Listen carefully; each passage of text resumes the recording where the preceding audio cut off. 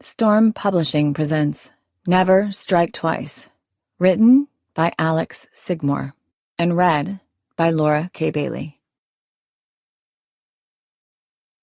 Prologue, 25 years ago. Dawes! Charlotte snapped her head up, taking a hot second to focus her eyes on the man beside her desk.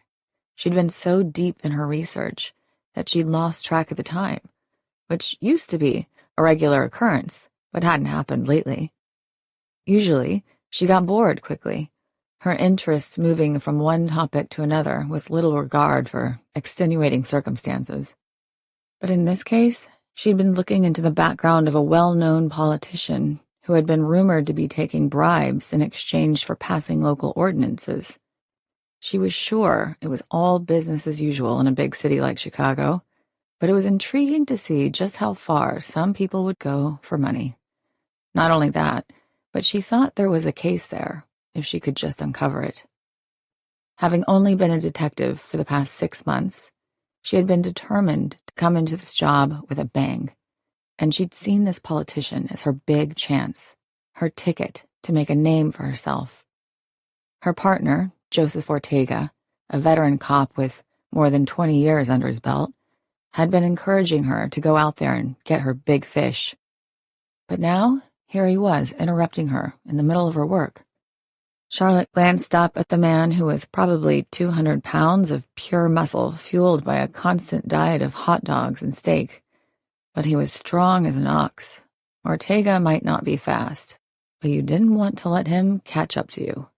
She'd seen him break someone's arm, by accident, just holding him in place to get the cuffs on him. "Yes, sir," Charlotte replied, grinning at the man.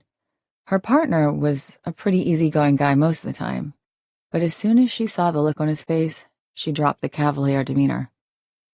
"What's going on?" "We've got a call in from Roberts. Multiple victims, and we need to get out to the site, ASAP." Charlotte gathered her stuff, pulling on her jacket as she closed her computer. She didn't have a ton of experience with Ortega yet, but she figured she knew him well enough she could tell when something was serious or not. They'd already had more than a few cases with multiple victims, but something about the way he said it was different, more serious. "How many are we looking at?" she asked as she fell into step beside him. "5, from the reports," he replied. "Homeless guy found them." Charlotte's heart rate picked up. "Found them where?" "Abandoned iron foundry on the west side of town. We've got first responders out there, and the area is being secured as we speak. Roberts requested us specifically." "Got it," Charlotte said. One thing she'd learned in this job was that you didn't question whether you could handle the cases that were given to you. You just did the best you could. A 5-victim case was a lot. One that would definitely attract the media and all other sorts of attention. But she didn't want to get ahead of herself. Better to wait until they arrived on scene before she could determine just how bad this would be. Ortega, normally the talkative type, remained silent the entire drive out to the site. The sun had already set and a chill had come off the lake that blew through the city, dropping the temperature quickly. Charlotte kept forgetting to bring a spare pair of gloves with her to work, though it wasn't as if her hands got cold anymore. But given what had happened, she needed to be careful. With the nerve damage, she couldn't always tell when they were getting too cold. Heat never seemed to be an issue, for whatever reason. She would burn her hand on a hot mug just as easily as the next person. But the cold, for some reason, her hands just wouldn't register the sensation properly.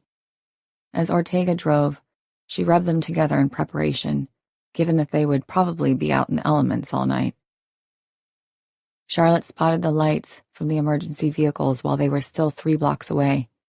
Chicago Fire, emergency services, and 3 patrol cars surrounded the large structure as they approached. Ortega pulled up to the side of the building where a white van was being unpacked by men and women in full-body jumpsuits. "CSI didn't waste any time," she remarked as she followed Ortega across the lot to the broken entrance to the foundry. 2 firemen were coming out of the side of the building, both of them looking a little worse for wear, as another patrol officer stood at the entrance. "Joe," the officer said to Ortega, nodding. Her partner turned to her. "Charlotte, this is Officer Pileski. I worked with his dad back in the day." "Pileski," Charlotte said, nodding. Ortega hadn't given her very much information, either before or on the way over, and Charlotte knew better than to ask. Whatever there was to see, she would see it soon. But something about all this was leaving a dark pit in the bottom of her stomach.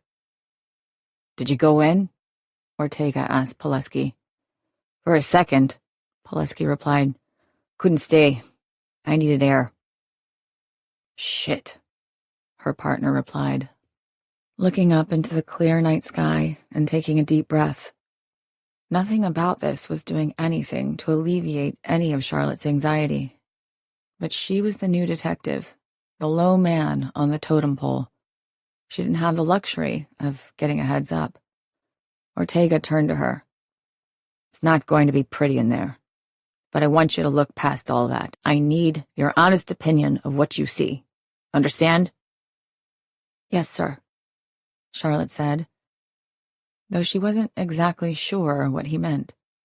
She expected to see 5 bodies inside, but what else? What was he asking her? "Okay, thanks, Pileski," he said, clapping one of his giant hands on the man's shoulder as they passed. The factory was dark, the result of not having working lights for 20 years, though there was some illumination at the far end of the room where CSI had already begun to set up spotlights. Charlotte tried her best to get a look at the scene as they approached, but the skeletons of the old equipment that had been decaying in the factory blocked most of her view. She was conscripted to follow Ortega, her heart nearly pounding out of her chest at what they would find ahead of them.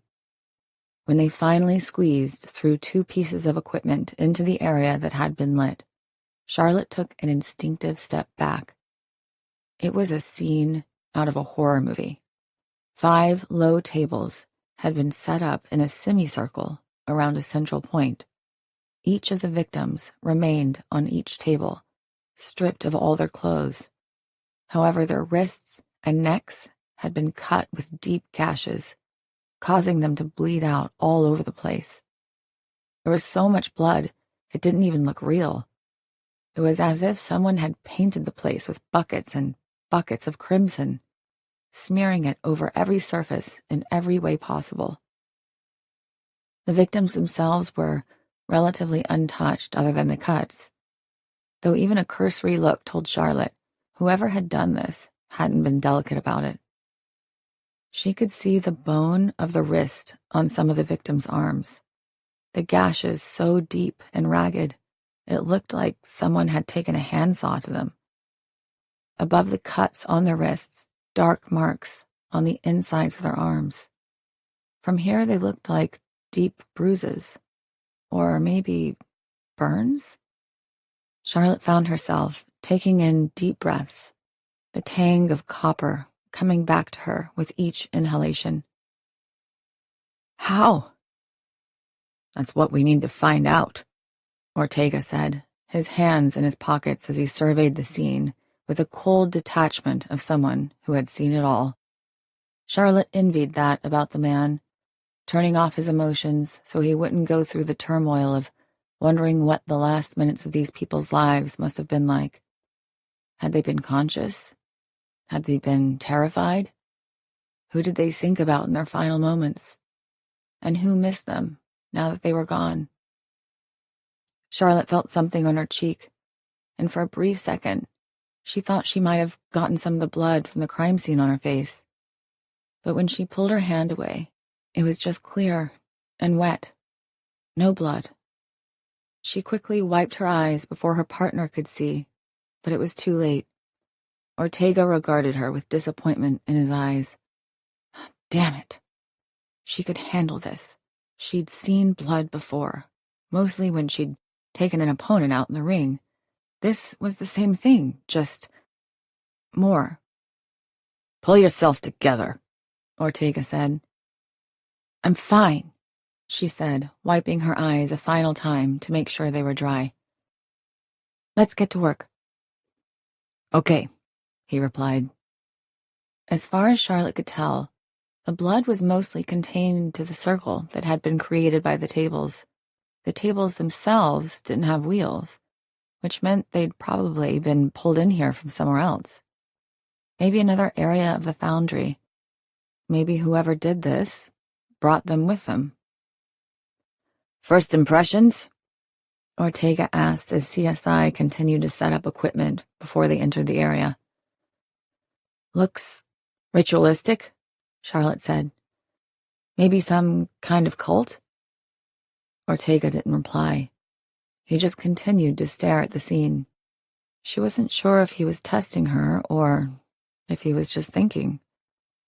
Charlotte checked her cheeks again, finding they were dry this time. I'm going in for a closer look, she said, taking a few more careful steps toward the bodies. Some of the blood had seeped onto the ground, running in rivulets away from the circle, depending on the slope of the room, some of it towards drains that had been built into the foundry's floors, presumably for cleaning. But as she took a closer look at the victims, she began to realize they were all young, probably in their early 20s or maybe even teens. Recognize any of them? Ortega asked. I don't think so, Charlotte said automatically. But the truth was, she didn't know. They looked so strange. Their eyes remained open, staring out into nothingness. Was that how they died? Somehow paralyzed while their literal lifeblood seeped away?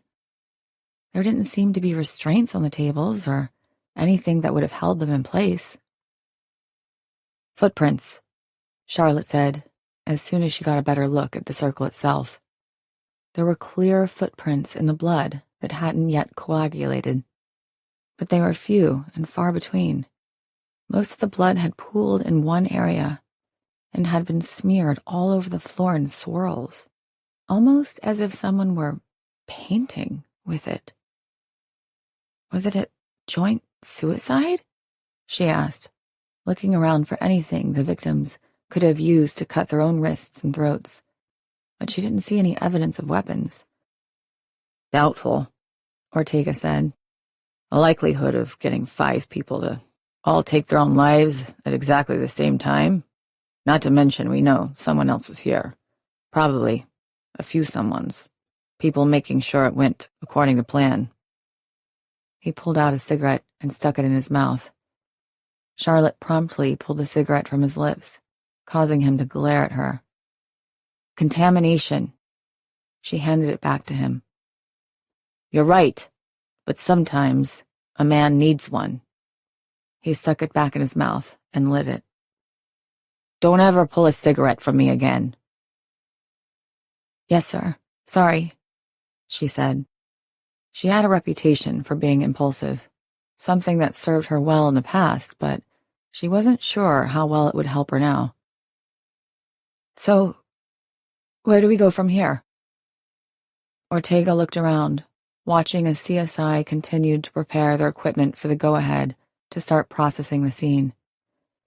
Out-of-the-way place, no cameras, no witnesses, a mess of a crime scene. Even if we do manage to pull some trace evidence from this, I'm not sure how much it will help us. Everything here is probably contaminated. See the colors of the faces? This didn't happen tonight. They've been here for a few days. We need IDs. Then we'll go about contacting next of kin. He was right. And while the weather had been cool, it hadn't been cold enough to preserve bodies exposed to the elements. To Charlotte, this looked like it would be impossible. Still, she had to try. But as she worked, she couldn't quit thinking about what their last moments would have been like. The terror they must have felt. And again, she could feel herself welling up as she and Ortega worked with the CSI team to gather evidence. So much that she finally had to excuse herself and take a minute outside. It's rough, isn't it? Pileski said, coming up beside her after a few minutes. He held out a pack of cigs to her, but she shook her head. He nodded and pulled one out for himself. You gotta wonder what was going through their heads, at the last second. I can't quit thinking about it, Charlotte said, the tears beginning to fall again. Why was she having so much trouble? She was better than this. Had to be better. Hey, it's okay, Pileski said. No one is really prepared for it. You worked beat? Patrol, she said. Mostly domestic stuff. And before that? She didn't feel like getting into her failed career and the injury that prevented her from doing the things she'd loved for so long. College athlete. He crouched down beside her, blowing the smoke from his cigarette in the opposite direction, away from her face. There's a trick to it my old man taught me, he said. You take all the feelings you got about what you're seeing in there, all your emotions, and you just box them up. Box them up? She asked. Yeah, like you're putting away old clothes for the winter. You box them up, stick them in the back for a while, and you bring them out later, when you're alone and you got some time. That really works? She asked. He shrugged. I don't know. He said it worked for him. I've never really had much of a problem with stuff like that in there. I mean, I'm more than happy to let you deal with it, but I could handle it if I needed to. Anyway, food for thought. He stood back up and returned to his position beside the door, the light from the end of his cigarette a pinprick in the dark. Charlotte thought about it for a second. Maybe walling herself off was the best way to get through this. She couldn't afford to lose any more face with Ortega. Otherwise, he would never respect her again. Maybe her politician wasn't her big fish. Maybe this case was. And if she was going to crack it, if she was going to make a name for herself as a Chicago police detective, then she needed to use whatever tools were available to her to get the job done. Charlotte stood up, took a deep breath, and looked to the night sky, imagining all her emotions were physical objects she could just store away until later. She mentally picked up each one, placed them gently into a large box, and closed it back up. She then turned and strolled back into the foundry, giving Pileski a nod of thanks on the way. But as she headed back inside, her fingers began to ache. 1. You can do this. You can do this. You can do this. Mona LaSalle sat at the small table, hunched over her phone like a gargoyle as she tried to calm herself down. The past 6 months had been a whirlwind. The fallout from Robin's case and all the attention that followed had pushed her to the limit, including all the interviews she'd been subjected to as soon as the media found out the man who had been behind the killings in Oak Creek had been her biological father. Then came the therapy, which had been a new challenge all on its own. At first, the therapist had encouraged her to keep a safe space, a physical or emotional place for herself, while they began to unpack everything she'd experienced during Robin's case. But apparently, that had become more of a crutch than the therapist had hoped, and had required pulling Mona back out of the depths again. She knew that her recovery path would never be a straight line, and the therapist even said as much. But it was infuriating to seem to make some progress one week, only for it to be erased the next. It felt like all she was doing was treading water. What was worse, she had hoped that opening herself up emotionally and allowing herself to be vulnerable would make her a better detective. But it had only made things harder. Cases she wouldn't have had a problem with 6 months ago, she was finding herself agonizing over when she got back home at night. Not only that, but she was still having a hard time forgiving herself for what had happened to Robin. Dr. Cross said that would all come in time, that her journey would take effort, but eventually it would all be worth it. Mona just had to trust that she was right, because as far as she could tell, emotions were just a big old pain in the ass and barely worth the trouble. But every time she thought along those lines, she'd think of John McCormick, her biological father, sitting in that mental institution talking to himself, and how much she didn't want to be like him. If anything, his presence was the only thing keeping her going to therapy, keeping her from falling back into her old, more comfortable habits. Habits like never going out on dates, because in her original estimation, she didn't want to waste anyone's time. She was a mess, and she knew it, but Dr. Cross had encouraged her to start trying to meet new people. The one close friend she'd made, Charlotte, had gone back home to Chicago to begin living out her retirement in peace. Mona didn't want to bother her. She still had Adam, of course, but he was a good 10 years younger than her and more like a brother than anything else. She needed friends her own age. Unfortunately, the life of a police detective didn't leave much time for socializing, and most of her peers in the department were older than her by a good mile. Those that weren't still harbored some resentment towards her for advancing through the ranks so quickly, and she hadn't missed the whispers about her in the hallways, the other officers debating the wisdom of keeping the daughter of a serial killer on the payroll. That's not the truth. That's the story you're telling yourself to justify your behavior. Dr. Cross's words echoed in Mona's own voice in her head. She was here. She was making the effort. She just had to see if it would be worth it or not. The little bell over the restaurant door jingled, and Mona glanced up. A man in a pullover sweater with a pair of stylish glasses and his hair combed back nicely stepped into the restaurant, looking around. Well, he looked like his profile. That was a good sign, at least. As soon as he spotted her, he grinned and began walking over. Mona offered a weak wave too late, as he'd already seen her, but it was all she could manage. She was practically vibrating with energy. The only date she'd ever had was with Chad Rooker in the 9th grade, where they went to catch a movie and he tried to cop a feel. She'd been coldly detached then, asking him in a very measured and emotionless voice what he thought he was doing. He had tried to play it off, but she'd pushed, asking him where he'd hoped to put his hand, until finally he'd gotten so weirded out by her behavior that he left her there at the theater. The following days at school hadn't been easy, but by then Mona had been an expert at not caring what people thought of her, or at least taking all those cares and shutting them away. This was something different. She hadn't tried to cultivate anything other than a working relationship with anyone other than Robin in a long time. If she and Robin had met later in life, she probably never would have approached her. That's just how Mona had seen the world. She'd been the outsider, the person who would never fit. She was the one who didn't have shared experiences, who couldn't relate to other people, which was why she was so nervous now.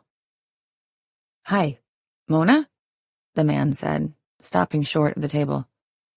"I'm Caleb." She brushed her dark hair back and stood, forcing herself to lock eyes with him. "Hi." She stuck out her hand and took his, shaking it quickly. Hers was clammy and covered in sweat, but she hoped she was fast enough that he didn't notice. "You're very pretty," he said as he took a seat. "Your picture doesn't do you justice." "Oh," she said, allowing the hair to fall in her face again as she nearly missed her seat. Thanks. You're pretty too." He chuckled. "Thanks." Inside her head, she felt like she was running around a burning building. What kind of thing is that to say to a guy? Nice sweater." He looked down, almost like he was seeing the sweater for the first time. "Thanks, I bought it special for tonight." "You did?" "No, I'm just kidding," he replied. "But it is one of my nicer sweaters." "What are you doing? Talking about sweaters? Get it together, Mona." "So, you work for the Oak Creek Police?" he asked. She nodded. "I've been over to Oak Creek a few times," he replied. It's a cute place. Were you born there? No, she answered quickly. I was born on the East Coast. Shit. Now she'd already lied to him. How was she supposed to explain that her mother had taken her as a small child and fled her abusive husband in an attempt to hide them from him, and then lied to Mona about her early childhood? She was still trying to unpack all the memories Dr. Pekkanen had helped her suppress when she was still young, though that had been a daunting task on its own. What about you? Were you born in Crystal Lake? She figured it was better to start her dating adventure outside Oak Creek, seeing as she already knew everyone in town, and considering everyone was either pissed at her for how she handled Robin's case or afraid of her because of her association with her father. The odds of finding someone willing to date her there had been astronomically low. Probably on the Planck scale. No, I was born in Florida, he replied. Moved up here for work a couple of years ago, so I guess we're both transplants. Do you like it? She asked. I like the summers, hate the winters, but the money's good, and I enjoy my job. Crap, what was his job again? She remembered seeing it on his profile, but she was drawing a complete blank. And he'd remembered her job. Why was this so difficult? She never had trouble remembering details, but it was like there was a black screen over the part of her brain that normally worked properly. What do you like to do for fun? She asked. Fishing, hiking, outdoor stuff when I can, he replied. What about you? She thought back to her hobbies, which Dr. Cross said were little more than extensions of her work. Her attempts to build a computer program that could predict crime, for example. Dr. Cross had said that she needed things that took her mind off her work, that it wasn't healthy to obsess over something all the time, especially if that thing was a job as stressful as hers. She needed pressure valves. The only problem was she hadn't found what those valves were yet. I guess finding bodies? She gave him a weak smile. Unfortunately for her, her date didn't reciprocate. In fact, he looked a little put off. Sorry, that was a poor attempt at a joke, she replied. Oh, he replied, giving her a weak smile. Got it. This was going swimmingly. She couldn't wait for her next session with Dr. Cross so she could be sure to thank her for suggesting this course of action. Good evening, sir. May I offer you a drink? The waiter said as he came up to the table. Mona looked at the barely touched wine glass on her side of the table, half filled with Merlot.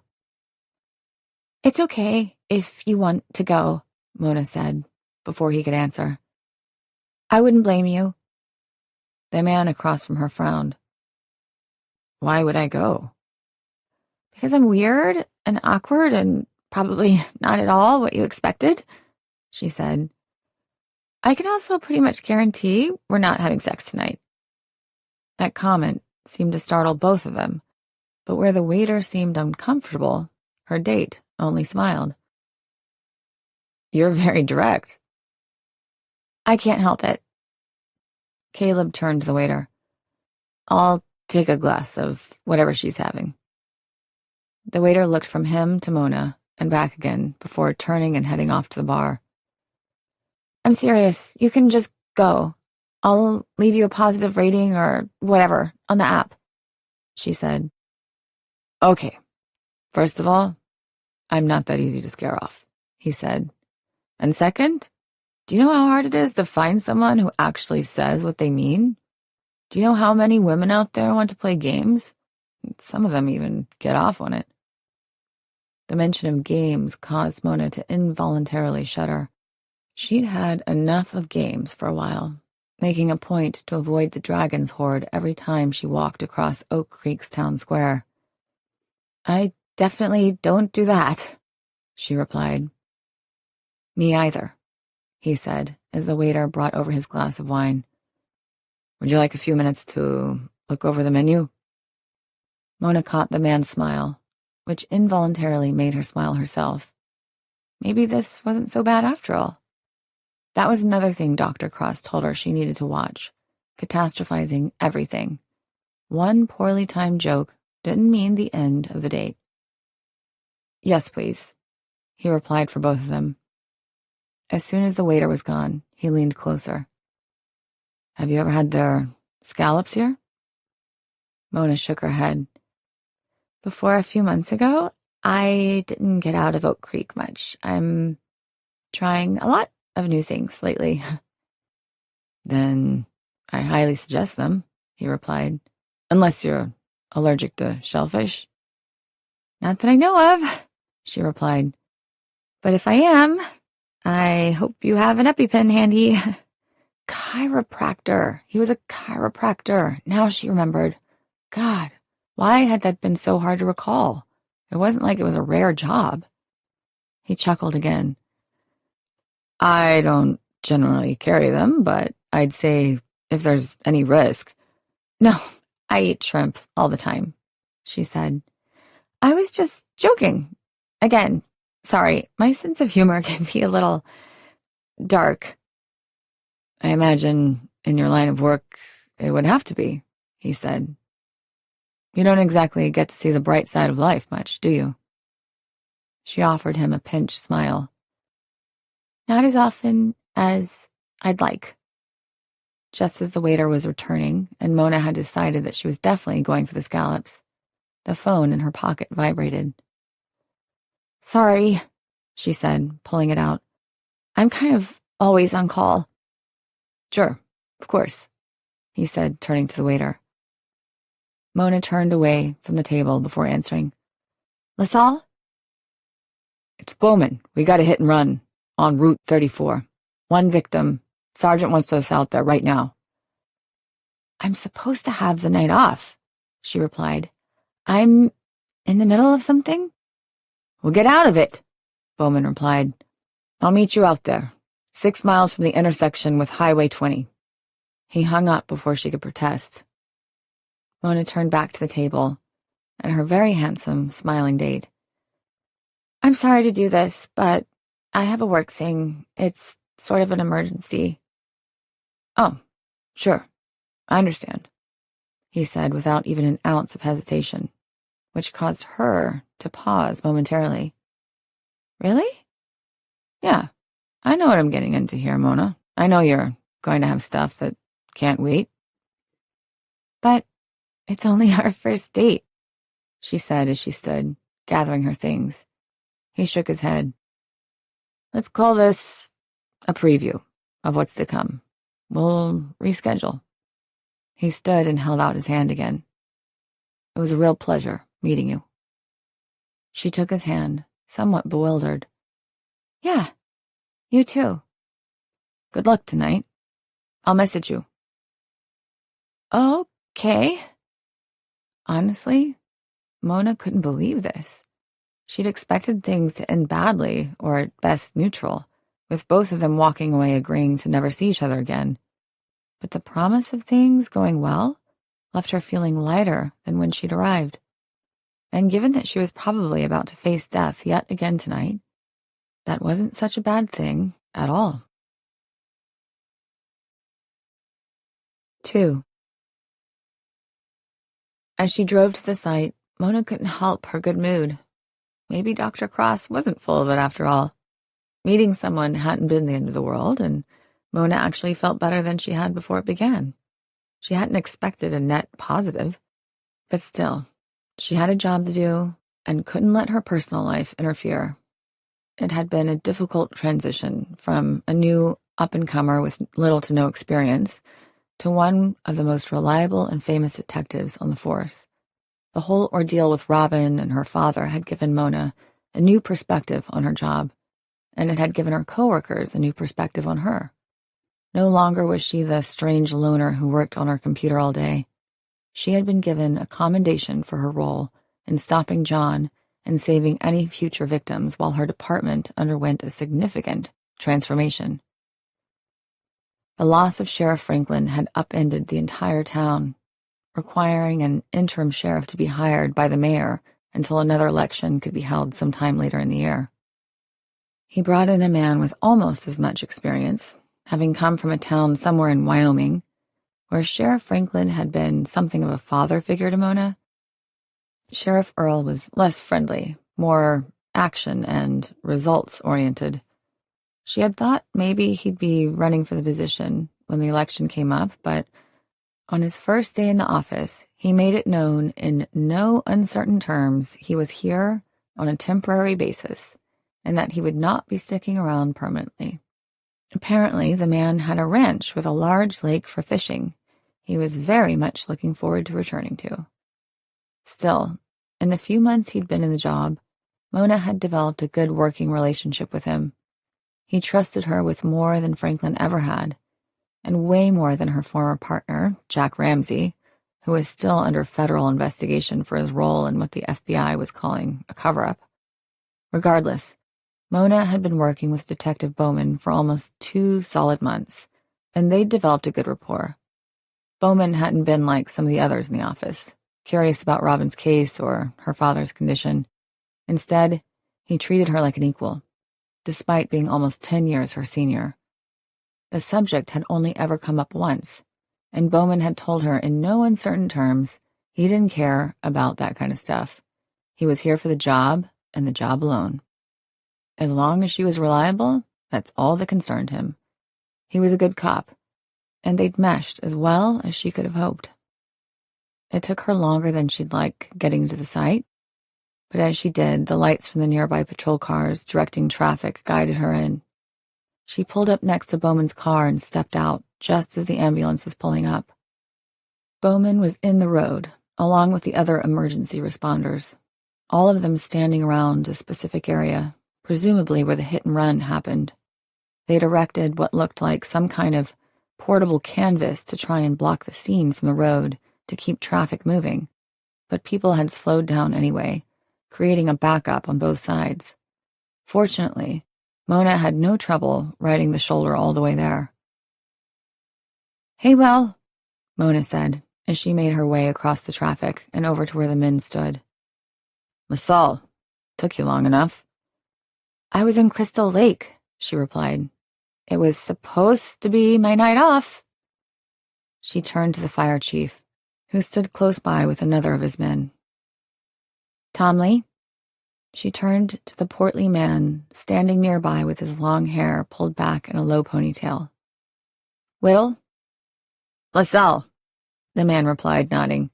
He was the medical examiner for the surrounding counties, including Oak Creek. She and Charlotte had nearly run Whittle and his team into the ground with a number of bodies in their last case. Fortunately, this one looked to be limited to just one victim. Mona crouched down, pulling on a pair of gloves as she gave the woman a cursory examination. "Definitely a hit and run?" Bowman pointed to a pair of black marks on the road, leading away from the scene. "May have been intentional."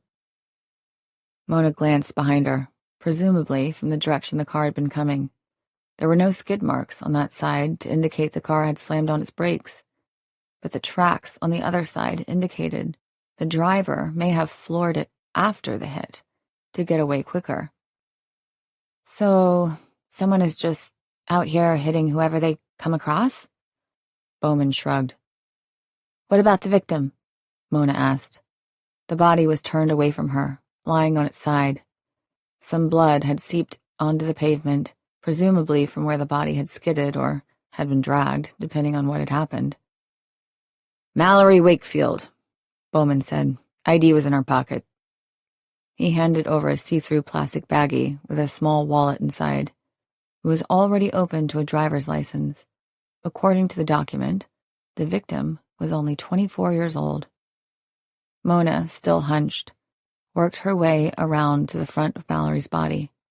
Her face was a mess of road rash, blood covering 80% of it, and the front of her clothes were soaked in blood from the hit. "Best I can tell, they hit her going between 40 and 50 miles per hour, Whittle said. "From down there." Mona glanced in the direction he was pointing to a small crosswalk from a parking lot on the other side of the road. The crosswalk headed into the woods on a trail that wove into the wilderness. Mona indicated the lone car sitting in the parking lot across the street, partially blocked from the traffic heading back and forth. That her car? Still waiting on the DMV, Bowman said, but probably. We haven't gotten into it yet. Time of death? She asked Whittle. About 45 minutes ago, he said. We got the call from a driver around then, Bowman said. He pointed to a man leaning up against his car in the parking area while a patrol officer spoke with him. Did he see it happen? Mona asked. Nope, but he almost ran her over, Bowman replied. Came up on her quick. Nearly wrecked his car getting out of the way. She turned back to the skid marks on the road. Then those marks could have been his, and not the killer's. Bowman exchanged a look with Whittle, then with Tomley.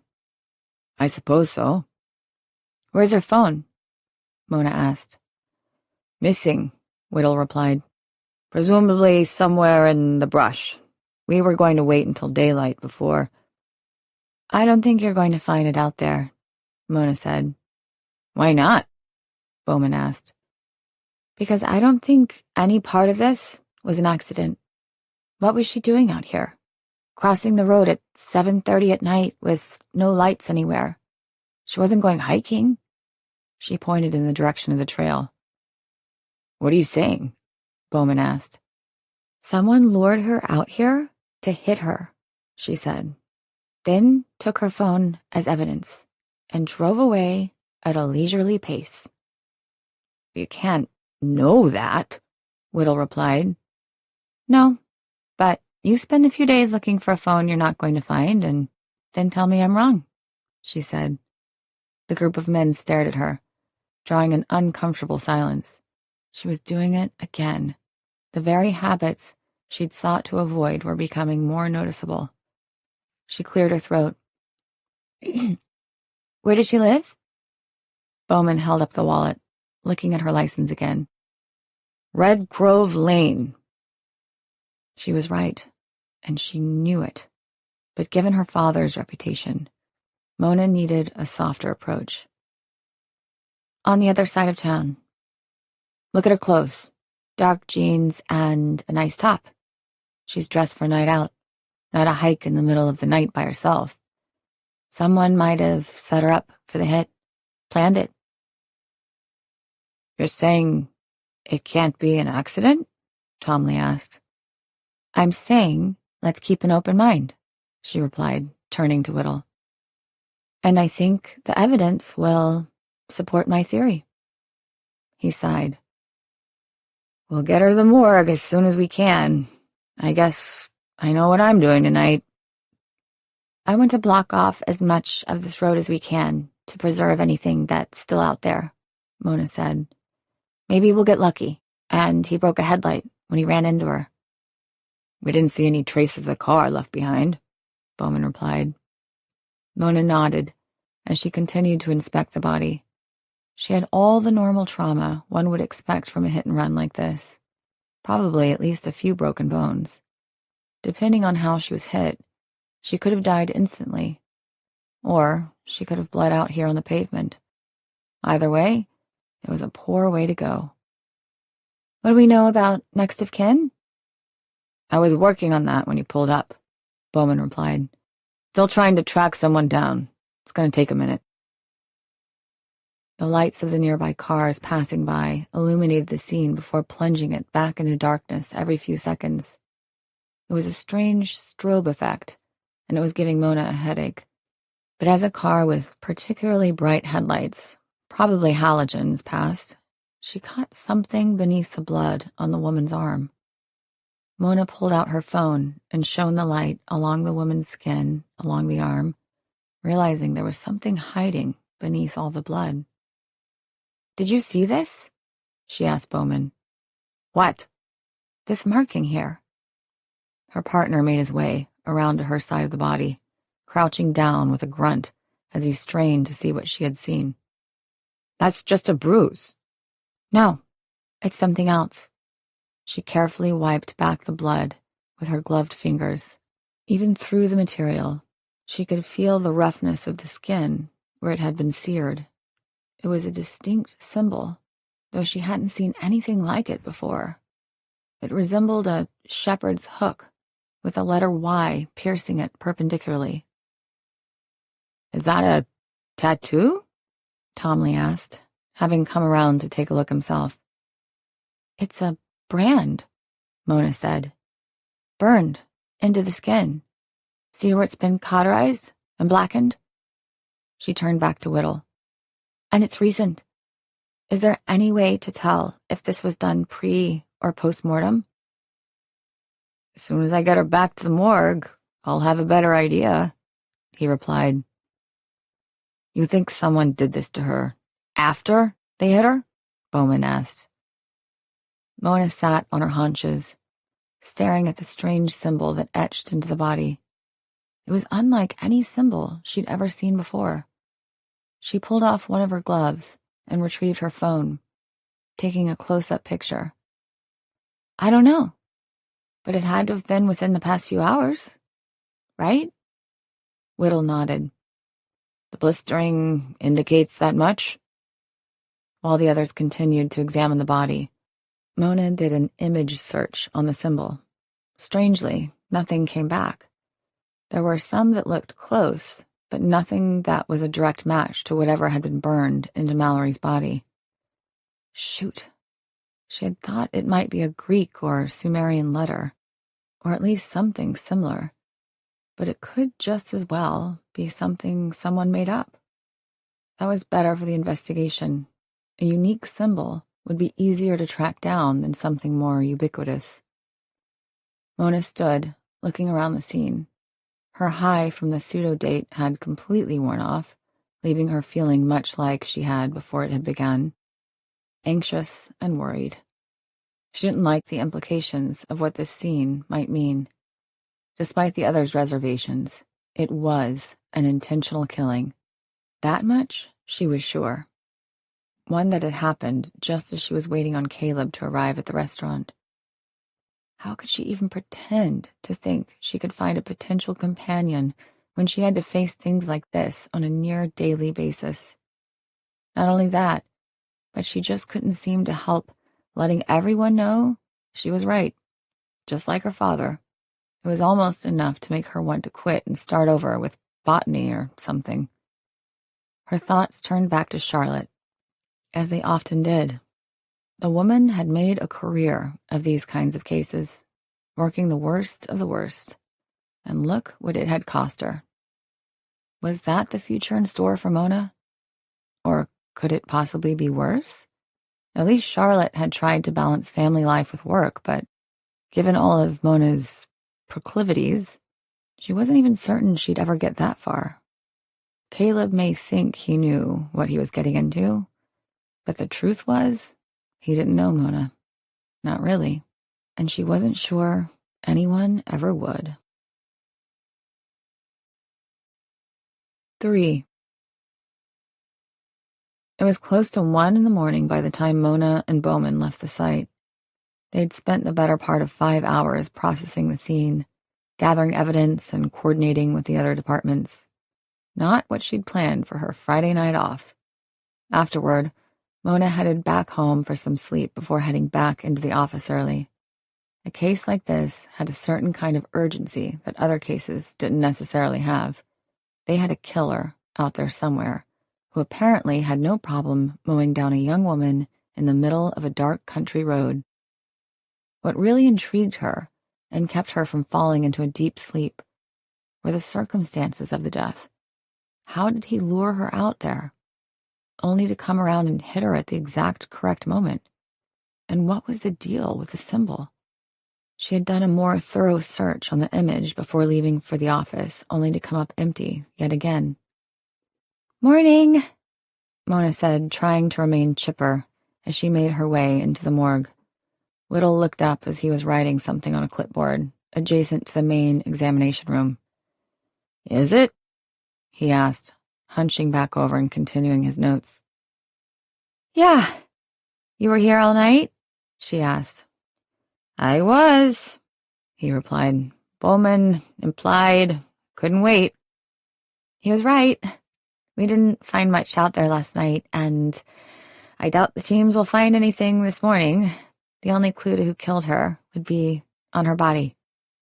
Whittle finished his notes before inserting the clipboard into a slot beside the wall. Then I'm afraid I won't be much help. I'll take whatever I can get, she replied, following him into the examination room, where Mallory Wakefield lay face up on a metal slab, covered with a white sheet. Do you want to wait on your partner? He asked as he flipped on an overhead light twice as bright as the fluorescents. He's working on tracking down the family, she said. Let's get this over with so you can go home and get some sleep. Fair enough, he said, pulling back the sheet. Mallory had been cleaned of all the blood, but the damage to her skin from where she skidded across the pavement remained, leaving dark marks all over her face and making it hard to distinguish her features.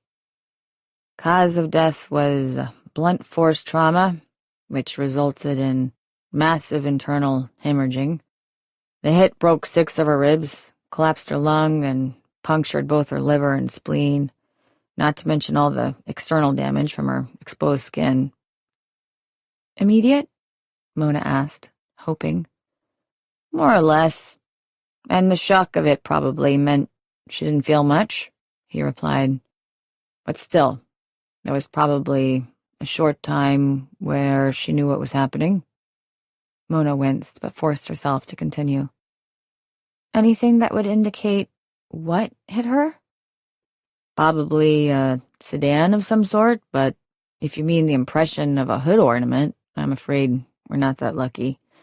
But I estimate the speed of the vehicle was at least 60 miles per hour to do that kind of damage. Based on what was found at the scene, I imagine she was airborne for a short time before she skidded at least 20 or 30 feet across the pavement. I found hairline cracks in her femur, as well as her hips and her collarbone, most likely from the secondary impact. Mona stared at the woman, the girl, really, for a moment. She was only a few years younger than Mona herself, her life cut short so early. Anything else? Stomach contents indicated she ate about an hour before she died, and it was a solid meal, steak and potatoes with a couple of vegetables mixed in. Okay, that's something, at least. Her theory about Mallory having gone out earlier that evening was starting to coalesce. She had been dressed like she was on a date as well. Maybe she'd had a fancy dinner. Fingernails were clean, and I didn't find any evidence that she even had a chance to fight back in any way. No other foreign DNA on her anywhere. Sexual activity? Not in a few days, at least. Other than that, not sure. What about time of death?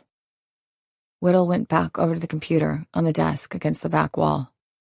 Estimated at 7:45, given when the driver found her and the amount of traffic on that road. She wouldn't have been out there long before someone else drove up. Mona pulled the sheet back to reveal the brand on the woman's arm. Tell me about this thing. Whittle came back over, snapping on a pair of gloves. You were right that it's a brand, burned into the skin post-death, but probably not long after. Seconds, even. As you can see here, he gently lifted her arm and twisted it, causing the brand to crack where it began to scab. Some healing had begun to take place, but it was so minimal, I have to estimate it was when she still had sufficient blood flow to the arm. Again, it fit with Mona's suppositions.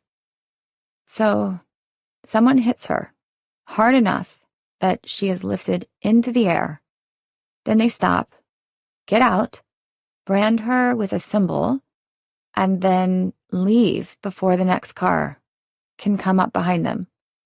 She looked to Whittle for confirmation. I guess that's about the long and short of it, he replied. Doesn't make much sense, does it? No, it doesn't. Thank you, Andy, she replied. The report on the way? Just finishing up. You should have it within the hour, he replied. Great. Get some sleep. Appreciate you staying on for this one. The man smiled. Let's just try to prevent a pile-up like last time, huh? I don't want to call in help from Hebron again. She gave him a sad sort of smile. No promises. I got you coffee, Bowman said, as Mona headed into the office. He'd taken over Ramsey's desk, which suited Mona just fine. She hadn't been sad to see Ramsey put on permanent leave while under investigation. The man had been a certified menace to Mona and everyone else in the office. Since his dismissal, things had been quieter. But it had also been like working somewhere foreign. Without him or Sheriff Franklin around, Mona often pretended like she was in a different precinct altogether. Thanks, she said, taking a seat, noting the cup of coffee still warm on the edge of the desk. She removed the lid and took a tentative sip, finding he'd also managed to add a couple of sugars for her, just like she liked it. Bowman might come across as a hard-ass sometimes, but at his core, he really was a sweet person. It was why Mona liked working with him. When they were around other people, he would often project this image of toughness, of someone not to be messed with or bothered. But when it was just the two of them, a different side of him came out, a more sensitive side. Did you talk to Whittle? He asked. She nodded, opening her computer and looking for the final report, but it wasn't in the case file yet. Just left there. She gave him a quick rundown of everything Whittle had given her, including the information about the mark being burned into her arm. Make any progress on the family? Yes, and it's not good. Both parents are dead. The only other relative is a grandmother who lives near Gary in a nursing home. No brothers, sisters, or cousins that I can find. I already called the nursing home. They told me the woman is in the late stages of dementia, so I doubt she'll be able to help. Mona sat back, sighing. Secretly, she was relieved. Delivering the news about Robin's death to her mother and brother had been one of the hardest things she'd ever done, even with Charlotte there to support her. She hated delivering news like that, but it was an integral part of the job. There was no escaping it. It seemed she'd be spared that horror this time at least. What about her car? It's an impound. They're still working on it, but initial examination didn't reveal any foreign prints and nothing in the car of note. No phone anywhere. She had to suppress a grin. Told you. That doesn't mean it isn't still out in the woods somewhere. I ordered the K9 unit out there to take a look this morning. Hopefully, they'll come back with something. If you ask me, it's a waste of time. But she knew it was a box they had to tick. They couldn't very well go to Earl without telling him they'd exhausted all options. Boyfriend? Husband? Though she knew the latter was unlikely because she hadn't been wearing a ring. Nothing yet. I was hoping you'd be willing to head over to her place to take a look. Wait, she replied. Now? Sure. I'll treat you to a breakfast burrito. They pulled up to Mallory Wakefield's home a little after 8:30. It was a quaint, one-story cottage home with a small garage behind the house. A tiny plot of dirt on either side of the stairs up to the front door told her there were probably flowers growing here in the summer. And yet, the yard was almost bare from where the grass had either died off or had been overpowered with weeds. Mona took a quick look around the sides of the house, not finding anything out of the ordinary. No sign of outward struggle or a break-in anywhere. The door to the garage was locked with a heavy padlock. Looks clean back there, she said as she returned to Bowman, who stood on the front step, keys in hand. I knocked, but no one answered, he said, fumbling with the set until he found the right one for the deadbolt. A small charm hung from the keyring, a high-heeled shoe that had been molded in aluminum. Maybe Mallory had an affinity with Cinderella. Mona followed Bowman into the home, noting there didn't seem to be an alarm system on the door. Inside, it smelled of patchouli and oranges. A cursory glance revealed the house was practically immaculate. "Wow," Mona replied. "I wish my place was this clean." "There's a solution for that," Bowman said, heading deeper into the home. Mona shot him a look behind his back, and then began looking around for anything that might give them more information about Mallory Wakefield. She was obviously someone who valued order and cleanliness, but other than that, she couldn't find much personal information about the woman. There were no pictures of people anywhere on the walls. Instead, hand-painted canvases of a child's art decorated the hallways. "Oh, God. Does she have a child?" Mona asked, her stomach dropping. "I didn't see anything in the records," Bowman replied. "Maybe they're from a friend's kid?" "We better hope so." Mona hadn't considered Mallory might be a mother. She seemed too young, but she had known plenty of people her own age and younger who had become parents early, some by choice and some by accident. It was just that being a parent always seemed like something older people did, not someone her age, and she wasn't sure if that was ever going to change. "Check the kitchen. I'll head down to the bedrooms," she told her partner. He headed to the back while she turned down the short hallway, her heart thumping. Please don't let there be a kid in here, she thought to herself over and over as she reached each door in the hallway. The first led to a small bathroom, while the second opened into a bedroom that had been turned into a sort of yoga retreat. The carpet had been stripped from the floor, leaving the hardwoods and a yoga mat sat in the middle. A small pile of foam blocks sat off to the side, and the only other items in the room were a plant in the corner and a small bench with a docking station for a phone. Mona let out a sigh of relief. Checking the last room down the hallway revealed Mallory's bedroom, which was as neat and tidy as the rest of the house. But there, in the middle of the comforter, was what looked like a pitch-black hole. Mona had to shake her head a second before realizing the hole was staring back at her with two green eyes. "Oh," she said. "Hey, Mon," Bowman called from the kitchen. "I think she has a cat." "I just found it," she called back. She turned to the animal, approaching slowly. "Hey there," she cooed. "Hi, kitty." The cat uncurled itself from its black ball and stretched out on the bed, extending its paws as far as they would go. Mona noticed no claws came out as the cat did so. "Oh, you're an indoor kitty, huh?" The cat mewed softly and approached her, burying its head in her outstretched hand. "You're very friendly," Mona said. "What's your name?" A green collar around the animal's neck ended in a small gold medallion. Peregrine. Huh. That's an odd name. But as she reached for the animal, its eyes went wide, and it bounded completely over her head, landing on the floor behind her and skidding down the hallway. "I guess it fits." She cupped one hand over her mouth to try and amplify her voice. "Cat incoming!" Turning, Mona inspected the rest of the bedroom. A small dresser held a few pieces of jewelry, but still no personal pictures of Mallory or anyone else for that matter. Apparently, the woman hadn't liked looking at images of herself, which could indicate a possible self-esteem issue. Then again, Mona could be reading too much into it. She made her way over to the dresser, opening it up to find little inside other than clothes. Mallory's bedside table only had a few personal items inside, nothing out of the ordinary. Frustrated, Mona sat on the bed, looking around for anything she might have missed.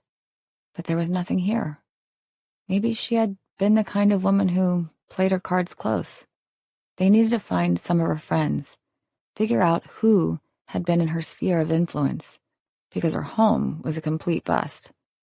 Finally, Mona stood and headed back down the hallway to find Peregrine rubbing up against Bowman's leg as he searched through the remaining drawers in the house. "Anything?" he asked. "Just the cat." He pointed to the kitchen table. Laptop charging there.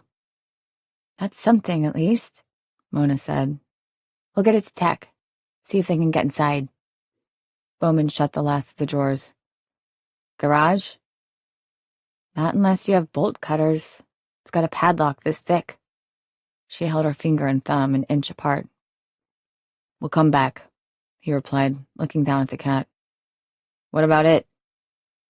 It's a her, and her name is Peregrine, Mona said, bending down and scooping up the cat in one quick move. I'm not leaving her here to starve. Grab her stuff. I'll take her back to my place for the time being. Your place? Why not just drop her by the Humane Society? Because, Mona wanted to say, black cats are typically adopted last, if at all. If she dumped Peregrine there was a good chance she'd sit there for years waiting for someone to come by and take her.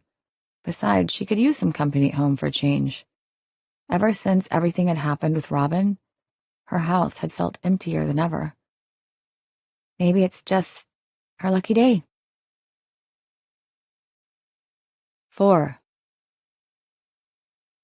You're telling me we have nothing to go on, Sheriff Earl said from across his desk. Mona and Bowman were seated opposite him, both of them more than a little frazzled. It had been a full day since they'd investigated Mallory Wakefield's house and still hadn't come up with anything substantive. The laptop had been clean, nothing to indicate she was being stalked or harassed. Her garage had turned out to be mostly empty, only a few boxes of old mementos and expired tax returns. There had been a few small pictures in the boxes of Mallory when she was young, but little else. At this point, Mona had begun to question why there was an absence of any semblance of family in the house at all. The paintings on the wall had apparently come from one of Mallory's friends, her kid, anyway. They'd been a present given to her at church, where she was a regular attendee. Mona and Bowman had spent the morning speaking with her friends and acquaintances in the church, only to come up empty.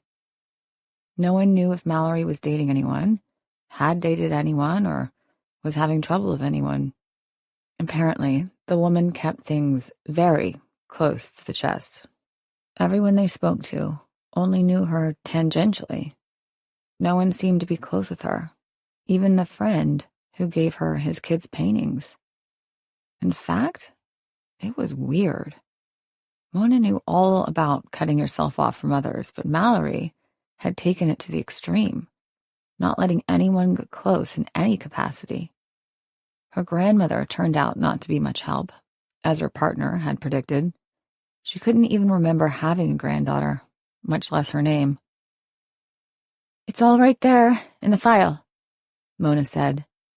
The woman was an island. No personal connections, no family. In some ways, she was the perfect victim. Whoever targeted her knew she was isolated. Easy to kill without making a lot of fuss. If that's the case, then why the elaborate setup? Earl asked, looking over the documents. Why not just jump her in her home? Or on the way to work? We can't speak to that point. No one seems to know if she was seeing anyone, if she was having trouble with anyone, anything. She was like a ghost, in her own life. The words surprised her, even though they were from her own mouth. In a way, she was describing what her life used to look like. She was completely isolated from almost everyone, save a few people here at the office. It wasn't until Charlotte came in that things had begun to change. $130 in cash left in her purse, Earl remarked. So, robbery's out. And her car was still in the lot, so wasn't about the vehicle. I don't know who would want to steal a 2015 Corolla anyway, Bowman added. And no phone. The K-9 units didn't pick up anything else on the scene. Whoever hit her, they took it. Probably because they knew it could lead back to them. Then pull the phone records, Earl replied. We're waiting on them, Bowman said. But they won't include texts or any information that could be contained in her apps. Earl sighed before tossing the file on his desk and standing. He headed to the room's only window and looked out on the dreary day outside. "Tell me about the mark." "Will confirmed it was branded onto her," Mona said, "shortly after death. But we can't find anything that's a match for what the symbol represents." "That doesn't make me feel very good, Detective." "Us either. I've made some inquiries, but with it being the weekend..." He turned back around. "Right. Good luck hearing anything for a few days at least. Look, I don't like the idea of a crazy-ass driver plowing people down around my town. There has to be a way to get a beat on this guy." "The good news," Mona suggested, "if you can call it that, is this seems to be targeted, not random. So I don't think we have to worry about a series of road accidents just on chance. Mallory knew her killer, or the killer knew her. I'm sure of it." Earl eyed her for a moment before turning to Bowman. "You agree?" "Detective LaSalle might be young, but she has good instincts," Bowman said. "She called it the night of the accident. I think we're looking for someone with a vendetta." Earl seemed to mentally chew the information for a minute. "Keep working on the symbol. That's going to be your best bet for success. Pull cold cases. Talk to whoever you need to talk to. Someone has seen that image before. Find them." "Yes, sir," they said in unison. "Okay, that's it. Dismissed." They stood and headed for the door. "Oh, and LaSalle, I understand you have a new house guest?" Mona turned back to her boss. "I couldn't leave her there. She'd starve in a few days." The man grimaced. "Just make sure you fill out all the appropriate paperwork.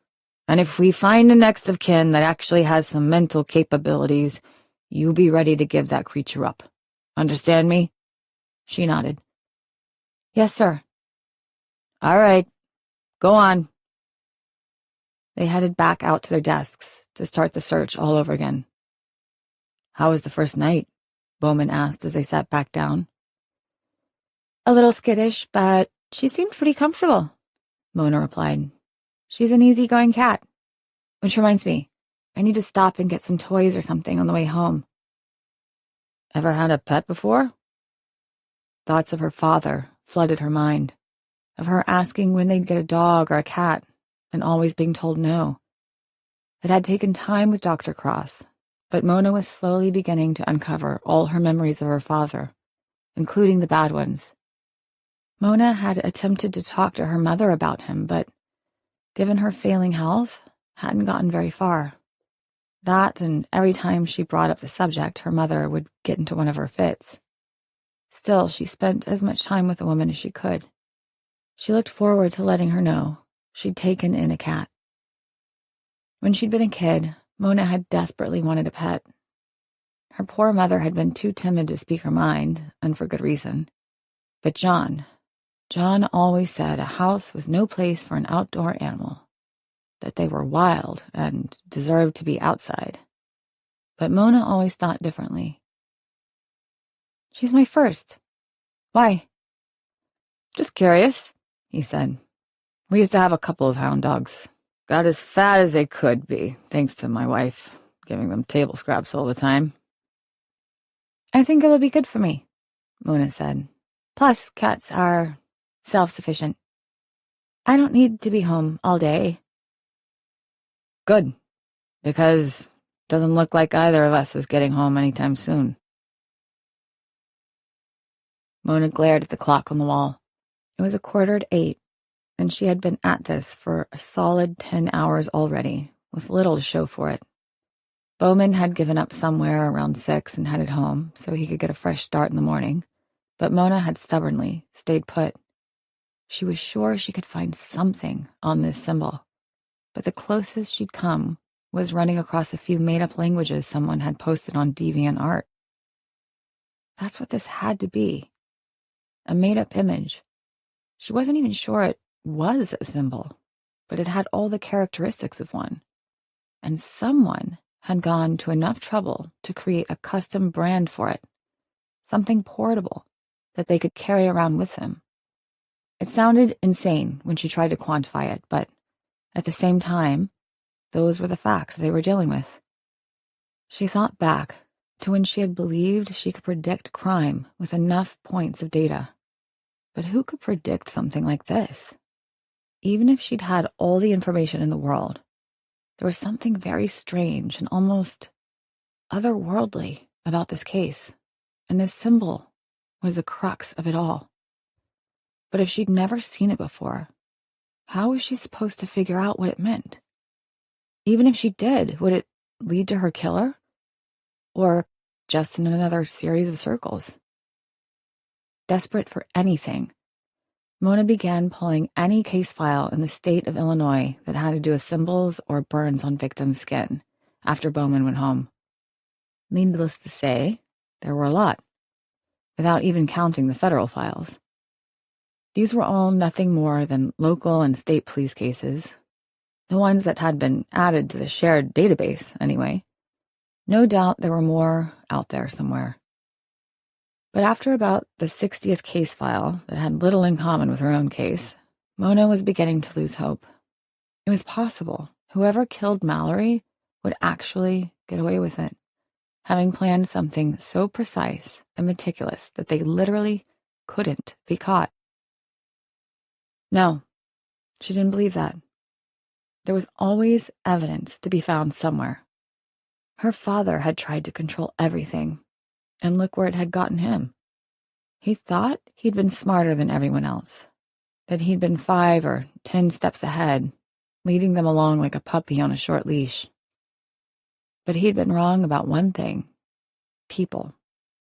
He hadn't understood that not everyone had the same ambitions or desires in their cores that he did.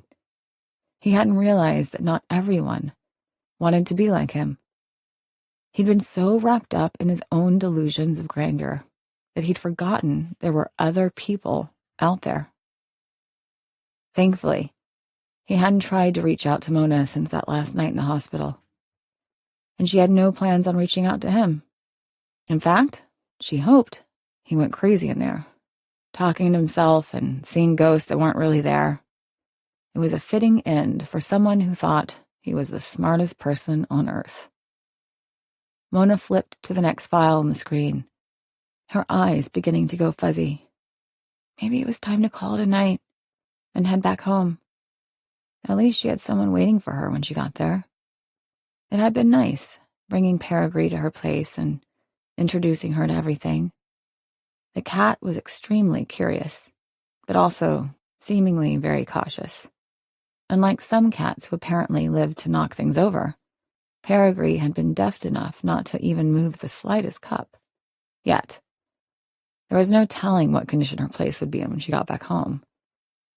But given how immaculate Mallory's place had been, Mona wasn't worried. Just as she was about to close the file and head out, something caught her eye.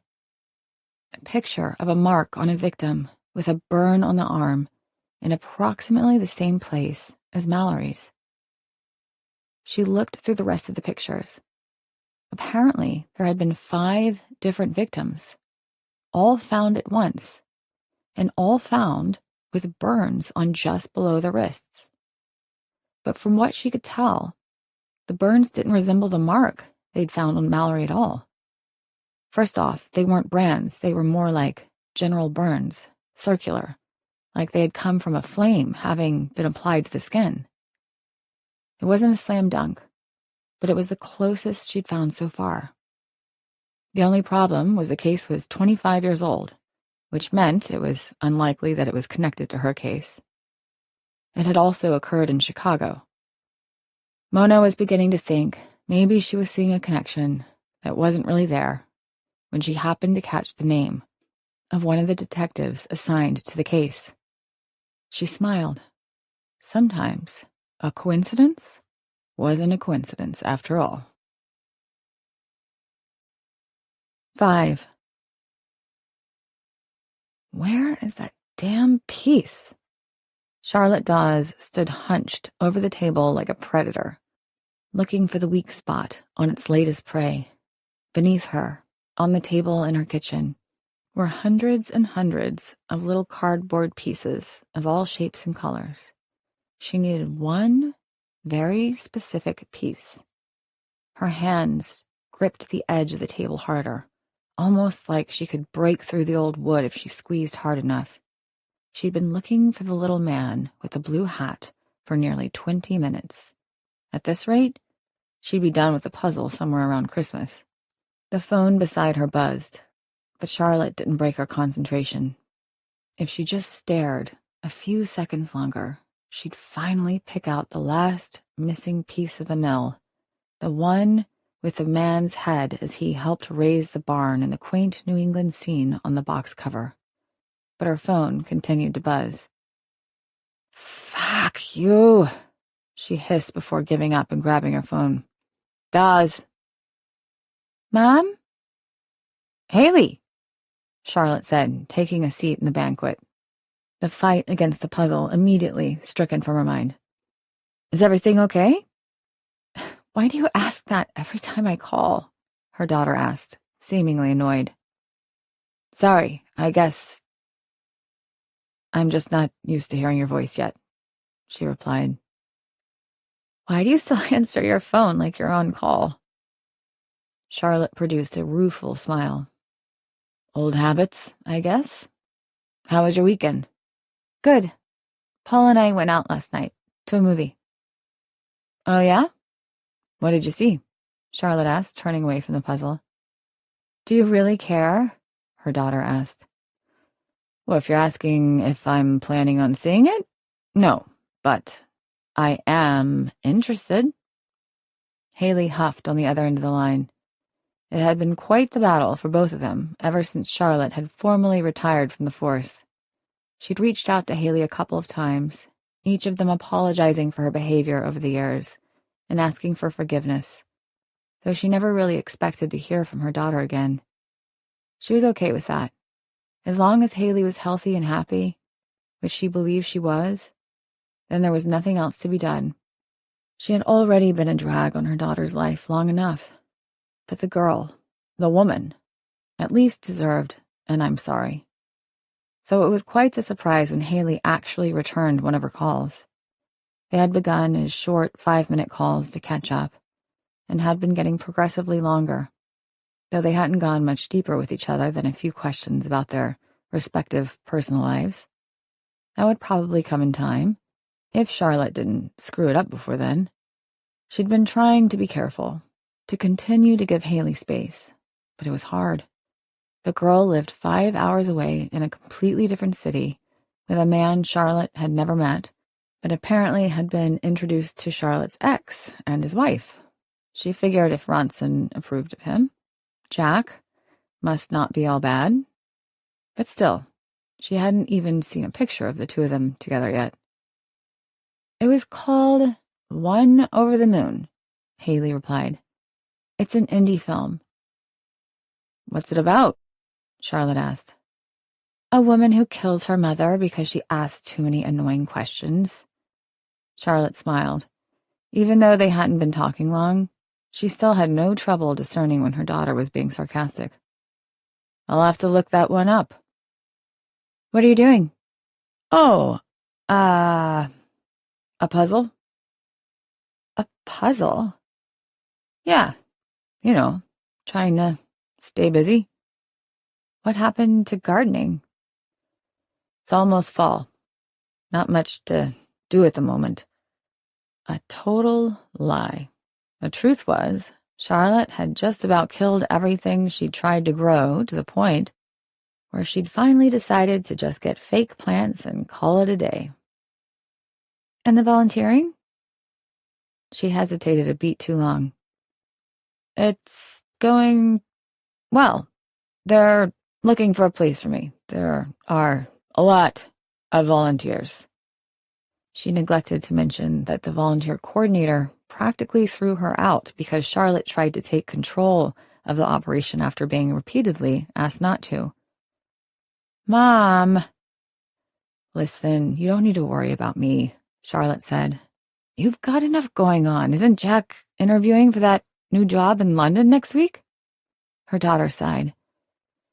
Yeah, we think it'll go well, but you know what it means if he gets it. I do, and I fully support it. You're just saying that because you don't want me to yell at you, Haley replied. It was true. Charlotte didn't want that. She was afraid the second they started yelling again, she'd lose contact with her daughter for good this time.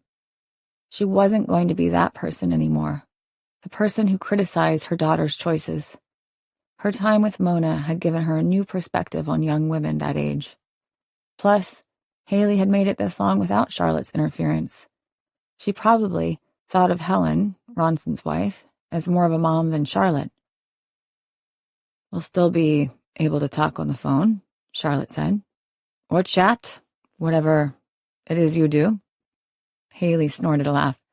Yeah, there's no shortage of ways to keep in touch. I just mean, I won't see you in person for a while. We'll only be able to come back maybe once or twice a year. That's okay, Charlotte said.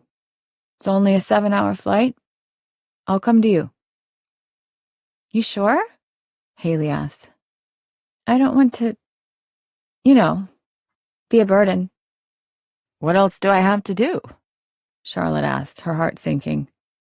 So many times she'd left her daughter as a kid, off on some case, trying to catch the next criminal, and her family life had suffered because of it.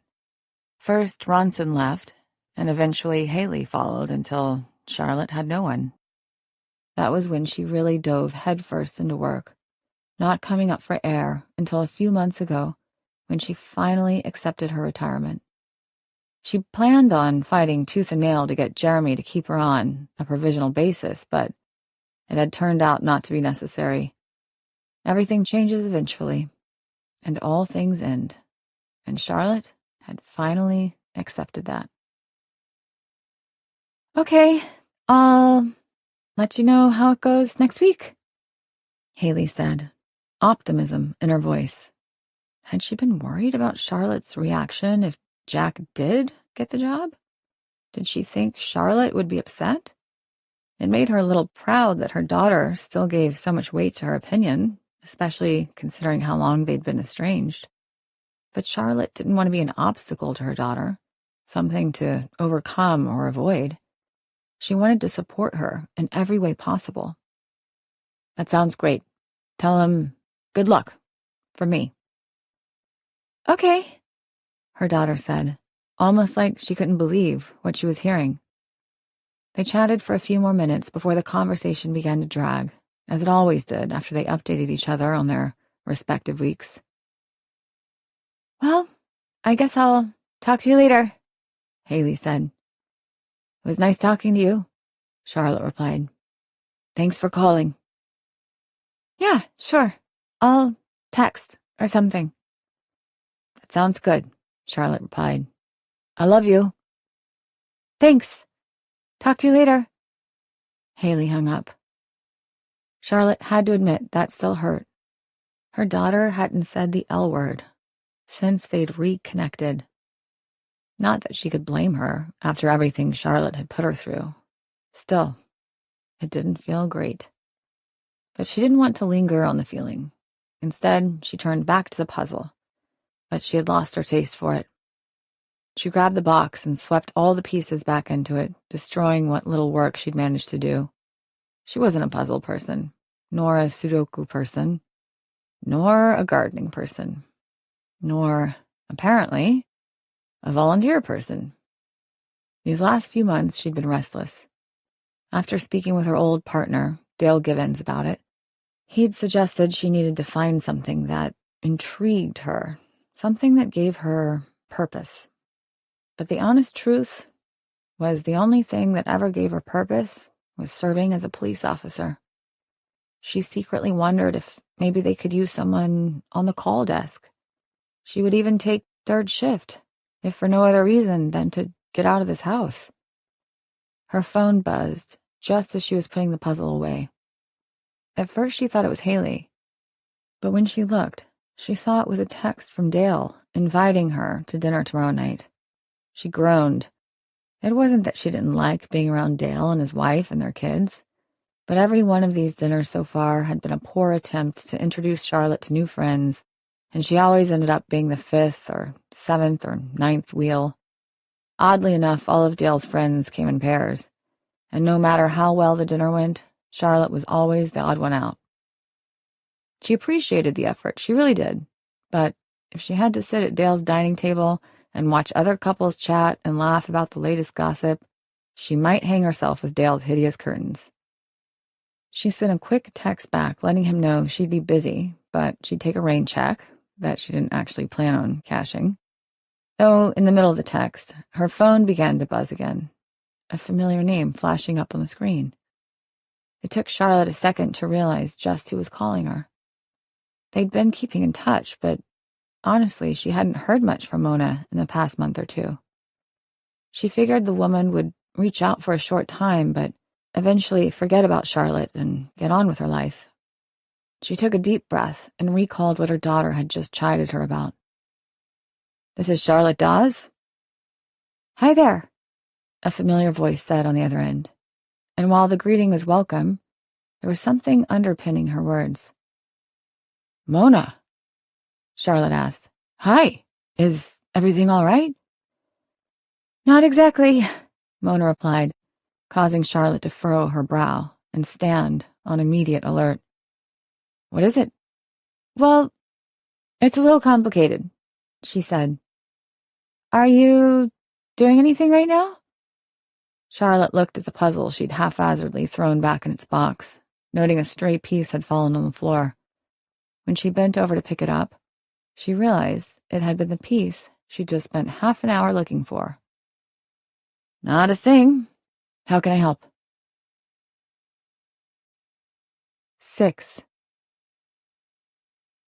The following morning, as she drove towards Oak Creek, Charlotte couldn't help but feel a familiar sensation throughout her body. It hadn't been more than a few months ago that she had made this exact same drive in an attempt to salvage what remained of her career, and ended up facing one of the toughest and most sadistic killers she'd ever encountered. She had barely survived that ordeal, but it had given her a new clarity, helped her to understand she couldn't hold on to everything forever. She'd returned to Chicago with a new determination to accept the next phase of her life, which made it strange heading back again. It was almost like hitting rewind in a way, except this time she was coming as a civilian and nothing else. Mona asked if she could help consult on a new case, and while Charlotte didn't officially do police work any longer, she wasn't about to pass up the opportunity, if for no other reason than to get out of the house. It had to be better than sitting around doing puzzles all day. As she pulled into the familiar square, she couldn't help but think about the small mob that had once gathered there, demanding justice for Robin, Dr. Pekkanen, and the others. They had nearly caused a scene that night, and the memory of just how volatile this community could be had stuck with Charlotte. But she supposed she couldn't blame them. Their own people were being hunted down and killed, and this was a tight-knit community. They watched out for each other here. Small towns were like that, though she had to admit Oak Creek had been particularly invested. Some of that was due to McCormick's influence, but he'd only stoked the fires of what already existed. This town, it was special. She pulled up to the small station beside the town's courthouse and stepped out of her car, noting it was still a bit cooler out here than in the city. Across the square stood the building that once housed Robin's art studio on the ground level and Dr. Pekkanen's practice above. It was currently empty, with a "for rent" sign posted on both windows. "Oh, good. You made it." Charlotte turned to see Detective Mona LaSalle bounding down the stairs. They hadn't seen each other since Charlotte had returned to Chicago, and she had to admit Mona looked like she'd matured in the few months they'd been apart.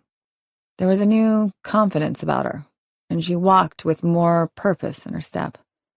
Purpose which slammed into Charlotte in the form of an unexpected hug. It's great to see you. Charlotte wrapped her arms around the younger woman's back. You too. Keeping out of trouble?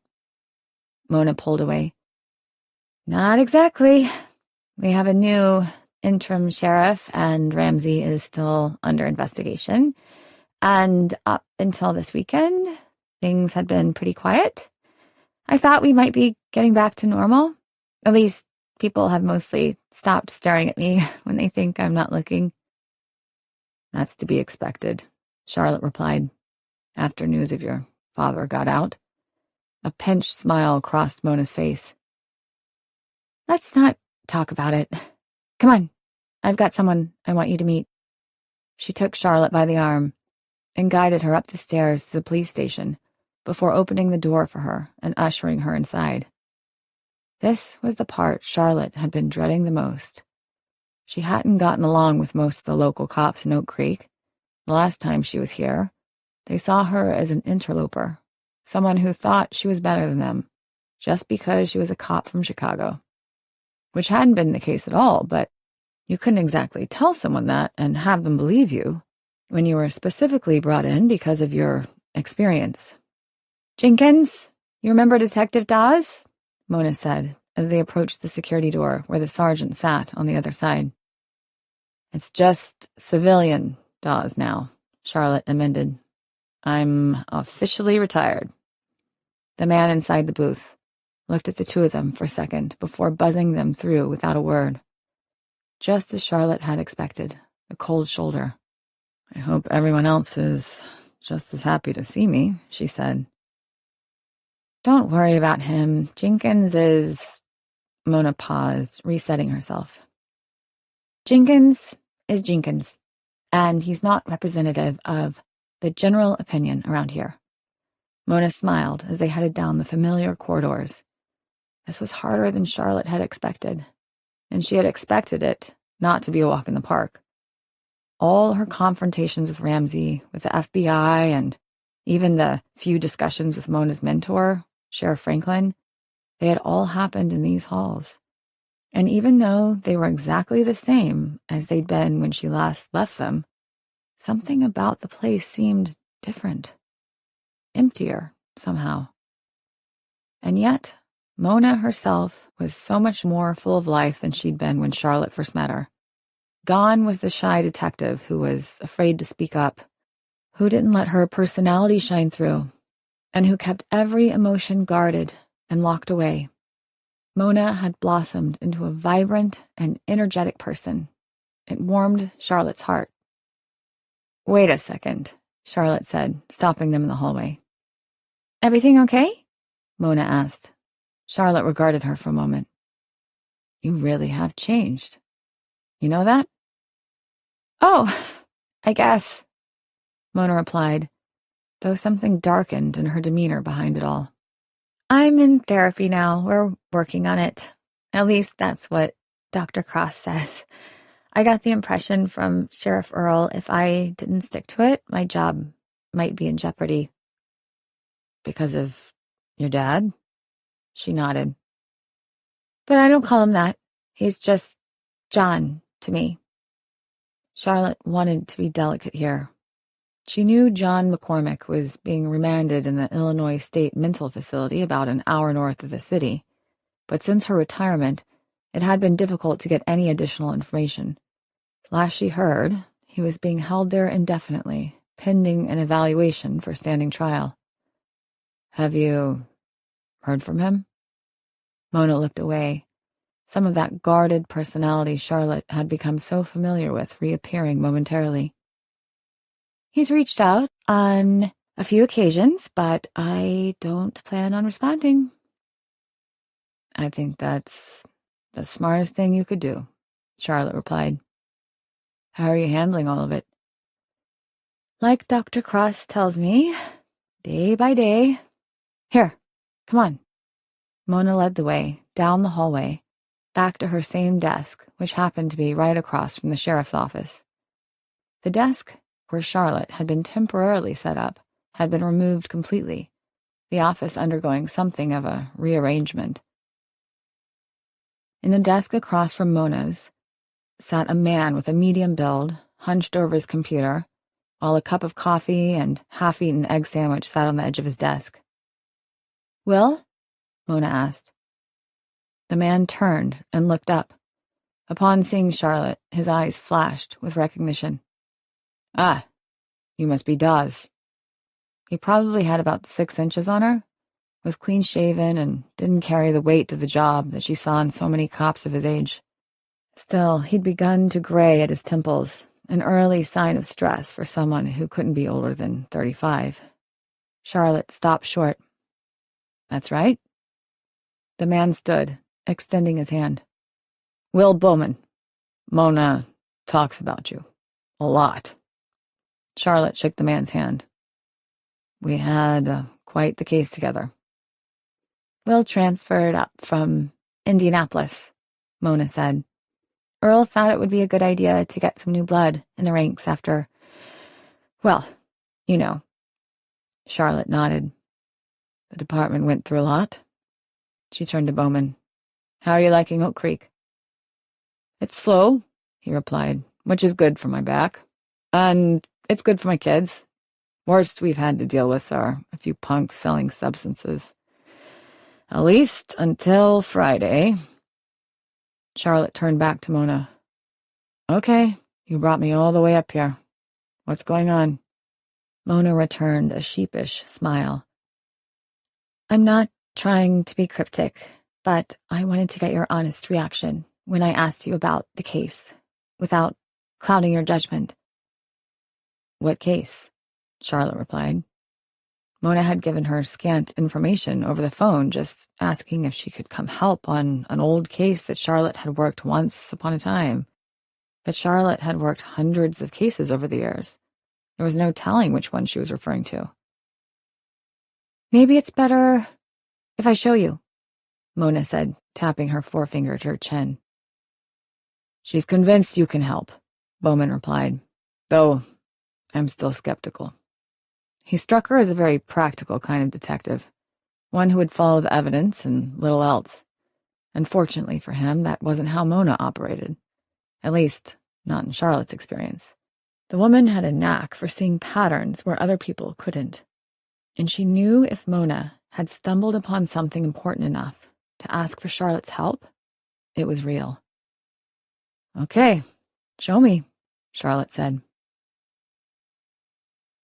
"You've got to be kidding me." The man, who was in the process of removing his white lab coat, had practically stopped in his tracks as soon as he saw Charlotte and Mona coming down the hallway. "Whittle, good to see you again," Charlotte said as they approached. "Surprise," Mona said, wiggling her eyebrows at Whittle. "I wanted to show her Mallory." "I thought you retired," Whittle said. "I did, only here as a personal favor." "I can't allow civilians back there," Whittle said. "We have procedures." "Andy," Mona said, "come on." The man sighed. "Fine, follow me." He led them into the morgue as Mona gave Charlotte a quick wink. She couldn't help but be impressed with how Mona wielded her new confidence. It made her a force to be reckoned with. Whittle took them over to the nearby freezers, opening one of the drawers to reveal a white sheet covering the body. The cool air from the freezer seeped under Charlotte's coat, sending a chill up her back. "Mallory Wakefield, 24 years old, victim of a hit and run," Whittle replied, pulling the sheet back. It was nothing Charlotte hadn't seen a dozen times before. A young victim, killed before she could even really start the prime of her life. Clearly, they already had the cause of death, as well as an ID on the victim herself. It looked open and shut to Charlotte. "Okay, so what do you need me for?" she asked, looking to Mona. Mona kept her gaze on Charlotte for a second, before rounding the body and gently pulling back the sheet even further to reveal the woman's arms. Just above the wrist on her right arm was a dark burn in a shape that Charlotte had never seen before. But it wasn't the shape itself that caused her stomach to bottom out. It was the placement. "Recognize it?" Mona asked. Was it due to the accident?" Charlotte replied, her mouth suddenly dry. "It wasn't an accident," Mona replied. "And no, we believe this was done after." Charlotte took a deep breath, the air thick with the smell of chemical bleach as the memories came flooding back. No, it couldn't be. Not after all this time. The mark wasn't the same, which meant it probably wasn't related. But still, she couldn't help but think back to that case all those years ago, to her own personal failure. It had been her first large-scale case, and she dropped the ball. Not only that, but it had become the one case that had haunted her entire career, the one she'd never been able to get away from, and that had come back with every unsolved murder she'd faced after that day.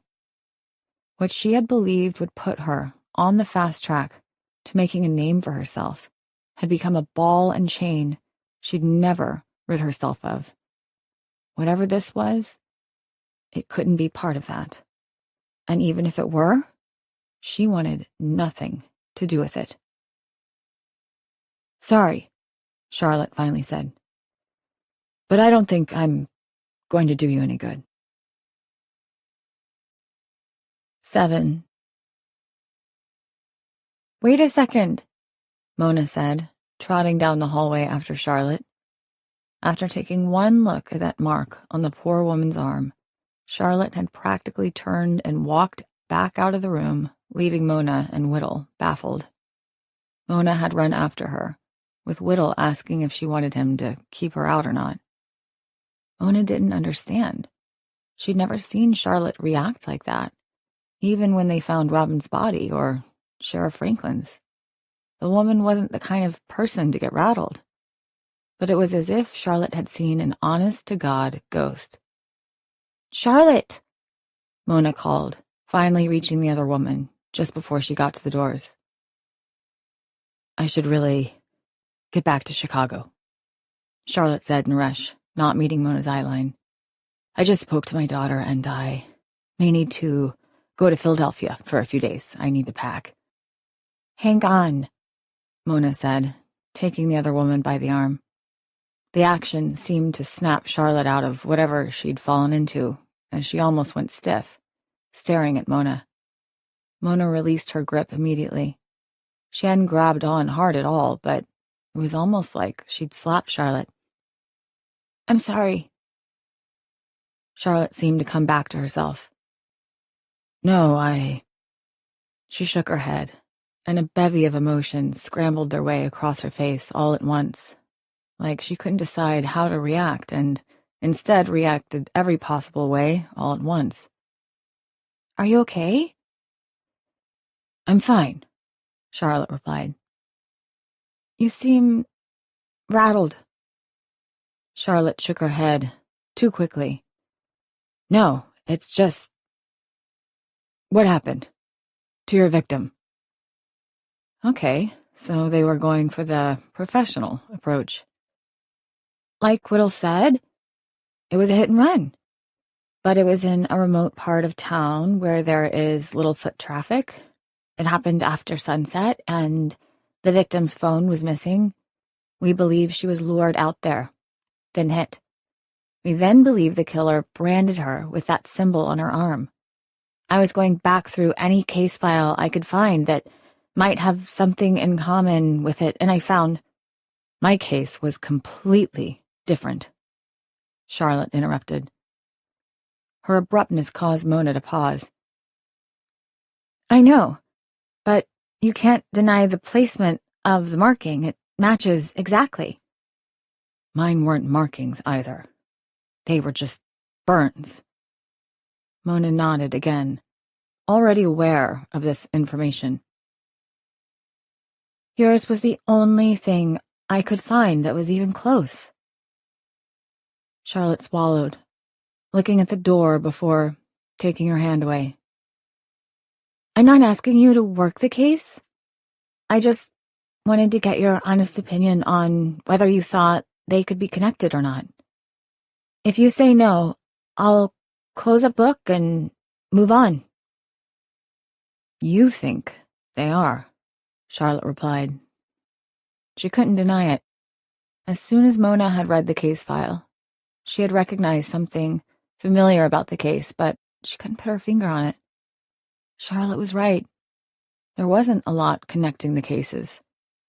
But seeing as Mona had found 0 other cases with any relation, she was willing to take what she could get. Something told her she was onto something here. That case is over 20 years old, Charlotte finally said. The odds of it being connected. But you never found the person or people responsible, Mona said. It's still an open, cold case. Mona couldn't tell what was going on behind Charlotte's gaze, but the woman was temporarily somewhere else, maybe reliving the events of the case as they happened. Whatever she was thinking, it was as if a shadow had fallen over her friend. It might be possible, Charlotte finally said. Can we talk about it? Mona asked. Then I'll let you go, I swear. Charlotte looked through the glass doors that faced a tree-lined street on the other side. You're buying. Fair enough. It wasn't my first case, but it was my first big case, Charlotte said, after she took a sip on her plain black coffee. They'd come to a little cafe that was just off Oak Creek's main square that served everything from ground Colombian to the sweetest, sugar-filled coffee money could buy. Charlotte, predictably, got a plain Americano, while Mona had splurged for something with a little more flair. She had wanted to tease Charlotte about it, but the look on the woman's face told her that now was not the time. Mona had always had something of a problem with reading social cues, but thanks to her recent efforts, it had been getting better over the past few months. Thankfully, she was able to recognize just how much pain Charlotte was in, even though she didn't know why. She also didn't want to put Charlotte through any unnecessary distress. I didn't realize this would be so tough for you, Mona said, staring at her own cup of butterscotch-colored liquid.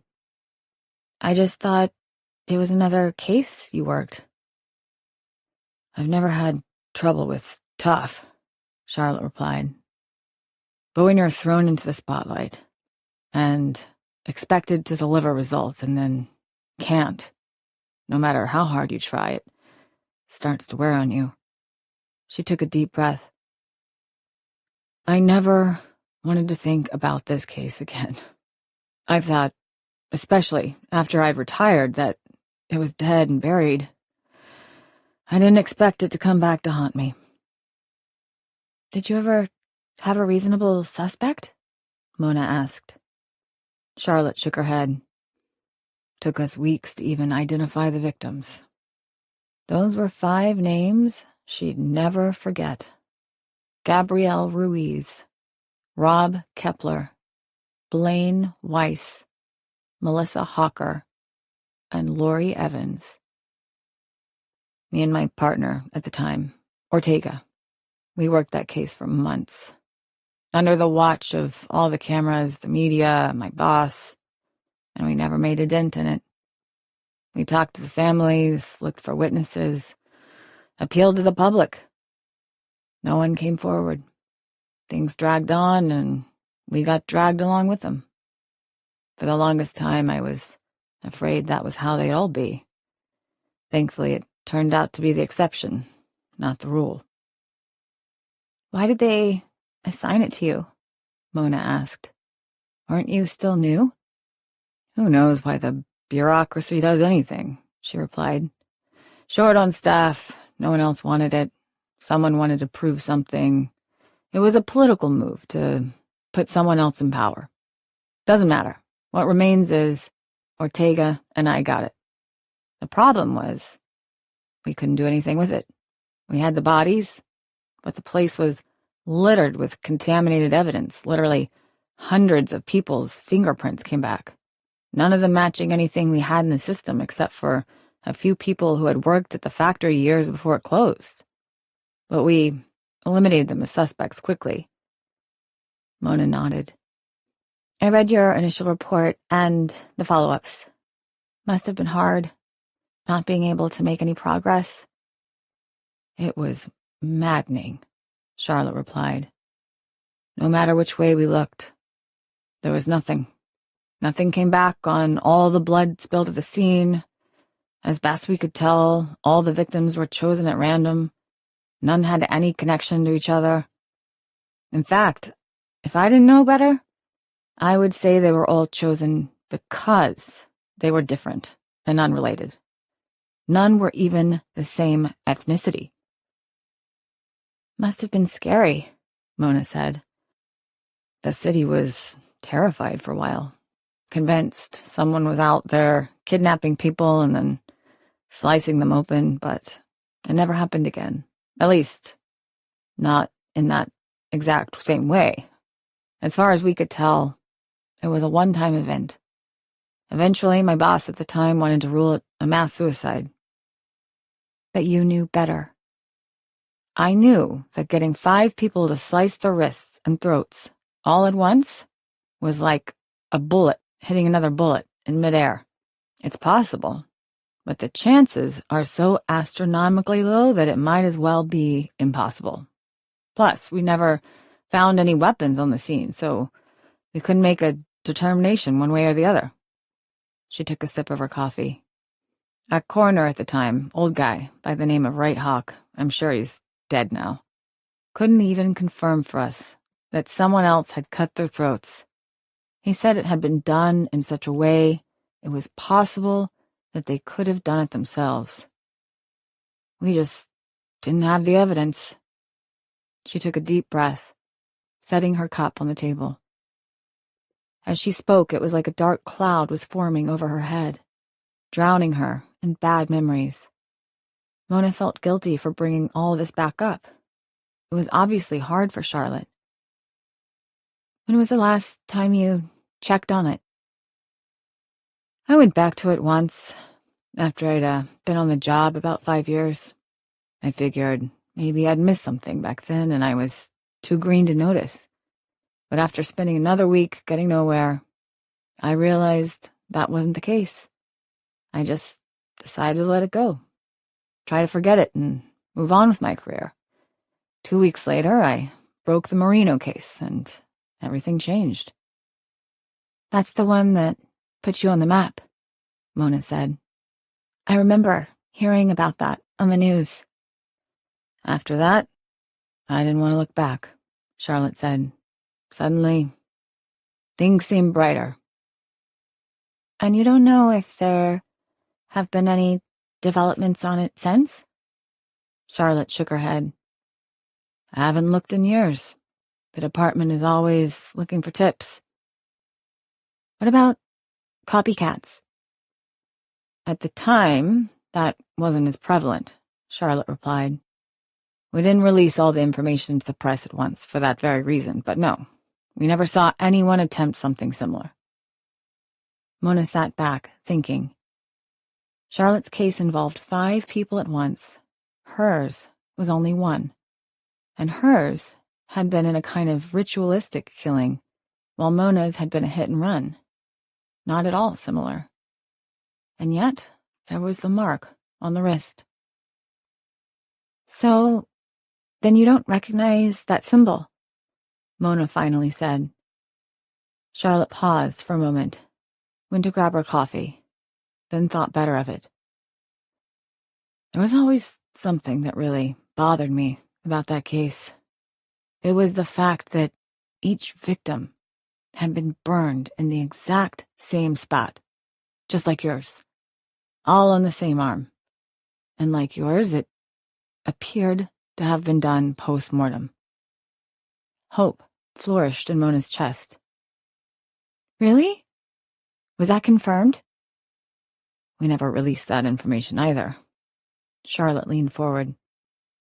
But I always thought that had something to do with whatever happened that night. Mona furrowed her brow. What do you mean? These weren't regular burns. They were third-degree burns. As in, someone had to have held a flame there for a long time to get that kind of charring. Why would someone do that after the person was already dead? I'm assuming you're not thinking it was a fetish of some sort? I never had any evidence to prove this, but I always thought it was to cover something up, Charlotte replied. Something that might have given us a clue to who the killer or killers were. That makes a lot of sense, Mona said.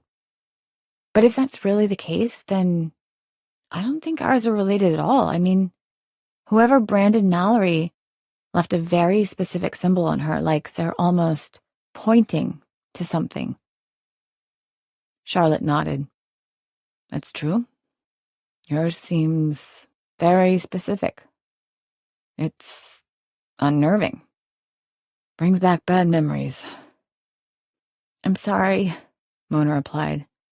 And I'm sorry for dragging you all the way out here for nothing. No, Charlotte said. Not bad memories of my case, of the one you and I worked together. Oh, Mona said. Yeah, I guess leaving a clue like that. We know it can't be him, Charlotte said. He's under 24-hour supervision.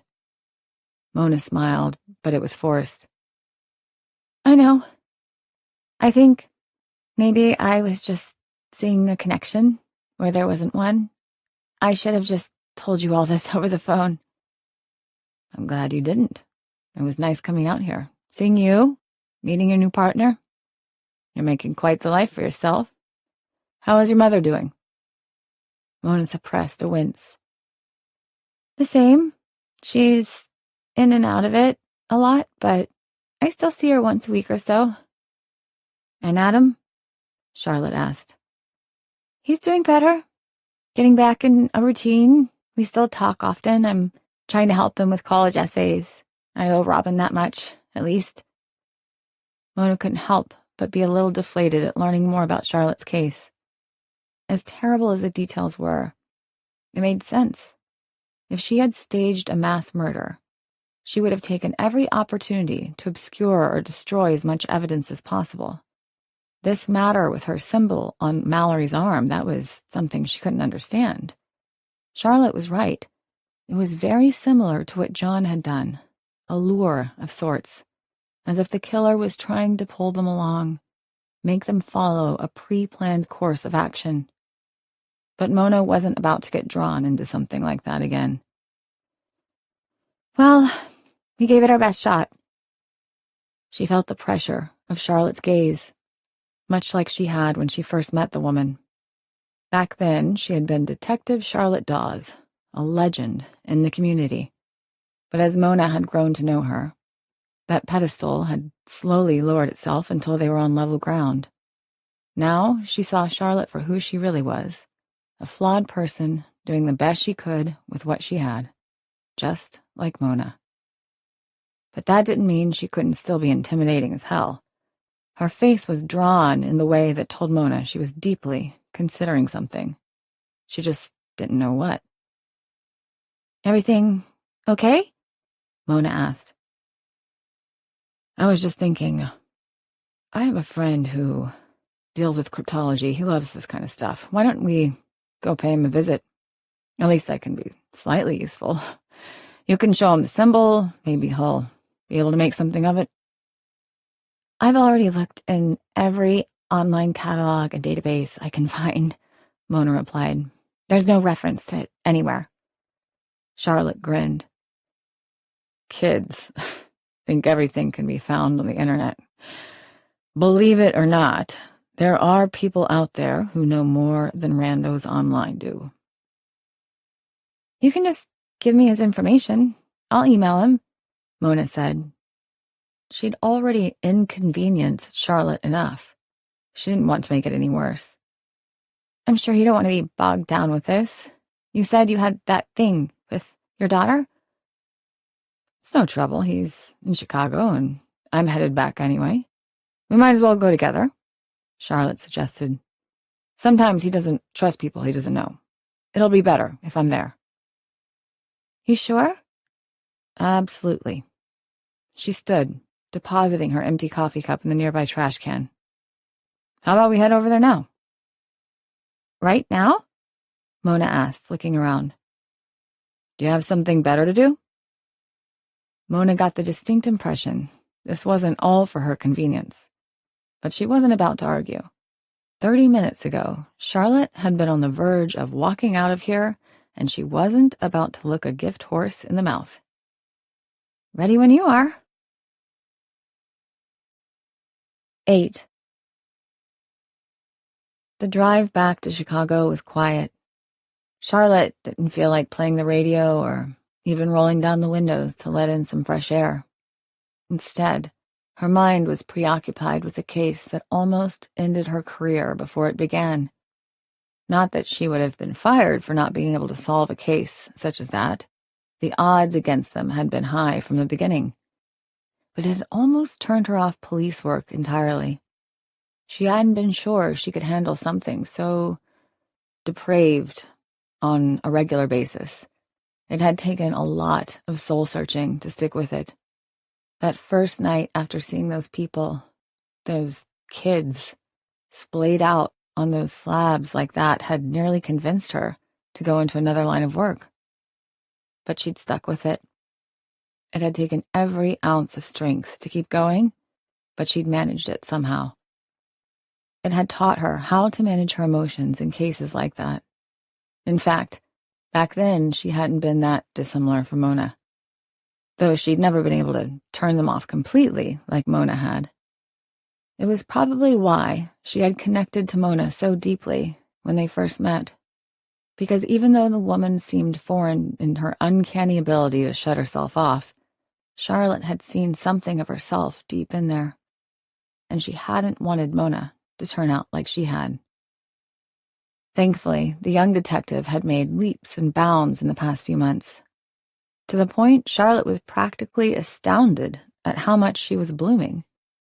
The only problem was Mona had uncovered one of the few cases Charlotte had hoped never to think about again, because even though she'd found a way to survive the investigation without completely ripping her own heart out, it remained one of the biggest, if not the biggest, cases of her career that she never solved.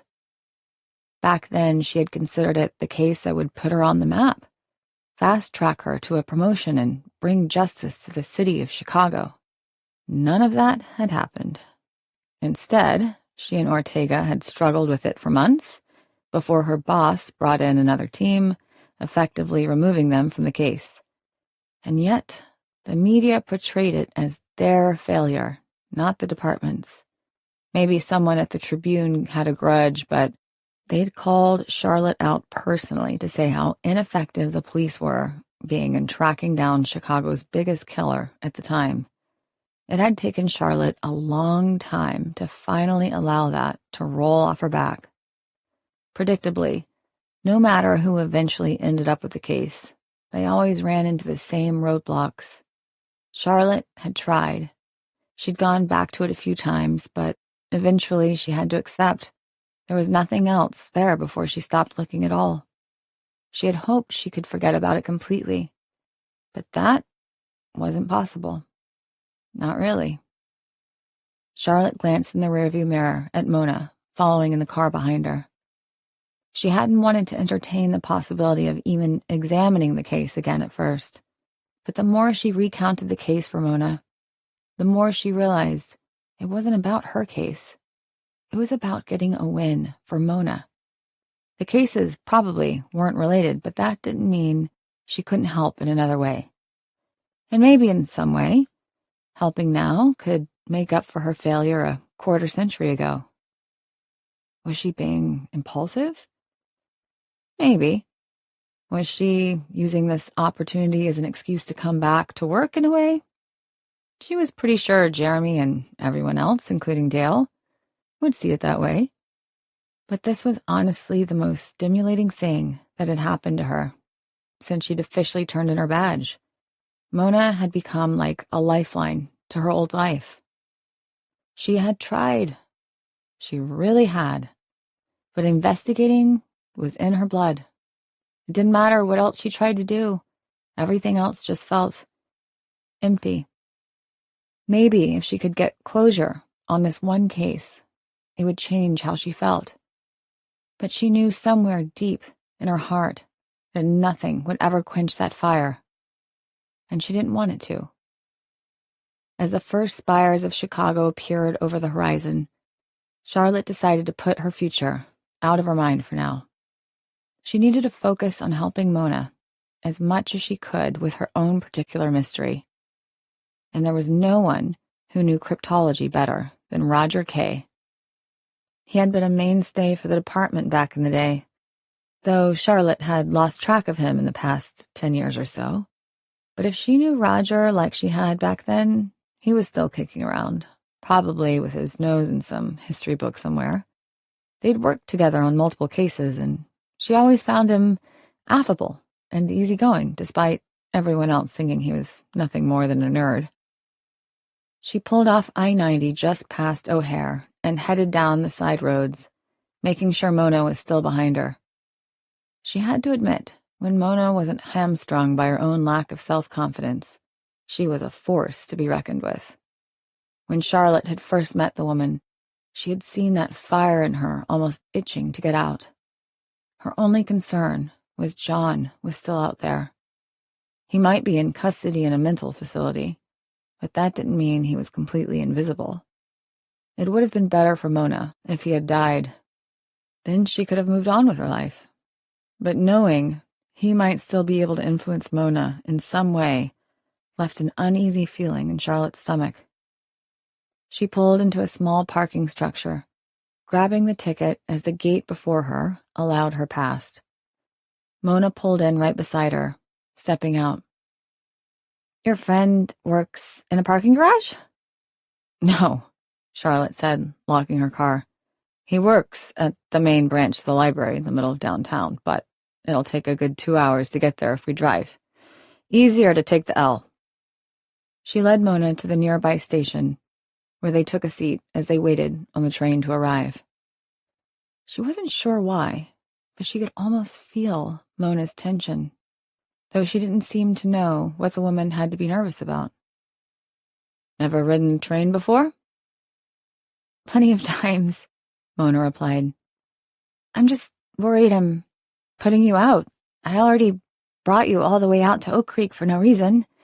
Now I'm taking up the rest of your day." "It's no trouble," Charlotte replied. "One of the benefits of being retired is I don't have anything else to do today." "How is that going, by the way?" Mona asked as the train approached. "Great. Love it." Mona followed Charlotte onto the train, and they took a seat. Thankfully, it wasn't too busy as they headed into the city, but the trains running opposite would be absolutely packed at this time of day. "Doesn't really sound like you love it," Mona finally said as the doors closed. Charlotte turned to her. "What do you mean?" "Nothing. It's just your whole face kind of darkened when you said it, that's all." Charlotte didn't want to acknowledge the comment, partially because Mona was right. She didn't like it when people could read her so easily. But she should have known better than to think she could pull one over on Mona. "It's been a process." "Still trying to find something to occupy your time?" "Found plenty to occupy my time. Finding something that sticks is the key." Mona nodded to her hands. "Those feeling okay?" "Haven't felt so much as a twinge in months." Mona smiled. "I guess you're doing something right then." It only took about 20 minutes for the train to finally reach the Harold Washington Library stop, thanks to Charlotte's knowledge of the train schedules. They both stepped off with a glut of other people who'd gotten on at stops between, then descended the stairs to street level. The Harold Washington Library itself was a massive brick and glass building, relatively modern by the city's standards, having been opened in the early 90s, though somehow it still fit in with the rest of the city. Charlotte led Mona in through the north entrance, which led to a massive 2-story lobby made of marble and stone. In the center was a circular depression that looked down on the lower level, while a large information desk sat just to the right. A young woman in large glasses sat behind the desk, the light from the computer monitor reflecting in her spectacles as Charlotte approached. "I'm looking for Roger Kay." The woman looked up, confusion on her face. "Historical figure, those are on level 3. "No, Roger Kay, he's head of archives and collections." "I'm sorry, Mrs. Dorsey is our head of archives and collections. Maybe you're thinking of a different branch?" She began typing on her computer. "No, I'm pretty sure I'd remember it if it was a different branch. The building is hard to miss." "Oh, here we go," the girl said. "It looks like Mr. K retired about 5 years ago." Retired? That didn't make sense. Roger was one of those people who always had his nose in a book and loved it. Short of going blind, Charlotte couldn't see any reason why he'd give up such a choice position. "Do you know where I can find him?" "Sorry, I don't. But hang on, let me check with our human resources." She picked up the phone and dialed, speaking quietly into it. Behind her, Mona was looking up at the ceiling. "This place is huge." "Oh, you should see the top floor. They have a winter garden up there," Charlotte replied. "All glass ceiling." "I am definitely coming back here on my day off." Mona continued to gawk at the size of the room. "Can't believe you've never been here before," Charlotte said. "I don't make it into the city often. Before, there hadn't been a reason. But more recently, I've been matching with people online, and most of them are from the city." "Matching as in dating?" Charlotte asked. Well," Mona began. "I'm sorry," the girl at the desk said as she hung up the phone. "I was just informed we can't give out personal information about former employees." "But you do know where he lives." Charlotte reached into her jacket pocket for a badge that was no longer there. Normally, getting them to give up his address would be a piece of cake. But without the authority of the police department behind her anymore, those doors were now closed. A badge appeared on the desk in front of her. "I'm with Oak Creek Police. We need to find him," Mona said, having come up beside Charlotte. "Oh," the girl replied. "1 second." She picked up the receiver again, as a few of the other patrons milling about the lobby glanced in their direction. Charlotte happened to catch Mona's eye, and the younger woman gave her a quick smile. "We don't have a home address on file," the woman at the desk finally said. "Only a forwarding one. I believe it's for a shop?" "A shop?" Charlotte asked. "Fine. Give us what you have." The girl wrote down the address on a small note card and handed it over. "Thank you for your help," Mona said as they headed back toward the doors. "Appreciate the save," Charlotte said once they were back on the street. She still wasn't used to not having her shield on her. After 30 years, it had become like an appendage. Mona shrugged. "I figured if it was just an address, what could it hurt?" Charlotte pulled out her phone and plugged the address into her maps. Oh? It's a bookstore," she said, unable to keep the surprise out of her tone.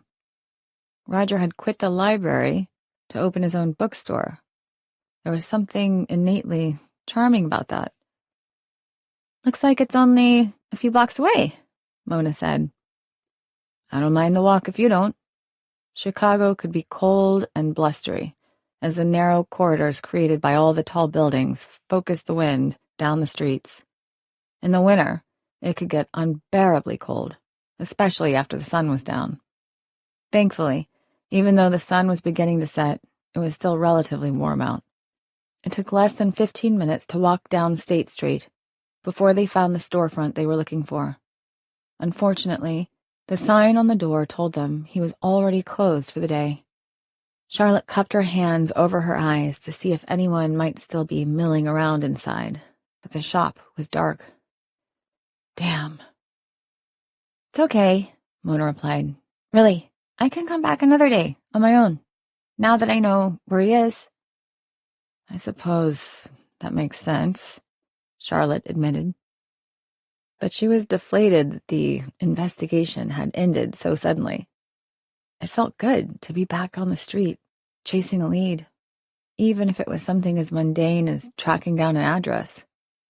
She supposed she could come by first thing in the morning and give Roger a heads up, but she had really hoped they could have spoken to him this evening. Are you okay? Mona asked. Charlotte gave her a wistful smile. Just thinking that if this was one of my cases, I'd head out for a bite before getting a couple of hours of sleep and then coming right back here first thing in the morning, but I guess there's no longer any need for that. Is there? Why don't we grab a bite anyway? Mona suggested. It will give us a chance to catch up. It was as if someone had lifted a heavy rock off her chest. Are you sure? Don't you need to get back? Bowman can handle things. He's a good cop, Mona replied. Besides, I want to hear about your daughter. Charlotte hadn't spoken to anyone other than Dale about Haley, and she was sure her old partner was tired of hearing the scraps Charlotte had gathered through their conversations. It would be nice to have someone new to talk to.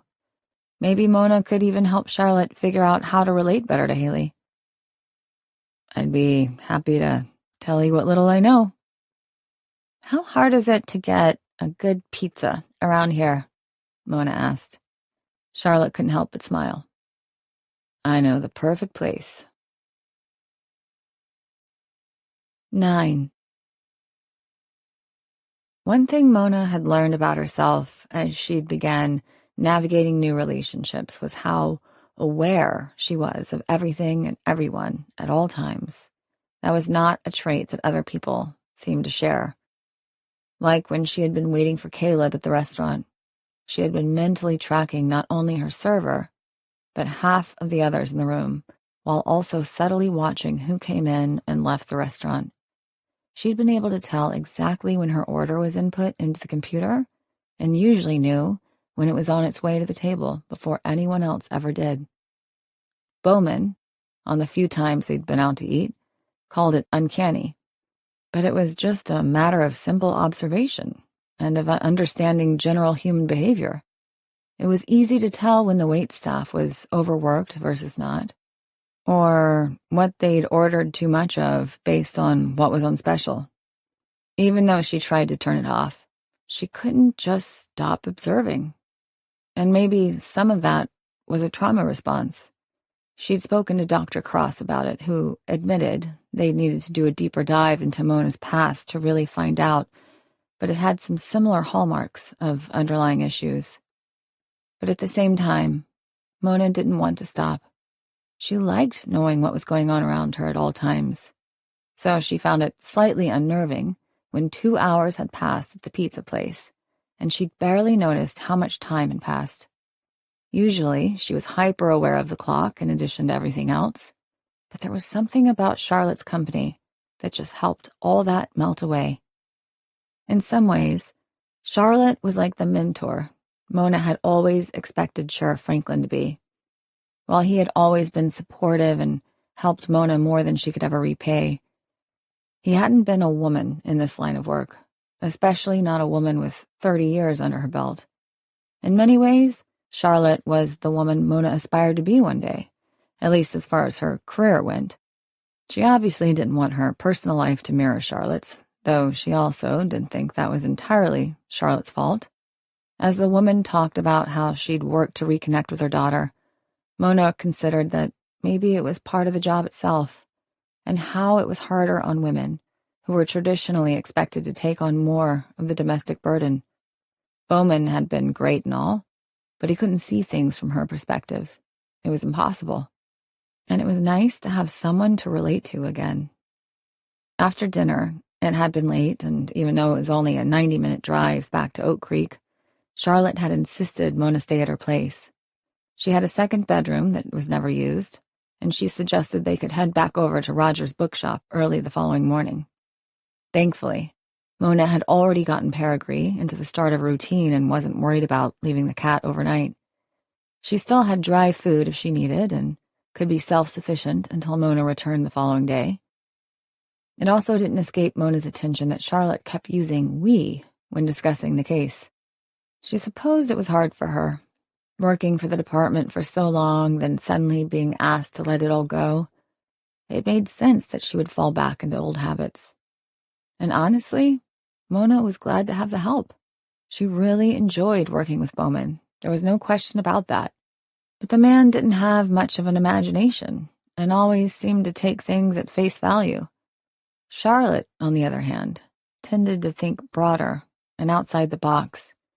If she was offering up her services for free, Mona wasn't about to turn her down. Not only that, but she could tell there was something else driving Charlotte, a deep-seated need that she'd first caught a glimpse of during their last case together. Charlotte had always desired justice. It's what had driven her career. And even though their cases might not be related, Mona was pretty sure she'd accidentally dug up some old demons for her friend. Demons that were not just going to go away quietly. That hadn't been her intention, and she felt somewhat responsible for it, but Charlotte was a grown woman, and Mona wasn't going to stand between her and whatever she felt like she needed to do. Too many people had done that to her in the past, and she wasn't going to repeat the behavior. In truth, Mona would have preferred to be back at her own place, with her own things. But part of this job was adaptability. She'd been lucky that she hadn't had to travel much yet, but that didn't mean it was off the table. Earl had let it slip that the governor was considering an overhaul of local law enforcement, which would mean they'd be sharing resources with some of the other nearby towns pretty soon. With that came a lot more collaboration and stress. "Mona?" Charlotte asked, knocking on the door to her room. "Ready to get going?" Thankfully, Mona had gotten up early, but had forgone a shower since she didn't have a change of clothes handy. Instead, she'd just done the best she could with what little she had in Charlotte's guest bathroom. She'd take a proper shower when she got home. "Be right there." She'd hoped Charlotte's guest room, and her place in general, would have offered a few more personal touches, but the woman herself admitted she'd never paid much attention to any of that. She'd been too focused on the job to worry about decor, but the lack of personal photographs only reminded Mona of Mallory's place, of someone who had isolated themselves, maybe even without meaning to. But in many ways, the women were similar. Still, a bed was a bed, and Mona wasn't complaining. And given they'd shared a bottle of wine last night, maybe it had been smart not to try and drive all the way back home on her own. She emerged into the hallway and headed down to the kitchen where Charlotte was waiting, 2 thermoses on the counter. "That one's for you," she said. "I didn't have any caramel, but it's almost the way you like it." "Thanks," Mona replied. "I didn't realize—" "What? That I paid attention?" Mona had to work to keep the heat out of her cheeks. They were 2 sides of the same coin. Of course, she noticed. "Come on," Charlotte said. "I want to get over there before he opens up. Let's knock this out so you can get back home." When had this turned from Mona inconveniencing Charlotte to the other way around? She was certainly gung-ho about something this morning. "In a hurry?" "Just anxious to find out about your symbol," Charlotte said before shooting her a wink. Her mood had improved dramatically since yesterday in the morgue. Mona followed Charlotte back out as they walked to the nearest L station. 20 minutes later, they were back in downtown Chicago, sharing the streets with people in suits, construction workers tearing up part of the street, and food vendors getting an early start with the breakfast crowd. Finally, they came back to Roger Kay's store, the Quill and the Queen. Mona didn't know what to make of the place, but from the outside it looked like it had been there for a significant amount of time. Perhaps Mr. Kay purchased the property from someone else after he retired. Charlotte leaned up against one of the windows, sipping on her coffee as she placed one foot on the wall behind them. It was like she had de-aged 10 years overnight. In an instant, Mona saw the cool and collected cop she'd read so much about when she was coming up through the ranks. Finally, a man wearing a tweed jacket came strolling down the street, and Mona clocked him immediately as Roger Kay. He had the distinguished look of someone who had made study their life's work, and though his face was lined with age, they weren't deep lines. His hair was a salt and pepper mixture, and he wore a pair of stylish glasses that fit his face well. As soon as he saw them, he stopped short, about 20 feet from the front door of the store. "Can I help you?" he asked. Charlotte turned, having been watching the traffic from the other direction, and pushed off from the wall. "Roger?" "Charlotte?" he asked, somewhat bewildered. How are you?" He approached cautiously and held out a tentative hand.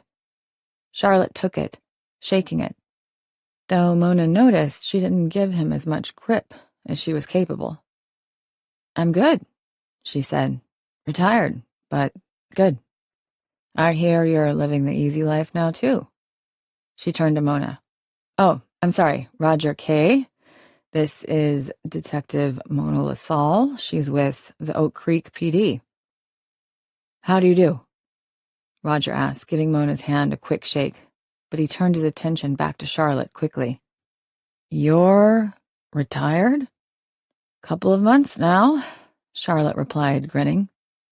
"Out of the two of us, though, I would have thought you'd keep that job forever." He returned a terse smile.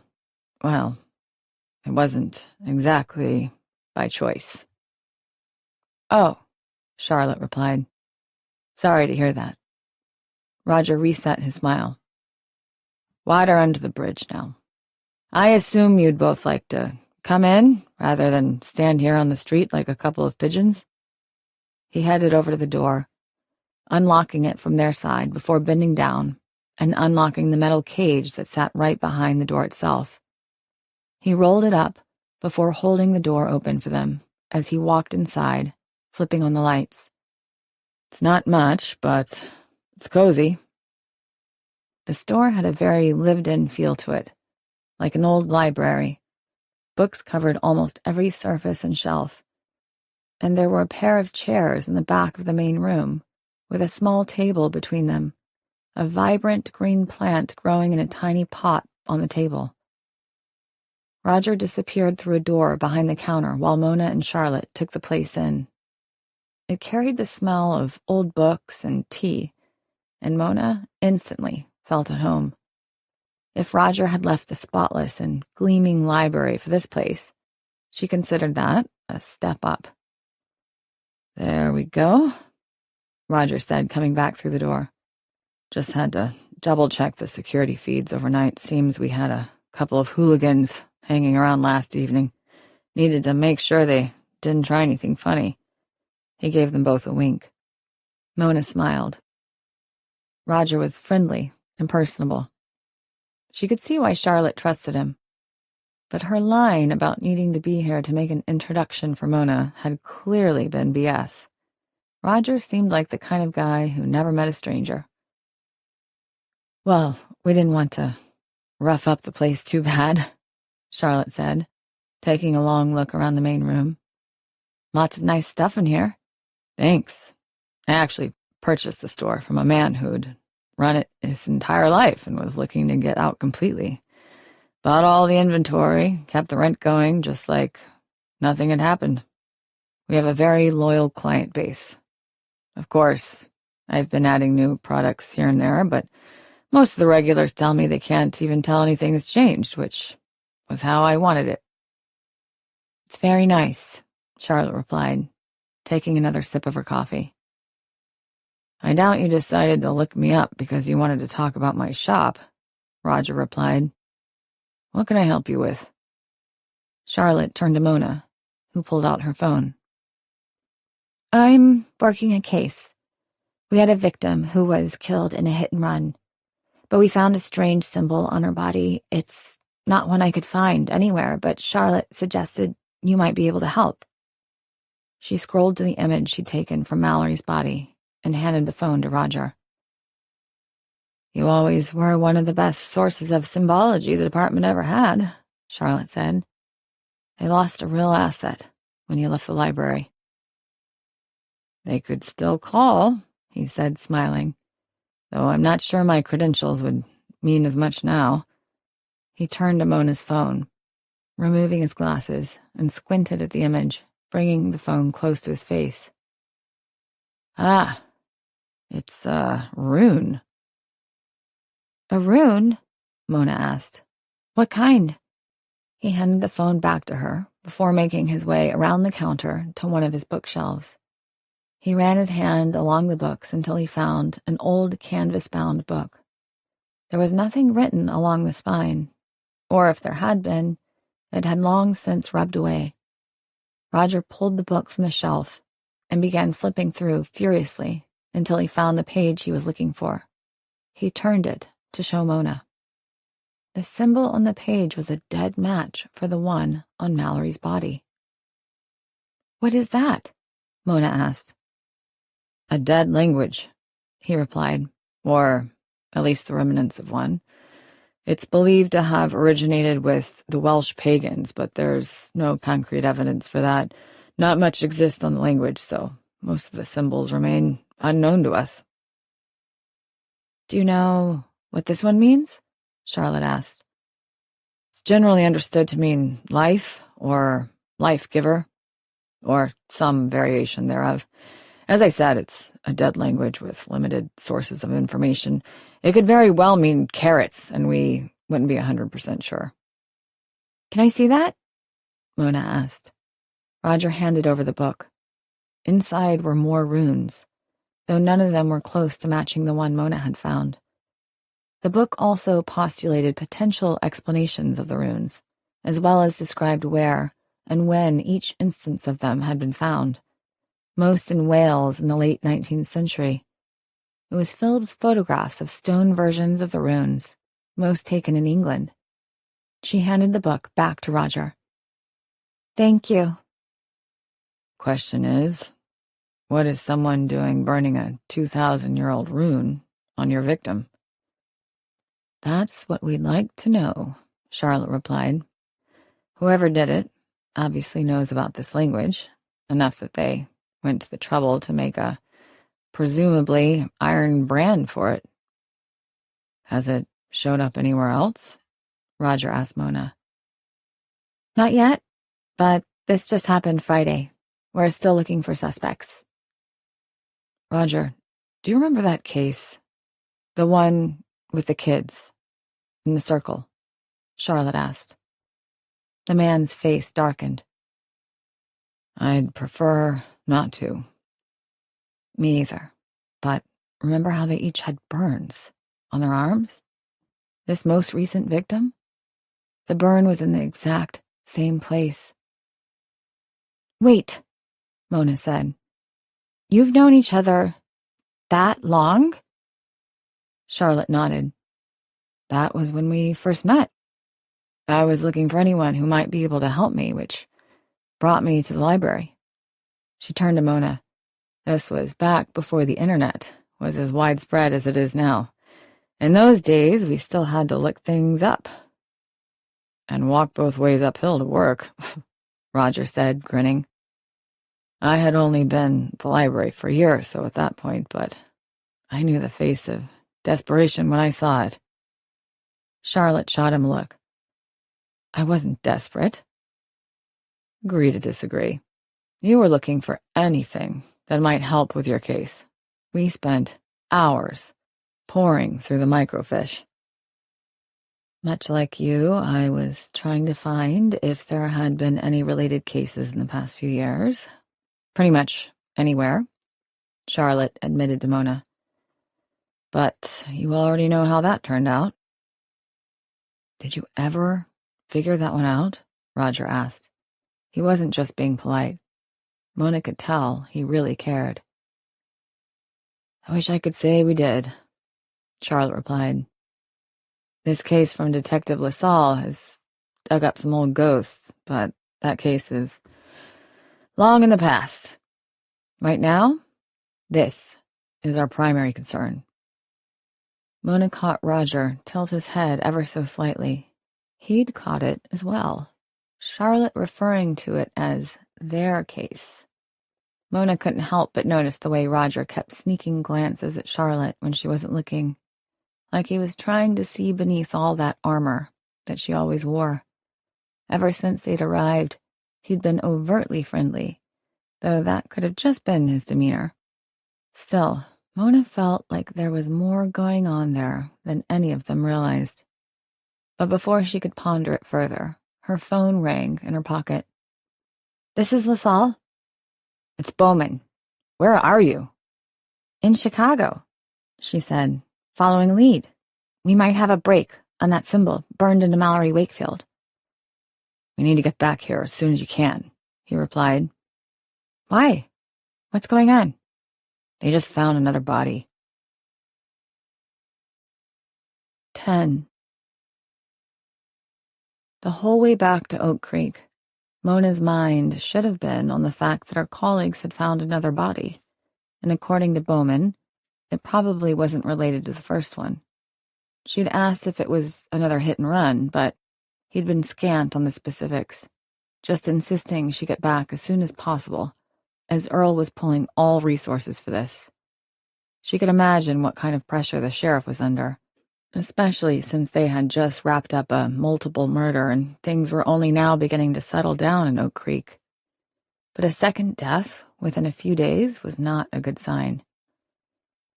Mona would reserve judgment until she got a look at the evidence before deciding for herself whether it was related to Mallory Wakefield or not. What occupied her mind on the drive was not the few specifics Bowman had given her, but instead that Charlotte and Roger had been flirting. Maybe not overtly, but they obviously harbored some feelings for each other, and it had only taken a quick glance for Mona to tell Roger wasn't married. She'd wanted to mention it, but as soon as she'd gotten the call from Bowman, Charlotte had snapped back into work mode. She was invested in the case now, so when she asked Mona if she could come back to take a look for herself, Mona wasn't surprised. Again, she wasn't going to look a gift horse in the mouth.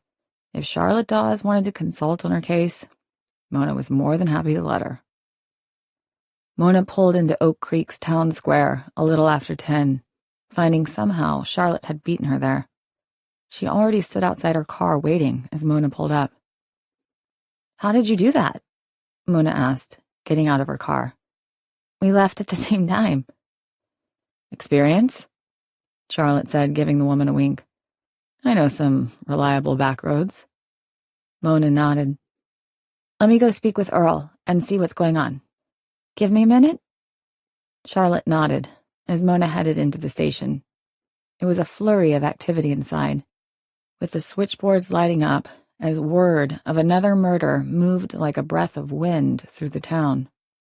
By noon, everyone within a 100-mile radius would know, and the vultures would begin to swarm.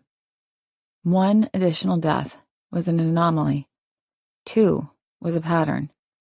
And after what they'd been through with Mona's father, the media would be chomping at the bit to get all the details they could. They'd need to get assistance from some of the surrounding counties to help with traffic and media control. LaSalle! Mona turned as Sheriff Earl made his way over to her, sweat visible on his brow. What are you doing here? I need you out in the scene. I don't know where the scene is, sir. I just got the call from Bowman an hour and a half ago. I was in Chicago, doing some background. I don't care, don't bother me with it, Earl said, cutting her off. 1654 Evergreen Road. Get out there, right now. And don't talk to the media. I'll be making a statement after I confer with the mayor." "Yes, sir," Mona replied. She wanted to ask him some details about the death, but he brushed past her, apparently done with the conversation. She hadn't known him long, but this was the most flustered she'd seen her new boss since he'd arrived. Coming in from Wyoming, he probably wasn't used to this many murders in such a short time. But then again, neither had Sheriff Franklin been before his untimely death. But to Mona, this already felt like old hat. Maybe that's what Charlotte had meant by experience. Given what they went through on the last case, this one felt almost pedestrian in comparison. 1654 Evergreen Road, Mona said, taking the stairs down to the parking lot where Charlotte waited on her. "Media is incoming. We need to hurry." "You want to drive or you want me?" Charlotte asked. "I'll drive," she replied. "I know where it is." The older woman nodded and got in Mona's passenger seat. As Mona turned over the engine, backed out in one deft move, and peeled away from the curb. "Did they give you any more details?" Charlotte asked. "Nothing. Apparently, I'll see it when I get there." But every single line was lit up. The town was just beginning to get used to not dealing with death on a daily basis. "I can't imagine it's going over well.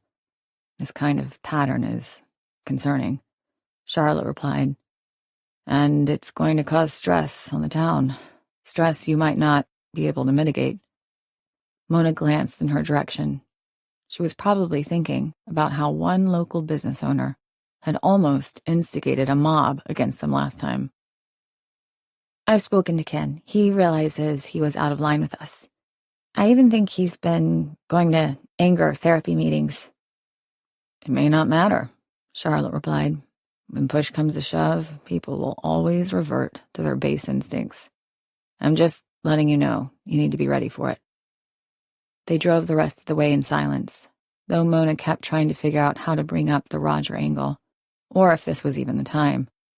She had a bad habit of bringing up sensitive topics when it was most inappropriate, and had been working on trying to identify better timing based on context clues, but it was difficult. Everyone was different, which made every situation different. There was no single rule she could apply across the board, which only made it more confusing. Which meant she decided to table that conversation for later. As they approached the home, a small crowd of neighbors stood and gawked outside, almost all of them on their cell phones, while patrol officers made sure everyone stayed back from the scene. Bowman's car was in the driveway, beside an ambulance, and a large fire truck sat along the side of the road. 3 other vehicles Mona didn't recognize were also parked close by, and a news van from the local station had pulled up, though they hadn't set anything up yet. "They don't waste any time," Charlotte muttered. "Are you surprised?" Mona asked. "No, people are more on edge, quicker to react. You can bet the pushback will be harder this time." Mona nodded as she signaled to Officer Cahill, who allowed them to pass through. Mona parked right behind Bowman's car and both women stepped out.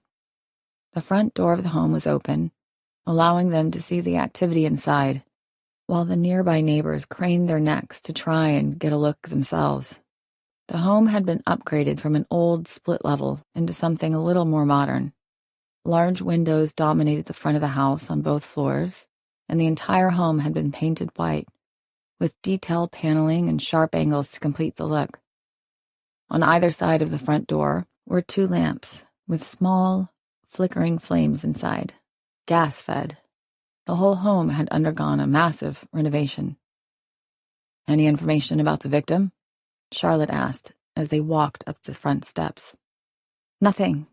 Bowman is like that sometimes. He's a man of few words until you get him alone. Then I can't get him to shut up." She shot Charlotte a knowing smile. They headed into the house, where they were almost stopped again by another officer. "She's with me," Mona said, indicating Charlotte. "No unauthorized personnel," Officer Wood replied. I'm authorizing her, Mona replied. Back. Come on. The officer sighed and allowed them to pass. Thanks, Charlotte told Officer Wood, though it wasn't in the friendliest tone. Finally, Bowman said, coming up to them. Took you long enough. He noticed Charlotte over Mona's shoulder. What's she doing here? Professional courtesy. She helped with my last big case. The least I can do is repay the favor. I thought you were retired, Bowman said to Charlotte. Only Simmy, she replied, grinning. Right. Bowman turned to Mona. He's upstairs. Boy hung himself. Okay, Mona said, furrowing her brow.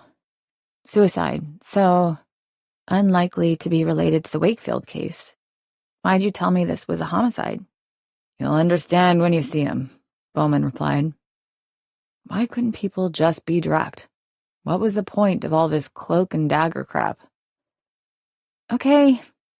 She headed up the stairs with Charlotte close behind, making sure not to touch anything until she got her gloves on. A suicide by hanging was about the furthest thing from being related to an intentional hit and run that Mona could imagine. So why the... As soon as she entered the room, she saw it. The symbol on the boy's wrist, burned into it just like it had been on Mallory Wakefield. Ah, Charlotte said from behind her. There were only 2 other people in the room, one of which was from Whittle's team taking photographs of everything. The other was Officer Roche, probably tasked with keeping an eye on everything to make sure no one touched the body. He looked a little green around the gills. Because not only had the boy been hung from the fan on the high-pitched ceiling, he was swaying ever so slightly. He was also completely nude, and other than the mark on his wrist, he didn't have a bruise on him anywhere. Where's the chair? Charlotte asked. Both the tech and Roche turned at the same time to look at her. What? The chair.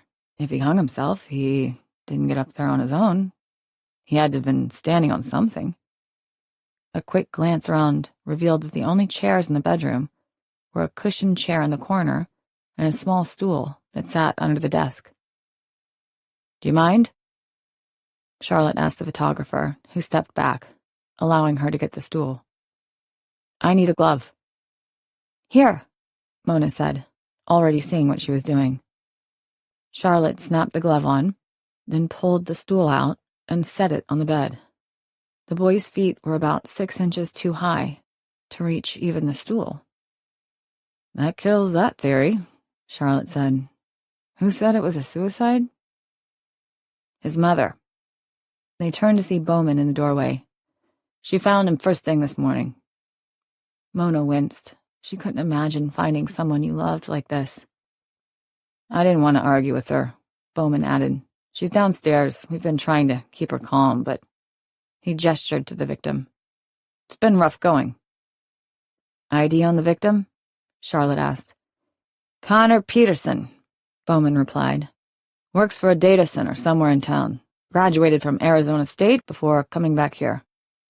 How old? Mona asked. Bowman pulled out his notebook and consulted his information. 24. The same age as Mallory Wakefield. Mona wasn't chalking that up to coincidence. Family? The mother, obviously, but also a father and 2 sisters. The parents live over on the other side of town. One of the sisters is in Texas. The other's still in college in Indiana. What was the mother doing over here on a Tuesday morning? Charlotte asked. Apparently, she comes to clean every week for Connor and drop off groceries. I already checked for the property records. The house is in the parents' name. That explained a lot. A 24-year-old working in a data center couldn't afford a place like this on his own, not without a little help. Mona took a few tentative steps toward the body, looking carefully at the marking on his wrist. It was similar to the one they found on Mallory, recently burned into the skin, probably just post-mortem. However, it wasn't the same symbol. Charlotte, can you send this to Roger? Mona asked. I think I'm going to need more of his help than I expected. Already on it, Charlotte said, snapping a picture of the wound with her phone. Wait a second, Bowman said. She's not on this case. She can't. She's an official consultant, and if you want to argue the point, take it up with Earl, Mona replied. Earl approved this? He will when I show him what we found. Her contact managed to identify the symbol we found on Mallory Wakefield's body. Mona couldn't exactly blame Bowman for being upset. Cops in general didn't like it when someone came in and trespassed on their turf. Though Mona never understood it. Why not use all the available resources at your disposal? That was the culture. But it wasn't like Charlotte was going to take over the case and claim it for herself. She was here on an advisory basis only. Thank you, Charlotte whispered as she passed Mona, heading to the ensuite bathroom as the photographer resumed taking photos of the scene. How about if we see if we can speak to the mother again? Mona suggested, hoping that by including Bowman, she'd be able to temper his reaction. Yeah, okay, he finally said. She's in the kitchen. Great. Lead the way. 11. Charlotte leaned up against the marble countertop as she dialed. As strange as it seemed, she actually felt good about this. Not that a young man had died, but that she was here, helping, at least a little. It was the first time since she'd retired where she actually felt useful. She hated to admit she missed that feeling more than anything. Nothing that she'd done, save talking to Haley once a week, had filled that void for her. She didn't want to consider the implications of what it would mean for her future. Instead, she cleared her mind as she waited for Roger to pick up. They'd exchanged numbers before she'd left this morning, him joking so she wouldn't need to stalk him anymore. He was an entertaining guy. Well, this is unexpected. Miss me that much already? He asked without even saying hello. That's it, exactly, Charlotte replied, smiling. I just wanted to make sure you hadn't given me a fake number. You wound me, Miss Dawes, he teased. What can I do for you this fine morning? Do you still have that book on hand, the one you showed us, with the runes? I threw it away as soon as you left. Figured it was useless, he replied without missing a beat. We've got a second victim, with another marking. I'll text it to you, completely different from the first. Oh, he said, his voice suddenly turning serious. Of course. I'll take a look immediately. Apologies in advance if it's a little graphic, Charlotte warned. It's another brand. I can handle it, he said. If I find anything, I'll let you know. Great. Thank you, Roger. It's my pleasure, he replied, a smile returning to his voice. Charlotte hung up and sent the image to his phone before taking a quick look around the bathroom. She opened the drawers, not really sure if she was looking for anything in particular or if she was just being nosy. They were full of the normal things, clippers, creams, deodorant, nothing out of the ordinary. When she opened the second drawer, she found a couple of medications inside. She snapped off a few pictures and returned everything back the way she found it. Coming back into the bedroom, more people from Whittle's team had arrived with a large black bag they were rolling out on the floor as two firefighters set up a ladder to begin cutting the man down. Charlotte nodded at the text she recognized, though she wasn't sure they remembered her or not. Has anyone located the cell phone? She asked, but she was only met with shaking heads. She made her way downstairs and around the corner to where she found Mona and her partner sitting across the breakfast table with a woman in her mid to late 40s. She had brown hair that was cut short and wore an oversized sweater and leggings. Her face was streaked with tears, and her mascara had run down her cheeks. I just don't understand, the woman said. She wasn't looking at either of the detectives. Instead, she was staring at the crumpled-up tissue in her hand. It doesn't make any sense. Can you tell us what Connor's normal day was like? Mona asked gently. He was always An early riser, his mother replied. He liked to get out and go for runs early.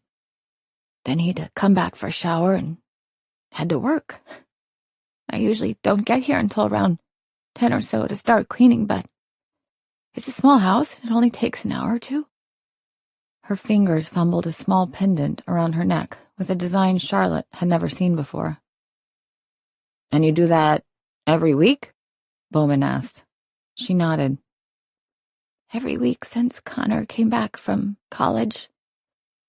And when was that? About a year and a half ago, she replied. His father and I got him this house as a graduation present. He was so excited. We were so proud of him for everything he'd done. Your son worked for Data Technologies, Inc., Bowman asked.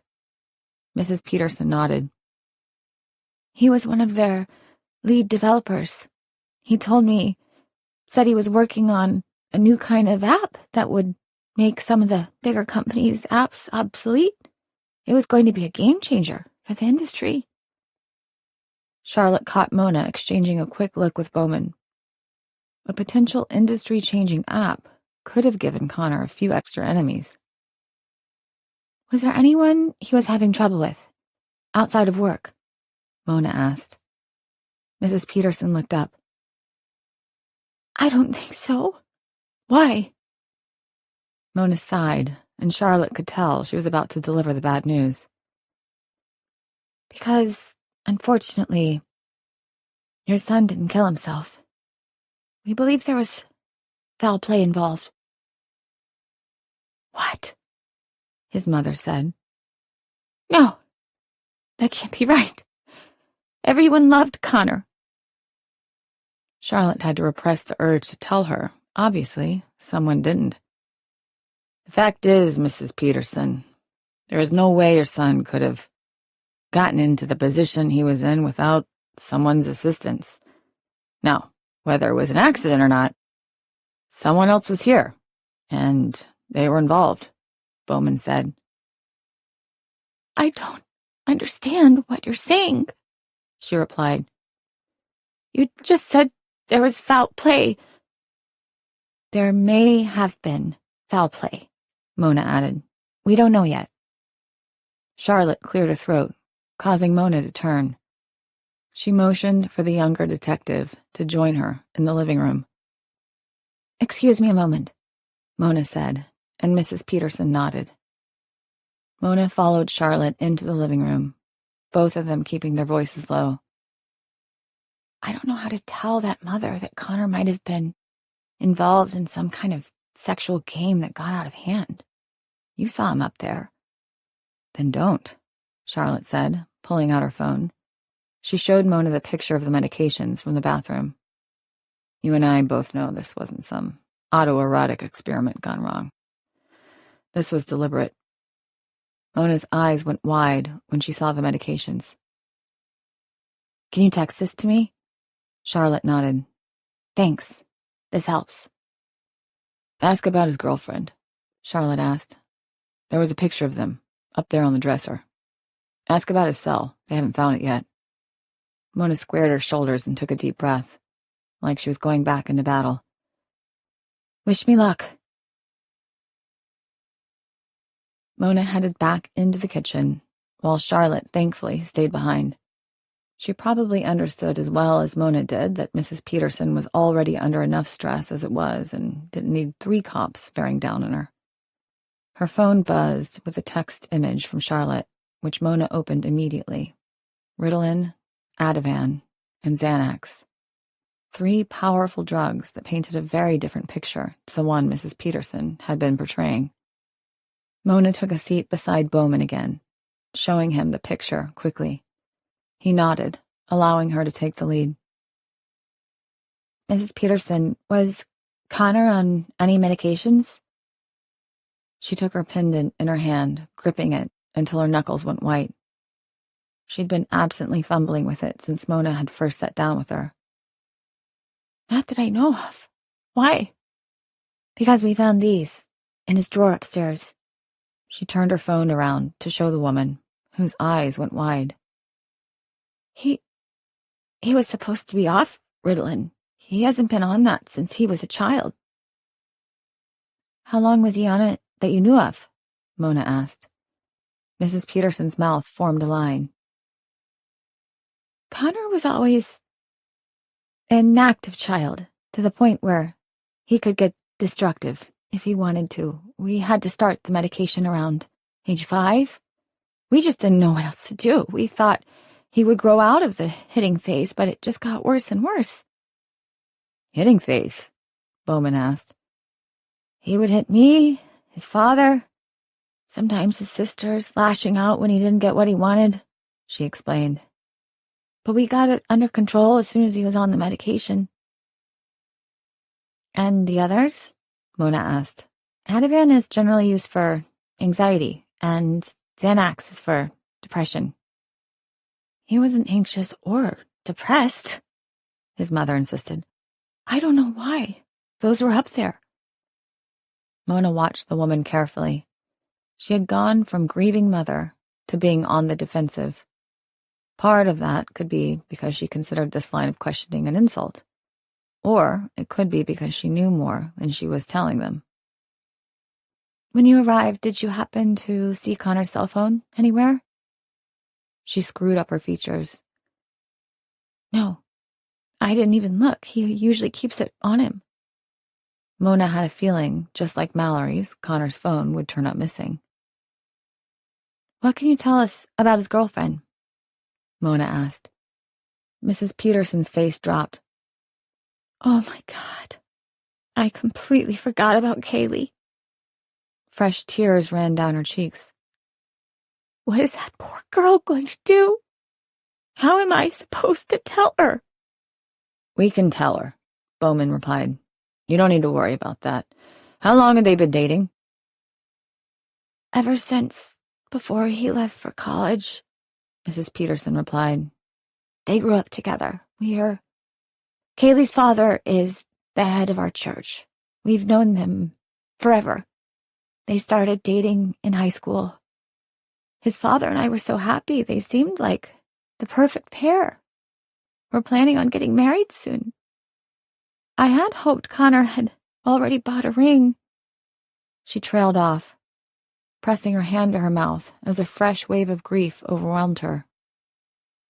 The woman was struggling, but she'd given Mona something to work with. And while she preferred to sit here all day and get the answer to every question swirling around her brain, she recognized Mrs. Peterson was on the edge of cracking in two. She needed a break. Mrs. Peterson, my partner is going to drive you back home so you can be with your family, okay? Mona said. We can talk more later, with both you and your husband. The woman nodded silently. Mona stood and met with Bowman at the end of the room. See if you can get anything else from the rest of the family. I'm going to investigate this girlfriend angle. You and the other cop? He asked.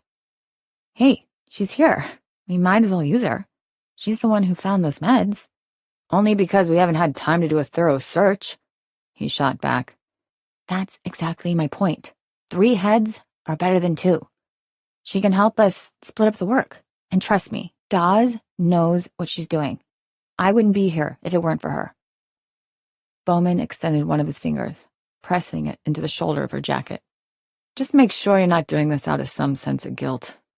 If she can really help, fine. But if you're trying to repay something that can't be...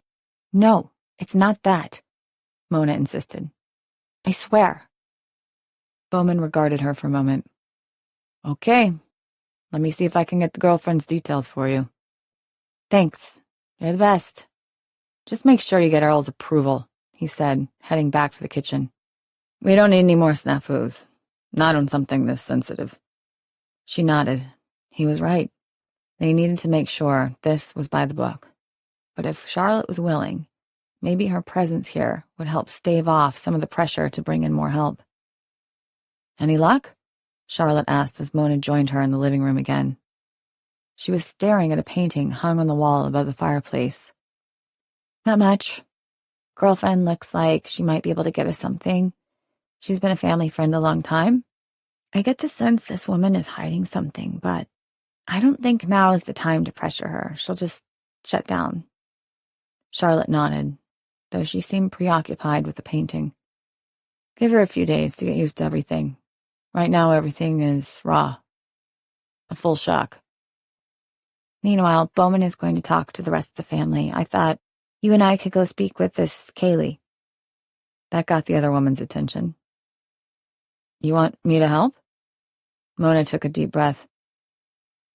I know you're not just doing this out of the goodness of your heart, and I'm sorry if I dragged up some old demons, but I like working with you. I always have. You're smart. You don't screw around, and you're a good cop. I want to talk to Earl about bringing you on, officially. If you're willing, that is. Mona, I'm retired, Charlotte replied. I think we both know how that's working out. I'm not asking you to wear a badge again, but I wouldn't mind the assistance on this one. Advisory role only.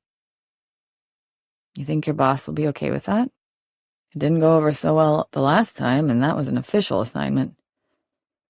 Earl isn't like Sheriff Franklin was, and I think he's worried about the optics of people dying in this town. We're going to need help, one way or another.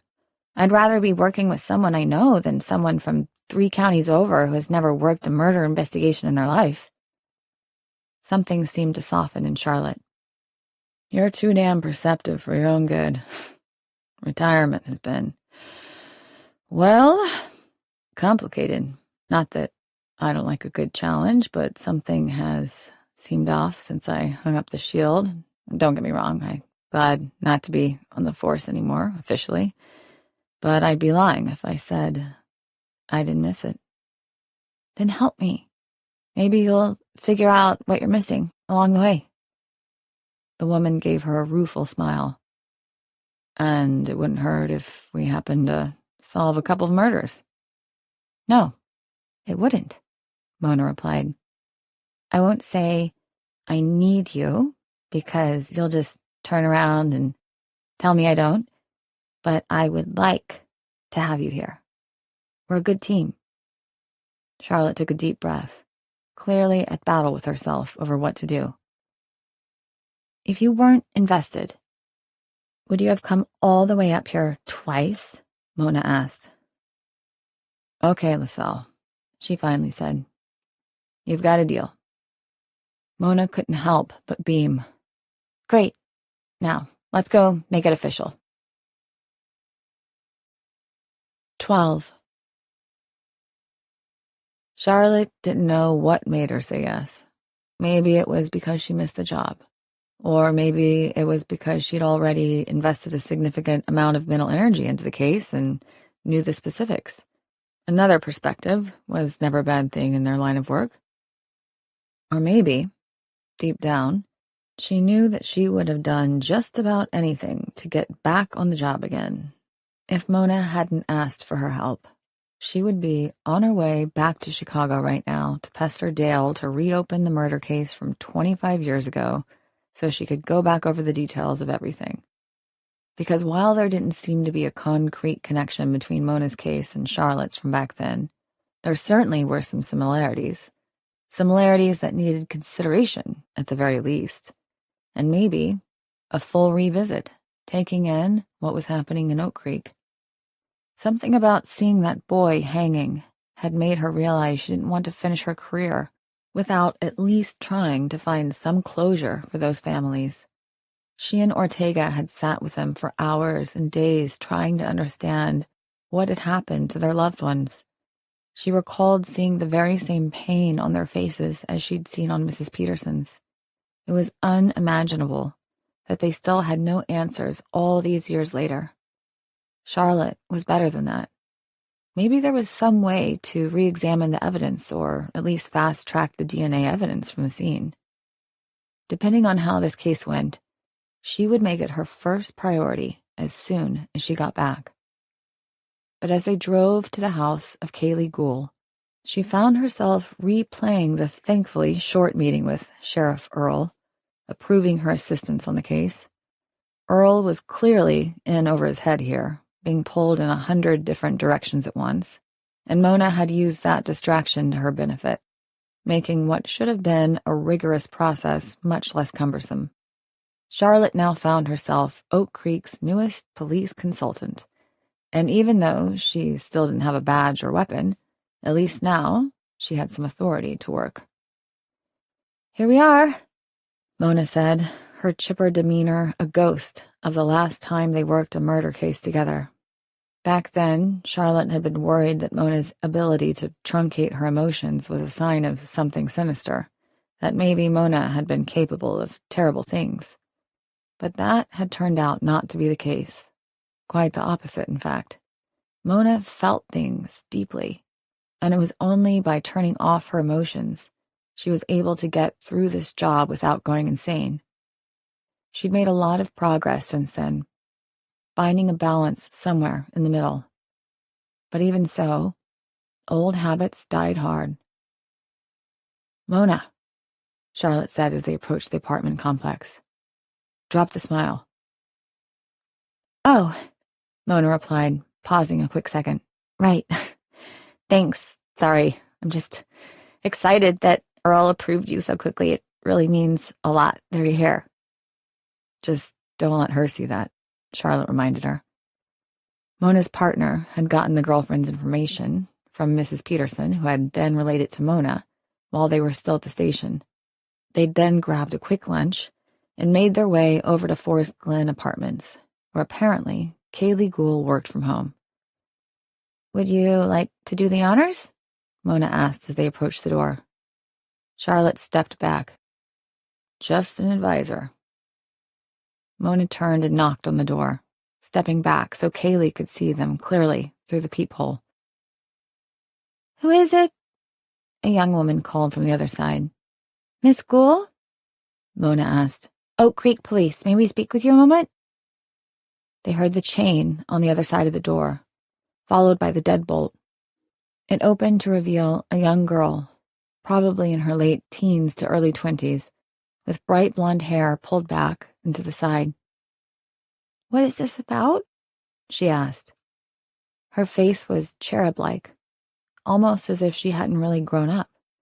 She wore a tank top and cut-off shorts, clearly not suffering from the chill that had permeated the town. In fact, Mona could feel the warmth coming from the apartment. "It's about Connor," Mona replied. "Oh," the girl said, stepping to the side. "Is everything okay?" Mona entered the apartment, followed by Charlotte as Kaylee closed the door behind them. She indicated the couch. "May we sit?" "You're scaring me," Kaylee replied. "What's going on?" Mona took a deep breath, but Charlotte beat her to it. "Miss Gould, I'm sorry to tell you that Connor is dead." The girl just stared at them for a minute, a blank look on her face. "Miss Gould, did you hear me?" Charlotte asked. Can I get a glass of water?" "Why don't you allow me?" Mona said, and headed for the small kitchen attached to the living room. Charlotte took Kaylee by the arm and guided her gently to the couch, where she remained perched on the edge. Mona returned a moment later with a glass of water in hand. "Here you go." Kaylee took the glass but didn't drink it. Instead, she just held on to it. Charlotte knew from experience that sometimes it was better not to say anything and let the family or friends of a victim come back to them. Hearing that their loved one was dead was always a shock, and you could never quite predict how someone would respond. "How?" Kaylee finally said, after a solid 5 minutes of silence had passed.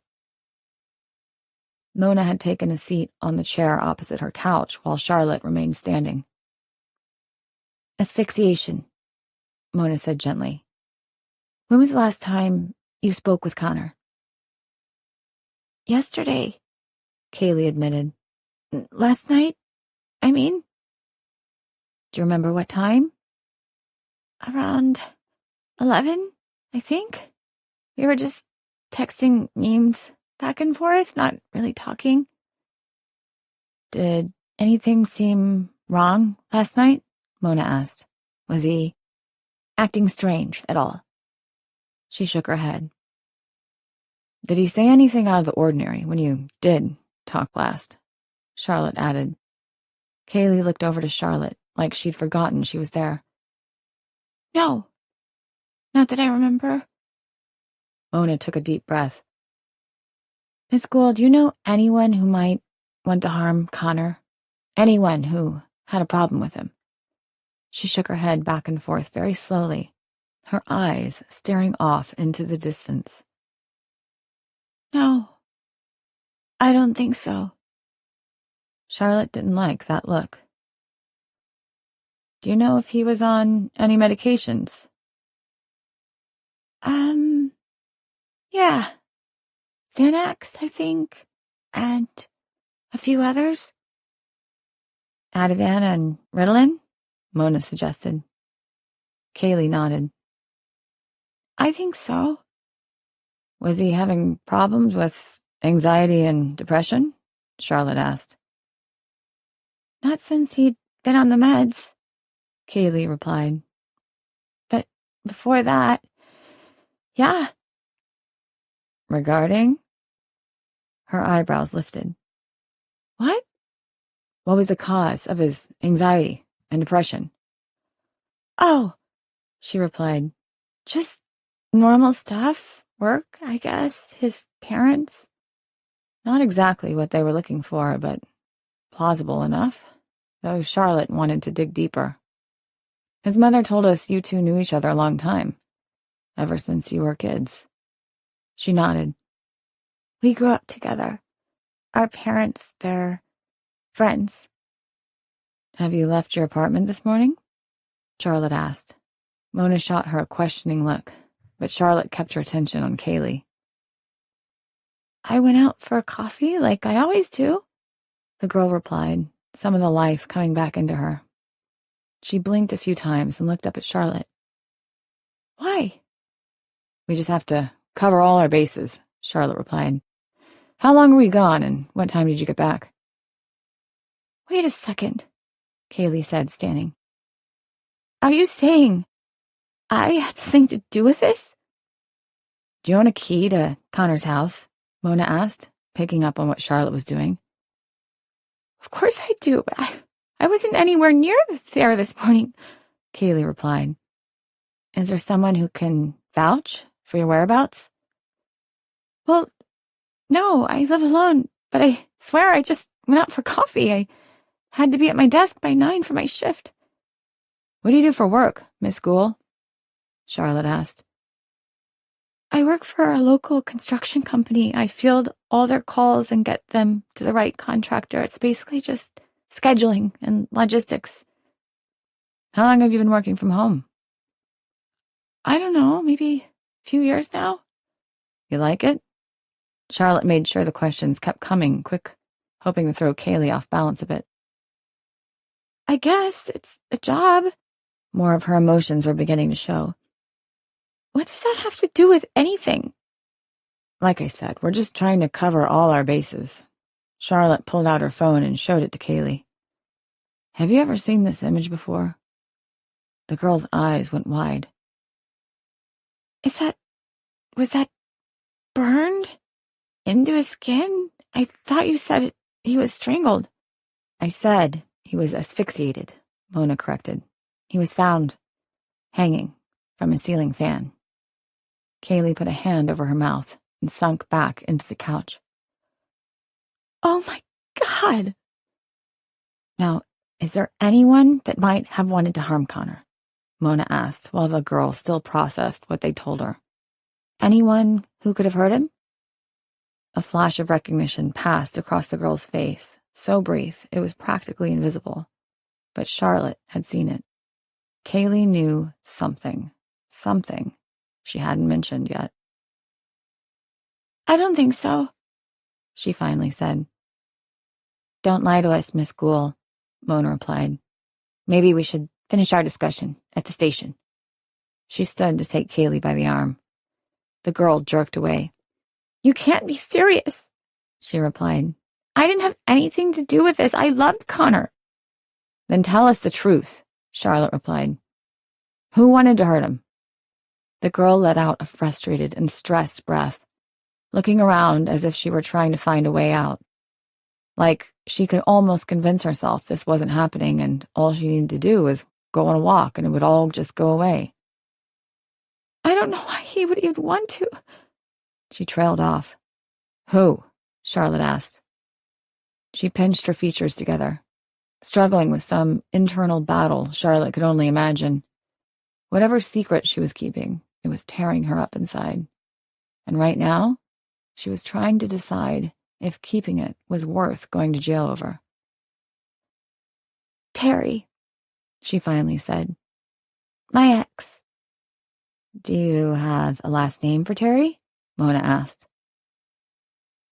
Barker, she finally said. And why would your ex have a problem with Connor? Mona asked. Did he not take the breakup well? Not exactly, Kaylee replied.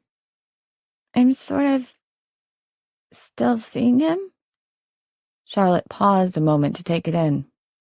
An ex who wasn't really an ex. Still seeing him as in we're sleeping together, Kaylee finally said. Tears formed in her eyes, and she wiped them away quickly.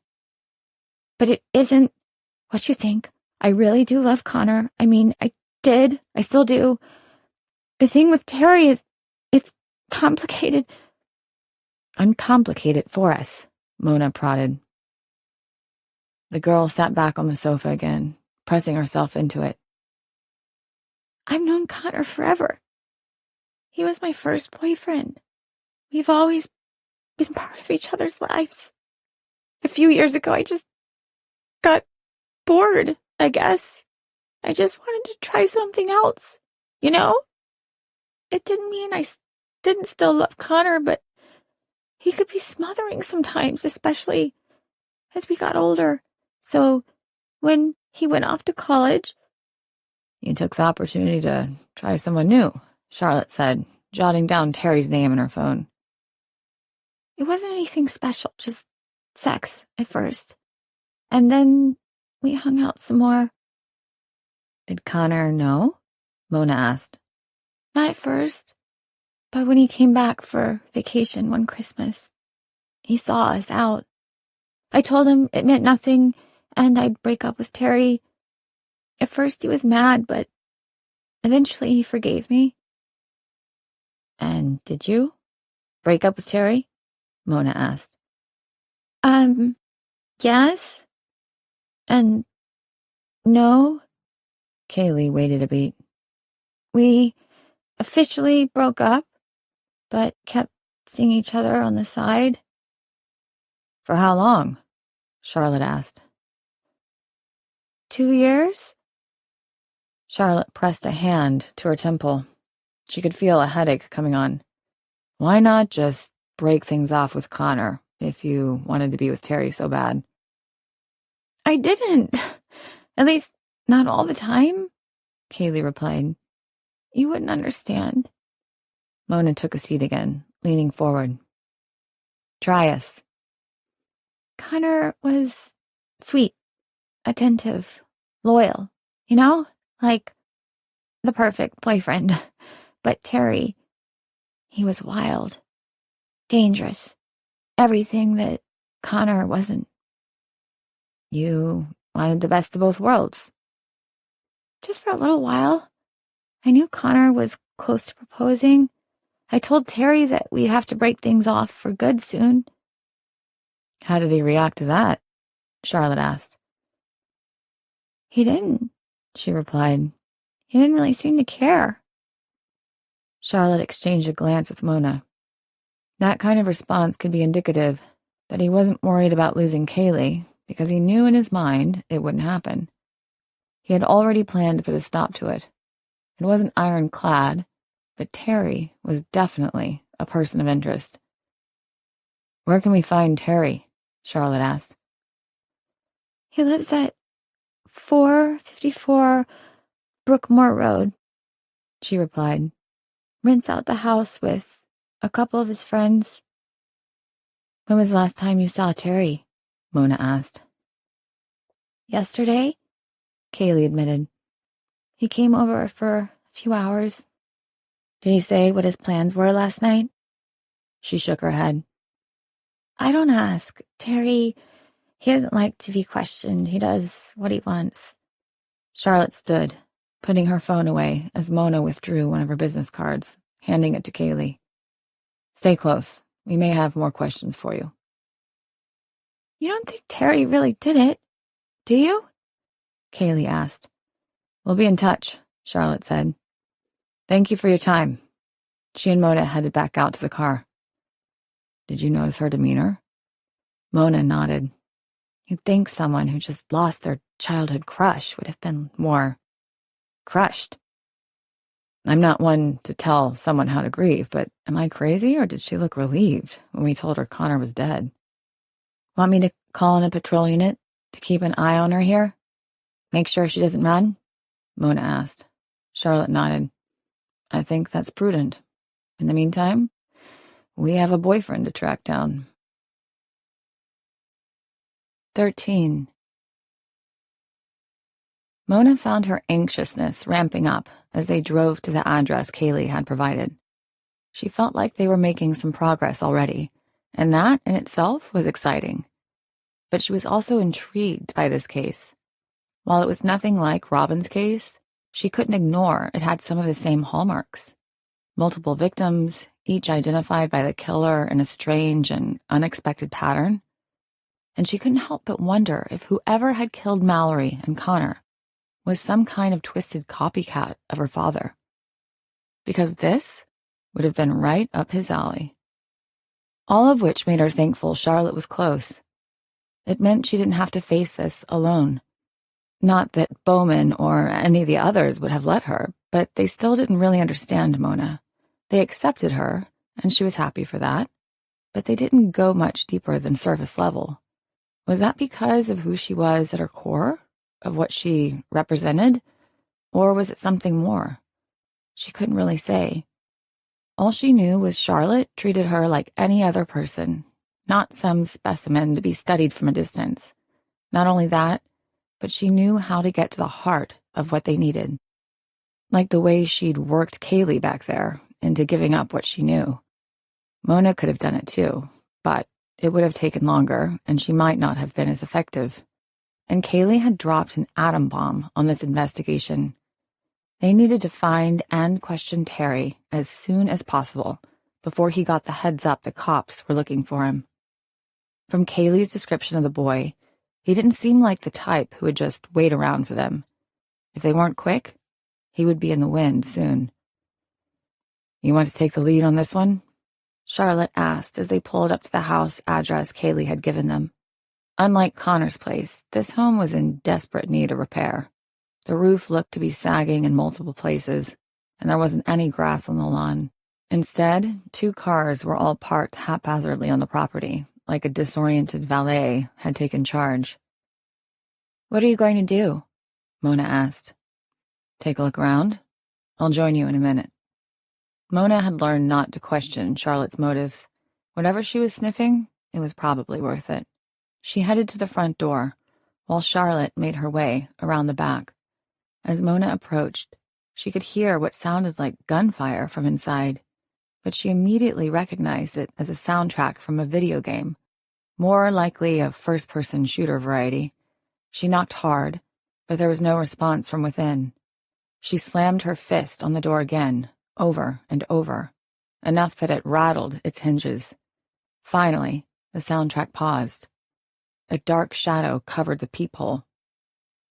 Who is it? Mona held her badge up so whoever was on the other side could see it. Police! I'm looking for Terry Barker. A sudden shuffling from inside let Mona know whoever was on the other side wasn't going to be opening the door.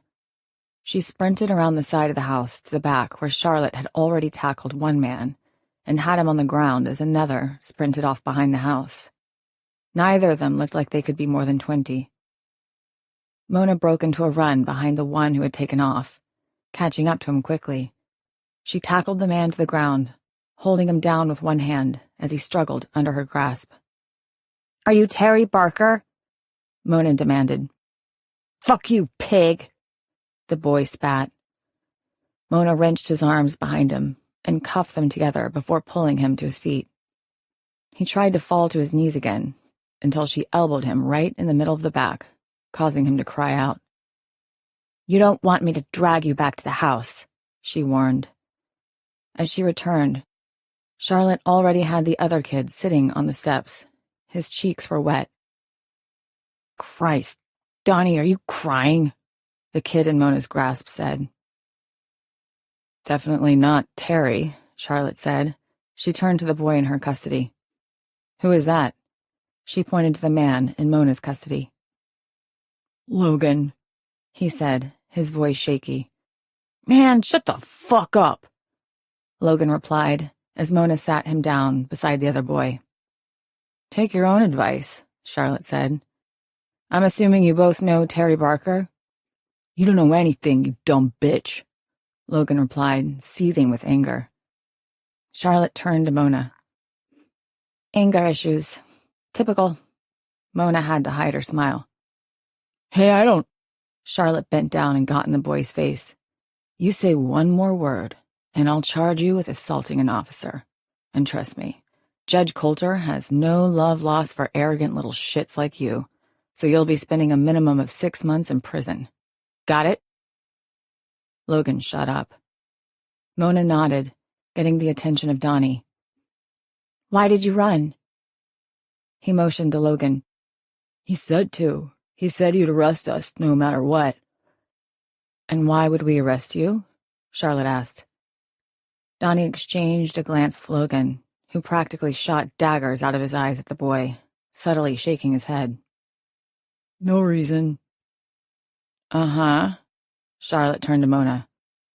"Might want to call it in. We'll need a warrant for the home." "They're just relaxants, okay?" Logan yelled. "That's all. Everything's legal." "Wow, you really do think I'm dumb, don't you?" Charlotte asked, an amused smile on her face. She turned back to Mona. "Thoughts?" "Probably fentanyl, maybe a few other things." "My thoughts as well. We might have just stumbled on a nice little drug den here." She turned to Logan. "Just think, if you'd answered the door like a normal person, we wouldn't be in this situation. We weren't even looking for you." Logan tried to spit at Charlotte, but it was poorly timed and didn't have much oomph behind it, landing in the grass. "What now?" Mona asked, pulling out her phone. "Barker might show back up." Charlotte turned back to Donnie. "If he's not here, where would he be?" "He's supposed to be at work right now," the boy replied. "Advantage Tree and Lawn. It's a local company." "I know it," Mona replied. "Owner is Bill Jameson. I've spoken to him a few times before." "What about family? Friends? Other than you two, chuckleheads." They both shook their heads.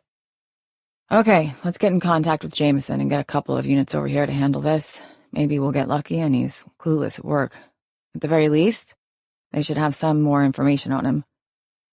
"What do you want with that loser anyway?" Logan asked. "It's not like he ever pulls his weight around here." "You mean he doesn't help distribute your product like the rest of your lackeys?" Charlotte replied. "Sounds like Terry might actually be the smartest person who lives here. Where was he last night?" "Hell if I know," Logan shot back. "And I don't really care." "Which means he wasn't here," Mona replied. "Do either of you know Connor Peterson?" Both of them shook their heads. "What about Mallory Wakefield?" "Yeah, isn't she that artsy chick who makes her own baskets or something?" Donnie asked. It was true. They had found some homemade items that Mallory probably sold on Etsy or a similar site in her home. "How did you know her?" "We used to go to school together," Donnie replied, "before I dropped out." They spent another 10 minutes questioning the boys and coming up with nothing but half answers as they waited for backup to arrive. Mona got the feeling neither of them knew anything about Mallory or Connor. If Terry was their unsub, he wasn't talking to his friends about his actions. Bowman showed up with a couple of units in tow and took the two men off Mona and Charlotte's hands. He promised a thorough investigation, as Mona informed him of the progress they'd made so far. Bowman had just finished processing the Peterson scene, but said that Whittle's people hadn't come up with much that was usable. The only thing they had confirmed was there was no way Connor Peterson could have gotten himself into that position. Someone had placed him there. Mona thanked him as she and Charlotte got back in the car and headed for Advantage Tree and Lawn. She sensed the pressure of this case building, and so far, Terry looked good for their primary suspect. He had motive in the second murder and may have had knowledge of the first victim, but that was still to be determined. "I don't know about you," Charlotte said as they drove, "but I really worry for the next generation sometimes. You see what some of these kids are reduced to, and you begin to wonder if any of us will ever find a way to make things better." "How do you mean?" Mona asked. "Those kids back there. They probably had bright futures, and yet they're out there slinging illegal drugs for a quick buck, living life minute to minute." She sighed. "When I was still a young cop, I always imagined that people would start to figure things out. Their life would get better, and each generation would have it easier than the last. Just feels like everything is going in reverse sometimes." Mona had heard older people talk about this sort of thing before, that the older generations were holding everything back, and once younger people came along, things would improve. But in her experience, everything moved in cycles. It was never just a straight line. Things would get worse, then they would get better, then worse again, and on forever. And most of that would happen with or without Mona. All she could do was the best she could do with what she was given. "Are you thinking of your daughter?" Mona asked. Charlotte sighed. "Reconnecting with her. It's been hard.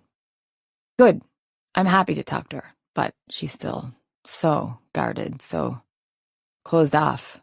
And I know I've missed so much of her life that now I only get to see what little she's willing to show me. I'll never get to see behind the curtain, but Haley, she's a good kid. Smart, capable. Still, I can't help but worry about the world I'm leaving her. She's going to have it far harder than I did at her age." "I'm sure she'll manage," Mona replied. "We all will. We have to. Otherwise we end up like Tweedledee and Tweedledum back there." Charlotte snorted a laugh. "That's true. Hey, can you see if you can get Advantage on the phone? If we can pinpoint where Terry is before we get there, this will go a lot smoother." "Yeah," Mona replied. "Let me see what I can do." She dialed the number on the website, but only an automated messaging system picked up, letting her know that they would call her back as soon as possible. "Figures," Charlotte replied. "I'm sure they're busy this time of year." "Do you really think Terry might be our suspect?" Mona asked. "I don't know, but right now, he's the closest thing we've got," Charlotte replied.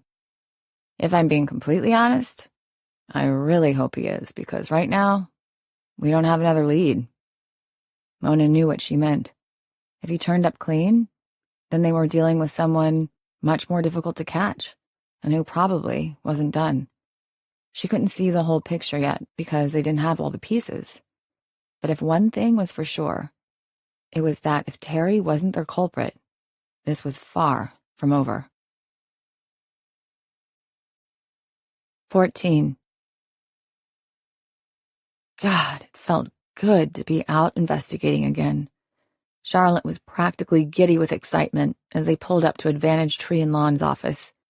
Tackling that kid and wrestling him to the ground had pumped a full liter of adrenaline through her heart, and for the first time in months, she felt alive again. Looking back on how she'd been spending her days, she couldn't see how she'd even gotten through them.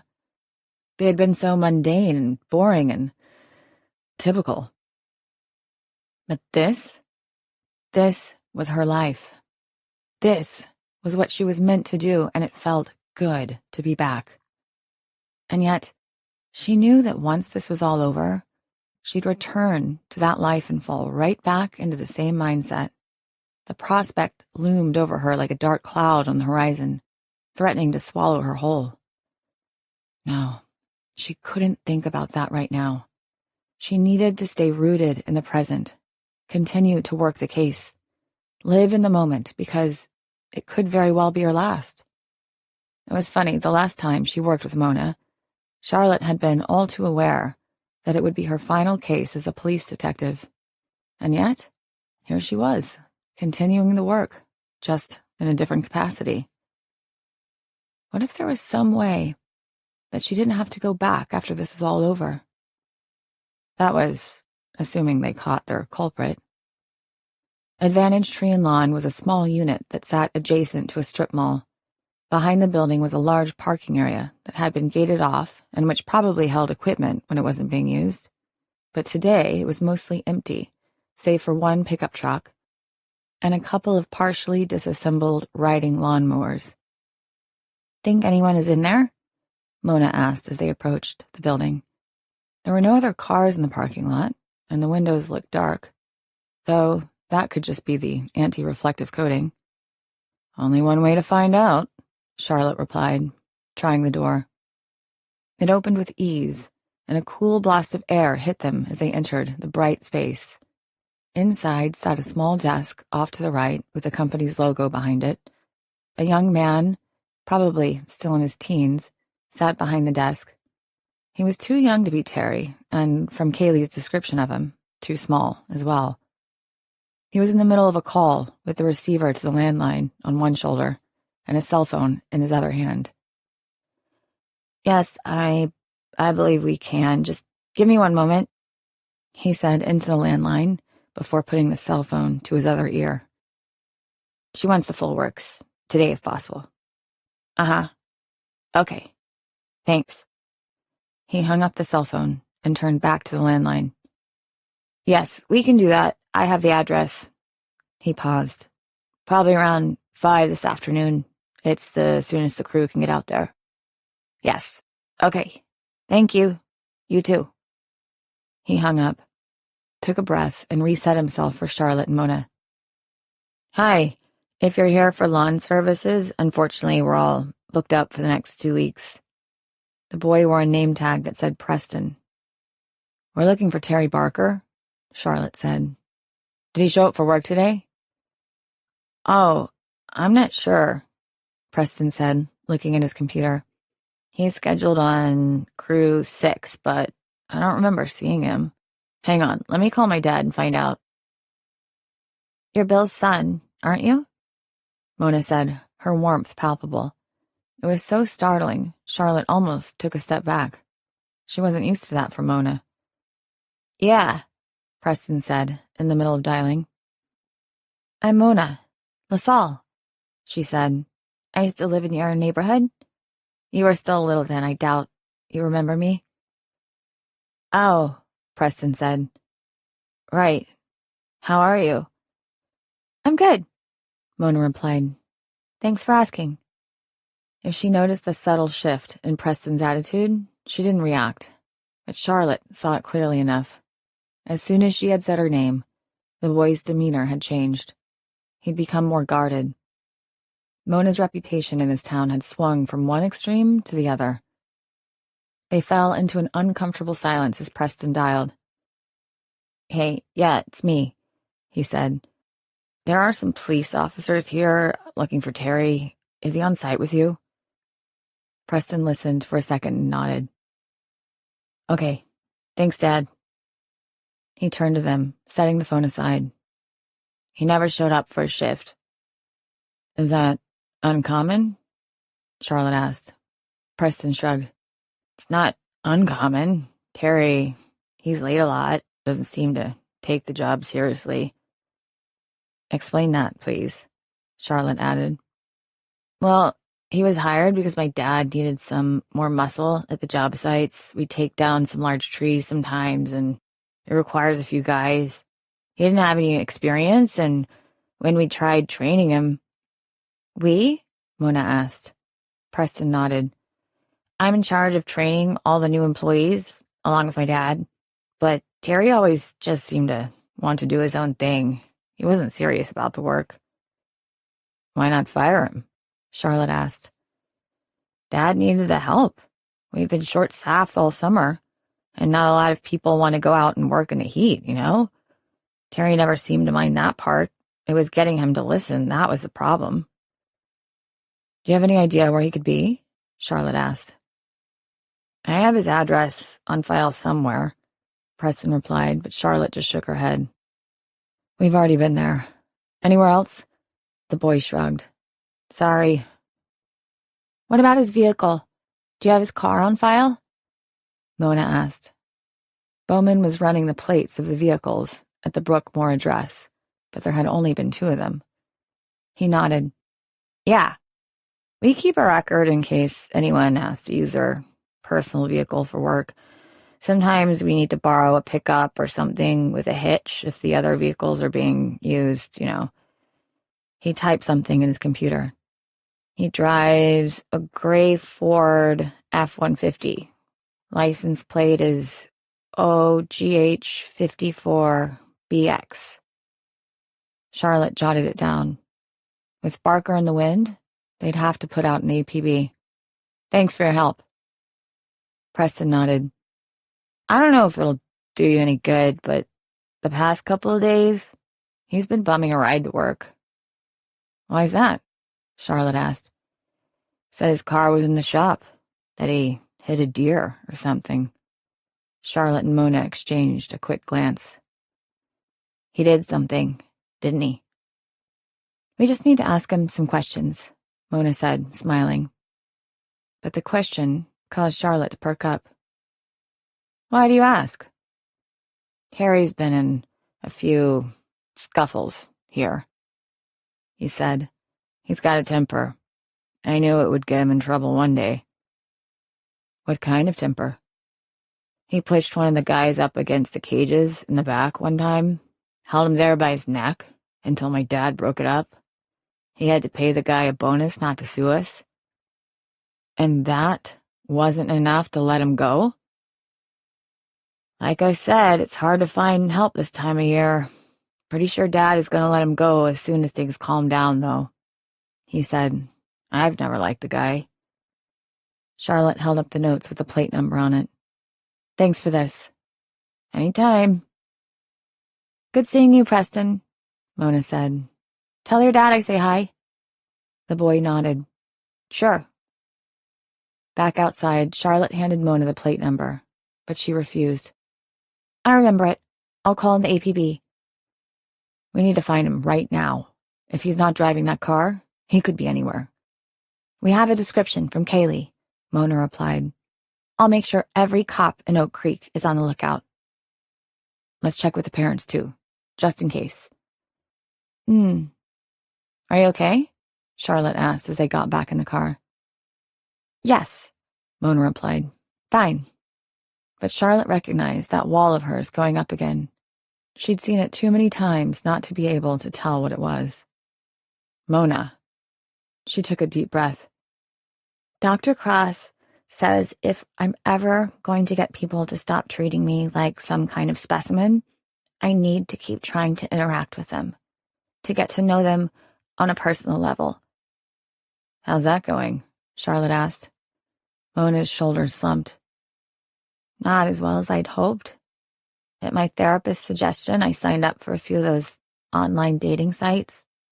Turns out it's hard to do in a small town where everyone knows you as the daughter of a serial killer.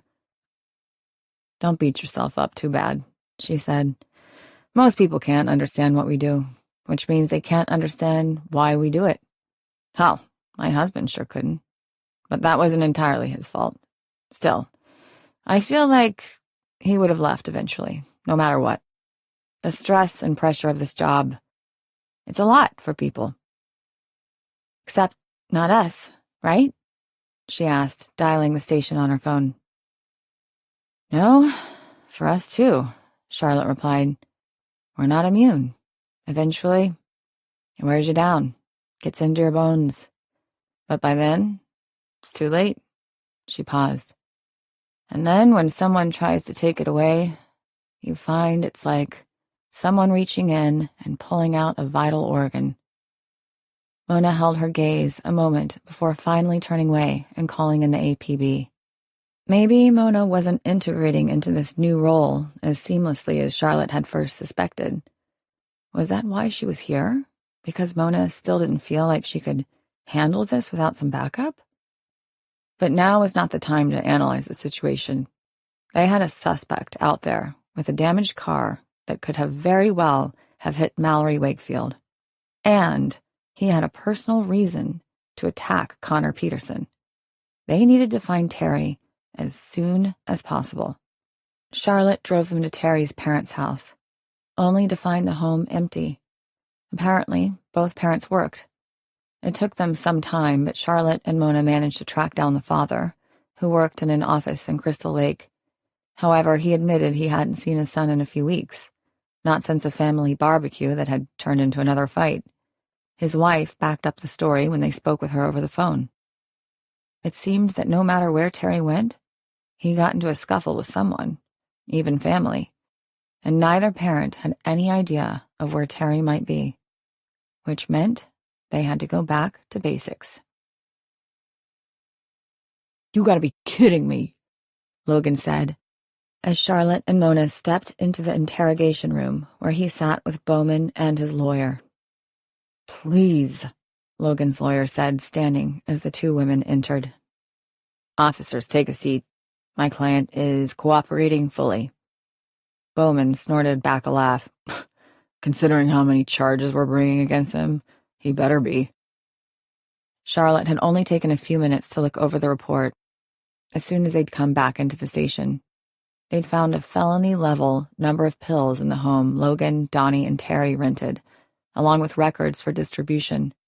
It was enough to charge the two they had in custody with possession with intent to distribute of a Class 1 narcotic.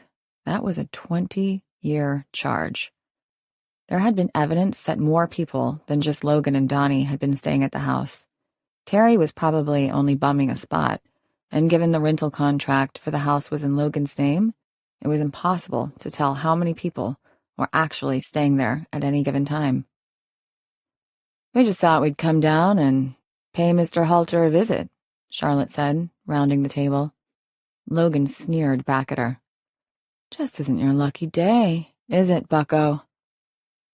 "Please, detective, direct all your questions to me," his lawyer said. Charlotte appreciated the fact that Bowman didn't correct the lawyer and let him know that Charlotte was only here as an advisor. Still, she had the authority Earl had given her. "How's your client feeling?" Charlotte asked. "Confident?"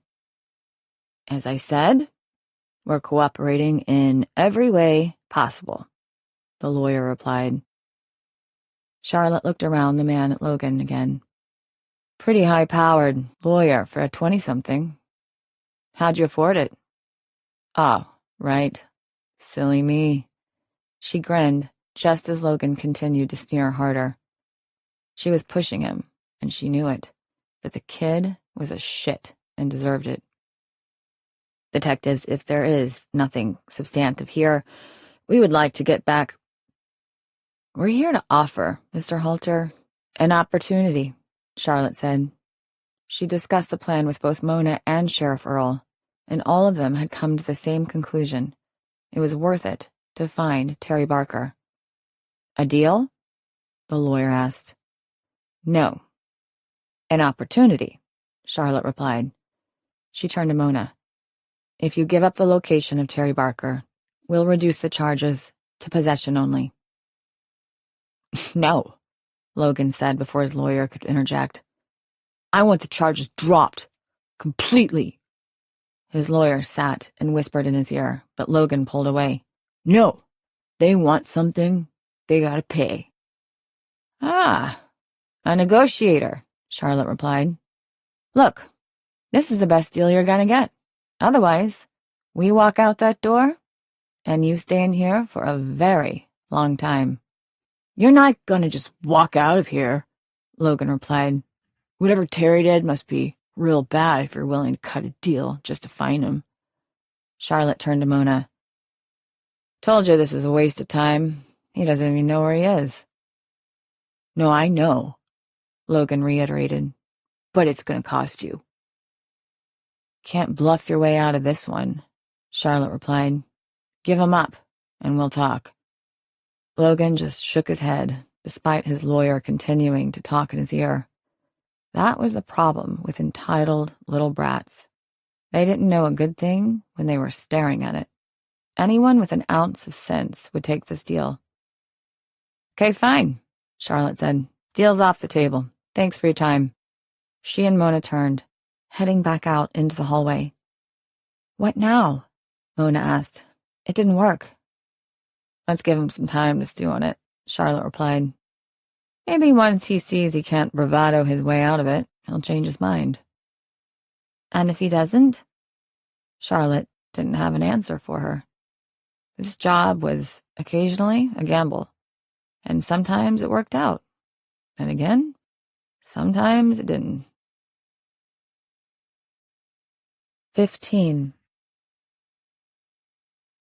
Mona sat, typing idly at her computer, as she waited to hear back from some of her contacts. It had been a few hours since they'd arrived back at the station, and still Logan hadn't decided he was ready to help them find Terry. The APB hadn't done much good either. There had been no positive IDs despite every cop in the county looking for him. His car had been found in a local repair garage, just as the kid from Advantage Tree and Lawn had told them, halfway torn apart to repair the damage from the collision. The mechanic said there hadn't been any blood on the vehicle when it arrived. Otherwise, they would have reported it. But when Mona asked if the damage could be consistent with a hit and run, they admitted it was possible. The only problem was all the panels that had taken the damage had been hammered out, and a lot of the body work had already been done, leaving little evidence for them to find. Still, Mona had impounded the car anyway. She'd also conferred with Bowman again about the results of the autopsy on the Peterson boy, which Whittle had finished up not too long ago.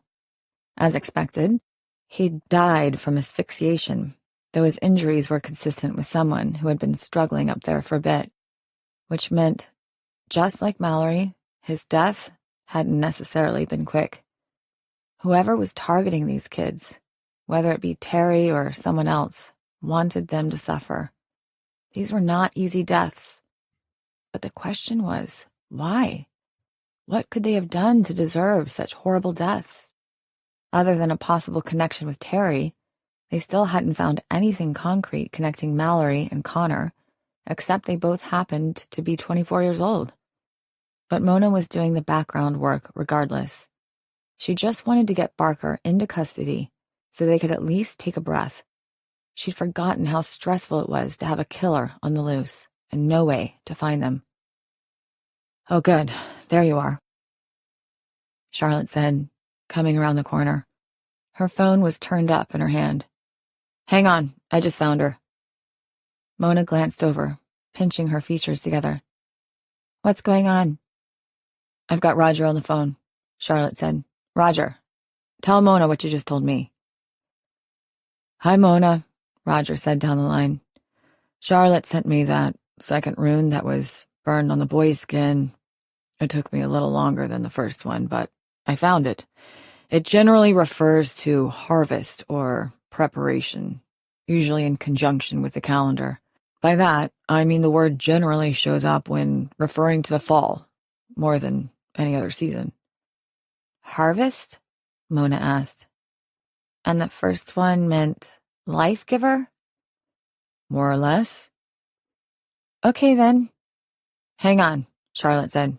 Roger, tell her the rest. After looking into it further, every single instance I've found of both this symbol and the first one paired together always come with 3 other symbols, he said. They can be found on their own, but whenever they're found together, the 3 others always accompany them. Mona's breath hitched. Are you saying there are going to be 3 more victims? I don't know, he replied, but if the pattern holds, you can expect to find the other 3. But this is someone who might misunderstand, right? Mona asked. I don't think we can take that chance, Charlotte replied. Whoever's doing this is looking to send a message, and that message may include 3 more victims. Mona took a breath. Roger, what do all 5 symbols together mean? She asked. She could sense his hesitation on the other end. I wouldn't take this to the grave, but it's something to the effect of crops watered with blood bear fruit. Like I said, it's not an exact translation, but there is a lot of nuance surrounding these things.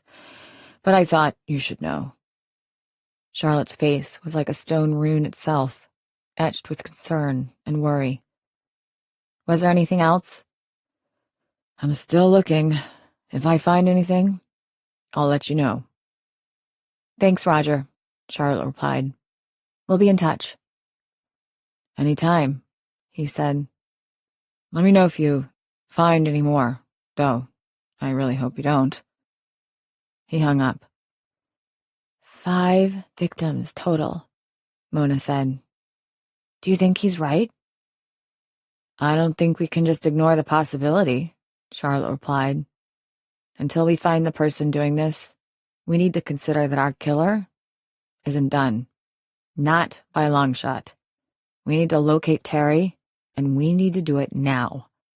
Charlotte turned and headed back down the hallway as Mona fought to catch up.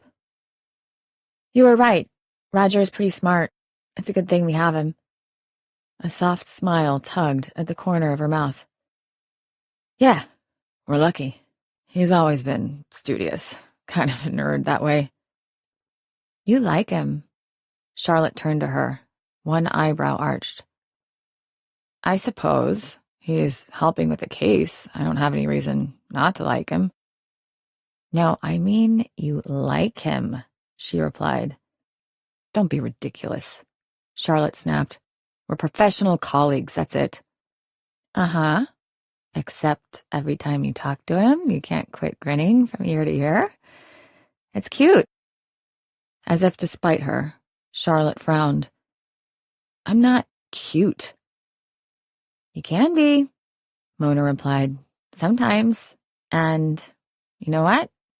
I think he likes you too. This is irrelevant, Charlotte replied, though Mona caught a hint of red in her cheeks. There was no hiding human nature. We have a case to work. Stop trying to distract me.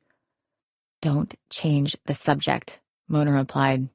Aren't you always the one saying you should be true to your deepest self? Because your deepest self really likes Roger. A hint of a smile appeared at the corner of Charlotte's mouth.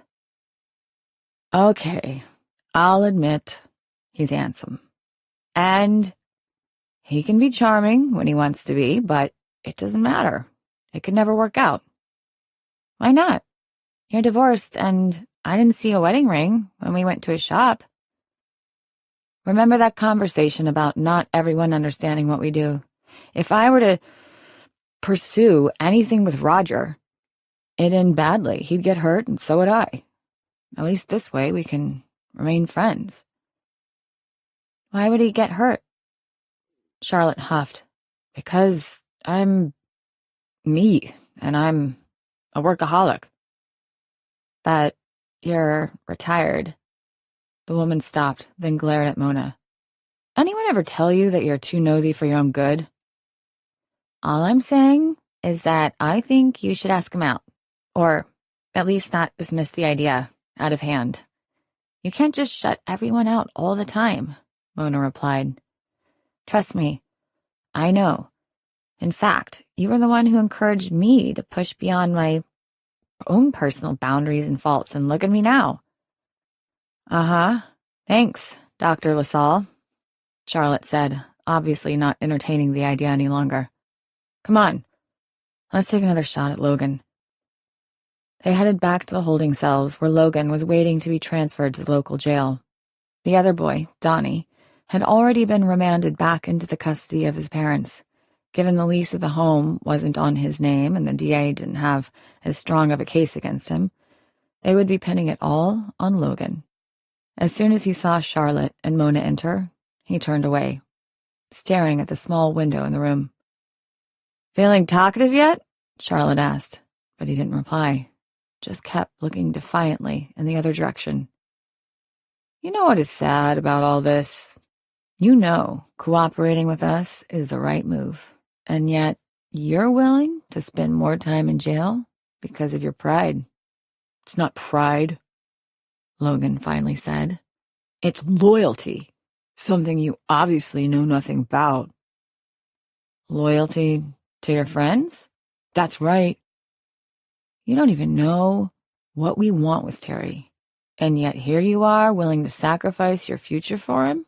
She tissed. "That's one hell of a friend. Wish I had friends that loyal."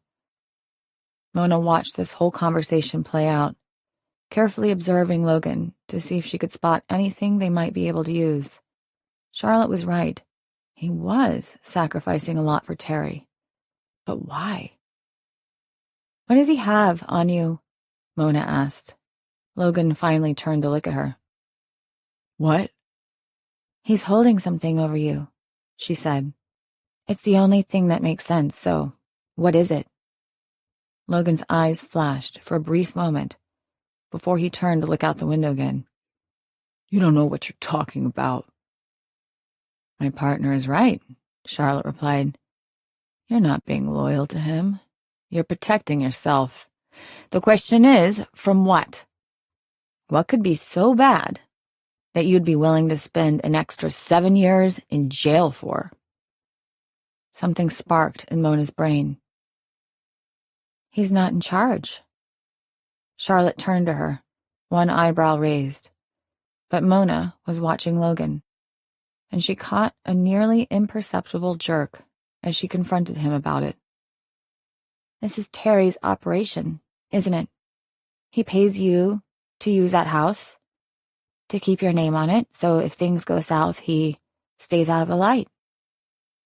Logan didn't reply, but he readjusted himself several times, a classic sign that he was uncomfortable. "Terry is the one running the show. Is that the kind of person he is? A planner?" "How much is he paying you to take the fall?" Mona asked. "Or maybe he isn't paying you at all. Maybe he's threatening you." "Look, you don't know what you're talking about," Logan replied. "Just leave me alone." "Can't do that, kid," Charlotte replied. "See, we need to find Terry, and we need to find him yesterday. There's a good possibility he's connected to 2 local murders." Sweat formed on Logan's brow. There it was, the telltale sign. He wasn't loyal to Terry. He was scared of him. This only strengthened their case. If he had threatened Logan, or someone he cared about, and Logan believed without a doubt he would follow through with that threat, that might just encourage him to take the hit. "Look," Logan said, his voice losing most of its power. "I can't say anything." "Because he'll do something, won't he?" Charlotte asked, approaching the bars of the cell. "He'll hurt someone." "You don't mess with Terry, okay?" Logan replied. "I'd rather do the time. It's safer." "If you help us find him, we can get him off the streets," Mona replied. "We can hold him in custody." Logan swallowed and finally looked at them again. "You'd arrest him?" "If he did it, yes," Charlotte replied. "But you don't know it's him," the boy replied, and he really had turned back into a boy. Gone was all the bravado and the attitude, and in its place was a scared kid, terrified of what might happen if the man who threatened him found out he squealed. "We don't know for sure, no," Charlotte admitted, "but we have good reason to believe it's him." Logan shook his head, pinching his features together. No deal." "Detective?" Mona turned to see Officer Anderson in the doorway. She motioned with her head for them to join her out in the hallway. "Looks like we might have gotten a hit on your suspect," she said as soon as they were out of earshot of Logan. "Where?" Charlotte asked. "Unit 60 spotted someone matching his description, getting into a black Jeep over on Black Ridge Road, the service station. He pulled away, heading north. They're currently following at a safe distance." "He hasn't spotted them?" Mona asked as she and Charlotte began heading for the exit. "Not yet." "Tell them to stay on him, but not to engage until we get some backup out there. We have no idea what this kid could be carrying. He should be considered armed and extremely dangerous." Charlotte rushed forward, plowing through the doors back outside. "Inform Earl that we're headed out there and to send 2 more backup units," Mona told Anderson. "We're not going to get another shot at this." "You got it, Detective." She headed back in as Mona joined Charlotte at the car. "Lucky break?" Mona asked. "Maybe, but let's not count our chickens before they're hatched. We still don't know if he's our guy." "But the evidence—" "I know," Charlotte replied. "Still, let's get him in custody first." "What are we arresting him for?" Mona asked. "The same thing we arrested Logan and Downey for." Charlotte smiled. She looked like a woman who was about to enter the best race of her life. At least she was having a good time. Mona was glad one of them was. "Okay," Mona said. "Lead the way." 16. Charlotte's leg bounced with a nervous energy as they sped down Route 34, the landscape blurring into a smear of greens and browns. The radio crackled with updates from the patrol units tracking Terry Barker's black Jeep, heading north toward the county line. "Unit 60 reporting suspect vehicle has turned onto Westfield Road. Still maintaining visual contact." "You know, I've been thinking," Mona said, leaning forward, "if Terry is branding these kids, he has to be using an iron brand or some kind of metal, right?" "Right," Charlotte replied, keeping her eyes on the road. "So maybe we should be looking for a blacksmith," Mona replied. "Someone who knows metals and can create custom symbols." "It's not a bad idea," Charlotte said, pushing the accelerator harder. "Let's just get this kid in custody first. But if he ends up not wanting to talk, that gives us another avenue to explore. And maybe we can save 3 more lives in the process." Charlotte felt the engine respond beneath her lead foot. It had been years since she'd been involved in a pursuit, and the familiar rush of adrenaline coursed through her veins like an old friend returning. Yes, more of this. "Dispatch, we're about 3 minutes out," Mona said into the radio, her voice steady and controlled. Charlotte glanced over, noting how Mona's posture had shifted, spine straight, shoulders squared, jaw set. She was preparing for battle in more ways than one. The rural road stretched before them, a narrow ribbon cutting through farmland. Charlotte took the next turn faster than she should have, the tires protesting with a brief squeal. "Whoa," Mona said, gripping the door handle. "I don't think I've ever seen you drive pursuit before." Charlotte nodded, but didn't ease off the accelerator. "If this is our guy, I'm not letting him slip away. Not after what he did." The radio crackled again. "This is Unit 60. Suspect appears to be increasing speed. He may have spotted us." "Damn it," Charlotte muttered. They crested a small hill, and in the distance, she could see the flash of emergency lights. "There! I can see patrol cars." The black Jeep was visible now, weaving dangerously between lanes as it tried to outrun the pursuit. Charlotte's tactical mind clicked into gear, assessing angles and options. "He's heading toward the rail crossing at Old Mill Road," Mona observed, studying the map on her phone. "If we cut through Easterly Lane, we might be able to intercept." Charlotte didn't hesitate, taking the next turn sharply onto a narrow farm access road. The car bounced violently as they hit an unexpected pothole, and Charlotte felt a sharp pain shoot through her wrist as she fought to maintain control of the wheel. "You okay?" Mona asked, noticing her wince. "Yep," Charlotte replied through gritted teeth. ignoring the throbbing. The dull ache was nothing compared to the determination burning in her chest. She hadn't felt this way since retirement, and a deep part of her didn't want it to be cut short, especially not by a little twinge of the wrist. The shortcut wound through a stand of trees before depositing them onto Old Mill Road. Charlotte could see the railroad crossing ahead, its warning lights just beginning to flash as a train approached in the distance. "He's going to try to beat the train," Charlotte said, accelerating toward the crossing. Through the windshield, they could see the black Jeep speeding toward the same point from the perpendicular road. "Charlotte, wait!" Mona started. But Charlotte had already committed, timing their approach to cut off the Jeep before it could cross the tracks. The timing was perfect, or would have been, if Terry hadn't slammed on his brakes at the last second. The Jeep skidded wildly, spinning almost 180 degrees before coming to a stop mere feet from the tracks as the crossing gates descended. Charlotte braked hard, positioning their vehicle to block any escape route.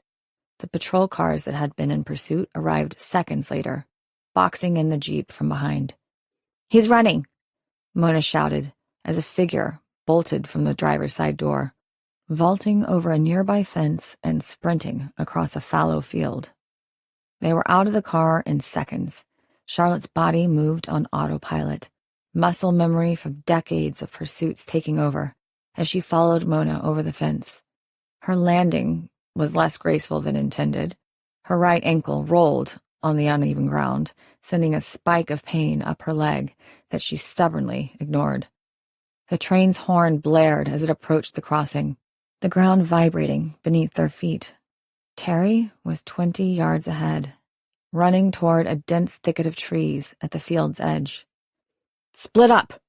Charlotte called to Mona, who nodded and veered left, while Charlotte continued straight. The younger woman moved with remarkable speed, her training evident in her efficient stride. In fact, it was almost scary how quickly she could move.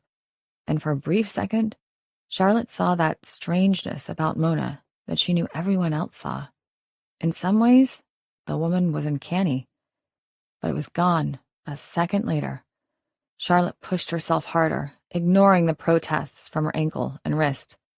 Age was just a number, she told herself, even as her lungs burned from the exertion. The gap was closing. 15 yards, then 10. Terry glanced back, his face twisted with panic when he saw how close they were. He changed direction abruptly, heading for a shallow drainage ditch that cut across the field. "Cut him off the ditch!" Charlotte shouted, altering her own trajectory to maintain pursuit. The suspect stumbled as he descended into the ditch, giving Charlotte the opening she needed. She launched herself forward in a diving tackle that connected solidly with his midsection, sending them both tumbling into the muddy bottom of the drainage channel. The impact drove the air from her lungs and sent a fresh wave of pain through her already injured wrists. Terry thrashed beneath her, an elbow connecting with her ribs as he fought to escape. "Stop resisting!" she gasped, struggling to pin his arms. Despite being retired, despite the pain radiating through her body, Charlotte found herself automatically reciting the words she'd said countless times throughout her career. Mona appeared at the edge of the ditch, dropping down beside them with her weapon drawn. "Terry Barker, you're under arrest. Stop moving or I will restrain you by force." Something in her tone, a steel-edged authority that brooked no argument, caused Terry to cease his struggling. Charlotte rolled off him, breathing heavily as Mona secured his wrists with zip ties. "Are you okay?" Mona asked, her eyes quickly scanning Charlotte for injuries. "Never better," Charlotte replied, wincing, as she pushed herself up to sitting. It was a lie, and they both knew it. Her wrist was swollen, her ankle throbbed, and she could feel a warm trickle of blood from a cut on her forearm she hadn't even noticed receiving. The train thundered past on the nearby tracks, its rhythmic clacking providing a soundtrack to their labored breathing. Charlotte watched as Mona hauled Terry to his feet, reciting his rites with practiced, efficiency. "Need a hand?" Mona asked, extending her own after passing Terry off to the officers who had caught up to them. Charlotte hesitated only briefly before accepting, allowing Mona to pull her to her feet. Her body screamed in protest as she put weight on her injured ankle. That and the deep ache that came from her ribs. "You should get checked out when we get back," Mona said, her warmth having returned as if it had never left. "It's nothing," Charlotte insisted, limping alongside Mona as they made their way back toward the vehicles. "Just getting reacquainted with field work." Mona's expression said she wasn't convinced, but she didn't press the issue.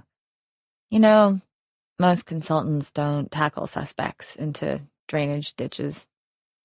"Never have been very good at staying behind a desk," Charlotte replied with a grimace that was half smile, half pain. As they approached the patrol cars where Terry was being secured in the back seat, Charlotte caught sight of her reflection in a side mirror, mud-streaked, disheveled, with a fire in her eyes she hadn't seen in months. Despite the pain, despite knowing she'd pushed too hard and would pay for it later, she couldn't deny the truth. This was what she was meant to do, and she'd been a fool to think otherwise. "Terry Barker," Charlotte said, sitting down across the metal table. She'd wrapped her ankle, but could tell it was already going to swell, and she'd be limping for a few days. Not to mention the pain that radiated through her wrist and ribs from her encounter with Terry out in the field. He had barely said a word since they brought him in. Instead, he just looked defiant the entire time, even as Mona had read him his rights. He was a big kid. That much was for sure. At least 220 pounds. His mugshot put him at a solid 6'3", with a square jawline to match. And while he was the size of a linebacker, he moved with the simple grace of someone who was completely aware of themselves at all times. For a few moments, Charlotte could see what Kaylee saw in the boy. He was damn handsome. Something he no doubt used to his advantage whenever possible. Barker didn't look up as Charlotte took a seat, while Mona stood in the back of the room. They had agreed since Charlotte was the one who'd taken him down, she got first dibs on interrogating him. "Need anything? Glass of water before we begin?" Charlotte asked. "No," Barker replied, his stoic demeanor, something Charlotte didn't see very often in someone so young. Usually, that kind of response was reserved for someone who'd had a lot of experience in the system. But from what they could tell, Terry only had a minor list of priors. A couple of possession charges that had amounted to nothing, a couple of misdemeanors, and that's about it. Not much for someone who is an active participant in a drug den. "First things first, you need to know why you're here," Charlotte replied. "We arrested you based on suspicion of possession and distribution of opioids. Understand?" Terry only stared back at her. "But I want to talk to you about something else." "Kaylee Gould." His eyebrow arched. "Specifically, your relationship." "We don't have a relationship," he replied.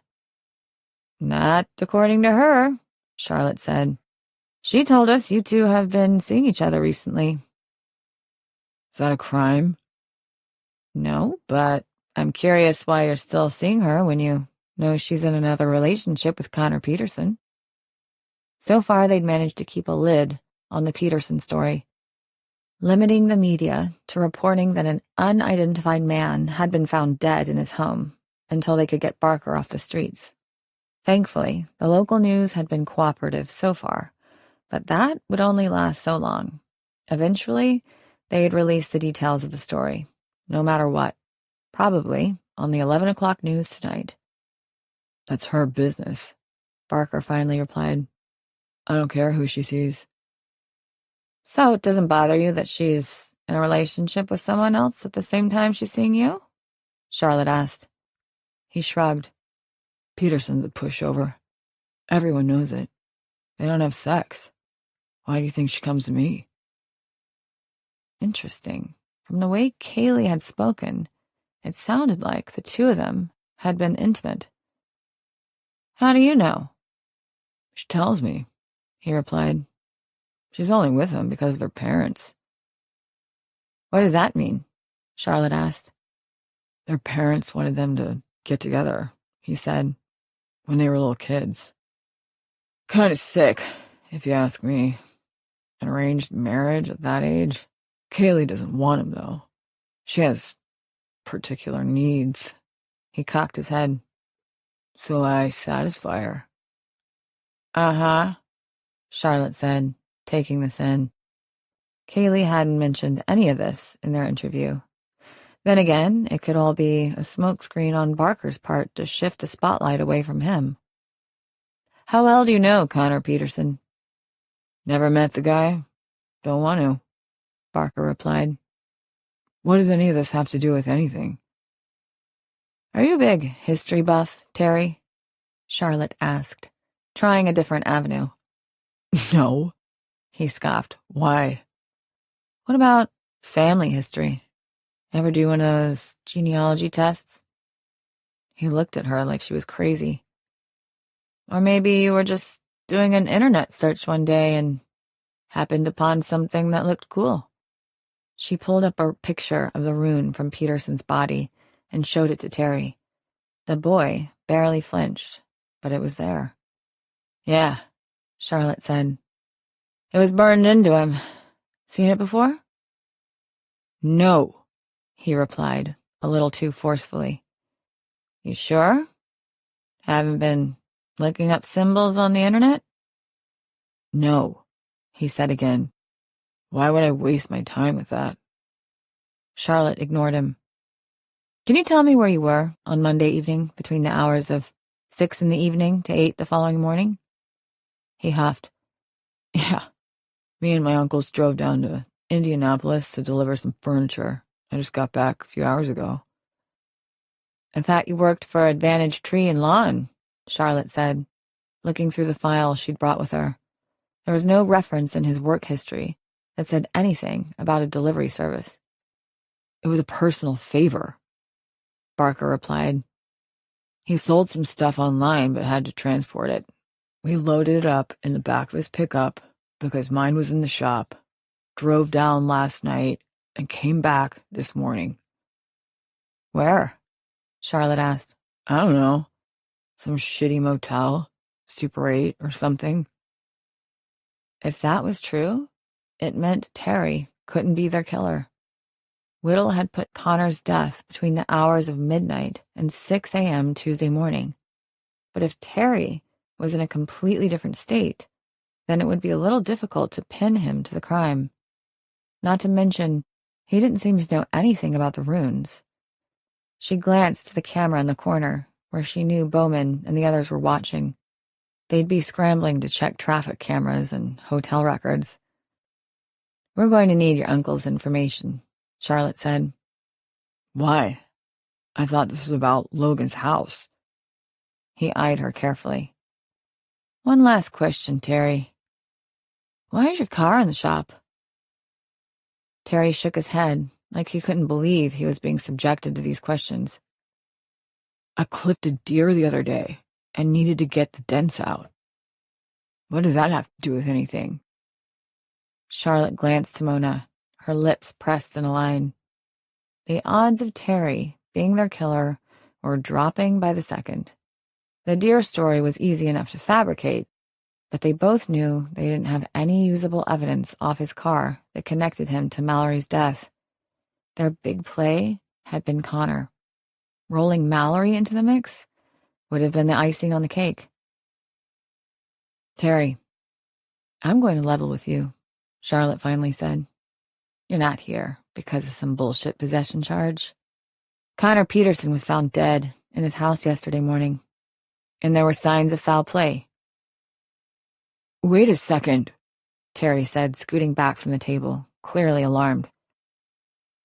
Was that Connor's body you showed me? I didn't have anything to do with that. Like I said, I didn't even know the guy. I don't even know what he looks like. Charlotte found that hard to believe in this day and age. It wouldn't have been hard for Terry to find an image of Connor and Kaylee together. The question now was, if he wasn't here, could he have convinced someone else to do it for him? "Let's talk about your roommates," Charlotte replied. "Logan and Donnie. How long have you known them?" "Since high school," he replied. "Why?" "Logan seems to be particularly scared of you." Charlotte leaned forward. "Why is that?" "Because he's a pussy," Terry replied, but it was in the form of a question, as if he didn't know himself. "You don't know why he was willing to take the rap for you?" Charlotte asked. "Rap for what?" "Everything we found in his house." "Hey, that's all his stuff, not mine." "Right. You had nothing to do with it." He nodded. "Exactly." Charlotte sat back. Pinning the drug charges to Terry would be difficult as well. He was smart, had built in multiple layers of protection to keep himself insulated. But there was a big leap from willing to do a little time for someone versus killing another human for them. She took a deep breath, finding it hard to fully fill her lungs without stabs of pain in her abdomen. But she didn't have time to deal with that now. She had to find some way to nail this kid. We know Connor didn't kill himself. That much is clear. Despite the killer wanting us to think that, Charlotte said, watching him carefully. And we know that you're still seeing his girlfriend on the side, so you tell me. What do you think happened? "How the hell should I know?" he protested. "Like I said, I was out of town." "But you see how it looks, right? You said yourself you didn't understand why they were together, that you thought it was weird. Maybe you got tired of playing second fiddle. Maybe you told one of your boys to take care of business for you while you were out of town. Maybe you even helped them set it up. And maybe you wanted to throw us off the scent with some strange symbols you found in the deep corners of the internet." Terry held up his hands. "Wait a second here. Just wait, okay? Logan is a little bitch. Donnie, too. I can barely get them to leave the house. I didn't tell anyone to kill anybody. But again, you see how it looks." Terry bit his lip, looking around the room, at Charlotte, then at Mona, and finally at the camera. "Look, if you want someone to blame, why don't you check into Connor's family? Those people are crazy. Kaylee's too, that whole clan. They do that ritual shit. Ask them." "What whole clan?" Charlotte asked. "I don't know all the details. I just know that her dad is head of some church out on the edge of town. She used to tell me about all the crazy stuff they did. Bonfires in the middle of the night, secret meetings. Connor's parents, too, they're all in on it." "You think Connor's parents killed their own son?" Charlotte gave him a skeptical look. "I'm not the cop here, okay?" Terry shouted. "I don't know what happened. All I know is I had nothing to do with it. Check with my uncle. We were in Indianapolis." He said each word with extra punctuation, as if to drive home his point. She wasn't getting anywhere with him, and they were starting to go in circles. Not to mention they didn't have any physical evidence attaching Terry to the murder scene. She had hoped shaking him down would give them something tangible, but the kid was either too smart or too stupid for that. She couldn't decide which. "Terry Barker, you're being charged on third-degree possession of a Class 1 narcotic, as well as distribution of more than 1 ounce of fentanyl, which is a felony. You'll be remanded in custody until the time when a trial date can be set." She stood and joined Mona at the door, heading back out into the hallway. "That didn't go very well," Mona said. "No, it didn't," she admitted. "So now what?" "We check his alibi. If it checks out, then we explore your blacksmith angle, He didn't exhibit any traits of lying in there. Either he knows nothing about any of this, or he's a master manipulator. And given what we know about him, I'm inclined to believe the former. Do you think he's telling the truth about Kaylee's family? Mona asked. I don't know. And I don't want to cause another incident with the people of this town without cause. We need to do some research. Great. Charlotte could tell from the disappointment in her voice that Mona wasn't optimistic. In one fell swoop, they'd lost their only lead and suspect, all in one. She just hoped they could find another before it was too late. 17. It turned out Terry Barker had been telling the truth about being in Indianapolis the night of Connor Peterson's murder. Traffic cameras and tolls caught him heading through Chicago on his way to Indianapolis, and they even managed to find the motel where he and his uncle stayed the night. Mona and Bowman tracked down the uncle and interviewed him, and he backed up the alibi, despite not knowing Terry had been arrested. It was all a lot of legwork to confirm what they already knew. Terry wasn't their guy, at least not directly, and they couldn't find any evidence he'd somehow orchestrated the killings. Mona had volunteered to track down the information, while Charlotte went to the local urgent care to get her ankle and ribs checked out. Mona had noticed how much she had been holding herself during Terry's interrogation and thought perhaps she'd hurt herself more than she'd wanted to admit. It had taken Mona demanding she get checked out for Charlotte to finally agree. By the time she returned to the station, it was close to 10 in the evening, and Mona was about to drop dead from exhaustion. They had given Charlotte a good round of painkillers, which meant she couldn't drive herself. Mona took her back to her hotel room with a promise that she'd be there first thing to pick her up again in the morning before heading home herself.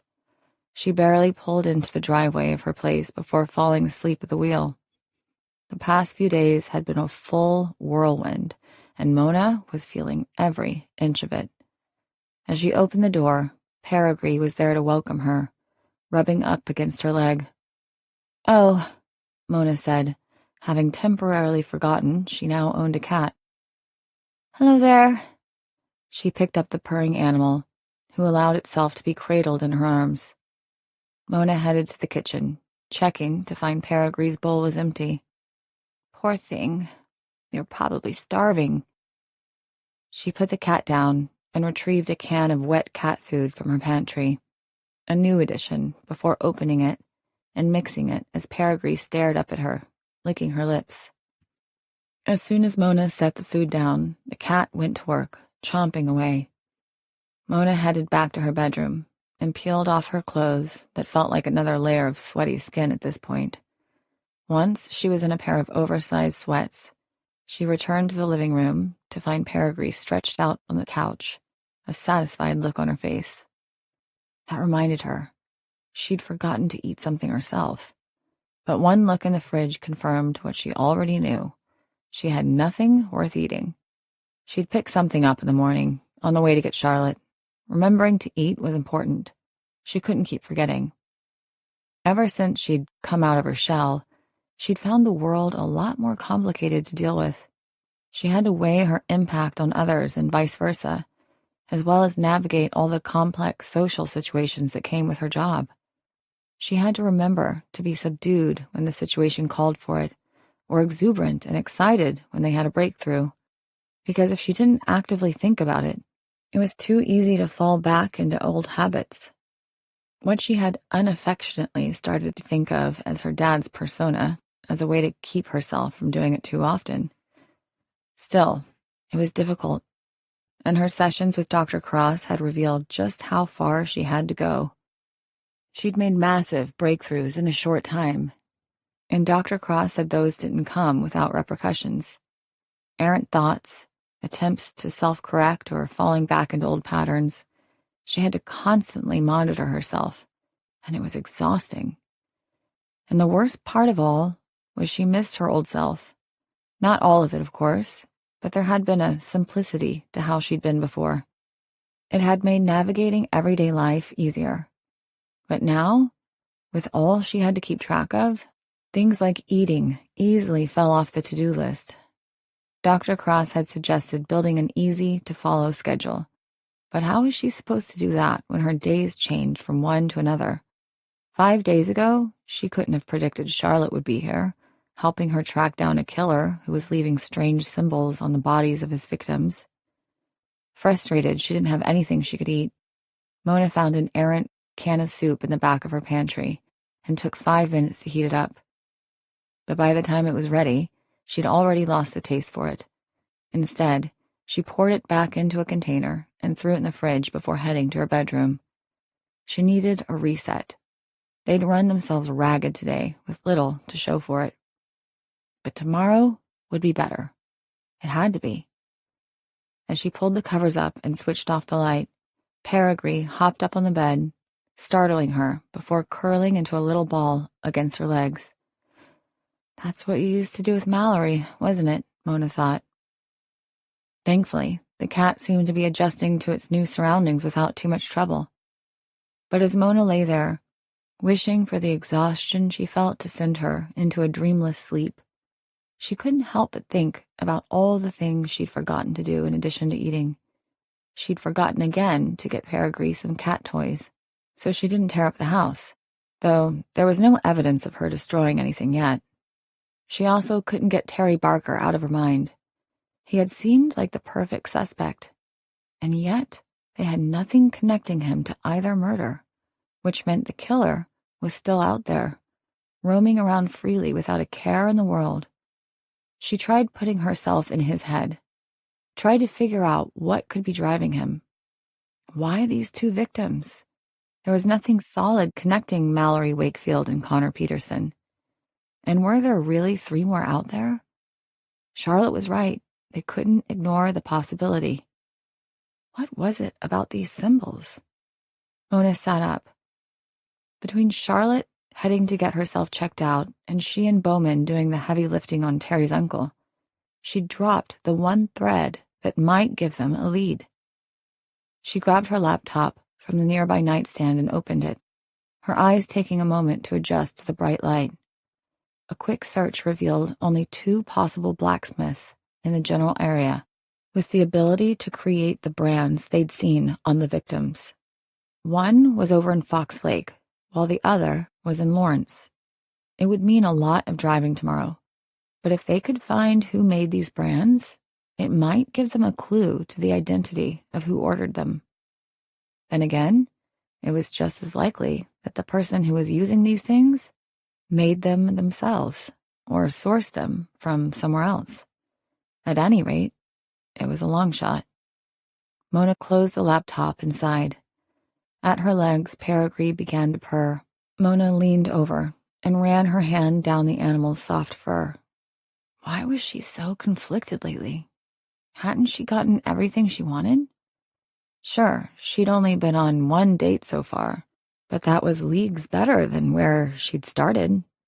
And while most of the town still kept her at arm's length, she was beginning to chip away at that, little by little. So long as her dad remained locked up and she could disassociate herself from him completely, people would move on in time, and she'd made a lot of progress at work. People might still not know what to think about her, but at least they respected her. And now she had a cat. Things were getting better. They just took time. Maybe happiness wasn't a goal to be achieved, but more of a state of mind. If that was the case, she still had a long way to go, primarily because of where she had come from. Her father's shadow still loomed large over her life, and that wasn't something she could just easily cut out. Mona hesitated a second before flipping on the light in the room again and reaching over to her bedside drawer, removing a wrinkled piece of paper. She opened it, her eyes scanning the handwritten words a few times before she crumpled it back up and tossed it to the trash can in the corner, just as she had half a dozen times before. In the morning, she would flatten it back out, fold it carefully, and place it back in her bedside table, just as she had also done half a dozen times before. "Good morning," Mona said, as Charlotte opened the door to her hotel room. Mona held a carrier with 2 coffees and a box of donut holes from Tim Hortons. She'd also grabbed a couple of egg sandwiches before coming over. Knowing Charlotte, she was as unlikely to have eaten as Mona. The older detective looked a little worse for wear, a bruise having formed on her cheek. "Oh," she said, groggy. "Is it?" "7:30, Mona chirped. "I figured you'd want to be up early."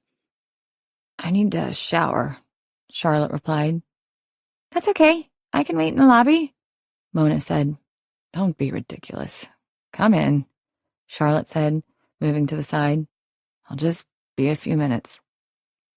Mona stepped into the room, setting the food on the desk/drawer unit in the room under the TV mounted on the wall. A small duffel bag sat in the single chair, while the bed itself was a mess of covers and pillows. "Sleep okay?" Mona asked. "Not really," Charlotte replied. "I may have overdone it yesterday. Couldn't get comfortable." "Do you need to go back to urgent care?" "Not as long as I have these," Charlotte said, picking up the bottle of painkillers she'd been prescribed. She popped a couple in her hand before tossing them back and drinking them down with the coffee. She winced, gritting her teeth. "Hot." "Yeah," Mona said.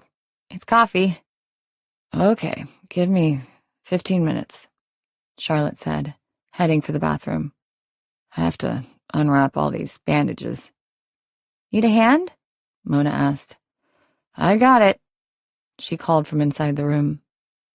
Mona took a deep breath and sat on the edge of the bed as she listened to the shower starting.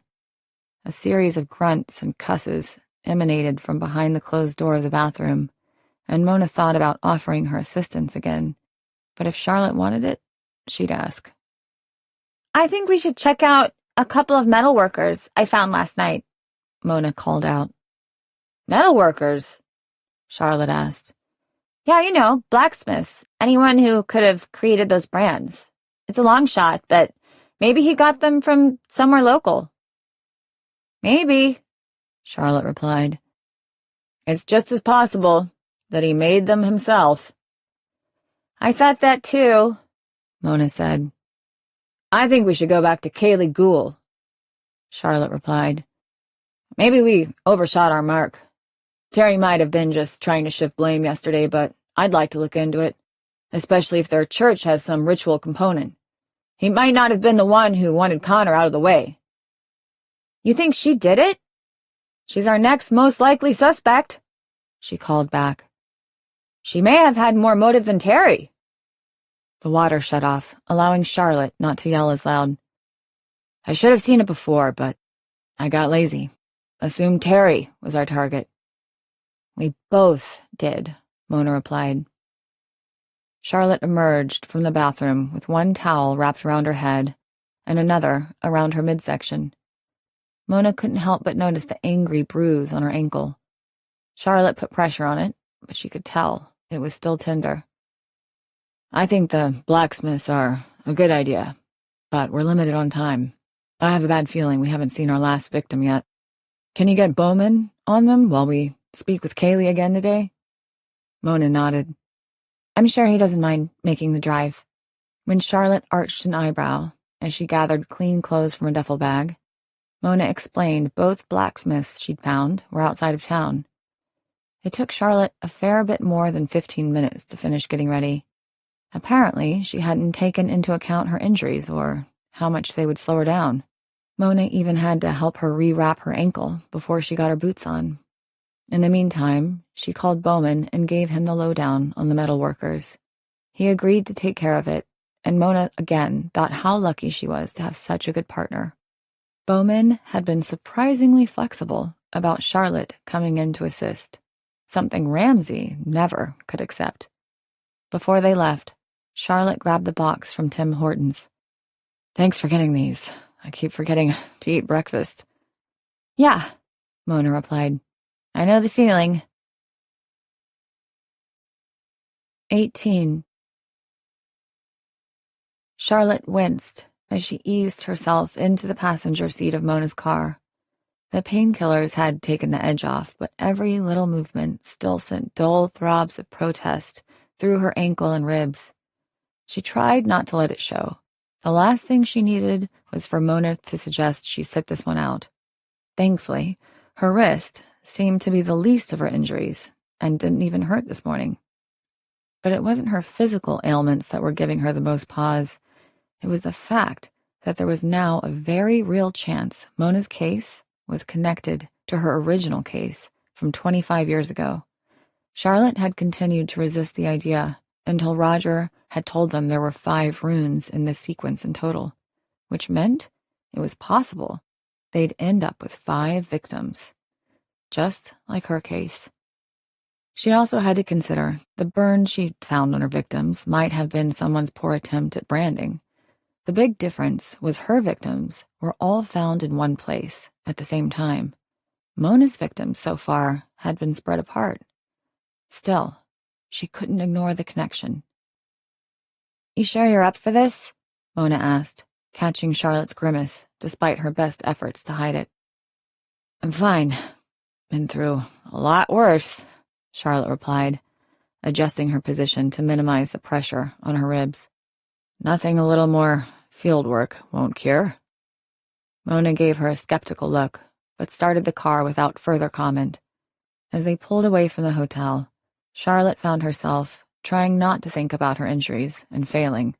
Sprained ankle, bruised ribs, strained wrist, even though that had already begun to feel better.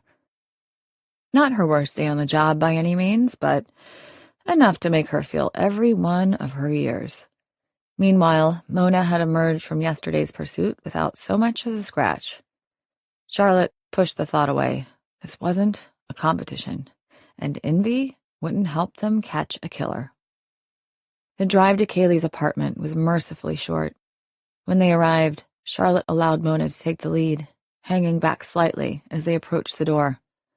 Mona knocked on Kaylee's door several times, each attempt met with silence. After the third try, they exchanged glances. "Now what?" Mona said, her expression tight with concern. The timing was too suspicious, especially after what they'd learned about Kaylee's connection to both Connor and Terry. Mona spoke briefly with the building manager, who confirmed he hadn't seen Kaylee since yesterday morning. A quick check with neighbors yielded similar results. No one had seen or heard from her since the last time they'd been here. Back in the car, Mona immediately called in an APB for Kaylee, while Charlotte reviewed what little they knew about the young woman. Her disappearance could mean several things. She might have fled out of fear, gone into hiding to avoid questioning, or, the possibility neither wanted to voice, become the killer's next target. "What do we know about her parents?" Charlotte asked once Mona finished the call. "Not much," Mona admitted, turning the car toward the station. "I've heard the name Ghoul around town, but I've never had any direct dealings with them. You still think Terry's accusations might have some teeth?" "I think we're running out of time before another body turns up. Right now, I'm willing to investigate any avenue." Back at the station, they dug into the family's background. Joseph and Marie Ghoul owned a substantial parcel of land on the outskirts of town, where they operated a small church called the Circle of the Sacred Grove.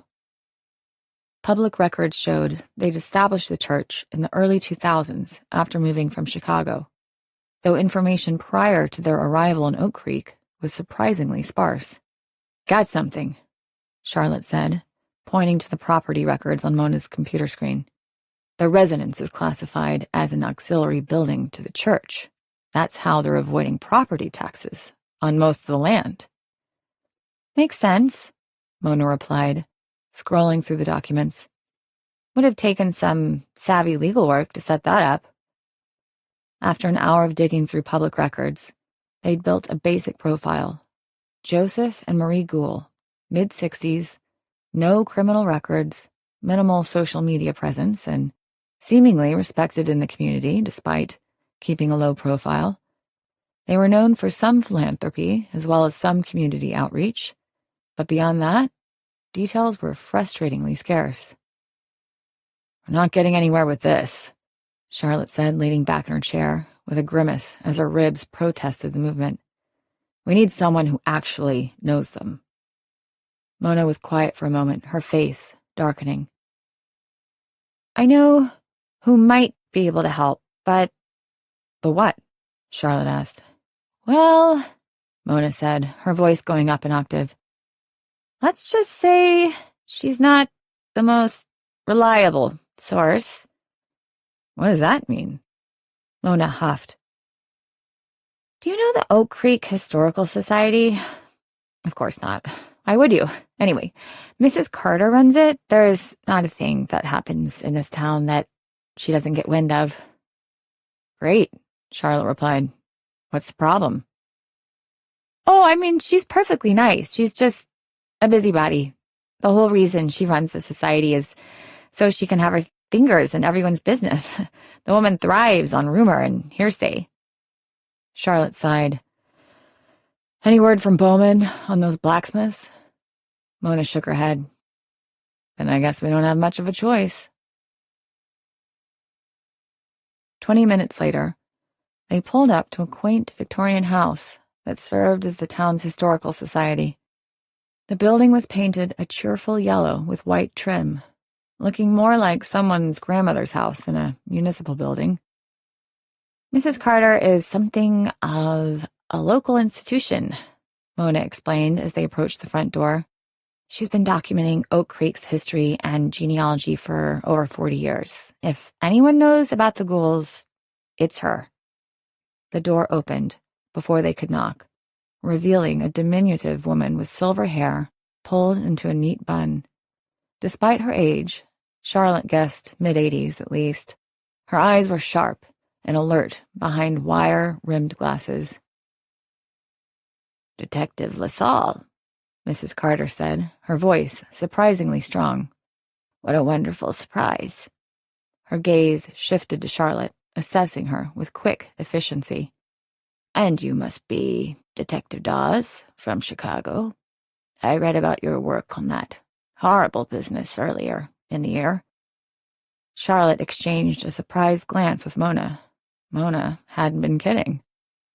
The interior of the Historical Society was meticulously organized, with glass display cases showcasing artifacts from the town's past and walls lined with photographs documenting its evolution.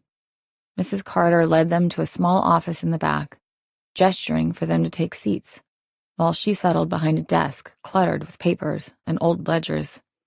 "How can I help you, detectives?" she asked, folding her hands on the desk. "As much as I'd like to believe otherwise, I know better than to assume this is a social call." "I was told you're the authority on everything that goes on in this town," Charlotte said, giving the woman a quick smile that helped hide the pain she felt as she took a seat in one of the chairs opposite the desk. "Oh, I wouldn't go that far," the woman replied. "I just like to keep records. I'm one of the oldest remaining residents of the town." "That being the case, we hoped you could help fill in some blanks for us about the Gould family, specifically Joseph and Marie," Charlotte said. "We're trying to locate Kaylee Gould," Mona explained, "and we need to understand more about her family." Mrs. Carter nodded thoughtfully. "The Goulds aren't originally from Oak Creek, you know. They came here in 91 or 92, I believe. Joseph was quite charismatic, had a way of speaking that drew people in. They started their church in a small building downtown before acquiring that land on the outskirts." "What kind of church is it, exactly?" Charlotte asked. "They call themselves non-denominational, but there's always been something different about their practices." Mrs. Carter reached for a thick binder on a nearby shelf. "They keep to themselves, mostly, though. They're always polite when you encounter them in town. Their congregation isn't large, maybe 30 regular members, primarily families that came with them from Chicago. She flipped through the binder until she found what she was looking for. A newspaper clipping from 2002 showing a younger Joseph and Marie Gould at a town festival.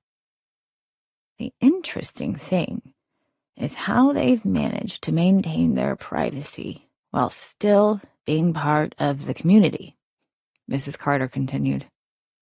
Joseph serves on the Chamber of Commerce, donates to local causes, but never allows outsiders to attend their services. Says they're intimate family gatherings, not public worship. Charlotte studied the photograph. Joseph Gould had been a handsome man with an intense gaze that seemed to pierce through the camera. Marie stood beside him, her expression serene, but somehow distant. I thought they did public outreach. They used to, but they haven't in a long time. It was only for a few years after they arrived. Since then, they've more or less kept to themselves. Do you know the Petersons as well? Mona asked. Oh, yes, Mrs. Carter replied, flipping to another section of the binder. Robert and Catherine Peterson were among those that arrived at the same time. The families have been close ever since. There was always talk that they'd arranged for Connor and Kaylee to marry, eventually. Old-fashioned that way. Charlotte felt that nagging sensation again, something just beyond her grasp. What did Joseph do before founding the church? Do you know what brought them to Oak Creek from Chicago? Mrs. Carter closed the binder, her expression turning thoughtful. He's never spoken much about their time in Chicago. I believe he worked in finance of some sort. As for why they left, she paused, lowering her voice slightly. There were rumors, of course, nothing substantial, but whispers that they'd left under some kind of cloud. What kind of rumors? Charlotte pressed. The kind people don't speak of directly, Mrs. Carter replied. There was talk of some trouble with another religious group they'd been involved with, a split of some kind, possibly unpleasant. But Joseph and Marie were always so respectable here that people dismissed the gossip. She reached for another ledger, this one older and bound in worn leather. What I can tell you is that their church practices some rather unusual traditions. Seasonal ceremonies, particularly around solstices and equinoxes. Nothing overtly concerning, but distinctive enough that it's kept them somewhat separate from the mainstream religious community. Charlotte exchanged a glance with Mona. Solstices and equinoxes, pagan elements incorporated into ostensibly Christian worship. It wasn't unheard of, but combined with the symbols they'd found on the victims, it raised questions. Have you ever heard of ancient runes being used in their ceremonies? Charlotte asked carefully. Mrs. Carter looked up sharply. What an interesting question. What sort of runes are you referring to? Charlotte pulled up the images from Mallory Wakefield and Connor Peterson, showing them both to Mrs. Carter. Fascinating, she whispered, leaning back in her chair. For an older woman, she seemed as spry as a teenager. There was an incident, must be 15 years ago now. A teenage boy, not from their congregation, snuck onto the property during what he thought was a bonfire party. What he described seeing caused quite a stir, though most dismissed it as teenage exaggeration. What did he see? Mona asked. Symbols drawn in the dirt around a fire, people wearing gray robes, chanting. Mrs. Carter shrugged. but no one could ever substantiate the rumors. Nothing was ever found, and most people dismissed it. But then again, Oak Creek has had a long history of, let's say, disturbing incidents. What kind of incidents? Mona asked. Mrs. Carter smiled. Nothing but hearsay, I'm afraid, but town was founded by religious groups looking for alternatives. Charlotte's phone buzzed with an incoming message. She checked it quickly, a text from Roger asking how she was doing. She couldn't help but feel a quick shot of adrenaline, especially after what Mona had said. She dismissed it and shoved her phone back in her pocket. This was getting them nowhere. Mrs. Carter was obviously feeding on their curiosity. It struck Charlotte that the woman probably didn't receive many visitors. Do you know where we might find Kaylee? Mona asked. Her apartment's empty, and we're concerned for her safety. Mrs. Carter considered this for a moment. If she's not at home and she's not with friends, she's likely at the church property. The ghouls are very protective of their own, especially in times of trouble. They might have brought her there for safety or to keep her away from outsiders. Thank you, Charlotte said, standing again and suppressing a wince as she did. You've been very helpful. Leaving already? She asked. I haven't even gotten to the most interesting part. Did you know the town's founders were considered heathens? Another time, I'm afraid, Mona said, glancing at Charlotte. We're on something of a time crunch. The woman seemed to deflate in front of them. Of course. As they prepared to leave, the elderly woman placed a gentle hand on Charlotte's arm. Detective Dawes, be careful out there, she said quietly.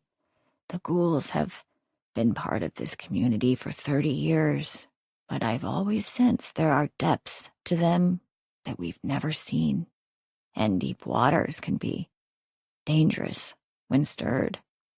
It seemed Mrs. Carter had a flair for the dramatic.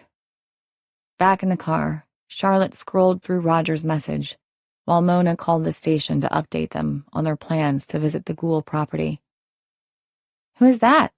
Mona asked, indicating Charlotte's phone as she waited on the other line. No one, she said, putting the phone away. Mona shot her a suspicious look as someone picked up on the other end. She spoke for less than a minute before ending her call. Bowman checked with those blacksmiths. Neither has made anything resembling our brands, but one mentioned that custom brands aren't difficult to make with basic blacksmithing equipment. Great. Guess that means we're going to church. Mona nodded. Guess so. How far is the ghoul property? She asked. About 15 minutes from here, Mona replied.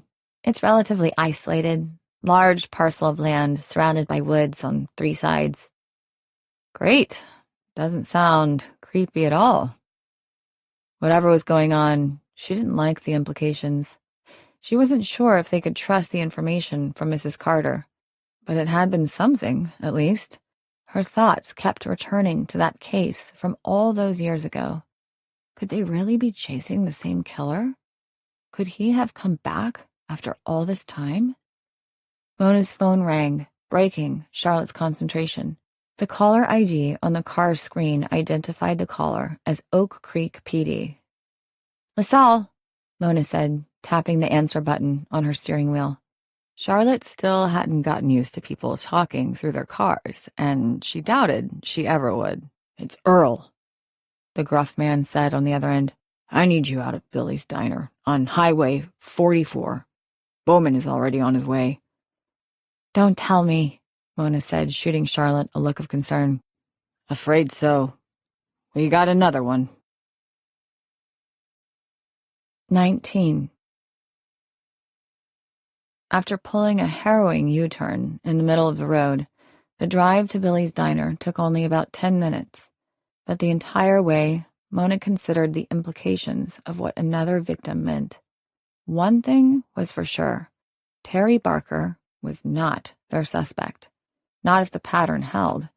Earl hadn't said anything about another symbol being found on the body, but she was sure they'd find one, regardless. What was worse, he'd only told her that the victim was in her early 20s and blonde. No other ID, leaving Mona and Charlotte to wonder if their efforts to find Kaylee Gould had been in vain.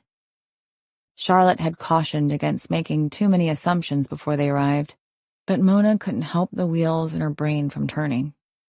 Roger's warning had made a bad situation worse. She had no reason to believe this wasn't part of the pattern, which meant there were still 2 more victims out there. Had they already been targeted? How were they supposed to get ahead of this guy? This was Robin's case all over again, and this time, they didn't have Mona's father to blame. If she could just get inside the killer's head, figure out what they were thinking, what was driving them. No, she wouldn't do that. It was too dangerous. If she opened that part of herself back up, there was no telling what might come out. She was still her father's daughter. She could never let that part of herself out, no matter the circumstances. In fact, she had to keep fighting against it. The restaurant sat on a corner lot, with a large parking area behind it, now filled with patrol cars and an ambulance. Yellow crime scene tape cordoned off a section near the dumpsters, lit up by the lights of the nearby patrol cars. Mona parked as close as she could, and they made their way toward the scene. Charlotte's limp wasn't as pronounced as she kept pace with Mona, but she could tell Charlotte was doing everything she could not to draw attention to it. Bowman met them at the tape, his face grim.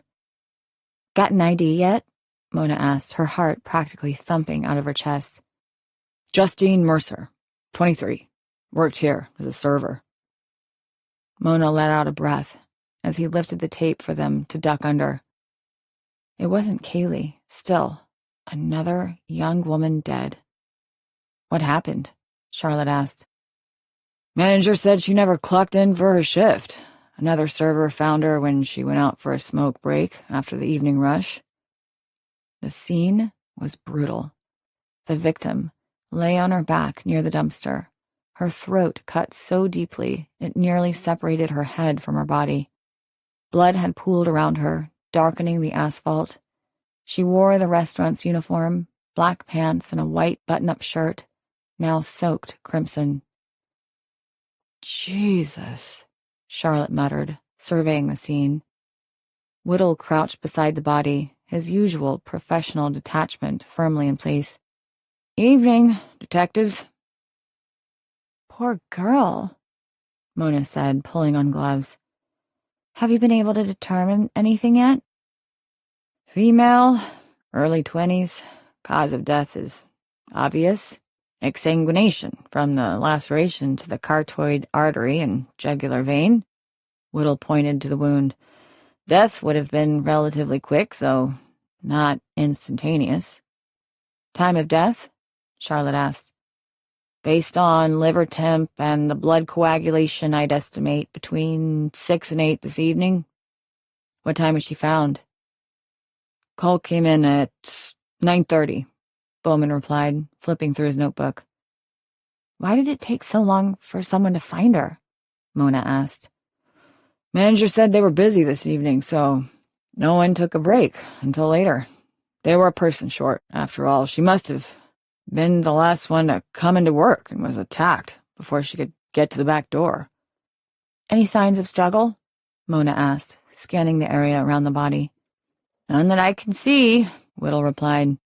"No defensive wounds on her hands or arms. Whatever happened, she didn't fight back." "Or she couldn't," Charlotte said, her eyes narrowed as she studied the scene. "It's possible she knew her attacker, trusted them enough to turn her back." Mona circled the body slowly, taking in every detail. "The positioning feels deliberate, almost displayed." "Initial assessments suggest it's meant to look like a suicide," Whittle said. There's a knife a few feet away that appears to match the wound. We're working on prints now. Charlotte snorted. Suicide. Who comes to work to kill themselves? And the angle's all wrong. If she cut her own throat, the blood splatter would be different. I agree, Whittle said. Just telling you what it's staged to look like. Mona continued her examination, methodically checking the victim's clothing, hands, and exposed skin.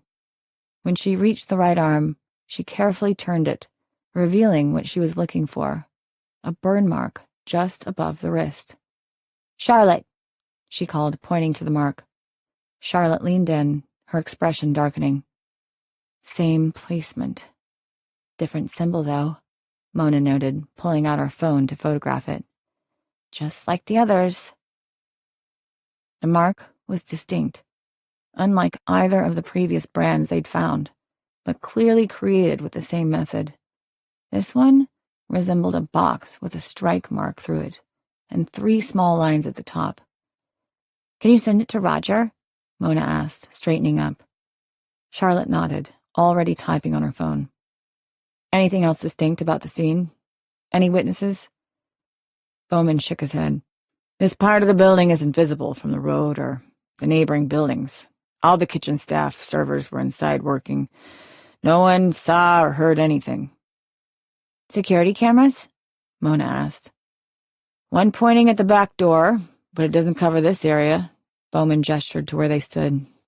Killer knew exactly where the blind spot was. Mona felt a chill that had nothing to do with the morning air.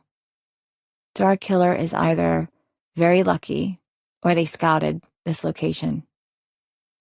I'd bet on the latter, Charlotte said, pocketing her phone. They're getting more confident. First 2 deaths could plausibly be written off as accidents or suicide, if not investigated thoroughly. This one, she gestured to the scene. This is more brazen. They're escalating, Mona agreed, the knot in her stomach tightening further. Charlotte turned to Whittle. Any sign of sexual assault? None that I can see, but I'll know more after the autopsy. What about personal effects? Mona asked. Phone? Wallet? Wallet's in her back pocket, untouched, Bowman said. No phone found yet. It's just like Mallory and Connor, Mona noted. Killer takes the phone, but leaves everything else. Was this another lure? As she stared at the scene, she couldn't help but build what had happened in her mind. How the killer must have made his attack. She could even picture it, coming out of the shadows, knife in hand, and with one quick slice. Stop it. Maintain your detachment. She squeezed her eyes together, pushing away the images and opened them again, just to take in the details of the scene. Just the facts. No suppositions. No reliving the victim's last moments. That's something her father would want to do. Mona was better. Had to be better. Charlotte stared at the victim's face, her expression unreadable. 3 victims, 3 different methods, and 3 symbols in a deliberate pattern. Mona could tell she was turning it all over in her head, working it out. I was hesitant before, but what? Mona asked. Ever since Roger mentioned there would be 5 victims, I keep going back to my original case. I don't think we can continue to ignore the possibility that these 2 cases are connected. We know there will be at least 2 more victims. Maybe there's something in the old case files that could help. Mona wasn't sure, but it looked like some of the color had drained from Charlotte's face. That might have been due to her injuries, but she didn't think so. Are you okay? Charlotte swallowed hard.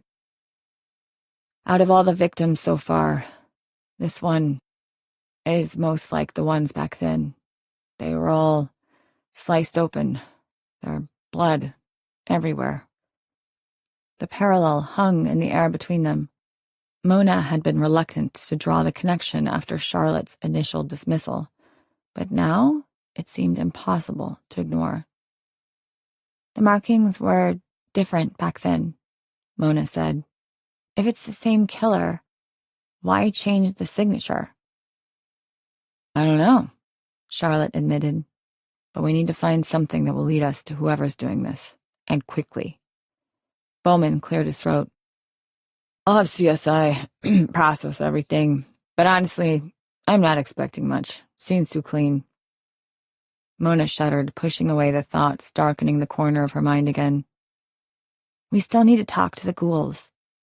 More urgently now, Charlotte agreed.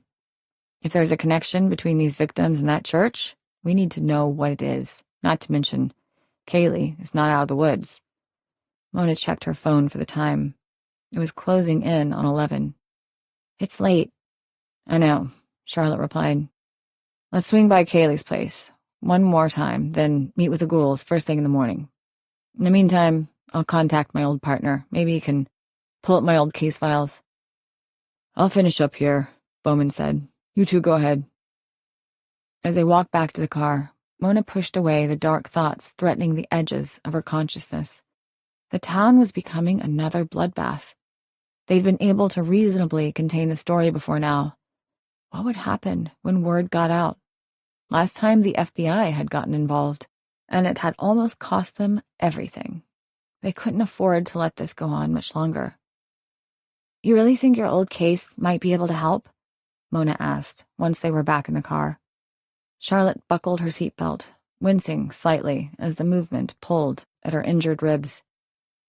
I dismissed the idea too easily, she admitted. I thought there was no way they could be intertwined when it was staring me in the face the entire time. I didn't want to think they could be. This case, I've never been able to get past it. I thought maybe I could just forget it.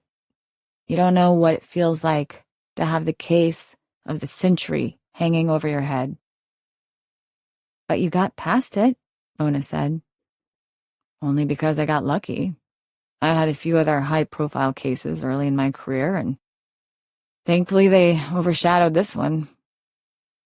Mona might not know what it was like to be part of something so high-profile that had never been solved, but being the daughter of a serial killer had come with its own set of challenges. Challenges that she was sure would follow her through the rest of her life, no matter how many wins she had. Charlotte paused, looking at her. Are you okay? Of course, Mona said too quickly. I'm just tired. Mona. Really? She lied. I'm fine. I can't let this happen again. Not after Robin. Charlotte nodded. I understand. Which is what makes this so strange. In Chicago, all 5 victims were killed at once, in the same location. Here, they're being picked off one by one. Different methods, different locations. She stared out the windshield. And the burns don't match. Could it be a copycat? Mona suggested. Or someone inspired by the original killings? Maybe.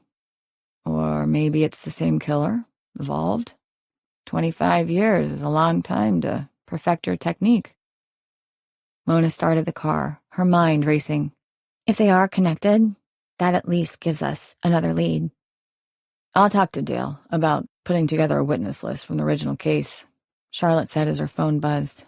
She furrowed her brow as she checked the message. It's Roger. Guess he's more than happy to help, Mona suggested, but either it went over Charlotte's head or she was intentionally ignoring Mona's prodding. Well, what did he say? Symbol is a match. He sent back the entire sequence. The one on Justine translates roughly to sacrifice or offering on its own. Charlotte looked up, her expression grim. There was no longer any doubt. The killer was following the pattern exactly. But without the victims' cell phones, there was no way to track their digital footprints to find any commonalities. Mona pulled away from the restaurant. The image of Justine Mercer's severed throat burned into her mind. Whatever they were dealing with, it went beyond simple murder. There was a specific purpose here, and they were running out of time to decipher it. 20. Charlotte's ankle throbbed with each step as they approached the Gould property. She hadn't slept well, and the injuries had made her feel stiff and old. The painkillers had worn off faster than she'd anticipated, leaving her with a dull, persistent ache that traveled up her leg with every movement. She wouldn't admit it to Mona, but tackling Terry Barker had cost her more than she'd expected. After discovering Justine, she and Mona had agreed to get some rest before starting again in the morning.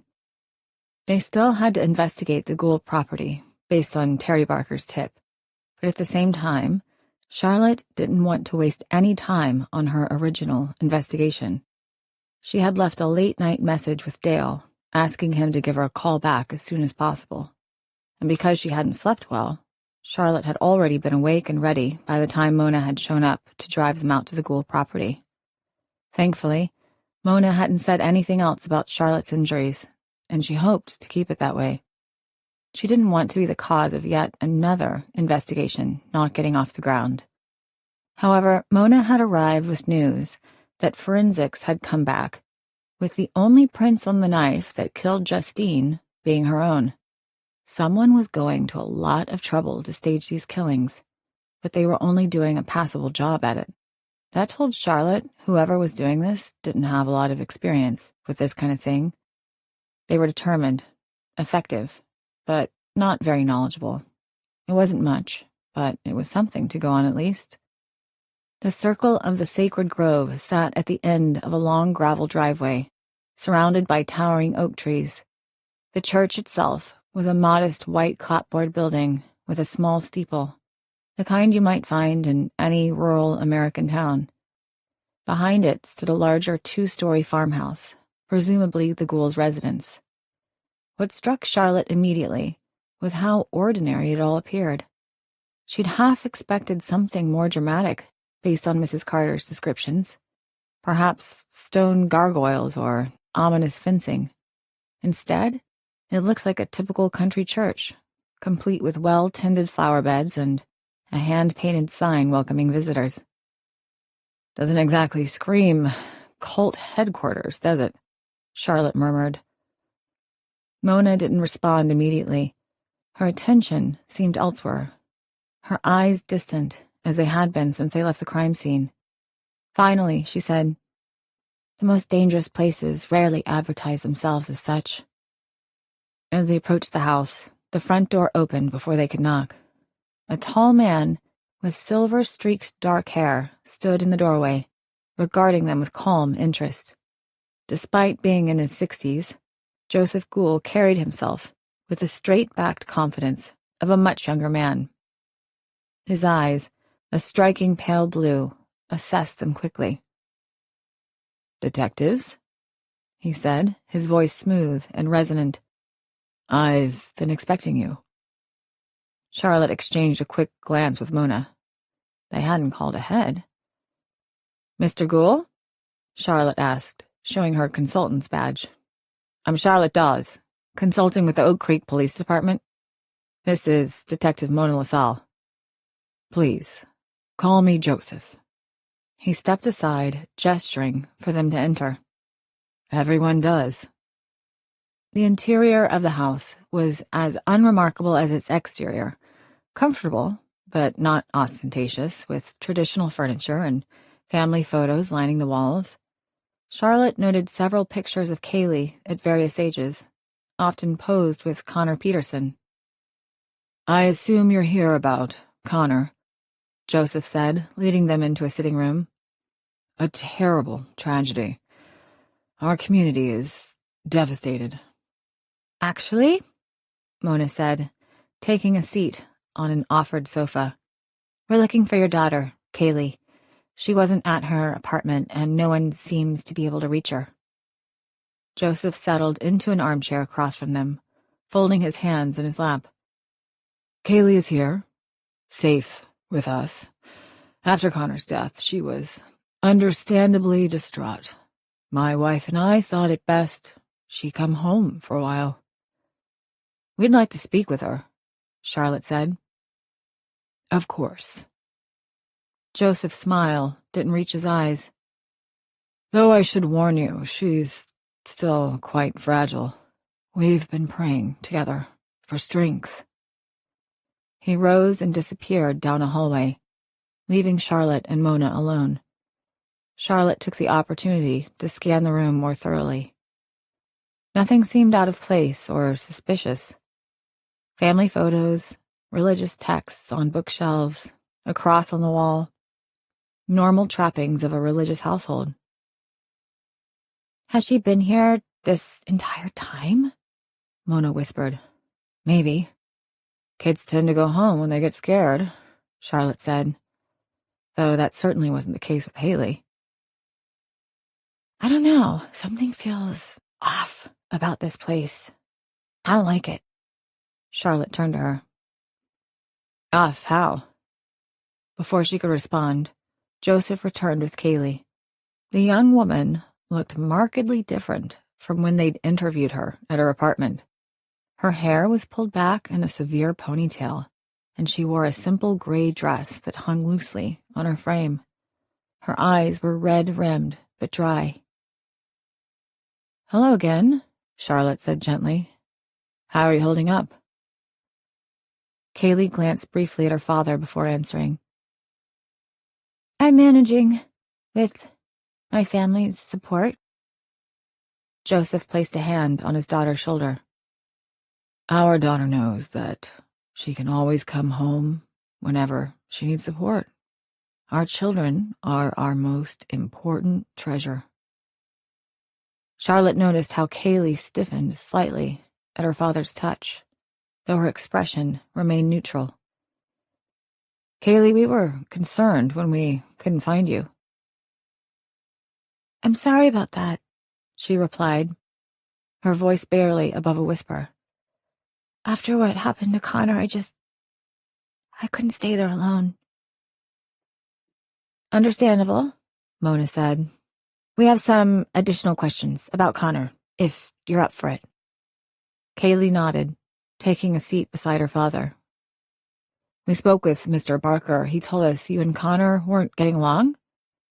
Kaylee stiffened again, then glanced at her father before casting her eyes down.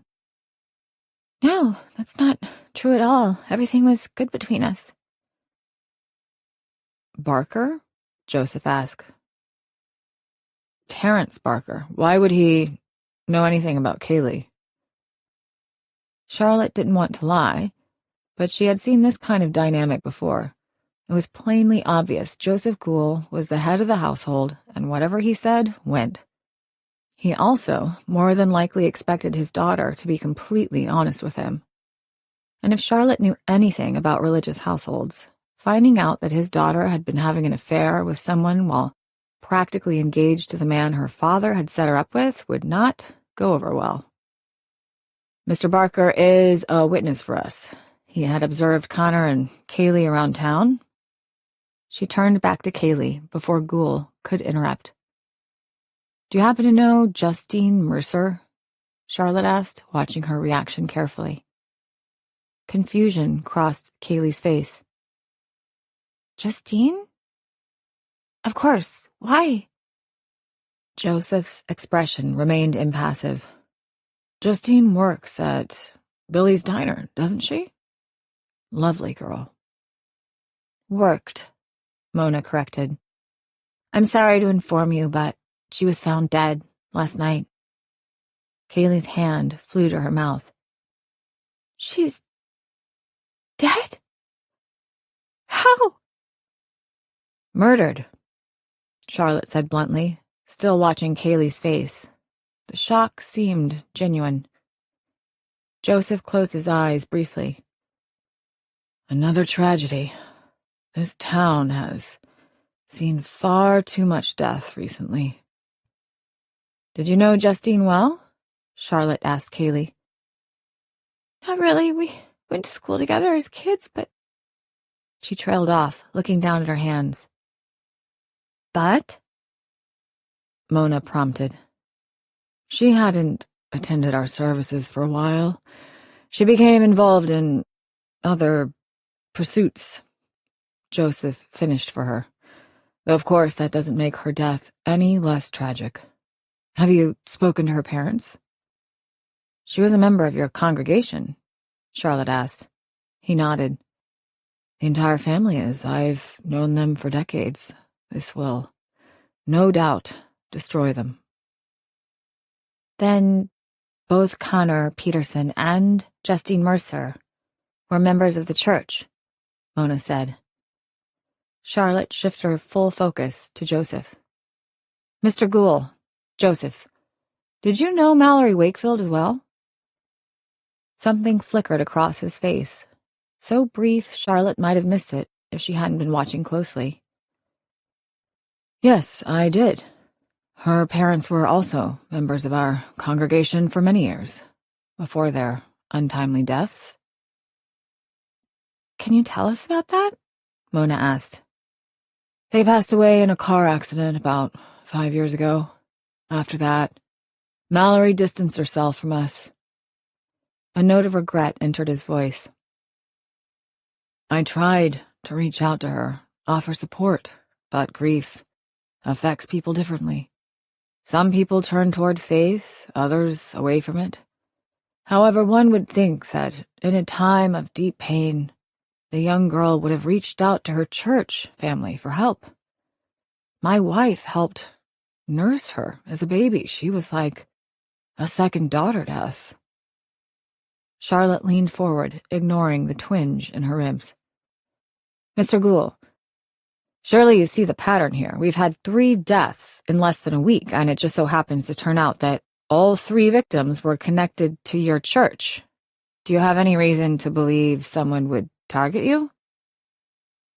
No, we mostly keep to ourselves, he replied. I can't imagine anyone would be upset enough with what little we do that they'd go to this extreme. What do you mean by what little you do? Exactly that, he replied. We hold services, encourage study, don't pressure anyone or get into hateful or harmful rhetoric. We have a live and let live policy that we abide by. So you don't think another religious organization would take offense to your practices? He sat back, crossing one leg over the other. Well, I can't say that for sure. Of course, there will always be some unspoken tension between denominations, but what reason would anyone have to begin this now? We've been part of this community for the better part of 2 decades. Charlotte studied him, trying to discern if he was being truthful. There was something practiced about his responses, too smooth, too ready, like he'd anticipated their questions. Kaylee, Charlotte said, turning her attention back to the young woman. Did Connor ever mention being worried about anything? Anyone who might have wanted to harm him? Kaylee shook her head, but her eyes darted briefly toward her father. No. Everyone loved Connor. And did you ever hear of anyone having a problem with Mallory Wakefield or Justine? Even if it was just in passing. This could be really important, so please think. Joseph placed a hand on his daughter's arm. Perhaps that's enough for today. Kaylee is still processing her grief, and you have just introduced yet another shock to her system. He physically ushered her off the couch and back through the adjacent doorway. Why don't we pick this up in a few more days, once we've all had a little time to process? Mona stood to try and stop him. Mr. Gould, as I said, call me Joseph, he replied. Joseph, Mona corrected. We really don't have time to waste here. 3 of your own have been killed. I would think you'd want us doing everything in our power to stop what's happening. Oh, I do, Detective, he said, his eyes flashing. But my daughter's health and happiness must come first. Right now, she needs time to reflect and pray. Perhaps if you leave your card, we can get in contact when we're ready to speak again. Sir, I must insist, Detective, I believe I've made my position on this clear, he replied, his voice sharper. Now, unless you have a warrant of some kind, I'll have to kindly ask you to leave." Mona reluctantly pulled out a card, handing it to the man. "We'll be praying for justice, detectives. For Connor, Mallory, and now Justine." As he walked them to the door, Charlotte decided on one last question. "Your church, Joseph, we've heard you hold special ceremonies during solstices and equinoxes." He smiled thinly. "I see Mrs. Carter has been working the rumor mill again. I wouldn't call them special ceremonies, nothing more than an acknowledgement of the changing of the seasons. Many faith traditions do. These services, do they involve any particular symbols or rituals?" "Symbols are powerful tools for faith, Miss Dawes. They help us connect to something greater than ourselves." He gestured to the painting of a large and ancient tree hanging on the wall. "But I assure you, there's nothing sinister about our worship. In fact, the lives and continued safety of all our members is our top priority. I would do anything to keep our members safe. After all, isn't that what community is all about?" Charlotte and Mona exchanged glances. Ghoul's lips formed a line, obviously upset that his rhetoric wasn't getting him anywhere. "I would also like to take this chance to remind you that freedom of religion is a protected right." Charlotte nodded, noting he hadn't really answered her question. "Thank you for your time. We'll be in touch soon." "My door is always open to those seeking truth," Joseph replied, his pale eyes revealing nothing. As they walked back to the car, Charlotte felt his gaze on their backs. She resisted the urge to turn around, instead focusing on controlling her limp. Her ankle felt like it was on fire. "Let's take a look at that church before we go," she said quietly to Mona once they were out of earshot. Mona nodded, still seeming distracted. They circled around the white clapboard building, which stood silent and empty. The front doors were locked, but they were able to peer through the windows. The interior was simple, wooden pews facing an altar, the same image of the ancient tree on the back wall. Nothing unusual. "Around back," Charlotte suggested. Behind the church, the property extended into a small cemetery, enclosed by a low stone wall. Neat rows of headstones stretched across well-maintained grass. Charlotte pushed open the wrought iron gate, wincing as her weight shifted onto her injured ankle, traveling up through her abdomen to her ribs. "You okay?" Mona asked, finally seeming to notice Charlotte's discomfort. "Just peachy," Charlotte replied, moving carefully between the graves. Most of the headstones were fairly standard, names, dates, perhaps a brief epitaph or religious verse. But as they moved deeper into the cemetery, Mona suddenly stopped. "Charlotte," she said, pointing to a grave. "Look at this."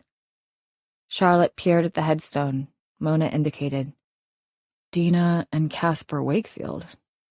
Mallory's parents. Charlotte supposed it would make sense they were buried here. After all, they had belonged to this congregation. I guess Ghoul wasn't lying about that part. But as she began looking around, Charlotte realized most of the graves were much older than the ones before them. Older than when Ghoul had relocated here from Chicago. They moved through the cemetery methodically, examining each stone. Many were eroded, the names and dates unreadable, but there were some that were legible. "Peterson," Charlotte read off one of them. "Here's one that says Mercer," Mona said. "Ida Mercer, died in 1937. "Something about all this is wrong," Charlotte said. "We need to figure out just how long this church has been here." "You think it could have something to do with the deaths?" Mona asked. "I think Joseph and Marie Ghoul didn't just arrive here 30 years ago to establish this church. I think we're dealing with something much older. Some of these families obviously have roots here. Charlotte nodded. Let's see what we can find out, because we're certainly not going to get a straight answer out of anyone living in that house. A sharp pain shot through her side, and she just barely stopped from wincing. You okay? Mona asked. Don't worry about me, she said, though she was having trouble catching her breath. She paused a moment, drew a deep breath in, and back out again. The pain subsided. Mona held her gaze for a second before thankfully letting it go and heading back to the car. As they reached it, Charlotte noticed Joseph Gould still standing on the porch of his house, watching them. Seems like we're still being monitored.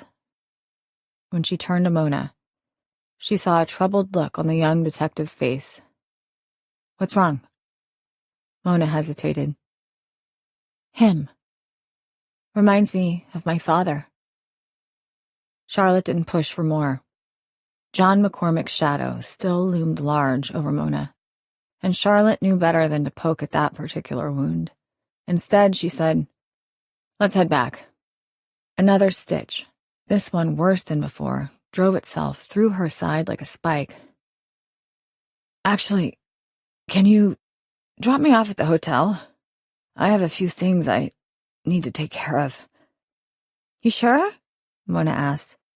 Yeah, just for a bit. You head back and get working on this church. I'll meet up with you later. As they drove away, Charlotte glanced in the side mirror. Joseph Gould stood at the edge of his property, watching them leave.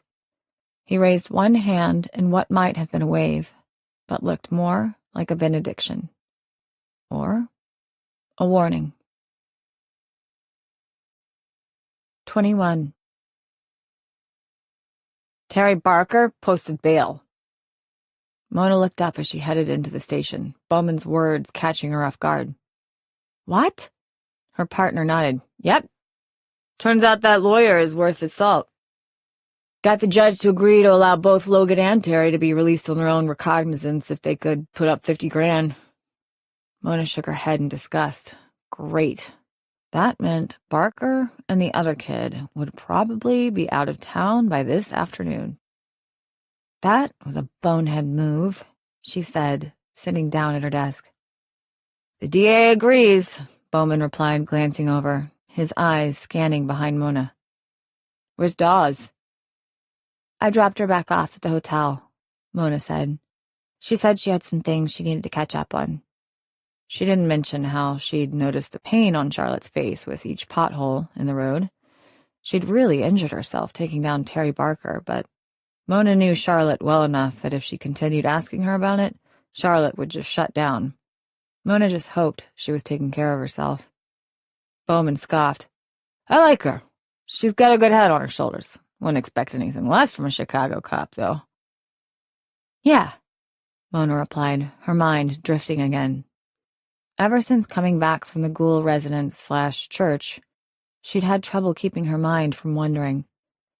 The fact that Mallory's parents were buried in that cemetery didn't sit well with her. So far, that meant each of the victims was connected to the Goulds in some way, and had all been members of the church at one point. Not to mention, the family lines went back further than they'd expected. How long had this church been a part of Oak Creek? They'd finally found the common thread they'd been looking for. Hey, what do you know about the Circle of the Sacred Grove? She asked. I don't know, Bowman replied, taking a bite of a sandwich that sat perched precariously on the edge of his desk. Never heard of it. It's a small local group that operates just outside of town, Mona replied. Small congregation. Keeps to themselves. I could describe any number of organizations around here, Bowman replied, his mouth full of sandwich. Why? Because everything about these murders seems to point to them. She explained how Mallory was connected, as well as Connor and now Justine. You think the church is responsible for their deaths? Bowman asked. Not the church, but someone in the church, Mona replied. We met with a leader, Joseph Gould, and something about him just struck me the wrong way. How so? She glanced up at Bowman, but decided not to get into the particulars of her own traumas. How could she explain that the man not only reminded her of her father, but also seemed to attract a dark part of her? Ever since this case had begun, Mona had been fighting against that part of her that she knew came from her father's side. The part of her that could be capable of terrible things. The part she'd do anything to bury and hide. But coming face to face with Joseph Gould had in a way almost pulled that part back to the forefront, like a magnet.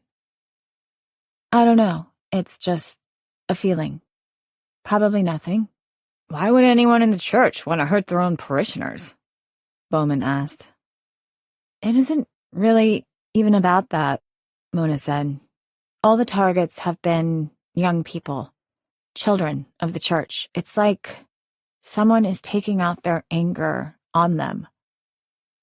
Then we need to get a record of all the church members, Bowman replied. Mona nodded. Charlotte and I suspect there will be 2 more victims. We need to find out how many more members could be targets, and I want to start talking to some of the more established members. Maybe they know more than they think they do.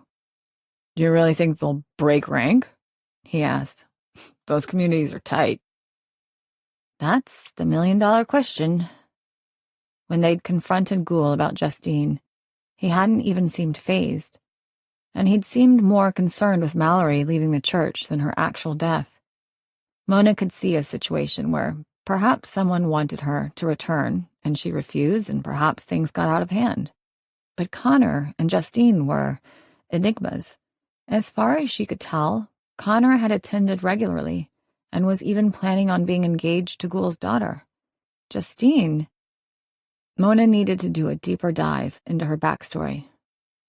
Earl's pissed, Bowman said, swallowing. The media got wind of Justine's death this morning. We've got incoming. They're already calling Oak Creek, the town where the streets run red with blood. Ugh, Mona said, leaning back in her chair. This was only going to make things more complicated, and the longer they didn't have answers, the worse things would get. Do you have anything on Mercer yet? Mona asked. Brought the parents in first thing this morning for an interview, Bowman replied. They're divorced, but are one of those weird couples that don't act like it. I remember when my parents got divorced, they couldn't even be in the same room with each other, but these 2 were still acting like they were married. Grief does strange things to people, Mona said, going into her computer to start looking into the Gould's church. I guess. Still weird to see, Bowman replied, finishing off his sandwich. Anyway, they didn't have any leads, didn't know of anyone who would want to hurt Justine. She still lived with her mom and had left for work just like normal. As far as the mother knew, she hadn't received any strange calls or threats, but we're checking the girl's computer now. Still no phone. Earl sent a K-9 unit out there this morning, too, waiting to hear back. No other evidence on the scene? Mona asked. Nothing concrete, Bowman replied. A couple of parcels on the door and the dumpsters, but the odds they belong to anyone significant are low. Mona nodded. The area was high traffic, lots of workers in and out every day. Unless the prints had specifically been pulled from the body, then they were essentially useless. Nothing they could use. And the only connection to the victims was this church. But after spending a solid hour researching anything on the circle of the sacred grove, Mona came up almost completely empty-handed. They had no social media presence, no website, no contact information.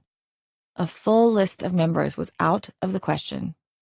The only evidence she could find they existed at all was the tax exemption certificate they filed with the state each year for the Gould's property, complete with the man's signature.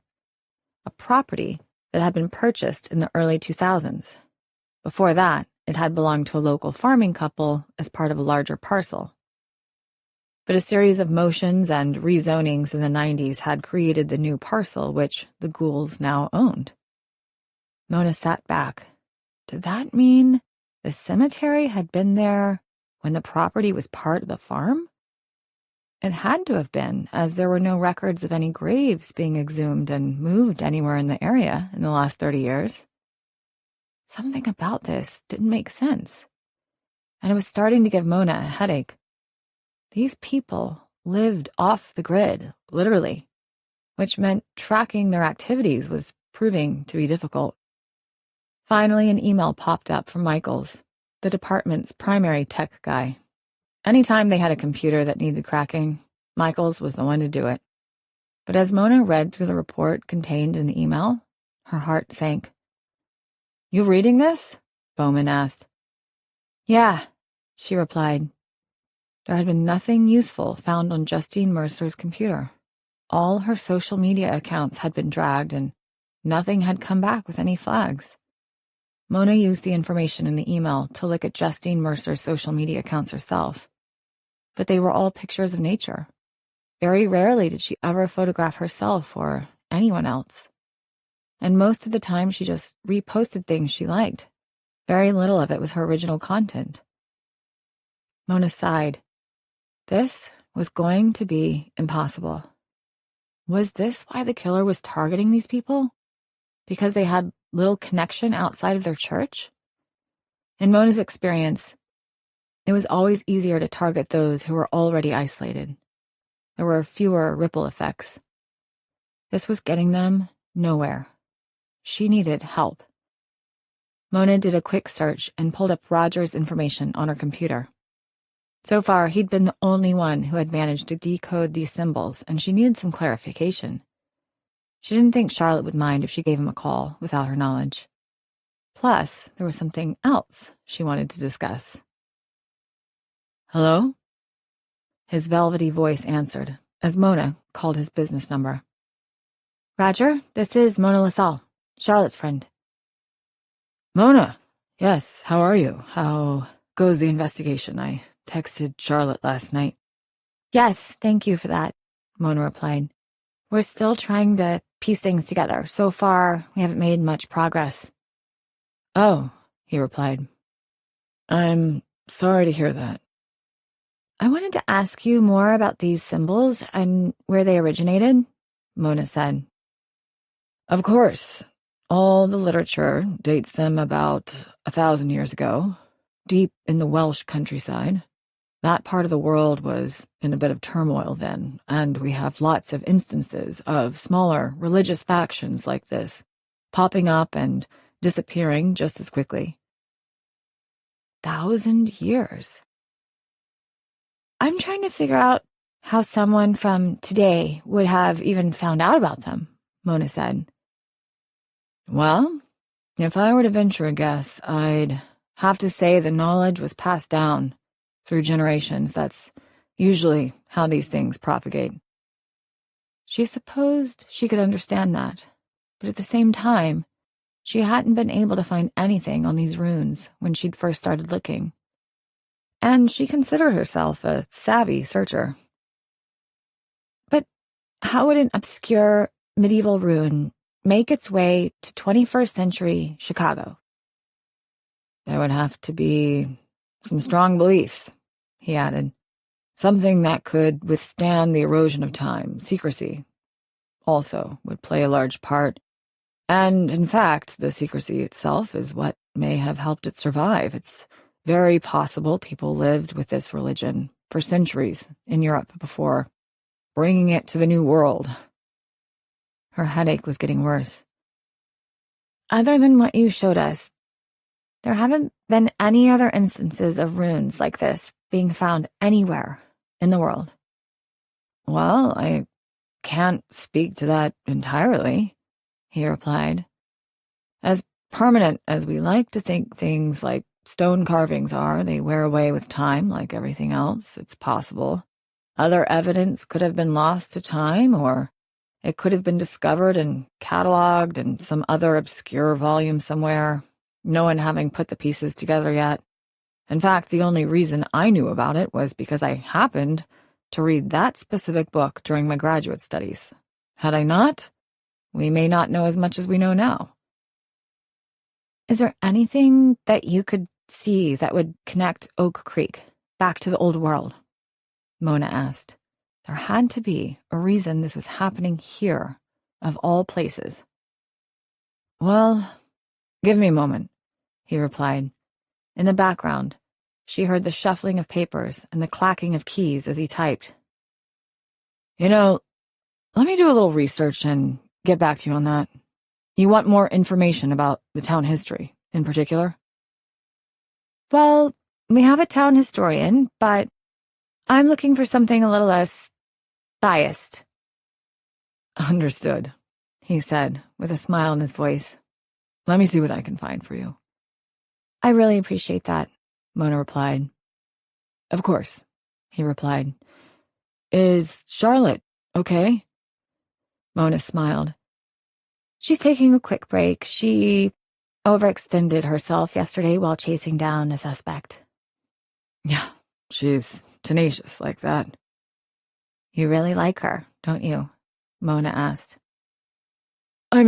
Well, it's okay, Mona said. You guys have great chemistry. I'm sorry if I'm being blunt. I get accused of that sometimes, but she lights up every time she speaks to you. She does? Mona thought back to the young man she'd met for dinner a week ago. It seemed like a lifetime now. I know how hard it is to put yourself out there. I've been doing it myself, to varying degrees of success, but if I'd found a connection like you found with Charlotte, I don't think I'd need to be looking anymore. We've always been colleagues, Roger replied. It's a professional relationship. I think we both know there's more beneath the surface, Mona replied. He was silent on the other side of the phone. Mona glanced up, seeing Bowman staring at her with a curious look on his face. I should get to work on this for you, Roger finally said. Just something to think about, she replied. In the meantime, I'm going to update her on what you've given me so far. Maybe it will help us find our killer before it's too late. Thanks for your help. Speak soon. She hung up. What the hell was that? Bowman asked. What? She asked. Were you matchmaking? No, Mona replied innocently. Just doing a friend a favor. 22. There was definitely something wrong. As soon as Charlotte made it back to the hotel, she laid down, hoping she could get the pain to subside, but it had only intensified. Finally, she'd been forced to call the hospital, and while she'd wanted to drive herself, she knew it wasn't a good idea. Instead, she'd taken a rideshare, which was a hell of a lot cheaper than an ambulance and didn't draw any attention. The last thing she wanted was Mona getting wind of this. They'd taken her in immediately and, based on what she told them, done a series of x-rays. Thankfully, because they hadn't been busy, she hadn't had to wait. The benefits of small-town care. It would have taken a full day back in Chicago. Mrs. Dawes, the doctor said, coming into the examination room where Charlotte had been forced to change into a smock and was now sitting on the edge of the table, holding her sore side. Mm-hmm, Charlotte said, sucking in as the pain shot through her again. Good you decided to come in. You have 2 broken ribs. What? The doctor nodded. I checked your chart. You were in here yesterday for a sprained ankle and jarred wrist, is that correct? Charlotte nodded. And yet you neglected to tell us about the pain in your abdomen. It wasn't a problem yesterday, Charlotte replied. Just a little sore. Probably because you have a high pain tolerance, he said. Have you done any strenuous activity over the past 24 hours? Define strenuous, Charlotte replied, glaring at him. Anything that would cause you to build up a sweat. She pursed her lips. They'd had to examine Justine's scene, interview Ghoul, tramp around the cemetery, and half a dozen other things, so, yeah, she'd built up a sweat. Okay, the doctor said without waiting for a verbal answer. I'm putting you on full bed rest for the next 5 to 7 days if you're feeling better. I can't go on bed rest for 5 to 7 days, Charlotte argued. I'm in the middle of a case. Mrs. Dawes, you need to limit your movements for the time being and give your body a chance to heal, the doctor said, more insistent. We can move your ribs back into place and wrap them, but until they heal, you need to not move around as much as possible. Charlotte couldn't believe this. All she'd done was tackle the kid and she'd broken 2 ribs? What was she, made of glass? And now she was supposed to just sit around and wait to get better while a killer was out there murdering at random? Can't you give me something to, I don't know, make it heal faster? He cocked his head at her with a rueful smile. Unfortunately, the only treatment is time and rest. Those are the 2 best things you can do right now. Otherwise, you risk injuring yourself further. Those sharp pains you're feeling, that's the bone pressing into organs it shouldn't be. That didn't sound good. What about painkillers? Charlotte asked. We can up the dosage from what you're taking for the ankle, he said, which, I might add, looks more swollen than it did in your initial evaluation. You need to stay off it, too. I see in your file it says you're retired, but you're working with the local police? She nodded. Consulting on a case. He closed the file. Well, for the next few weeks, you'll need to do your consulting from the couch. I can't just quit, Charlotte shot back. I'm not going to sit around. Mrs. Dawes, if you do not take this seriously, there is a very high chance you will re-injure yourself. You could even puncture a vital organ, in which case you will bleed out within minutes. I don't think I need to reiterate how serious this is. Charlotte huffed, glancing at the ceiling. Fine. Do what you can. He nodded. We'll get you sorted as quickly as we can, and I'll go ahead and refill your prescription for the time being. Where are you staying? At the Bluebird Inn. You'd be best heading back home, he replied, where you can relax. Do you have someone who can assist you for the next few weeks, a family member? I'll take care of it, Charlotte grumbled. Just get me out of this place. The doctor seemed to accept he'd pushed her as far as he dared. He nodded and excused himself with a promise they would wrap her up and have her out as soon as they could. She couldn't believe this, sidelined by her own failing body again. This was her hands all over again. She was in the middle of an investigation, and she was just supposed to quit? And what, go back home and lay on the couch while Givens came over and fed her soup? No way. Not happening. She'd been in tougher scrapes before and had come out okay, but she'd been a younger woman then, someone who wasn't saddled with a broken old body that seemed to betray her at every turn. Broken ribs or not, she wasn't going to let this stop her from working on this case. This was the first time she'd actually felt like herself in months. And if she had to endure a little pain to keep that feeling, then that's what she'd do.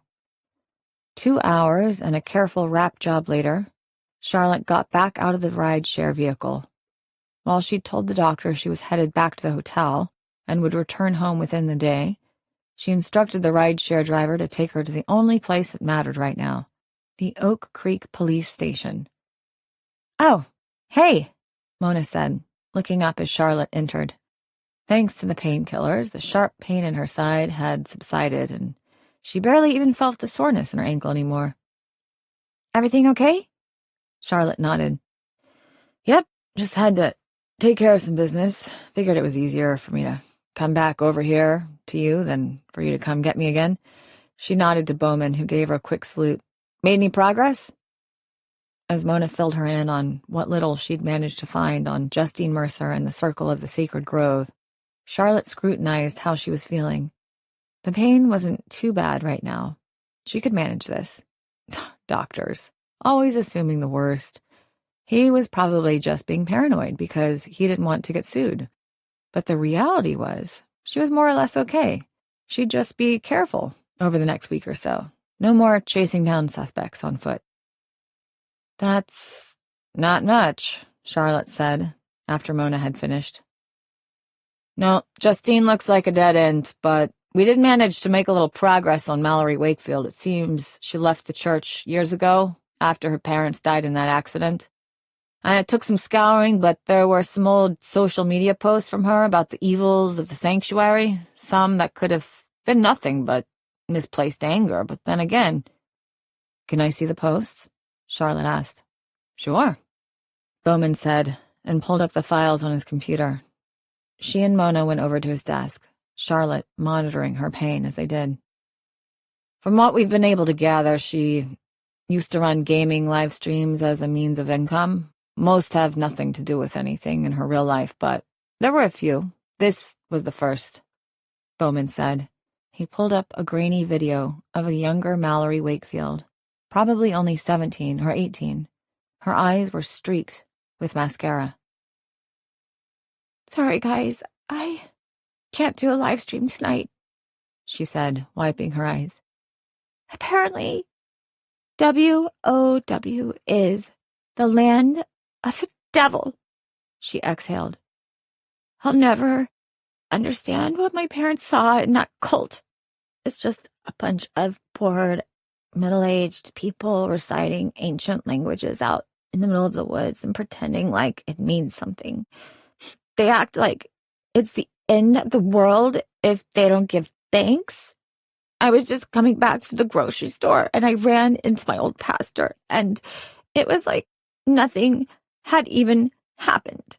He wanted to know when I was coming back to the church, and it took everything I had not to spit in his face. I mean, my parents haven't been dead a month, and he's already pretending like everything is normal.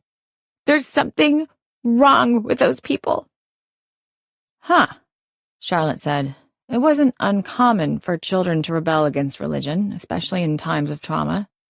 Though she would have thought Ghoul would have been more open and empathetic towards someone who'd just lost both her parents. Give thanks. Yep, Bowman said. And here's another one. He clicked over to a second video. This one from a few years later, where Mallory was closer in age to when she died. Guys, I swear I need to get out of this town, she said. I can't wait until I have enough money to get out on my own. The rest of them may be happy with how things are, but I'm tired of people looking over my shoulder all the time. That one obviously doesn't mention the church, Mona said, but we think that's the implication. We also think people are encouraged not to talk about the circle, which is why we can't find anything. More like a secret society than a true religion, Charlotte said. You know, this is the second time someone has mentioned odd ceremonies. You're thinking back to Terry Barker? Charlotte nodded. And while he had a good motive to lie, I'm more inclined to believe Mallory. Unfortunately, Mona replied, that's about all we have. Charlotte caught Bowman staring at her, but he averted his gaze as soon as she saw him. She furrowed her brow. There was one other thing, though, Mona said, drawing Charlotte's attention again. I gave Roger a call. A very strange sensation bloomed in Charlotte's chest, and for a hot second, she thought it was the pain from her ribs coming back, but then she realized it wasn't that at all. It was jealousy. Oh? I thought he might be able to give us some context on why these symbols are showing up now. Here. It feels deliberate to me. I hope you don't mind. Why would I mind? Charlotte asked, hearing the distance in her own voice and hating it. Well, because he's your contact, not mine, Mona replied. But I wasn't sure how long you'd be occupied, and it was... No, it's fine, Charlotte clipped. What did he say? Just gave us some insight on how this belief system or religion or whatever it is, may have made its way across the ocean a couple hundred years ago, I have him looking more in depth into Oak Creek to see if we can't draw any parallels. Didn't want to go back to Mrs. Carter, huh? Mona gave her a tense smile. She's nice enough, but I think this is a better plan. In the meantime, we're trying to track down all the members of the Circle of the Sacred Grove, partially because we believe the next two victims will come from there, and also because we're not entirely convinced someone within the church isn't doing this. Killing their own members? Charlotte asked. You saw how cagey Ghoul was when we tried to speak to him, Mona countered. He's hiding something. In fact, he's hiding everything. We haven't even figured out exactly who is a member of the church, except for the families of the victims, of course. Charlotte thought back through the pain to the Ghoul family. Did you look into the Ghouls any further? After his performance? You bet we did. But the information on them is scarce. We got more from Mrs. Carter than I can find online, which is intentional, I think. Little to no modern-day presence. And yet they're not the types to be put off by technology, Charlotte replied. Ghoul himself was wearing a Movado. It's not a Rolex, but it's not a cheap watch either. What about Kaylee? Anything on her social media? We suspect she may have other accounts under different names, Mona replied. Her official account is similar to Connor's and Justine's. Landscapes, nature, very tame. Speaking of which, did you see how different she was in the presence of her parents? Charlotte almost couldn't believe it had been the same girl. She'd been so subdued, almost subservient. Mona nodded. I'm sure that's the product of growing up in a strict religious home. Also probably why she sought out Terry Barker in favor of Connor Peterson. Charlotte sat thinking for a moment. She'd been pondering this all day, even through the examinations. Everything pointed back to the Ghouls and the church, but it still didn't make sense. What incentive would they have to kill anyone, especially members of their own congregation? What about your old case files? Mona asked as the conversation between them had fallen into a lull. Has there been any development? She hadn't heard from Dale yet, which meant he probably wasn't taking this as seriously as he should. She would need to reiterate to him how time-sensitive this was. I'm working on it, but right now I think we should focus on Ghoul. He's the common point here. We already went to his house. I don't think he's going to give us much more, Mona replied, moving her seat back over to her desk. Especially not a list of his members. Maybe not, but you know where we could find the list? Charlotte asked. Inside the church itself. There have to be records somewhere. Can't get a warrant, Mona said. We don't have anything to base a search on. I doubt Ghoul will just let us stroll through the place. Not wrong, Charlotte replied. Ghoul is a bully. He may not look like one on the outside, but I can guarantee he's the kind of man who is used to getting what he wants and who will push others around to do so. Then what do we do? Mona asked. Charlotte pushed herself back up, ignoring the pain in her body as she did so. Let's go out for a drive. To the church? Mona asked. Charlotte shrugged. Who knows? Maybe they accidentally left a door unlocked? It would be irresponsible of us not to double-check and make sure their building is secure. The hint of a smile appeared on Mona's face. Is that legal? Charlotte shrugged. I don't recall any no trespassing signs. She checked her watch. Plus, it's getting dark, less chance of being seen. Bowman snorted a laugh, but kept his head down. Okay, Mona replied. I'm game if you are. She paused. You're okay to... Of course, Charlotte replied. Completely fine. Even though the doctor's words echoed in her head, she pushed them away. He was just being overly cautious. Plus, what was strenuous about walking around an old building in the evening? I'll go get the car, Mona said, hopping up. Charlotte moved to follow. Dawes, Bowman said, causing her to pause. She let out a breath. If you're going to lecture me on the legality of searching a sealed property, no, he replied. In fact, I think it's a good idea. Then what? She asked, looking after Mona, who was already out the door. LaSalle is a sweet kid, and she looks up to you. You know she'd never do anything to undermine you. Charlotte screwed up her features. That call? To your contact? She's trying to get you set up with him. She thinks you're too lonely. That's preposterous, Charlotte said too quickly. It was too defensive, and she knew it. Bowman smiled. Yeah, anyway. She's just trying to watch out for you. Don't hold it against her. Charlotte nodded. Message received. Thanks. She shouldn't have gone cold when Mona mentioned calling Roger. And if it had been anyone else, she probably wouldn't have. She might be forced to admit she felt more for the man than she purported, but things like that could wait until later. Because right now, all that mattered was finding this killer before they found another body. 23. A full moon had settled over the church property by the time they arrived, casting long shadows across the small cemetery they'd explored earlier.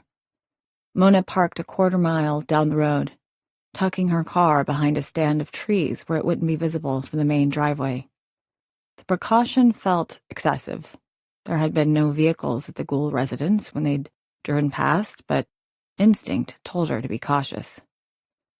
Charlotte moved with careful deliberation as they made their way toward the white clapboard building, her gait betraying her injuries despite her obvious efforts to conceal them. Mona slowed her pace, pretending to scan their surroundings while giving Charlotte time to keep up. Internally, she was screaming that this was a bad idea.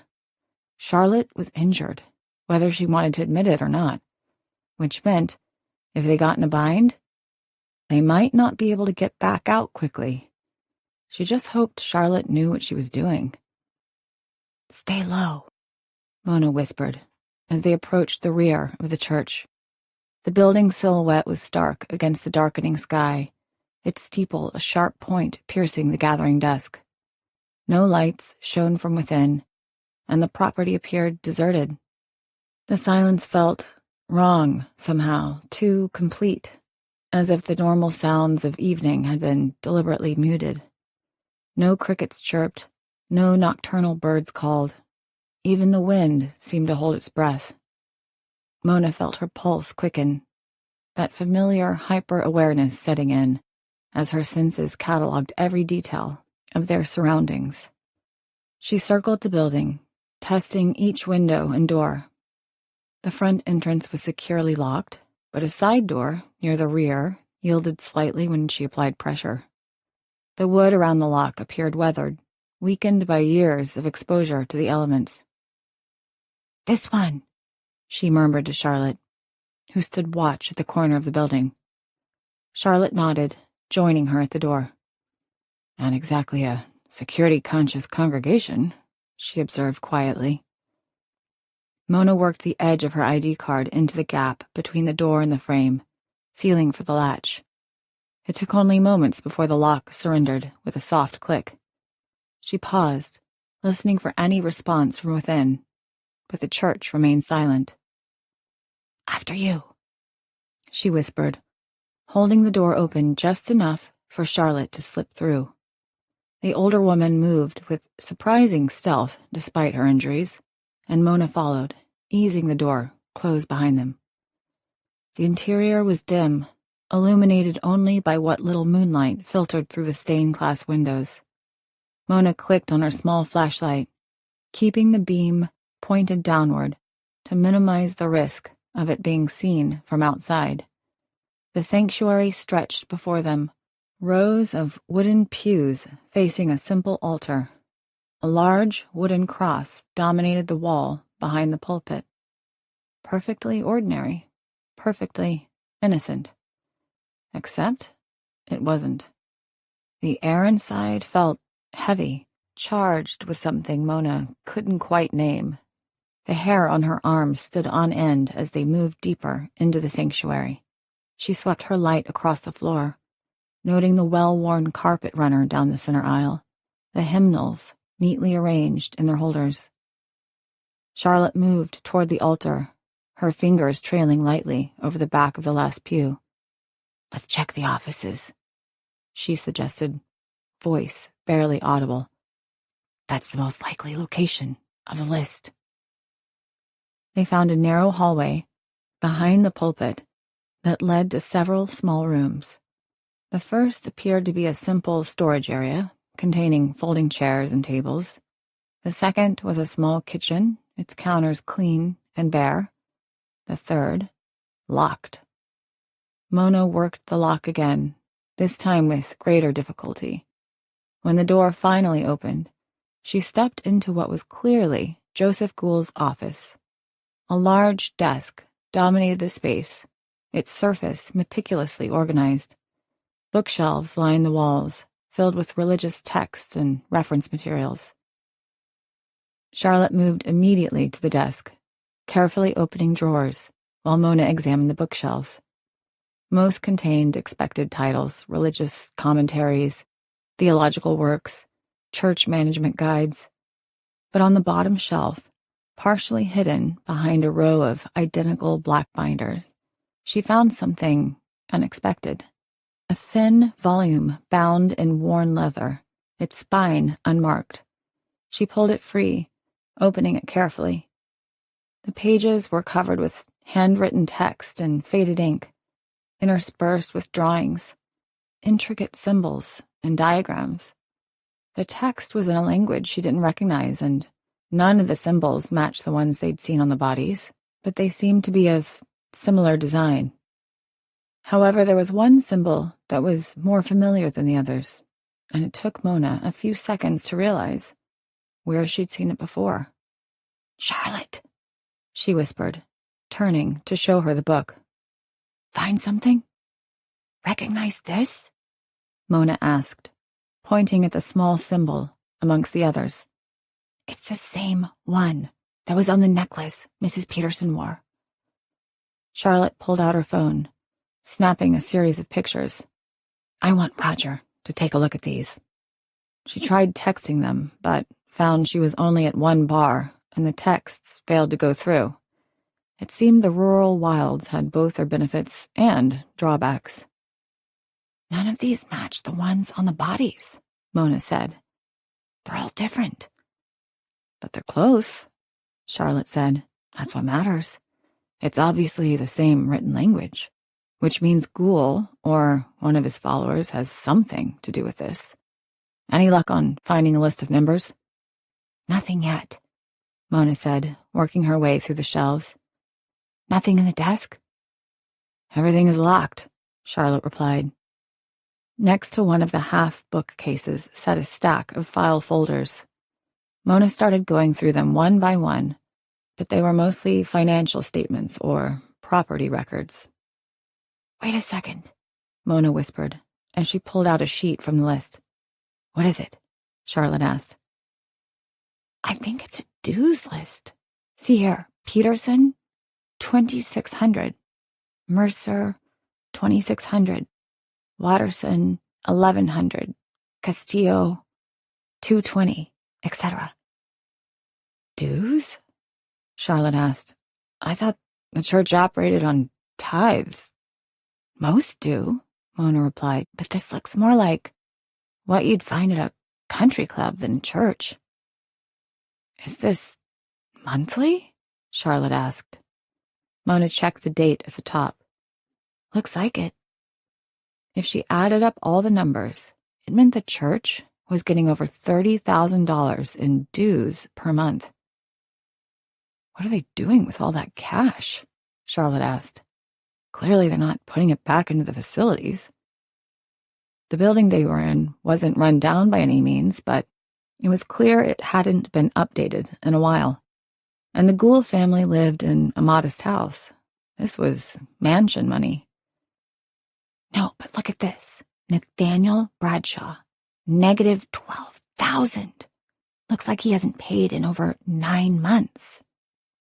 Difference of opinion on how things are being done, maybe.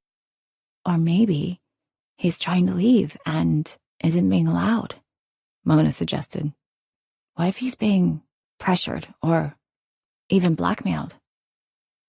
Are you thinking it might speak to motive? Charlotte asked. It's a long way from blackmail to murder. Still, might be worth a look. Mona caught a flicker of movement through the window, headlights sweeping across the property as a vehicle approached. Someone's coming, she hissed, quickly returning everything back where they found it, save the dues document. They doused their flashlights, plunging the office back into darkness as they listened to the sound of car doors slamming, followed by voices. Men's voices, their tone urgent. Mona peered through the blinds, her breath catching as she spotted 2 figures moving toward the church. Even in the dim light, the shotguns they carried were unmistakable. They must have tripped a silent alarm somewhere without realizing it. Armed company, she whispered, already calculating their options. Back door. They retraced their steps through the hallway, moving as quietly as possible. Charlotte winced as she bumped against a folding chair in the storage room, the metal legs scraping briefly against the floor. The sound was barely audible, but in the silence of the church, it might as well have been a gunshot. Did you hear that? A voice called from the front of the building. Someone's inside. Mona grabbed Charlotte's arm, pulling her toward the rear exit they'd used to enter. They slipped outside, just as the beam of a flashlight swept through the hallway behind them. This way, Mona urged, leading them toward the tree line beyond the cemetery. The woods would provide cover, assuming they could reach them before being spotted. They moved as quickly as Charlotte's injuries would allow, keeping low as they crossed the open ground. Behind them, the church door banged open. Hey, stop right there! The command was punctuated by the distinctive sound of a shotgun being racked. Mona glanced back, catching sight of 2 men silhouetted in the doorway. One raised his shotgun, pointing it in their direction. Go, she urged Charlotte, giving her a push toward the trees as she drew her service weapon. I'll cover you. Charlotte hesitated for only a moment before moving. Her breathing labored as she pushed herself toward the safety of the woods. Mona followed, keeping herself between Charlotte and their pursuers. The first shot came as they reached the tree line, a warning, fired high above their heads. The blast echoed across the property, scattering birds from nearby trees. Next one won't miss, one of the men shouted. Once inside the cover of the woods, Mona pulled Charlotte deeper into the underbrush, finding a hollow behind a fallen log where they could catch their breath. Charlotte slumped against the decaying wood, one hand pressed to her side, her face contorted with pain. You should have told me how badly you were injured, Mona whispered, the concern evident in her voice despite her efforts to remain calm. I'm fine, Charlotte insisted, though her pallor suggested otherwise. Just need a minute. Mona wasn't convinced, but the sound of the men crashing through the underbrush behind them demanded her attention. She peered over the log, tracking their pursuers by the beams of their flashlights. They're splitting up, she reported quietly, trying to flank us. Charlotte straightened, her jaw set with determination, despite the pain evident in her eyes. We need to keep moving. Not yet, Mona cautioned, placing a restraining hand on Charlotte's arm. Wait until they pass. They huddled in silence as one of the men approached their position, his flashlight beam sweeping back and forth across the forest floor. Mona held her breath, her hand resting on her service weapon. She wouldn't fire unless absolutely necessary. The situation was complicated enough without adding a shooting to the mix, but she wouldn't hesitate to defend them if it came to that. The man paused, his light illuminating a patch of ground just yards from their hiding place. For a moment, Mona thought they'd been spotted. But then the light moved on, and the man continued past their position. "That was Peterson," Mona whispered once he was out of earshot. "Connor's father." Charlotte's eyes widened slightly. "You're sure?" Mona nodded. The brief glimpse she'd caught of his face had been enough to confirm it. She recognized him from the pictures that had decorated Connor's home. Connor's father, armed and hunting for intruders on church property late at night. The implications were troubling. They waited until both men had moved deeper into the woods before cautiously emerging from their hiding place. Charlotte moved with visible difficulty, her breathing shallow and controlled. "We need to circle back to the car," Mona said, orienting herself in the darkness. "Can you make it?" Charlotte nodded, her face drawn in pain. "Of course I can. Lead the way." Mona took the lead, heading deeper into the woods away from the men and in the general direction of their car. The brush wasn't thick, but they had to step carefully not to make any sounds. Every foot they put between themselves and those guns was a welcome reprieve. Finally, Mona realized they were on an old trail that cut through the woods but wasn't often used based on how little the path had been worn. If she squinted in the moonlight, it was easy to see how it cut straight through. And given Charlotte's condition, it was easier to stay on this than try to make their way through the underbrush. As they continued on, the trail opened into a small clearing. And even though it had been dark in the woods, the clearing was fully illuminated by the moon, almost as if it were being bathed in daylight. And there, in the middle of the clearing, was a large stone altar, ancient and weathered. Its surface was stained dark, the discoloration visible even in the limited light. Mona approached cautiously, Charlotte following close behind. The altar stone was massive, at least 4 feet high and 6 feet long, carved from a single piece of granite. Its surface was worn smooth by time and use, with shallow channels carved into the stone that led to a collection basin at one end. But it was what lay on the altar that made Mona's blood run cold. Fresh blood, still glistening wet in the moonlight, pooled in the central depression of the stone. "That's recent," Charlotte whispered, leaning closer to examine the stain. "Very recent." Mona scanned the clearing, taking in details with practiced efficiency. The ground around the altar had been cleared of vegetation, the earth packed smooth by frequent use. Melted wax from countless candles clung to the base of the stone. As Mona looked closer, she realized the stone held symbols carved deep into its side. The first was the same symbol that had been found on Mallory Wakefield's arm. "Hey, look," Mona murmured. Charlotte approached, her breathing heavy in the still air. Mona nodded. "There are others." She recognized the symbol found on Justine Mercer, as well as the one found on Connor Peterson's arm. And strangely, another of the symbols matched the one his mother wore around her neck. A twig snapped somewhere behind them, the sound unnaturally loud in the stillness of the clearing. Mona turned, weapon half drawn, only to find the clearing empty, save for themselves. "We need to document this," Mona said, already reaching for her phone. "Quickly," Charlotte agreed, her voice tight with pain.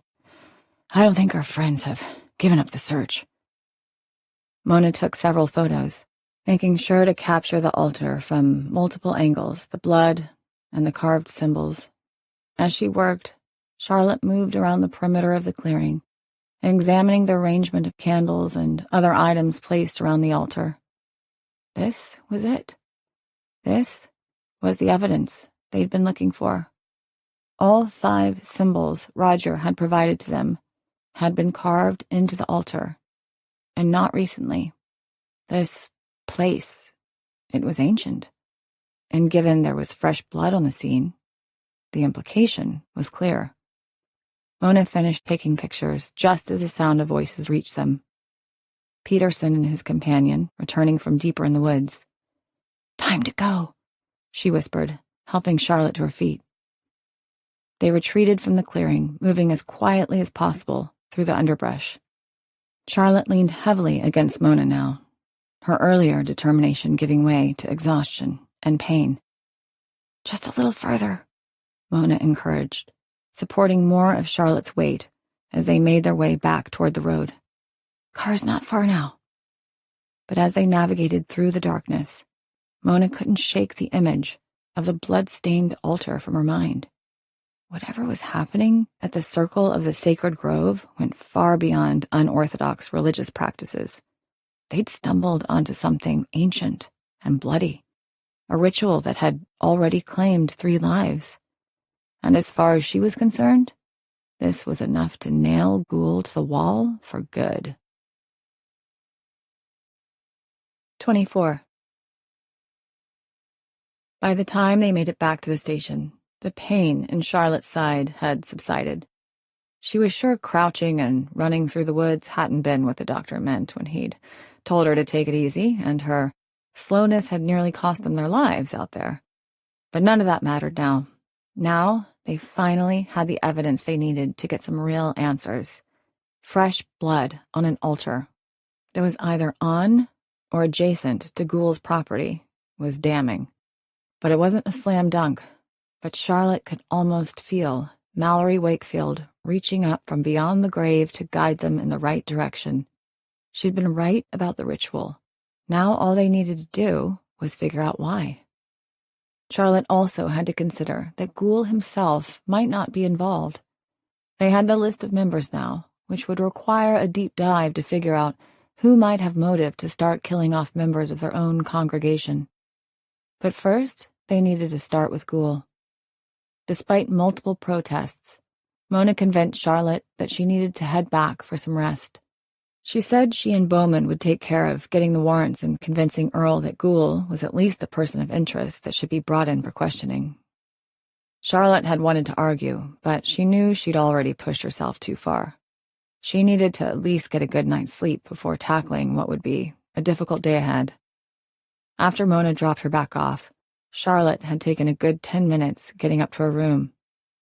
Once she no longer needed to pretend, she found the pain was actually quite substantial. She wasn't sure how much longer she could keep this up, no matter how badly she wanted to. In her room, she tossed back a couple more painkillers before limping her way to the bed and slowly lowering herself onto it. She pushed off one boot with her foot, but the other was stuck and required more force for it to come off. As it did, she pulled back her sock to reveal her ankle had swollen yet again, the skin red and angry. Charlotte sighed and laid back on the bed, thankful not to be moving any longer. She knew she smelled of dirt and woods, but for the moment she couldn't move, much less take a shower. She just needed to focus on her breathing. Her eyes snapped open to find light streaming through her window. "Christ," she said, rolling over to pick up her phone, but it was dead. She'd fallen asleep and had forgotten to charge it. Charlotte fumbled for the cord through gritted teeth, finally plugging it back up. The clock beside her bed showed 6:41 on the display. She'd been asleep for nearly 10 hours. Pushing herself up, Charlotte held back a yelp from her body's protests. She was sore all over, mostly in her side, which was practically throbbing. Her ankle actually looked slightly better, probably because she'd been off it for a considerable amount of time. It seemed like it was taking her phone forever to charge, enough that she could open the damn thing. What if she'd missed a call from Mona? Did they already have Ghoul in custody? Finally, the screen connected and the phone sprung to life. Charlotte scanned through her emails, finding nothing of note, then her messages and voicemails. But there was nothing from Mona. She wouldn't leave Charlotte out of the operation, right? Then she remembered what Bowman had said. Mona was looking out for Charlotte, and despite her best efforts, Charlotte had only been able to barely conceal her injuries. Mona wasn't stupid, and it had probably only been her respect for Charlotte that she hadn't asked about her injuries. Still, Charlotte could see Mona thinking she couldn't handle a raid on the ghoul house this morning, and there was part of Charlotte that didn't disagree with that assessment. Carefully, she peeled off the clothes she'd accidentally slept in and headed for a shower. She unwrapped the bandages that held her ribs tight to find the area purple with bruises all over, signs of massive internal damage. But she was still breathing, and as far as Charlotte could tell, she hadn't been critically injured herself yet. But she couldn't even touch the area without sending shockwaves of pain through the rest of her body. Of everything, her wrist was the injury that hurt the least, thankfully. That meant she could still drive herself around, which would probably be necessary this morning. She didn't want to keep relying on ride shares or Mona's kindness to get her from place to place. An excruciating and lengthy shower later, Charlotte took 3 times as long as usual to get dressed. She didn't bother drying her hair other than a towel dry, as the jerky movements only made her ribs worse. She was doing well to get her clothes on, and despite the complaints from her ankle, she pulled her boots back on again. And thanks to how long it had taken her to shower, her phone was completely charged by the time she was done. Even though it was still before 8, she called Mona anyway, just to get an update to the situation. "You've reached Detective Mona LaSalle with the Oak Creek." Charlotte hung up, shooting her a text instead. There was no way Mona was asleep. When she'd left her, she'd been heading back into the station to get the paperwork running on Ghoul and his property. They needed to get back out there before the blood on that altar accidentally got washed away. There was no telling who it could have belonged to. One of their existing victims? Justine Mercer seemed like the most likely, but it didn't make much sense. She had obviously been killed in the parking lot behind the restaurant. Someone would have had to collect her blood and transported it to the altar. The other possibility was there was a 4th victim they hadn't found yet. Someone who had been killed on the altar itself. A blood and DNA analysis would answer that question relatively quickly. Charlotte grabbed her bottle of painkillers and threw back 3 more, which was higher than the recommended dosage, but the recommended dosage assumed you'd be sitting on your ass all day, not out hunting a killer. Plus, the more she moved around, the better she felt. If she just stayed in bed all day, she'd be too sore to even stand. Moving deliberately and carefully, Charlotte made her way back down to the lobby and grabbed something quick from the meager hotel breakfast before heading out to her car. Taking a deep breath, she slipped inside and sat down, holding herself tight against the pain. It was manageable, for now. She promised herself if it got worse, she'd pull back, do as the doctor suggested. But as long as she was able to move around without too much pain, she didn't see any reason why she couldn't still assist on this investigation. As she drove, Charlotte found herself thinking of Roger. Not just because she wondered if he'd found anything in his research, but because she'd forgotten how much she enjoyed being around him. It hadn't really registered when she was younger, probably because she was so career-focused that she hadn't paid much attention, but they had always gotten along, and she had to admit, she really looked forward to introducing him to Mona. She hated to admit it, but Mona was right. Charlotte did have something of a crush on him. She always had, but because she'd been married to Ronson at the time, she hadn't even entertained the possibility. Though maybe, once this was all over... Charlotte arrived at the station to find Mona's vehicle missing. She debated going in and confronting Earl, but he'd only confirm what she already knew, that Mona and Bowman had gone after Ghoul first thing this morning.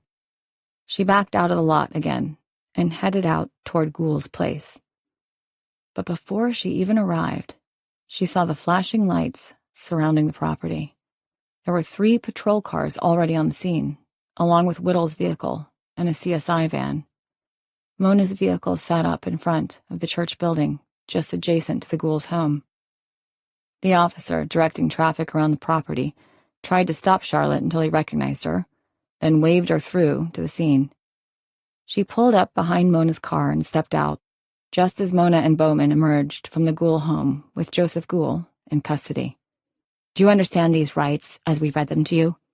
Mona was asking the man as Charlotte made her way up to the house.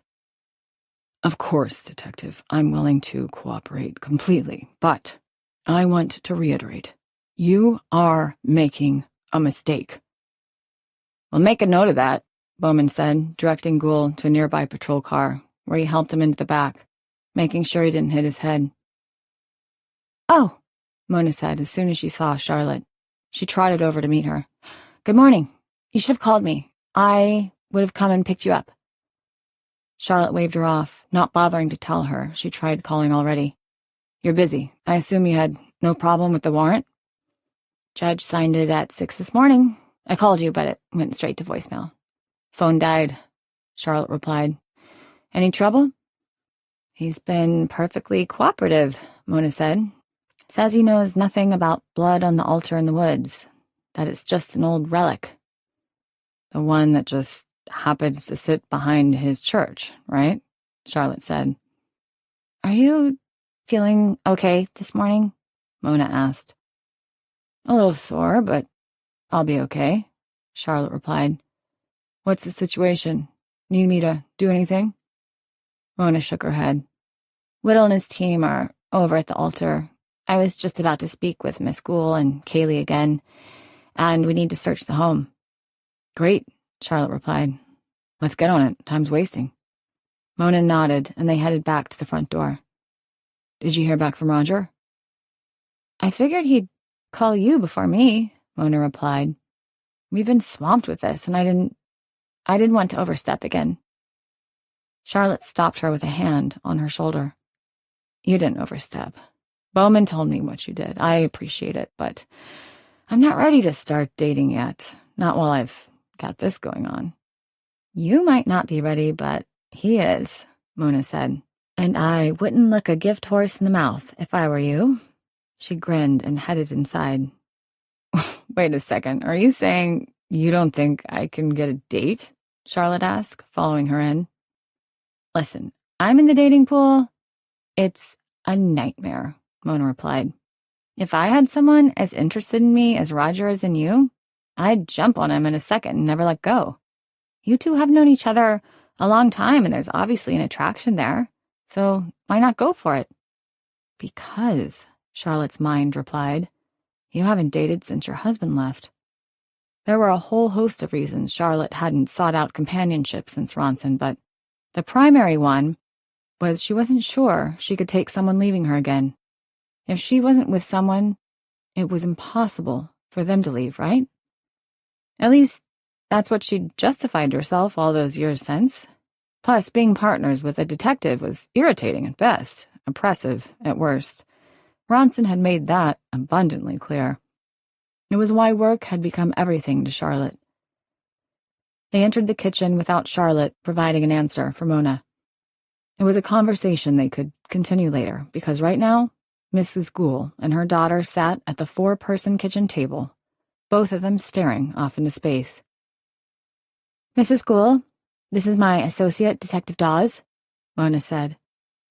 Neither woman really looked up. They just kind of sat there, blank looks in their eyes. "Is now a good time to talk?" The woman didn't reply, just stared out the sliding glass door to the patio and backyard beyond. "Sure." The response came from Kaylee, who peeled at one of her cuticles, though she looked up long enough to give Charlotte a terse smile. "We know this is upsetting for you," Charlotte replied, taking a careful seat on the other side of Mrs. Gould, while Mona sat opposite Kaylee. "We'd just like to clear some things up, if that's okay." The woman wasn't even blinking. In a way, it was creepy. "Did either of you know about the altar that sits behind the church?" Mona asked. Kaylee shot a look at her mother before answering. "I knew it was there, but that's it," she said. "I used to play out there when I was a kid." "Mrs. Gould?" Charlotte asked. Finally, the woman met her gaze. But it was like she was looking through Charlotte, not at her. I knew. Do you know what it's used for? Her voice was almost ethereal, spoken with a soft strength that commanded your attention. It isn't used. It's just an old artifact. Someone used it, Mona replied. Recently, there was fresh blood on the surface last night. I don't know anything about that, she replied. But the land is easily accessible. Anyone could have been out there. When's the last time you went out there? Charlotte asked. Years ago. Do you regularly attend your husband's services? Charlotte asked. Yes. Charlotte turned to Kaylee. Do you? Not as much as she should. Her mother answered for her, her tone harsher and more biting. Okay. Charlotte was beginning to think they weren't going to get any solid answers out of either of them. In your experience, has Joseph or anyone else from the congregation ever used the altar for anything?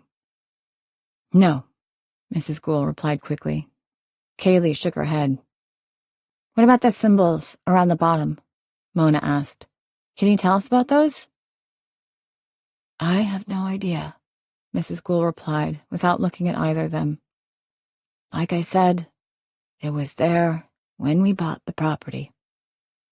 Out of the corner of her eye, she noticed Bowman stick his head in the doorway. Detectives.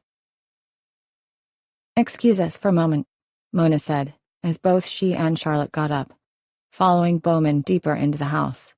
We found something, he said, leading them to the bedroom. Chamber, under the floorboard. As they entered into the large bedroom, the carpet had been pulled back, revealing a hatch in the old hardwoods beneath.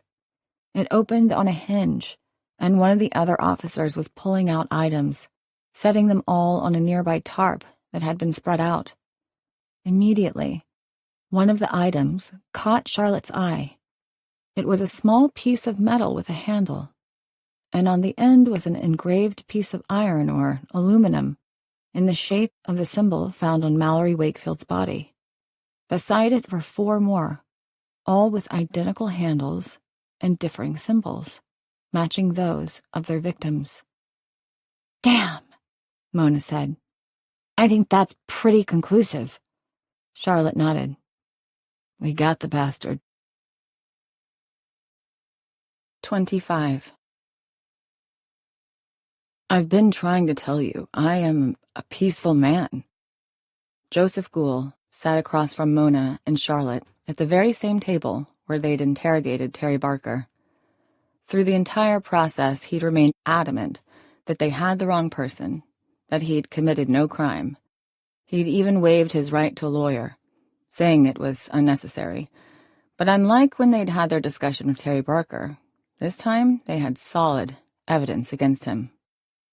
A peaceful man doesn't keep human branding irons in his floorboards, Mona said.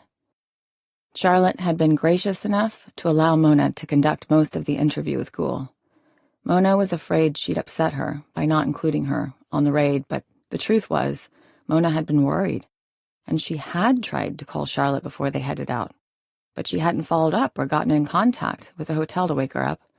She'd observed how much Charlotte had been struggling, and how hard she was pushing herself on this case. And given the night they'd had, she didn't need the woman to injure herself, when all Mona and Bowman needed to do was pick up a suspect. It wasn't as if Mona had been expecting a shootout. However, after Bowman had discovered the evidence at the home, everyone agreed it was prudent to bring Mrs. Gould in for questioning as well. Kaylee, for her part, had seemed more than shocked at what they'd found, asking her mother about it even as they'd led her out of the home. Mona was reasonably convinced Kaylee didn't have anything to do with the murders, but she'd asked her to come down to the station regardless, if for no other reason than to see how her parents responded to her being there. Let's go back to the altar, Mona said.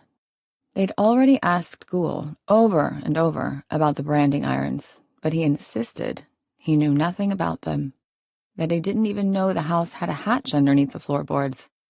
Mona suspected that was a lie, as the way they'd found it was Bowman had been walking around the bedroom and noticed his footsteps sounded different in one part versus the other, because one part of the floor echoed while the other didn't.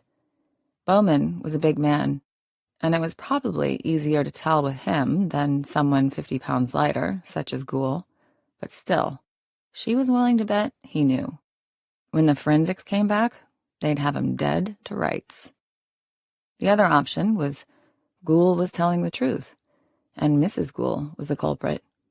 They were currently checking the alibis of both suspects, though Mona bet, when it came down to it, the husband was the more likely killer. He was the more controlling of the two of them, the leader of the congregation. He'd be more likely able to get his followers to do his bidding. That was the other angle. It was possible Ghoul was the mastermind and pulling the strings behind the scenes.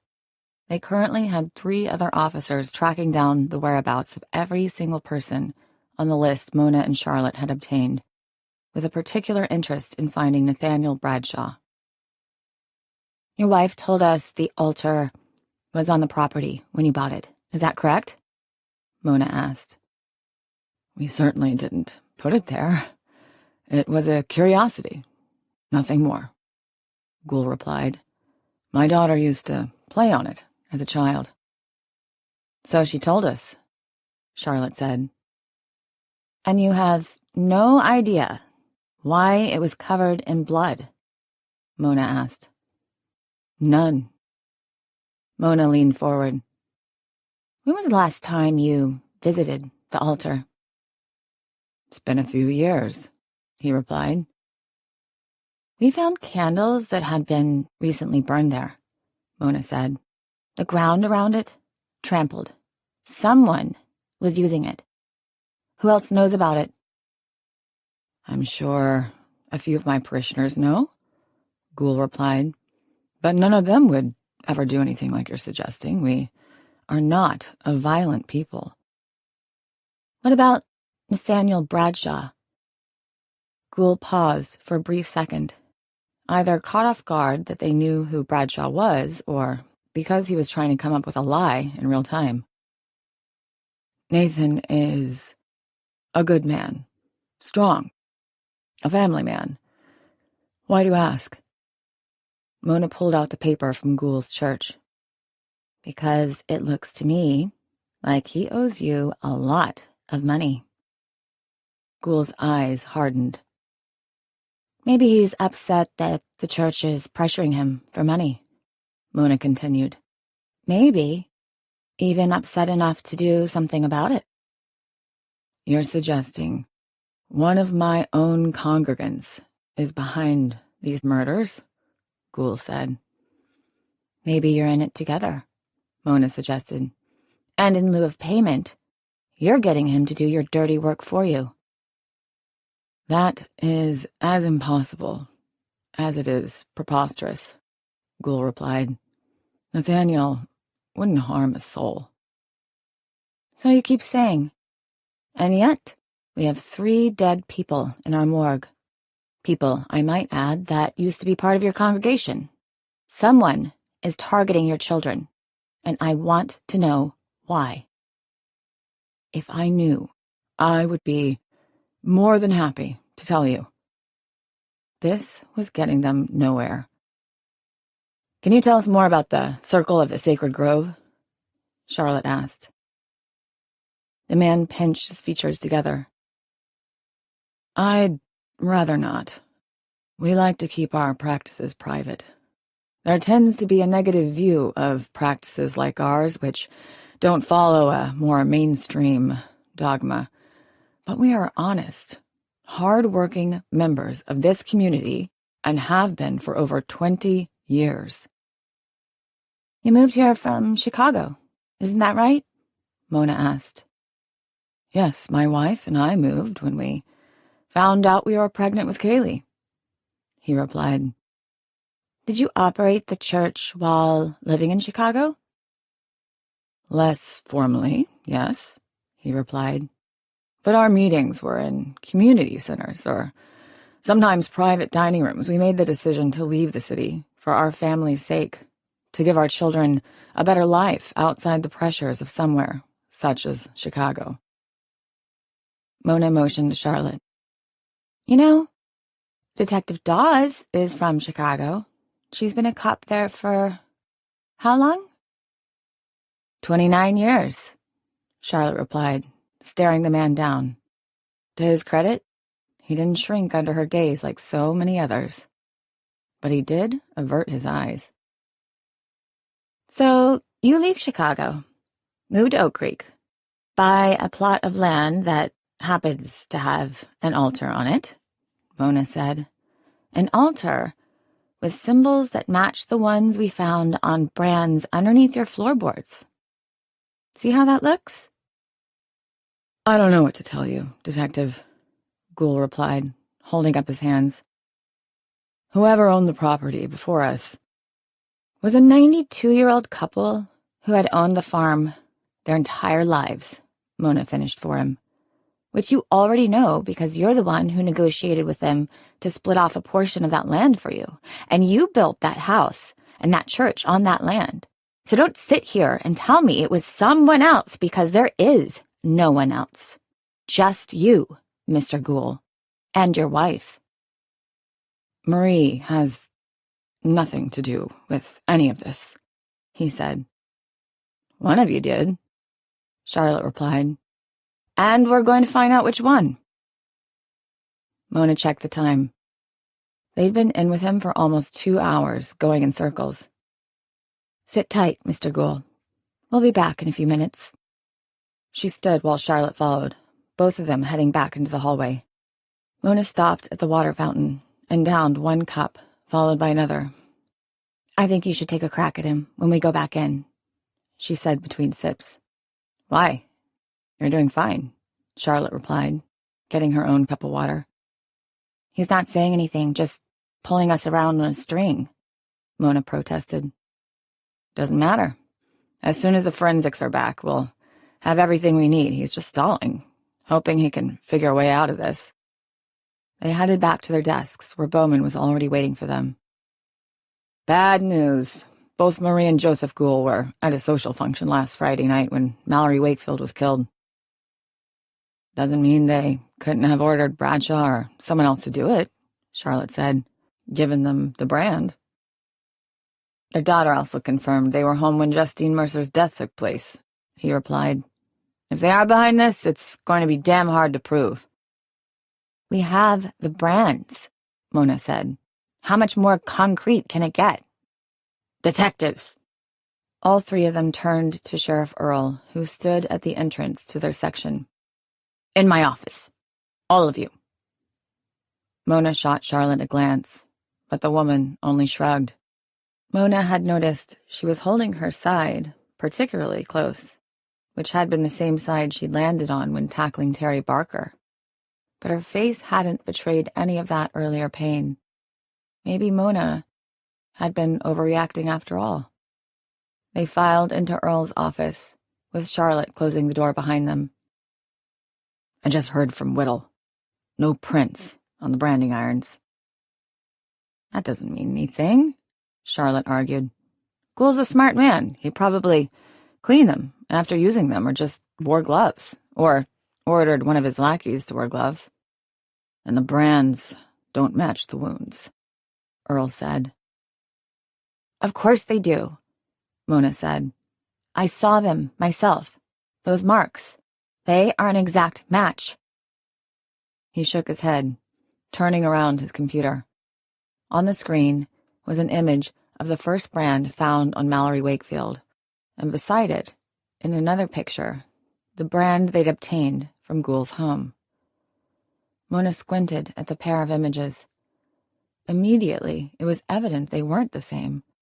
They were close, but there were minor differences, just as the hook not being as pronounced or the Y shape extending out longer. It was the same symbol, but represented in two different ways. One was like a bad copy of the other. That, and the iron itself was 25% smaller than the actual burn on her arm. I don't understand, Mona said. Whittle compared all 3 burns to the brands you confiscated. Earl added, All of them are like this. Small differences, different sizes. Whoever killed those people, they did not use these instruments on them. Great, Charlotte said, crossing her arms as she leaned against the door. Any other good news? The blood on the altar was found to be animal, after all, Earl replied. Specifically belonging to a deer or something with a hoof. I don't know. Ask Whittle. How is that possible? Mona asked. The symbols match. The ones on the altar, they're the ones on the victims. There has to be— I'm not saying it's not related, Earl replied, holding up his hand. But this is far from a slam dunk, and if we don't have any other corroborating evidence, we can only keep the ghouls in custody for so long. Their alibis for 2 of the murders check out, Chief, Bowman said. 3rd is a wash, but one is from the daughter, so take that for what it is. He has to be coordinating this, Mona said, with someone else. Bradshaw or someone. Do you have any evidence to corroborate that? Earl asked. Mona went to answer, only to realize she didn't. There was nothing that physically connected the ghouls to anyone else, who then connected to the deaths. It was all circumstantial. We need to go after the individual members. They're a tight-knit group, Charlotte said. They're not going to turn on each other. Peterson was out there hunting us with a shotgun. On Ghoul's order, no doubt. Look, Earl said. We're not going to get into semantics here. Is it concerning there's paraphernalia in the Ghoul home that aligns with evidence from the crime scenes? Yes. Does it mean they're responsible? We don't know. All we know right now is we don't have enough to prove anything either way. We're just supposed to let them go? Mona asked. Earl grimaced. We can hold them for 24 hours before we're required to release them. You have that long to figure out how they fit into this and why. This is ridiculous! Mona stood, slamming her hands on Earl's desk. She hadn't even realized she'd done it until she was standing there, looking at Earl, her chest rising and falling. It was almost like she was watching from outside herself, like she had no control of what she was doing. Detective, remove your hands from my desk, Earl growled. Mona blinked, coming back into herself. I'm sorry, sir. I don't know, I think I'm just tired. I didn't get much sleep last night. We're all tired, LaSalle, he replied. Go off on me again, and you'll find yourself walking a patrol beat for the rest of your career.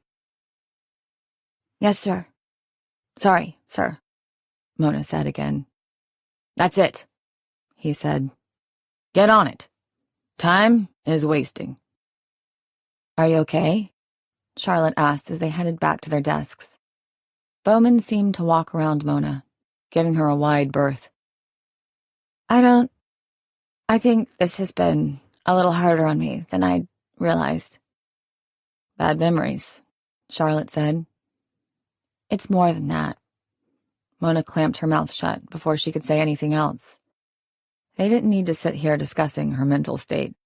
Those conversations should be reserved for Dr. Cross, which reminded her she'd missed her last appointment because she'd been working this case. She needed to make it up. Charlotte leaned closer. Do you want to talk about it? Mona glanced to Charlotte's ribs. Do you want to talk about your thing? Fair enough, Charlotte replied. So, where do we go from here? We work our angles. Track down Bradshaw and the other members of the church. Try to get a bead on anyone under the age of 25. If the pattern holds, they are the next most likely victims. In the meantime, I need to go back to Chicago, pull the old case files myself. Wait, you're leaving? Mona asked. Charlotte nodded. Apparently, my former partner doesn't understand the term urgent. It's only an hour there and an hour back, but we need to start going through those files again. There might be something in there that can help. Okay, Mona said, unconvinced. It wasn't like she could keep Charlotte here, but it felt wrong that she was leaving. Maybe this was just an excuse and she realized this case would only turn out like her original case in Chicago. No, that was the other talking. Charlotte hadn't given up on her yet, and she wasn't about to do so now. Mona just wished there was some way she could stay close. Things felt better when Charlotte was around. When will I hear from you again? I'll be in touch soon, okay? The woman smiled. Trust me. 26. Charlotte winced as she drove along the highway, heading back to the city. The doctor had recommended she go home, but he hadn't said exactly how she was supposed to do that without causing further pain or injury.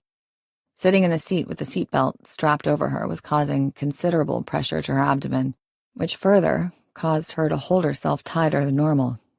In addition, the foot she needed to use to operate the gas and brake pedals was the swollen one. Still, Charlotte pushed through the pain. They were on a deadline here, and she didn't want their one suspect to get away just because they didn't have enough evidence to convict him. She believed in Mona's ability to track down Bradshaw and the others while she was gone, because they needed those files. What was Dale's problem, anyway? She'd called and left 3 messages on his phone and hadn't heard back. How hard was it to get something from the archives? Ever since finding that altar in the middle of the woods, she was convinced more than ever the 2 cases were related. 5 victims, each with burns on their arms. And while all the details didn't match up exactly, it was close enough. There was also something about Ghoul himself that made her want to nail him to the wall. He almost seemed familiar in a way, despite the fact Charlotte had never met the man in her life. And yet, she eased off the gas as she approached the next stoplight. As the car rolled to a halt, she used the opportunity to take a deep breath. The pain was still there, hiding behind her injury and all the painkillers, but she could feel it. It was like a ticking time bomb, and she wasn't sure how long she had left before it went off. She needed to make some progress before then. 30 minutes later, Charlotte pulled into the familiar parking garage in downtown. She pulled a ticket for the first time, having always used her badge in the past, and the gate raised, allowing her through. At least now she got to park in the visitors' parking, which were the first spots in the lot, and she'd make sure they validated. Taking longer than she'd like, she got out of the car and headed into the connected station, coming upon the security scanners just inside the door. Dawes, Officer Rodrigo said, smiling. Didn't think I'd see you again so soon. You that desperate for something to do you couldn't stay away? Charlotte smiled, putting her personal effects into the small bowl that ran through the scanner while she stepped under the open doorway. You know me, can't stop, won't stop. Retirement's not bad, huh? He joked. My wife says when I retire, she's not going to let me out of her sight. Knows it's too tempting to come back. Guess I need one of those then, Charlotte said, taking her stuff back from the little tray. Have a good day, Detective, Rodrigo said as she headed down the hallway. You too. She'd expected this. She hadn't been back to the office since she'd had her formal retirement party 3 months ago. But this was a matter of some urgency, and she couldn't afford to wait. As Charlotte entered the station's main lobby, the place was abuzz with activity. Officers coming and going, suspects lined up against one wall, some handcuffed, some just under supervision. Friends and family of victims or witnesses huddled in small groups in the expanse of space. If there was one thing to say about her old precinct, it wasn't boring. Charlotte approached the desk sergeant, a man she knew better than most, considering they used to be on a few task forces together. He was about 5 years younger than her and had developed a serious belly in the past few years, which is probably what prompted him to his most recent assignment. Dawes, he said as she approached, setting aside his newspaper. Hey, Bolts, she said. Jim Bolts Bolton was a career cop, a man who had worked his way up from patrolman as a young kid, all the way to lieutenant before getting busted back down for an infraction that had been sealed by the department. No one knew the full details, but Charlotte understood it had something to do with a couple of call girls and a very seedy club in the city. Beyond that, she only had her imagination. Jesus, you look like you just stepped off the ass-kicking line. What happened? The risks of being retired, she said, giving him a quick smile. Bolts had always been observant, and he must have seen her limp and the way she was holding herself, despite her attempts to cover it up. That was the problem with working with cops. Is Dale in? Givens? Yeah, I think so. Want me to ring him for you? Actually, I'll just go see him, if that's okay, she said. I don't want to pull him off something if he's in the middle of it. Sure, Bolt said, buzzing her through the door, just as a pair of officers began dragging a young man in by his arms. He was twisting back and forth, spewing obscenities all over the place. I will fuck your mothers! The kid yelled as he tried to wrench himself out of their grasp. From a brief glance, Charlotte could tell he was on something. Probably PCP. The two officers had to fight to keep him from completely breaking their grasp. Never a dull moment around here, Charlotte said, pushing through the entryway to the back. You know it, Bolts replied. Good seeing you, Dawes. You too, she said, and headed back further into the station. She weaved around the corridors, flashing quick smiles at the people she recognized. It was so strange, and yet so familiar, being back, like she hadn't left at all, and also like she'd been gone a lifetime. Dale! She found him at his desk, typing away at some report or another, his face glued to the screen. Char? He blinked a couple times, like he couldn't believe it. What? Are you okay? He noticed the same thing Bolts had, but Dale knew her well enough that it only took a glance, rather than a few seconds of careful observation. You can't call me back? Call you back? He asked. About what? About the case I asked you to pull, remember? He blinked a few times. Oh, right, sorry. We've just been swamped here. The commissioner is on a mission to get this crime wave under control, and it's taking everyone's full effort.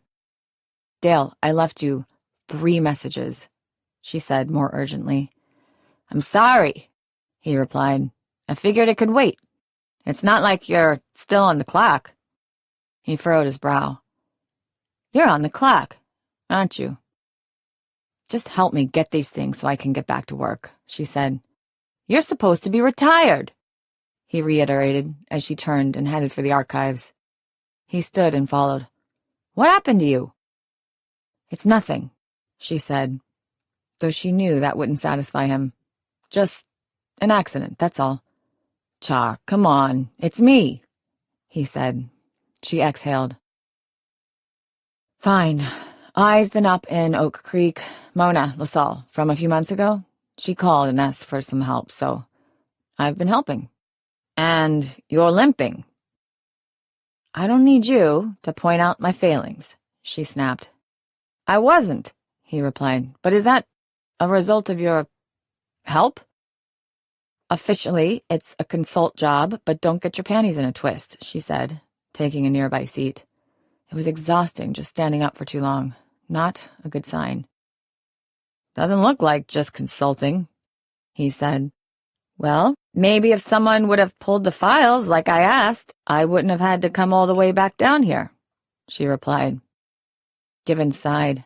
He knew her well enough to know no matter what he said, she wouldn't give up this fight, which is the whole reason she came to him.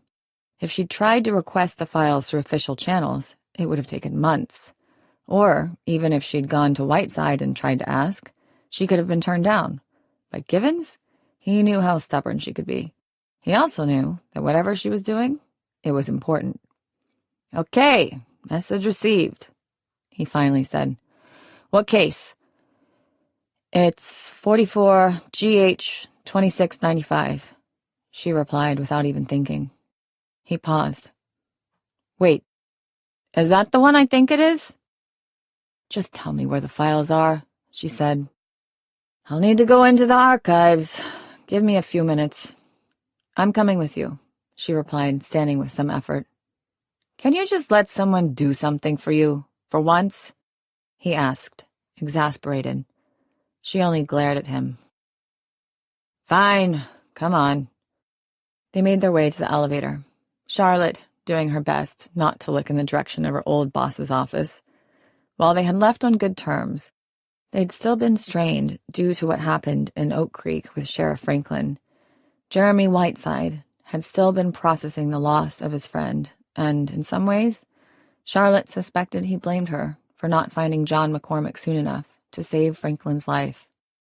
I assume there's a reason you're going back to this one, Dale said as they got in the elevator, especially since you told me you never wanted to think about it again. New information has come to light, she said. Something is going on in Oak Creek, and I think it might be related. That was the first time she'd verbalized it. Ever since Mona had asked her to assist on the case, the possibility had been there. But when the MOs began to differ, and the symbols didn't match the burn marks on the arms, Charlotte had dismissed the possibility of the cases being connected too soon. The elevator doors opened, revealing rows after rows of evidence, all held behind large, double-paned, bulletproof glass. The entire room was also fireproof, with its own fire suppression system. Everything held in the tightest security in the event of a disaster. There were 100 years of evidence down here, from the beginning of Chicago's mob era, and no matter what, it couldn't be lost or destroyed. Morning, Irma, Dale said as they approached the middle-aged woman sitting behind the desk. Morning, she replied. Dale signed in on the sheet and also provided his badge for logging. One guest. Irma glanced at Charlotte and narrowed her eyes. She'll have to stay out here. I'll bring it back out, Dale said, as Charlotte moved to argue. But, hey, he said, don't get your panties in a twist. He winked as Irma buzzed him through, which opened the massive glass door and closed behind him. Dale looked at the number he'd written down and disappeared into the stacks. You used to work here, Irma said, eyeing Charlotte carefully.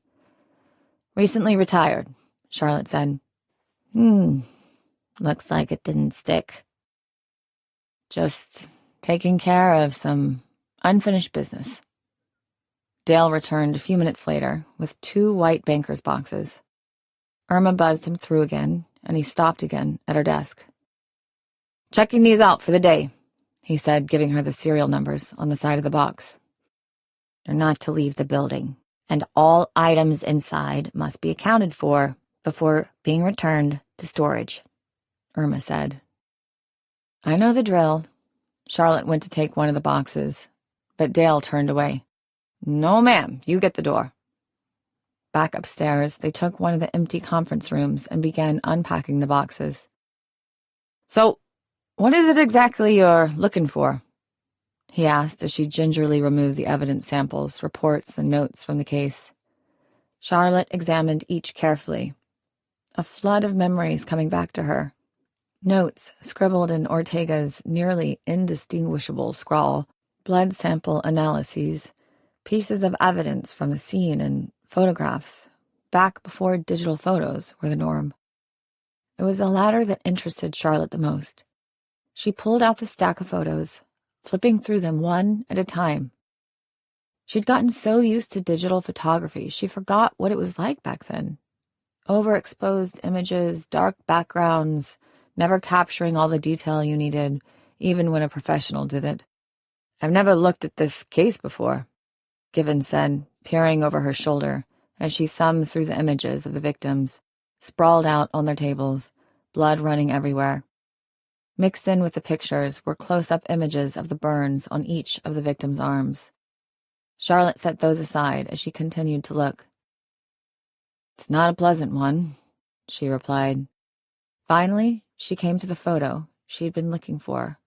She hadn't been sure it was in here, but thankfully, Someone had done their due diligence. The deaths had all been in a warehouse downtown, a structure that had long since been destroyed and replaced with a new high-rise. But it had been a big building back then. She recalled a catwalk running above the murder scene. Thankfully, one of the CSI photographers had climbed up there and snapped a few images from overhead. And as Charlotte stared at the pictures, there was no doubt in her mind that her case was connected to the recent deaths in Oak Creek. She just hadn't been able to see it before. "I need copies of these," she said, laying each of the photographs out in a straight line. "Kill the lights for me. I don't want there to be a glare." As soon as he did, Charlotte began snapping images of the photos with her phone until she had all of them, including the ones of the burns. "I don't get it. What's going on?" he asked. As soon as Charlotte finished with the pictures, she gathered them all back up and placed them in the box again. "Thanks, Dale. This has been a big help." "Care to let me in on what you're doing?" he asked, growing impatient. "Too much to explain right now, but I'll fill you in later, over one of those dinners you won't stop annoying me about." She headed for the door. "See? Was that so hard?" "You're welcome, I guess," he said, a confused look on his face. Charlotte smiled. There had been more than she could have hoped for. Now, she just had to make one more stop. 27. Mona's office looked like a war room. She'd commandeered the largest whiteboard in the station and covered it with photos, names, and timelines. Red string connected members of Ghoul's congregation to each other, to the victims, and to key locations. Next to her desk, a separate board displayed photos of all 3 victims with their respective symbols beneath them. After Charlotte had left, she and Bowman had done a deep dive into the list found at the church.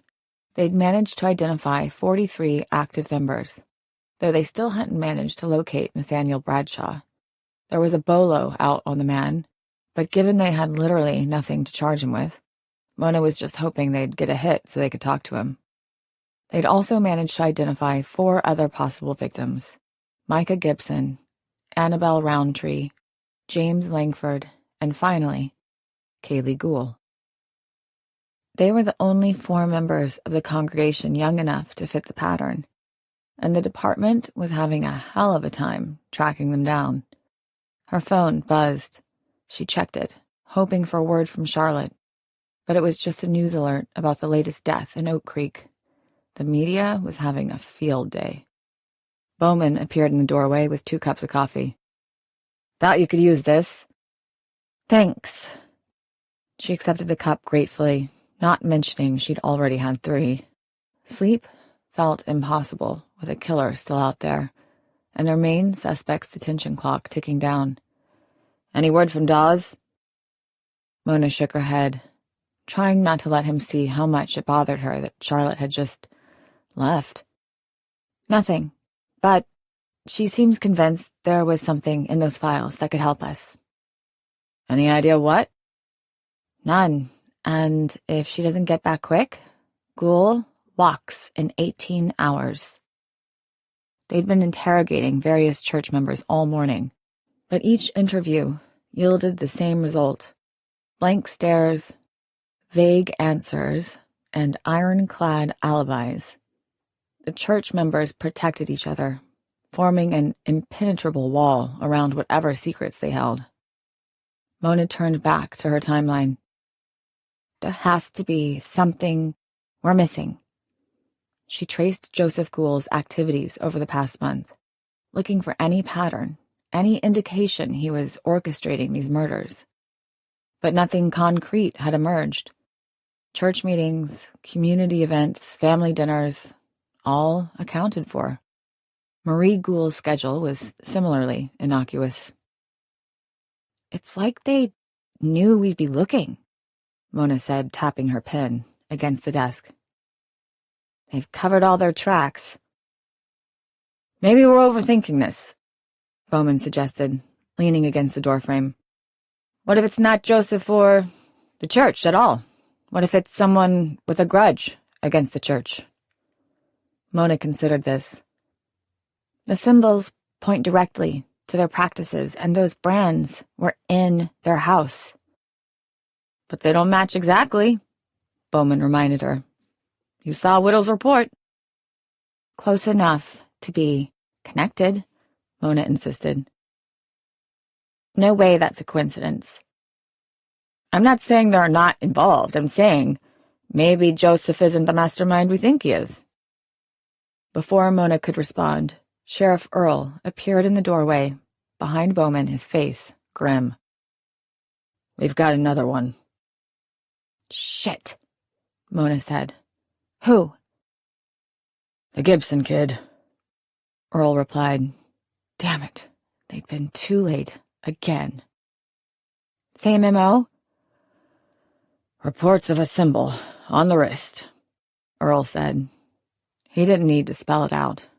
With Gould sitting in police custody, proving he was behind the murders would be near impossible, even if he was somehow orchestrating them.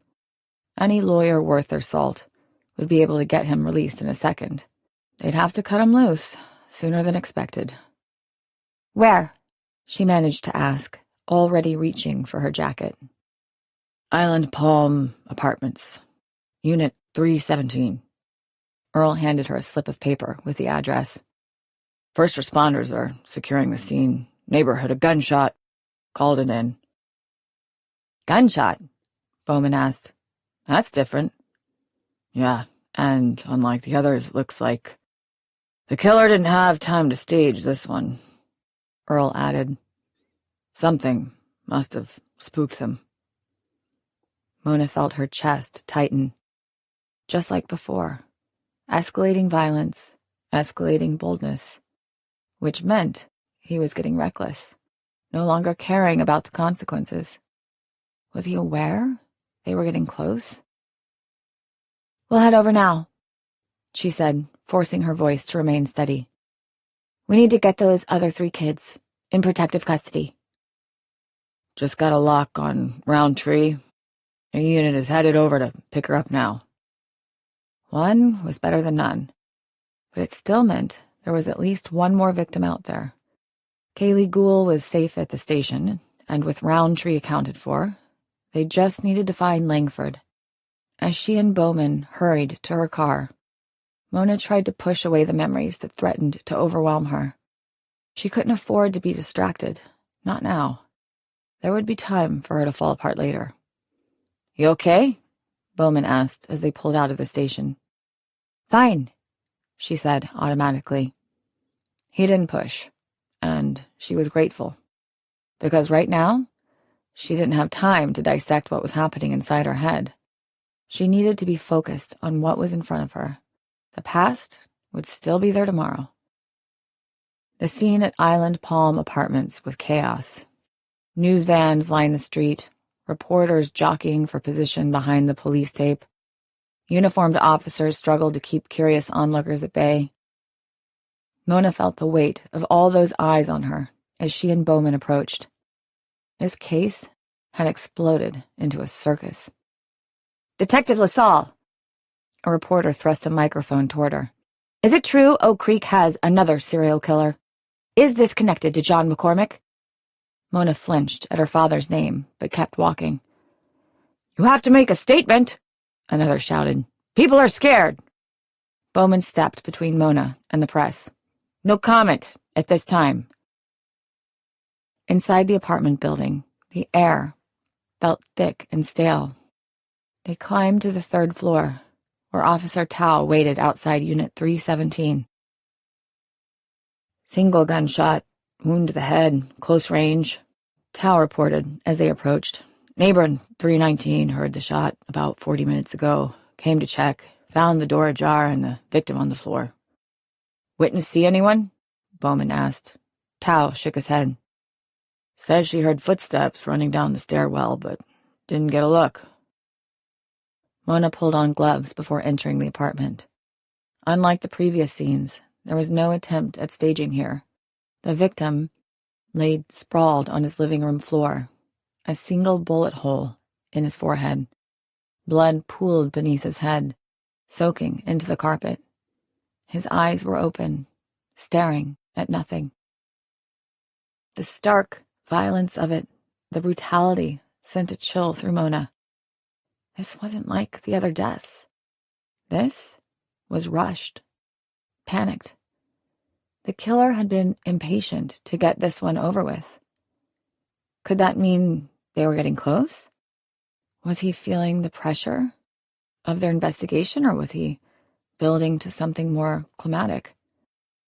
Poor kid, Bowman said, crouching beside the body. Mona carefully turned the victim's arm.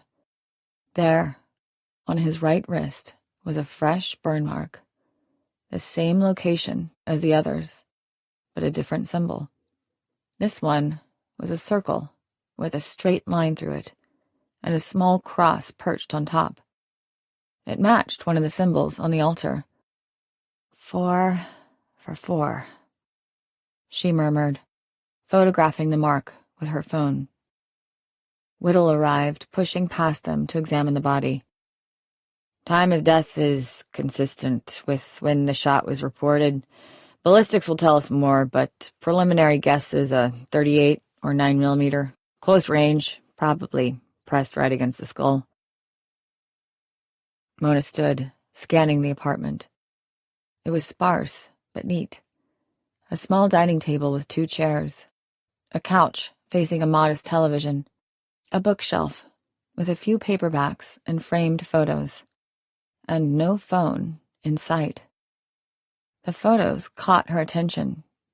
She moved closer, examining each one. Micah at graduation. Micah at what appeared to be a family barbecue. And then Mona felt her pulse quicken. Micah with his parents at what could only be a church gathering. Behind them stood Joseph Gould, his arm around Micah's mother. Bowman, she called, pointing to the photo. Look! Bowman joined her, squinting at the image. Is that? Mona pointed to Micah's mother in the photo. Around her neck hung a pendant, a small metal charm on a chain. The symbol on it matched one of those they'd found carved into the altar, and the one Mrs. Peterson wore. Another connection, Bowman muttered. Mona continued examining the photos, finding more evidence of Micah's connection to the church. In one, he stood with a group of young people around a bonfire, laughing as they cooked s'mores and hot dogs. Connor Peterson appeared in one of the photos, Justine Mercer in another. We need to find his parents, Mona said. The Gibsons lived in a modest ranch-style home, 15 minutes from their son's apartment. When Mona and Bowman arrived, Mrs. Gibson was already being comforted by neighbors. News traveled fast in Oak Creek. Mona swallowed hard as they approached the home, gently directing the onlookers away. Mrs. Gibson, Mona said. I'm Detective LaSalle. This is Detective Bowman. We're very sorry for your loss. The woman looked up, her face ravaged by grief.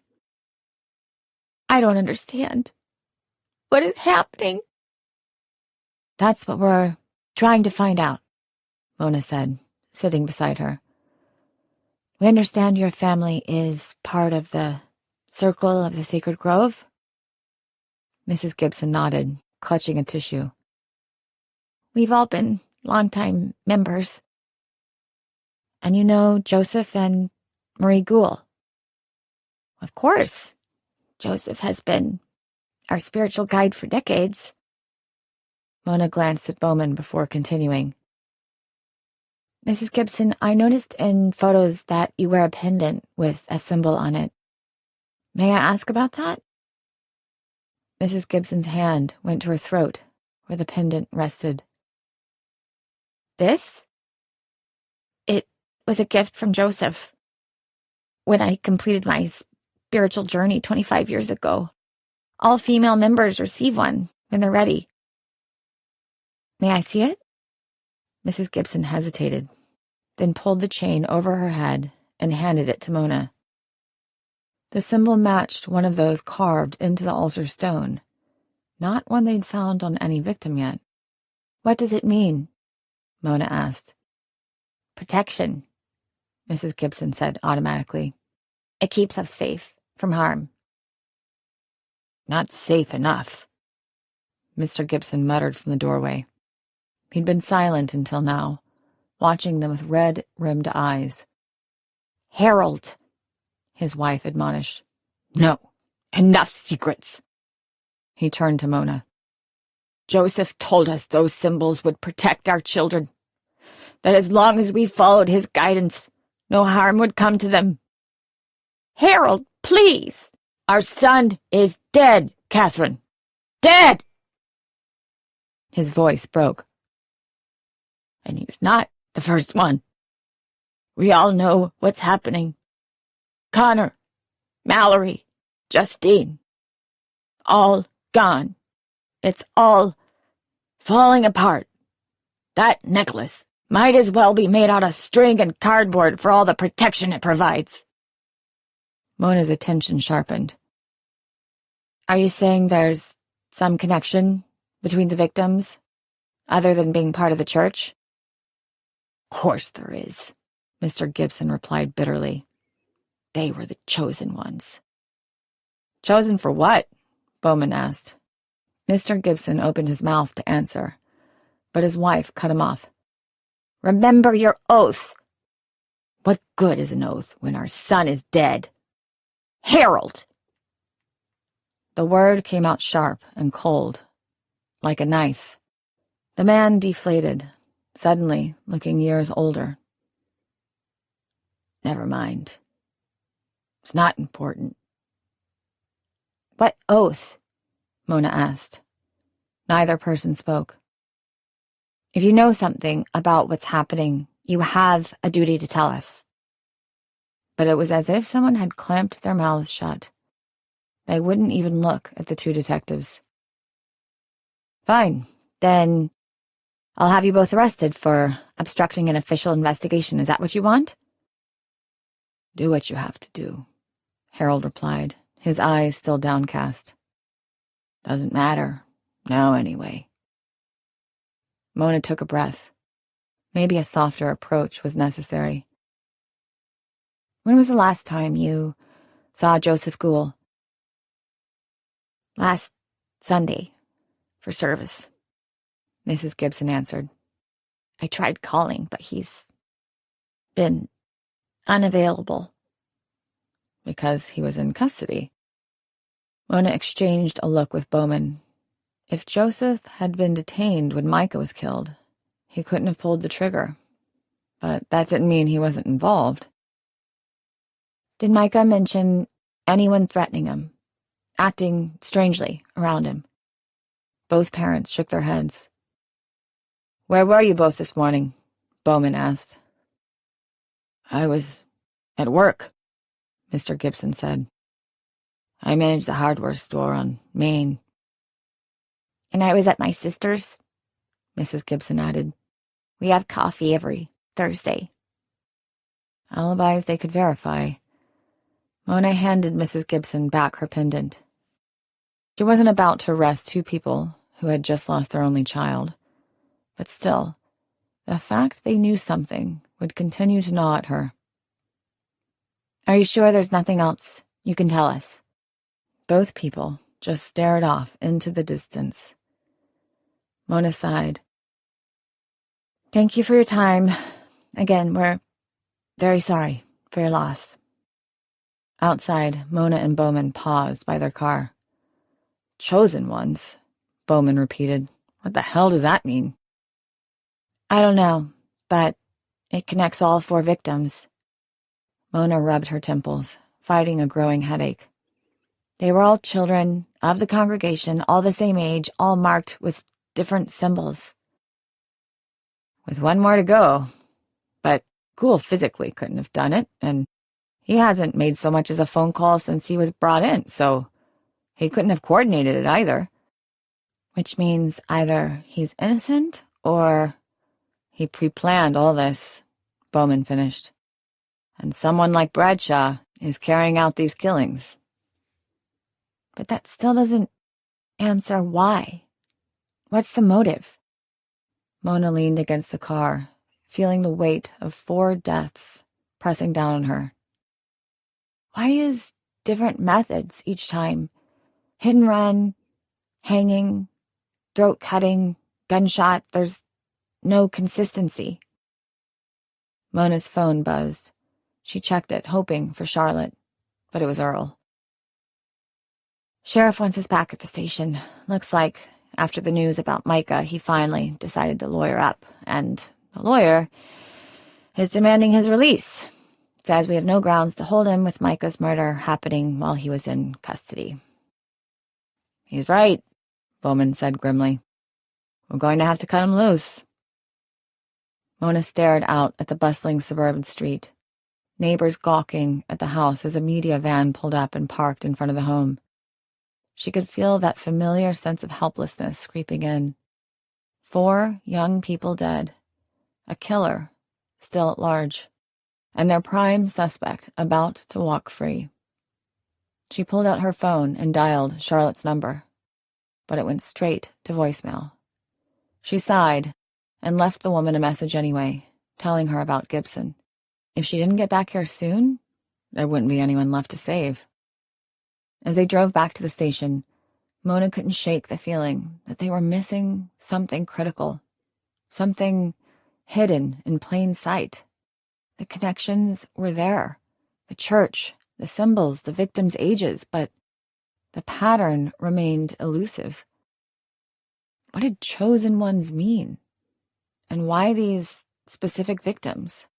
And why now, after all these years? Mona hoped Charlotte had found answers, because right now, all she had were questions, and 4 bodies with no justice in sight. 28. Charlotte knocked on the door, despite the fact the sign on the front said closed. It was an hour past opening time, so where was he? Finally, a head popped around the corner inside the store. An annoyed look on the man's face before seeing Charlotte and turning into a smile. He approached and opened the inside door, cocking his head, and in doing so, looking like a curious dog out on a walk. This is a welcome surprise, Roger said. It's supposed to be open, she said, as he rolled up the gate to allow her in. He lowered it back down behind her. I like to take Friday mornings to myself. They're always slow anyway, so I come in just for some peace and quiet. I promise I'm not locking you in, but with my luck, the one day I leave it open will be the day people begin flooding in, and I'm in the middle of some very important research. He closed the door, leading her inside. Can I get you something? I have tea brewing in the back. No, thank you, she said, recalling what Mona had said. He probably thought this was a social visit. I wish I could stay, but unfortunately I need some help. Of course, he replied, setting aside some of the books stacked on the table in the next room over from the main bookshop. Does this have to do with the case? It does, she replied. I know Mona asked you to look into Oak Creek, but this is a little more intense, Charlotte said. How squeamish are you? He leveled his gaze at her. Please, I've cleaned up more vomit than any one man has a right to. It's amazing how many people like to use the library to get sick. Okay, you asked for it. She pulled out her phone and handed it over, opened to the first picture she'd taken from the evidence box. Ah, he said, gritting his teeth. Suddenly, Charlotte thought she might have overstepped. That's graphic. It was. This isn't from the current case, he asked. No, it's from a case 25 years ago. One of my first, actually, she said. Oh. He scrolled through the pictures. That must have been difficult to manage. She took a deep breath. It taught me a lot, but that's neither here nor there. Can you take a look at that first picture, the one from above, and tell me if that reminds you of anything? He scrolled back to the picture of all the victims the photographer had taken from the catwalk above. At first, he winced, only for a realization to settle over his face. No. Is this... You tell me. He handed the phone back to her and went into the next room, returning momentarily with the same book he'd shown her and Mona when they'd last visited. He opened it, flipping through the pages until he came to the image of an old stone carving with a symbol prominently displayed in the middle. I would say that's coincidence, but I don't think that's the case, Roger said. Your victims, they're arranged to look like this symbol here. Charlotte nodded. That's what I thought too. But how did you know? He asked. We found a stone altar in Oak Creek, she said, with 6 different runes carved into it. 5 were the ones you sent us, but the 6th, she pointed to the last image in the book. I first saw one of the victims' mothers wearing it around her neck. Then when we found it on the altar, I knew it couldn't be a coincidence. Mona insisted to me that these cases were related, and I didn't want to believe it at first, but now there is no doubt in my mind. We didn't know it at the time, but the bodies were arranged in the shape of one of your runes. Wait, what altar? He asked. Charlotte scrolled back to the images, showing him. Charlotte, these are incredible, he said. Do you know what this means? It's probably the most significant find of this language in modern history. He turned to a pile of books that were off to the side, along with large parcel maps. I've been looking into that town of yours, and from what I can tell, it's no ordinary small town. What do you mean? I found records that it was settled in the early 1700s by Welsh refugees who had fled England under religious persecution. This book, he held up the first one he'd pulled for Charlotte and Mona, is the only written text on the religion I can find. They were known as Colc Coed San Caeth, which roughly translates into Circle of the Sacred Grove. That's the name of their congregation, which sounds harmless enough, Charlotte said. It does, but what little history I've managed to uncover has revealed some dark practices, blood rite sacrifices intended to purify members or ensure the safety and longevity of those in the order. And as far as I can tell, these practices go back over 1,000 years or more. Charlotte, the town was founded by the people who were part of this order almost 3 centuries ago. So you're saying these people brought their practices over with them and continued to operate in secret through the modern age? Roger tightened his features, some of the excitement leaving his face. I wish I could, but like I said, any text on these practices is scarce at best. Your discovery of that altar is the first confirmed structure on this side of the Atlantic to bear any of these symbols. I've actually reached out to some of my colleagues across the pond to see if they can't help provide some more context. Okay, Charlotte said. So how do Ghoul and his followers get mixed up in this? They were originally from Chicago. As best we could tell, none of them were born in Oak Creek, and the congregation is small. Certainly not the entire town. It was common for families to move away from small towns in the 30s and 40s, Roger said. Most of the jobs moved to the larger cities. Maybe they took their practices with them. You're suggesting they didn't leave Chicago looking for a new home, but instead an old one. He nodded. Makes sense to me, especially if these practices had been passed down. They would have known about their ancestral history in Oak Creek. As Charlotte pondered the idea, Roger cleared his throat. You know, as someone who skews more scientific, I'm remiss to even mention this, but as I get older, I'm finding I'm starting to believe things that seemed preposterous when I was young. What do you mean? He grabbed one of the books, opening it to show Charlotte a hand-drawn image of what looked to be a large tree with a circle around it.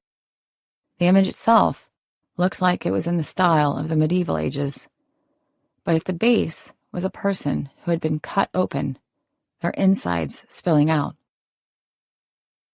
I'm a practical person, but I also know that life generates energy, and that energy has to go somewhere. The areas of the Welsh countryside where these people operated remain mostly deserted to this day, and I think there's a good reason.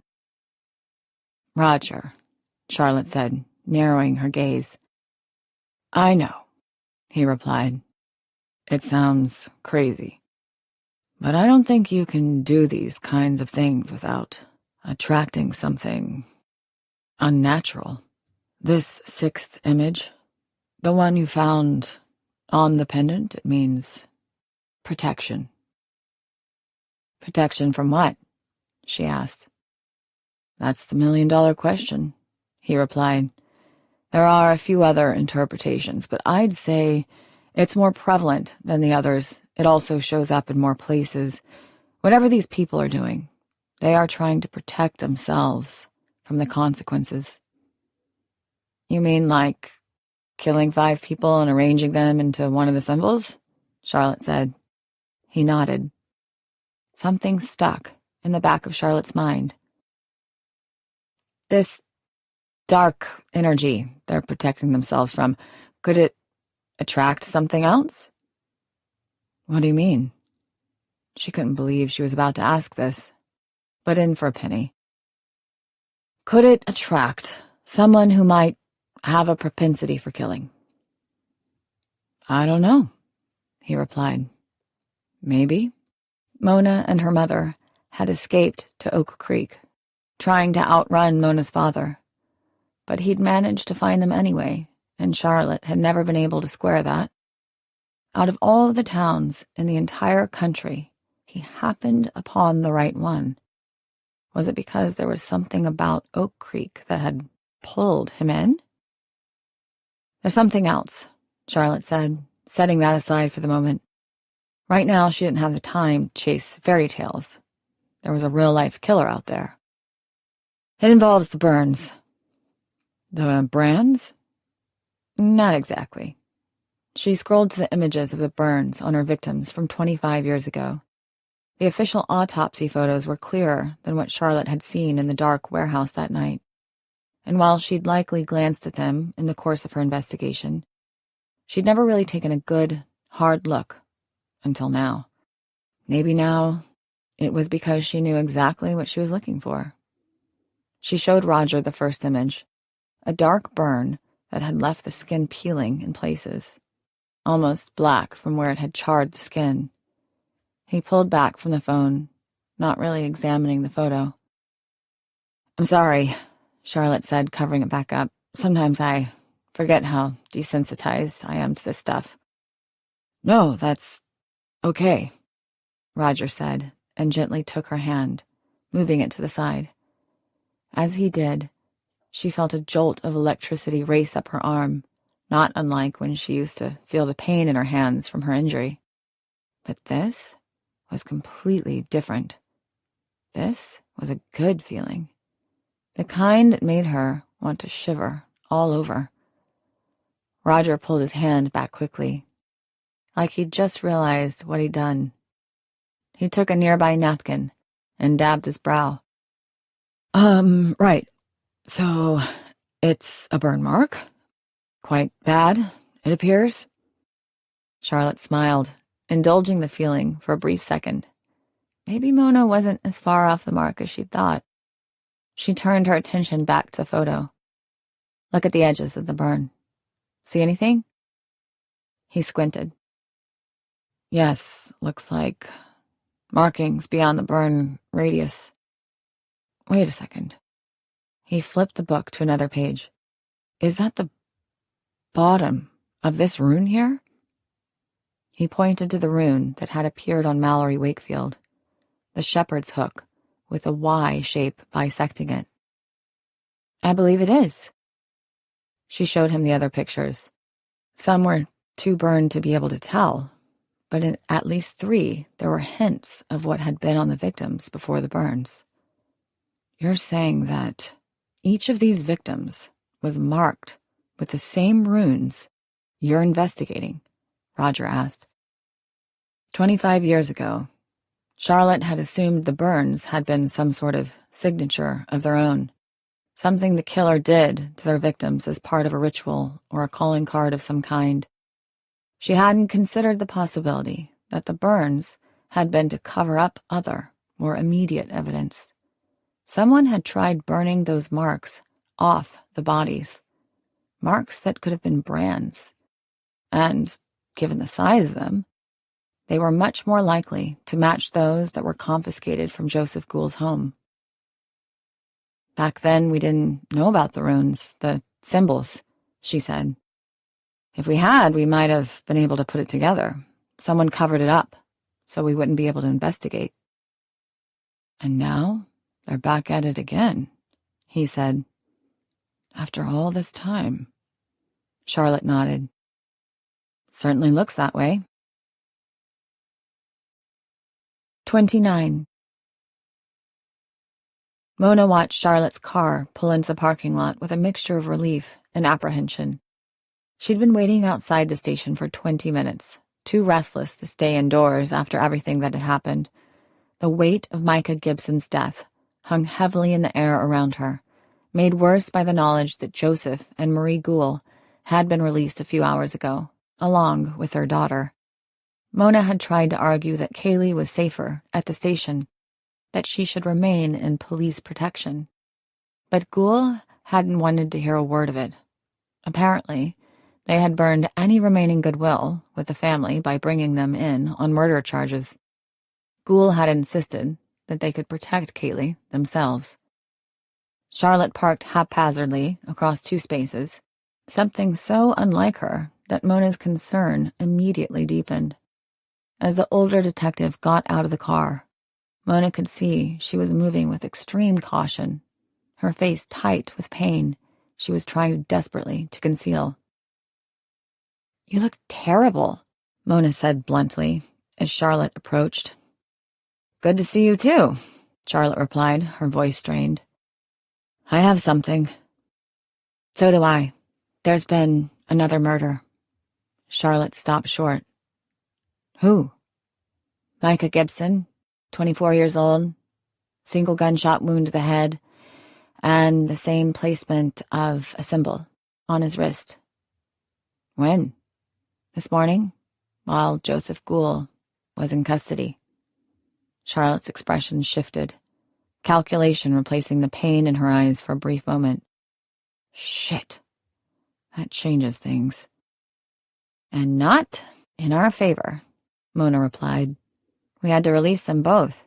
Joseph's lawyer was adamant. We had nothing concrete to hold him on, especially with this latest killing happening while he was here.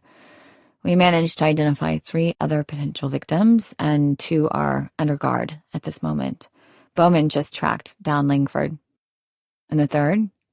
"It's Kaylee," Mona admitted, "and the Goulds weren't leaving her here." Charlotte nodded, slowly. "When did they leave?" "About an hour ago." Mona hesitated, then added, "That's not all. There's something else that connects the victims." They moved to a bench near the entrance, away from prying ears.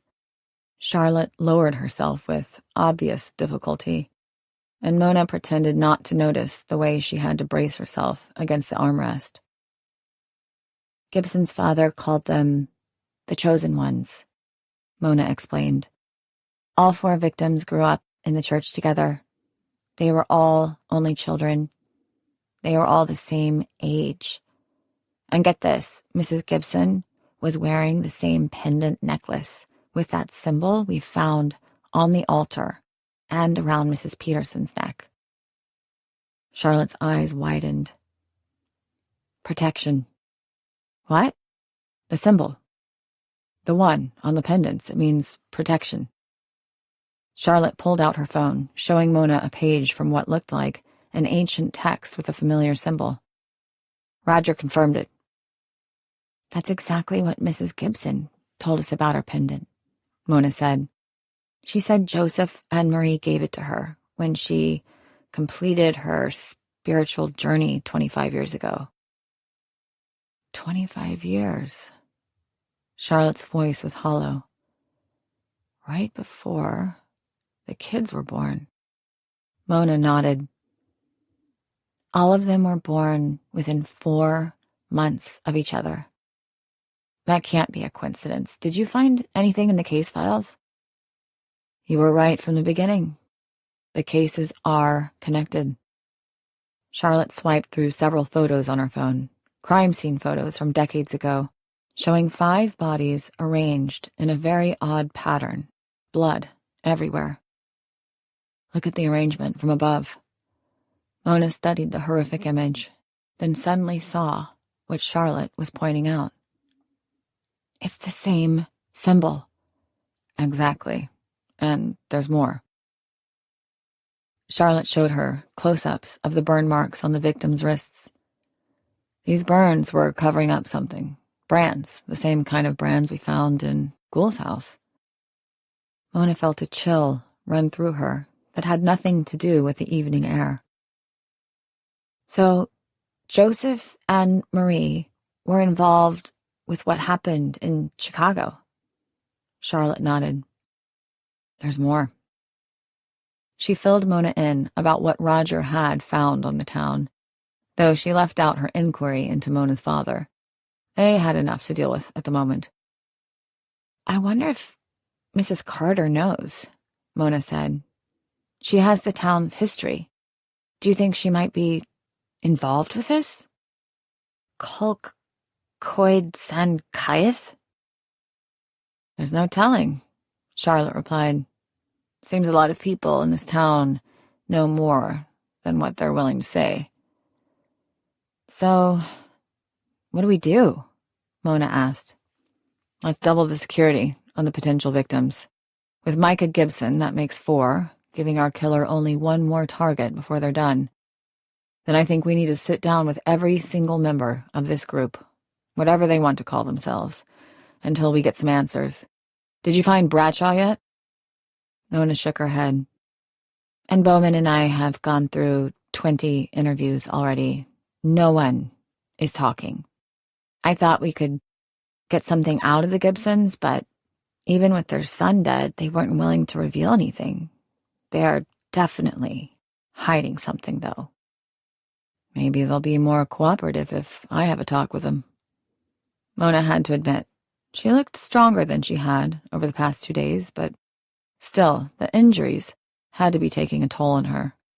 Mona didn't want to be the one to suggest Charlotte sit this one out, but at the same time, could she live with herself if something happened? We go back to the source. I want to sit down with Mrs. Gould. The women in this group seem to know as much, if not more, than the men. I believe we were interviewing the wrong person. I know you don't want to... Mona's phone rang, cutting her off. She frowned at the screen. Unknown number. She answered, putting it on speaker. This is Detective LaSalle. Detective? The voice was female, barely audible. I need your help. Mona put the phone on speaker. Mrs. Gould? Please. She's gone. Kaylee is gone. The woman's voice broke. When we got home, she wasn't here. Her things are still here, but she's not.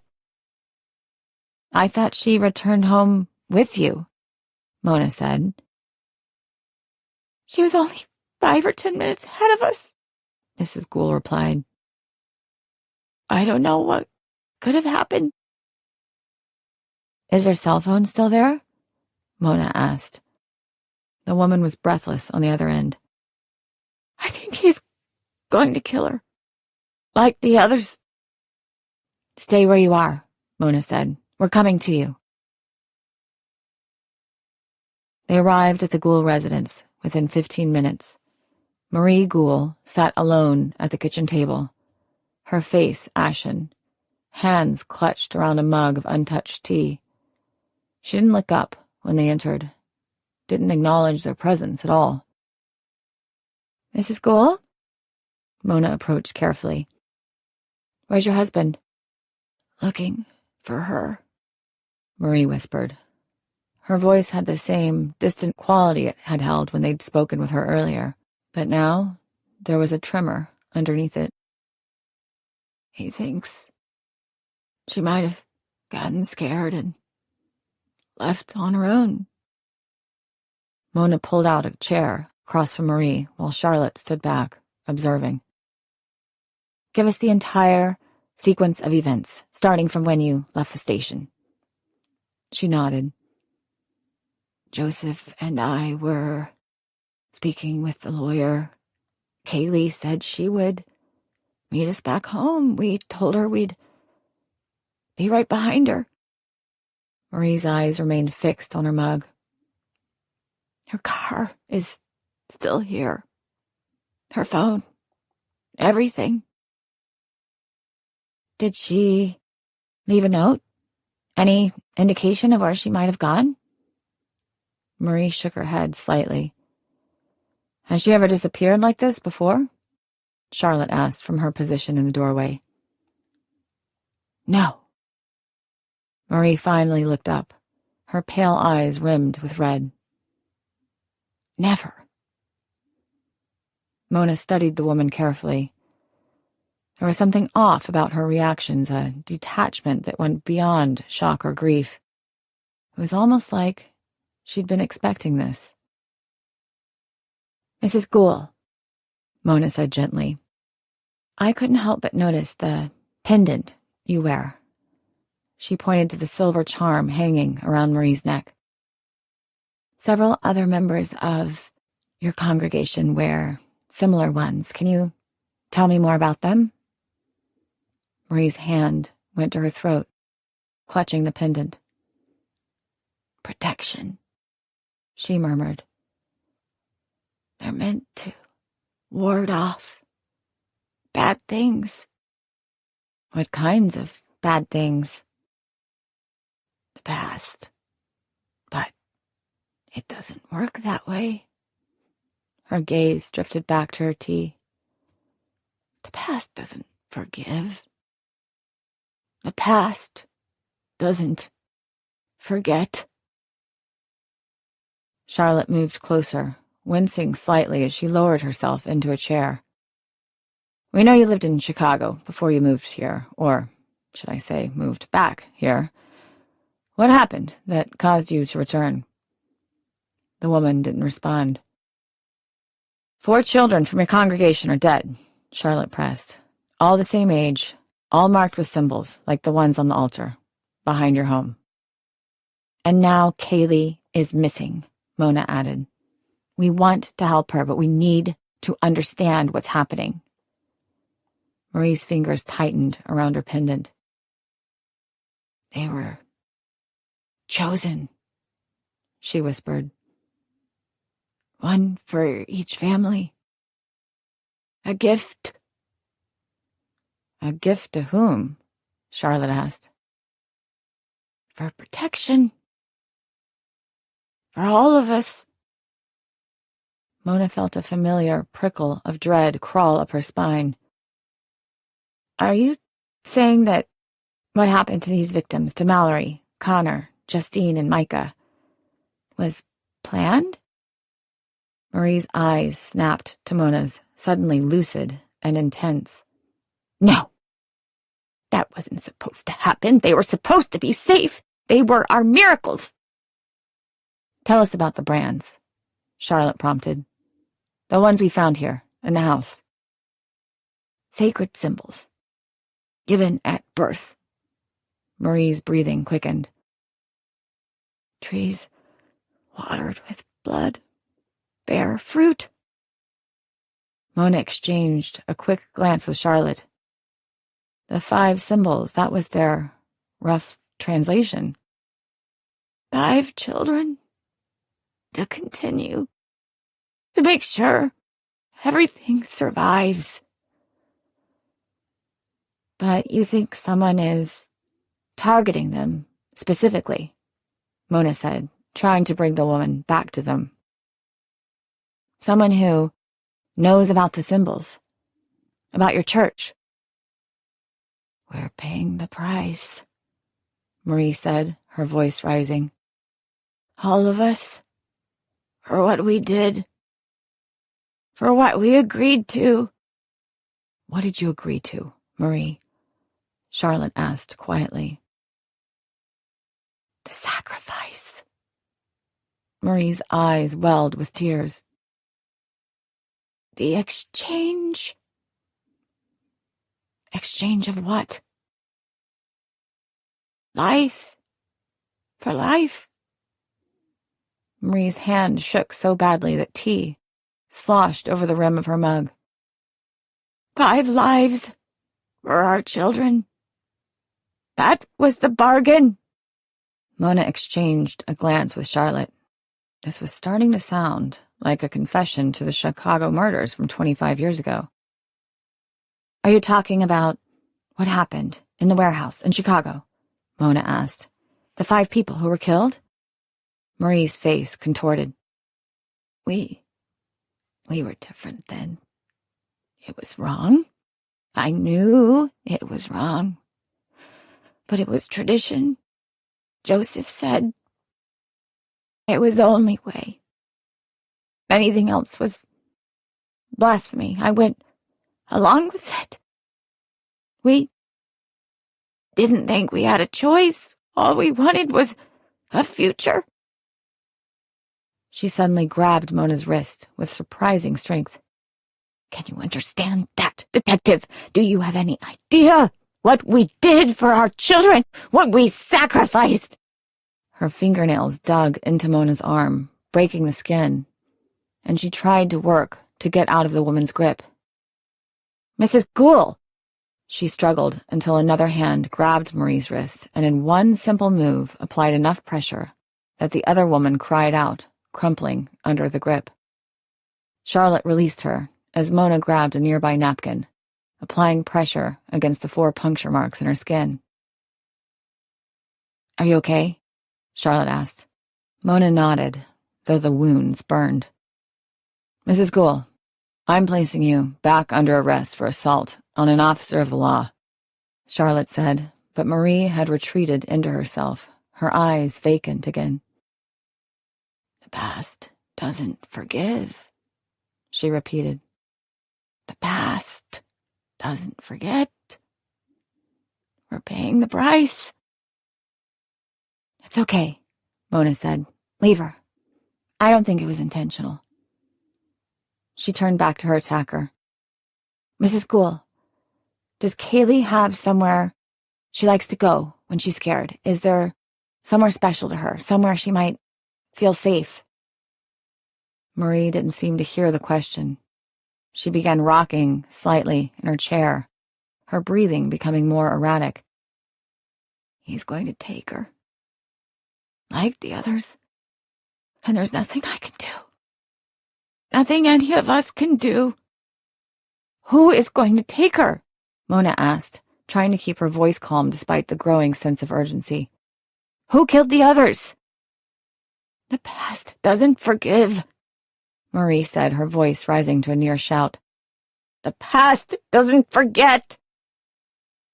She kept repeating the phrase, her rocking becoming more violent, hands clutching at her pendant so tightly that the chain began to cut into her neck. I need to call for medical assistance, Mona said to Charlotte, already reaching for her phone. Charlotte nodded, her face grim. Do it. While Mona made the call, Charlotte continued trying to break through to Marie, but the woman had descended into a state of near catatonia, repeating her mantra over and over, occasionally punctuated by soft, keening wails. The paramedics arrived within minutes, administering a mild sedative to calm Marie. They also wrapped Mona's arm as a precaution. As they prepared to transport her to hospital for evaluation, Mona pulled Charlotte aside. What do you make of that? She asked in a low voice. Charlotte's face was drawn with pain and fatigue, but her eyes remained sharp. The answers are locked inside there somewhere. She knows who's behind this. I'm not sure she knows where Kaylee is, otherwise, why call us? She clearly believes she's the next target. And if the pattern holds, Kaylee will be the last. Charlotte leaned against the wall, a subtle gesture that Mona recognized as an attempt to take weight off her injured ankle. But she gave us something to work with. She talked about a bargain, a sacrifice, 5 lives in Chicago for their children's protection. And now someone's collecting on that debt? Mona suggested. Maybe. Charlotte's gaze followed the paramedics as they guided Marie toward the ambulance. Or maybe someone thinks the bargain was broken. Past doesn't forgive, Mona murmured. Past doesn't forget. Someone sure hasn't. Charlotte pushed herself away from the wall with visible effort. We need to figure out who else was involved in what happened in Chicago. Who knew about the bargain and about the sacrifice. And we need to find Kaylee before she becomes victim number 5, Mona added grimly. Charlotte nodded, then suddenly grimaced, her hand flying to her side. Hey, Mona said, stepping closer. You need to get checked out. Those ribs... I'm fine, Charlotte insisted, but her ashen complexion said otherwise. No, you're not. You can barely stand. Mona kept her voice firm but gentle. Look, I know this case matters to you. It matters to me too, but you pushing yourself until you collapse isn't going to help us solve it any faster. Charlotte met Mona's gaze, and for a moment, Mona saw the struggle playing out behind her eyes, the battle between pride and practicality, between determination and physical limitation. I need to see this through, Charlotte said quietly. And you will, Mona assured her. But you need to be smart about it. Let me take the lead on the legwork. You focus on connecting the dots, on figuring out who from your original case might still be in play. We don't have time for that, she said. I'm not failing these people again. Mona let out a long sigh. This was not an argument she would win. She had been the one to bring Charlotte in on this case, and now the woman was determined to see it through, no matter the consequences. Okay, then what do we do? Where would Kaylee go? What would she do if she were scared? She knows the other victims were being tracked, using their phones, Mona replied, which would explain why she left hers behind, but that makes her nearly impossible to find. She could be half a state away by now. I don't think so. She's still a kid. She's scared. Where would you go when you're scared? Mona looked up. To the one person you thought could protect you. Charlotte nodded. Exactly. We need to find Terry Barker. As they quickly made their way back to their vehicle, Mona couldn't help but feel a familiar unease rising within her. Not just concern for Charlotte's condition or for Kaylee's safety, but a deeper fear about what they might discover when they finally unraveled this mystery. She thought of her father, of the methodical way he'd arranged his kills, of the symbols and rituals that had given meaning to his madness. Was she looking at something similar here? A carefully orchestrated series of deaths designed to fulfill some twisted purpose? And if so, how would she react when she came face to face with the person responsible? Would she see something of herself in them? Some shadow of the darkness she'd inherited? Mona pushed the thought away. She couldn't afford those kinds of doubts. Not now. A young woman's life hung in the balance, and the clock was ticking. Start with Logan's place, Charlotte said, and we'll work from there. You really think he went back there after getting out on bail? Mona asked. Only if we're lucky. Mona couldn't shake the feeling that they were running out of time, not just for Kaylee, but for all of them. Whatever bargain had been struck in blood 25 years ago was coming due, and someone was determined to collect, no matter the cost. Mona only hoped they could change the ending before history repeated itself one final time. 30. Charlotte had to suppress a grunt of pain as the car hit the next pothole. She was pushing it and knew it, but she couldn't give up now. She'd rest as soon as they found Kaylee Gould and made sure she was safe. Until then, she just had to bear it. To her credit, Mona had picked up on just how injured Charlotte was, but thankfully she hadn't removed her from the case. Charlotte doubted the thought even entered Mona's mind, despite the fact she was well within her authority to do it. But Mona was just as concerned with finding Kaylee as Charlotte was, and they both knew they were on a ticking clock. As they pulled up to the same beaten-down and battered home, Charlotte steeled herself. She couldn't afford to look weak or injured in front of Logan, assuming he was even home. A lone vehicle sat in the driveway, littered with weeds. The sun was threatening to set, and Charlotte suspected that if they didn't find her, Kaylee may not survive the night. She hung back while Mona headed up to the front door, knocking vociferously. A few moments later, the door opened to reveal Logan, only for him to realize who was on the other side before trying to slam the door in their faces. Fortunately, Mona had been ready for it and had stuck her foot between the door and jamb, keeping it from closing entirely. "Logan," she said, "we're looking for Terry. Is he here?" "Get the hell off my property!" he spat.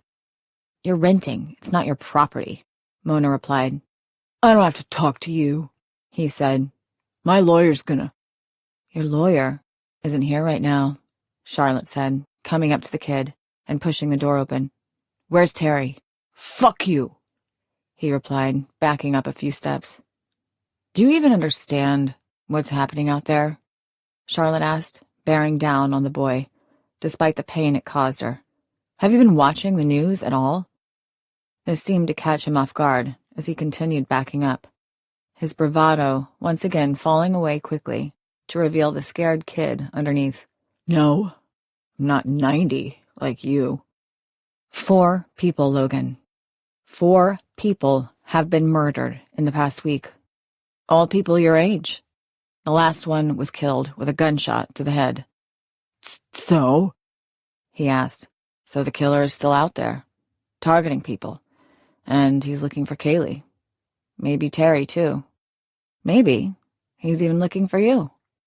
He doesn't seem to discriminate who he goes after, just as long as they're young adults. I'd say that puts you firmly in his crosshairs." "This is bullshit," he said. "You're just trying to scare me." "Why do you think we brought you into the station? Because of some bullshit drug charge? I don't care about that." Charlotte took a few steps closer. "I care about people getting mercilessly murdered for no apparent reason. And this guy is a ghost. We still don't have any witnesses." I don't believe you," he said, though she could tell he was beginning to crack.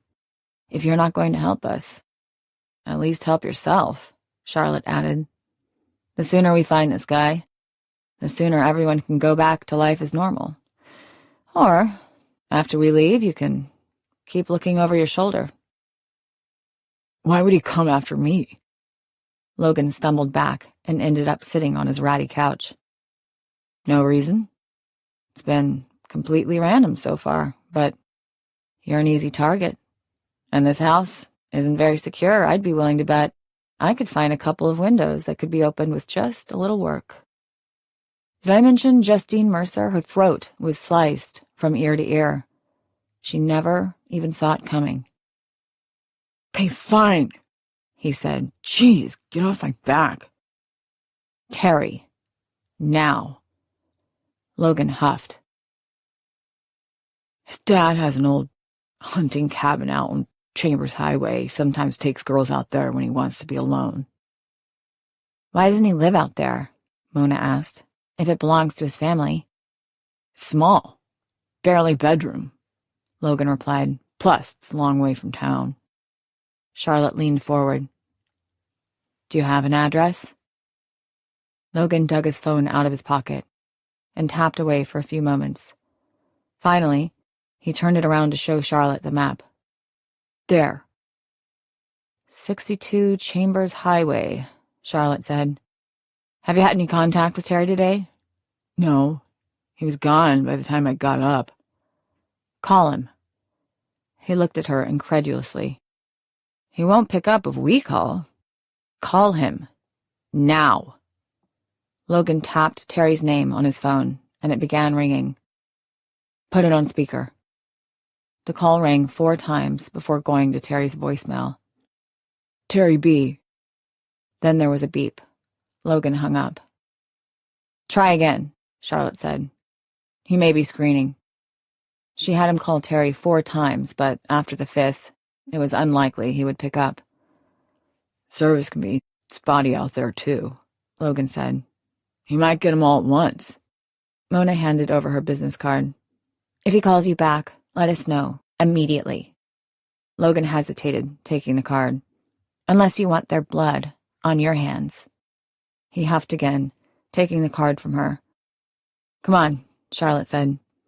We need to get out there and check it. She pointed at Logan. You understand how serious this is. Yeah, I got it, he replied, waving the card back at her. I'll call.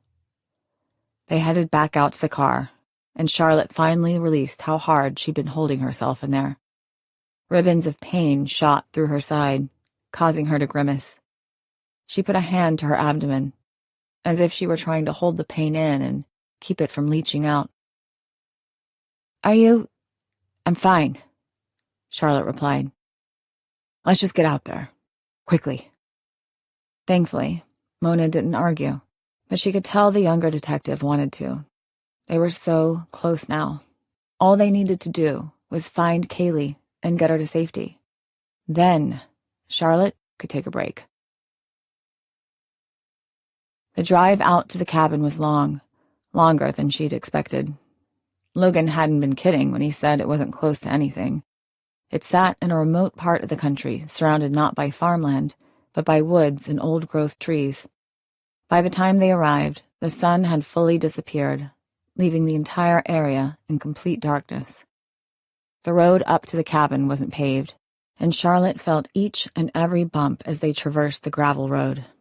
Each jolt sent another shot of pain through her, and she expected the next one would be the one that dislodged her rib and punctured a vital organ. Finally, they pulled up to the cabin itself. Charlotte wiped the sweat from her brow, taking in the scene. Barker's car is here. The cabin itself was small, as Logan had described, but from what they could tell, there were no lights on inside. At least, none this end of the building, where there was only one small window. Think they're alone in there? Mona asked. Sure hope so, Charlotte replied. She winced, getting out of the car, and had to hold on to the hood for a second until the pain subsided.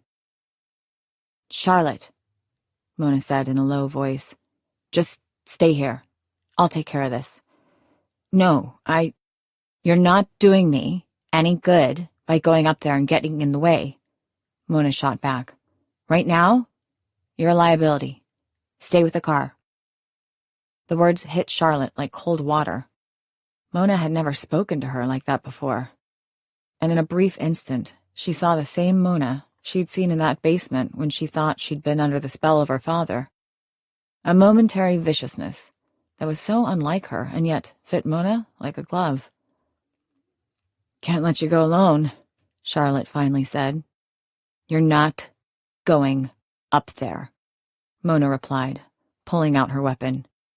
Charlotte knew she didn't mean to use it on her. She probably hadn't even thought about it. But still, the visual of Mona with the gun caused Charlotte to back down. She was in no condition to put up a fight, Mona was right. She was a liability right now, and she needed to stay back. If you think that's best. I'll be back in a minute, Mona said, her old self returning. Just try not to die on me while I'm gone. Charlotte nodded, opening the side door and slumping back in as Mona headed up the path to the cabin. Confronting Logan had taken almost all the rest of her strength. She should have let Mona and her partner handle this, instead of insisting she be a part of it. Her damn pride was going to get her killed if she wasn't careful. She just hoped Mona could handle herself up there. 31. Mona crept quietly towards the house. She wasn't trying to completely obscure her presence, but she also didn't want to announce herself. It was possible Terry and Kaylee were otherwise preoccupied with each other and hadn't seen the headlights bearing down on the cabin from the road. Though, given she knew her life could be in danger, that wasn't very likely. As she approached the rickety front porch, which looked like it had been the meal of 100 different termite families, she carefully stepped up to the door, listening first for any movement on the other side. But it was completely silent. She pushed gently on the door, which had no real latch, only a bar that acted as a handle. It opened freely, the door creaking on its old, rusty hinges as it opened into the space. Using what little light that filtered down in from the moon, Mona scanned the inside of the cabin, finding it to be empty. As Logan had described, it was a one-room place with little more than a fireplace for a kitchen and an old couch that could be pulled out into a bed. A small wooden table sat under the single window on the far side, with 3 chairs around it. It seemed like there was space for a 4th chair, but it was missing. There was also a back door that was partially ajar. Mona scanned the space, finding Terry's personal effects discarded on the nearby table. His wallet and the keys to his car lay on the surface beside an old camping lamp. Mona placed her hand on the base, finding the lamp was still slightly warm. They had been here not long ago. But where would they go without his car? And in the middle of the night? Mona headed to the back door, opening it carefully. Out beyond the house lay a path that led to a large pond behind the property, surrounded by woods. And in the moonlight, she could see figures standing out on a dock that led out into the pond, their silhouettes dark against the calm water. For a second, she thought it might be Terry and Kaylee, out enjoying the scenery. But as she looked closer, she realized something was very wrong. One of the figures was sitting in a chair, and the other looked like they were tying ropes around the person, affixing them to the chair.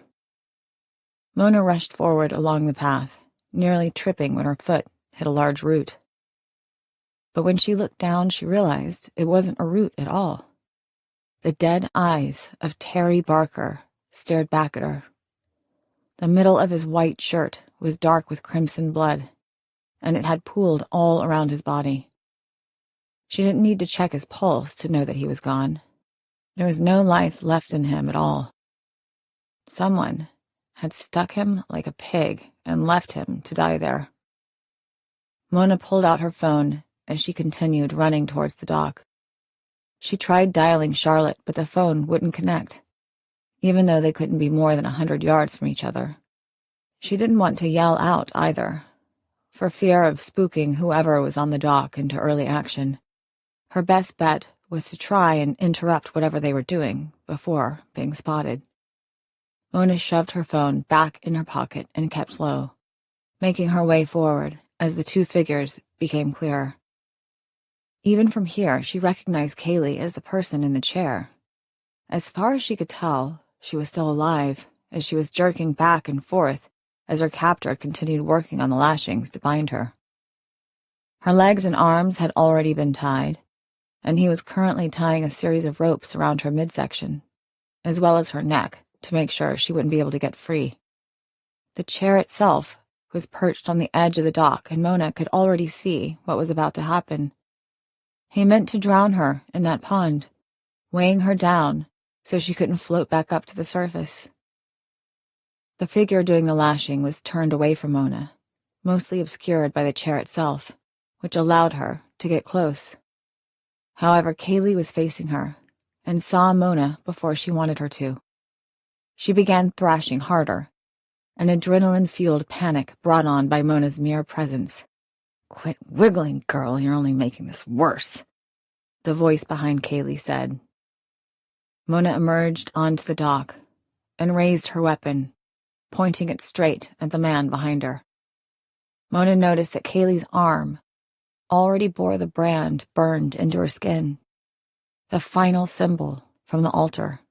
The iron brand sat nearby, on the dock itself, next to a small travel furnace. "Stop!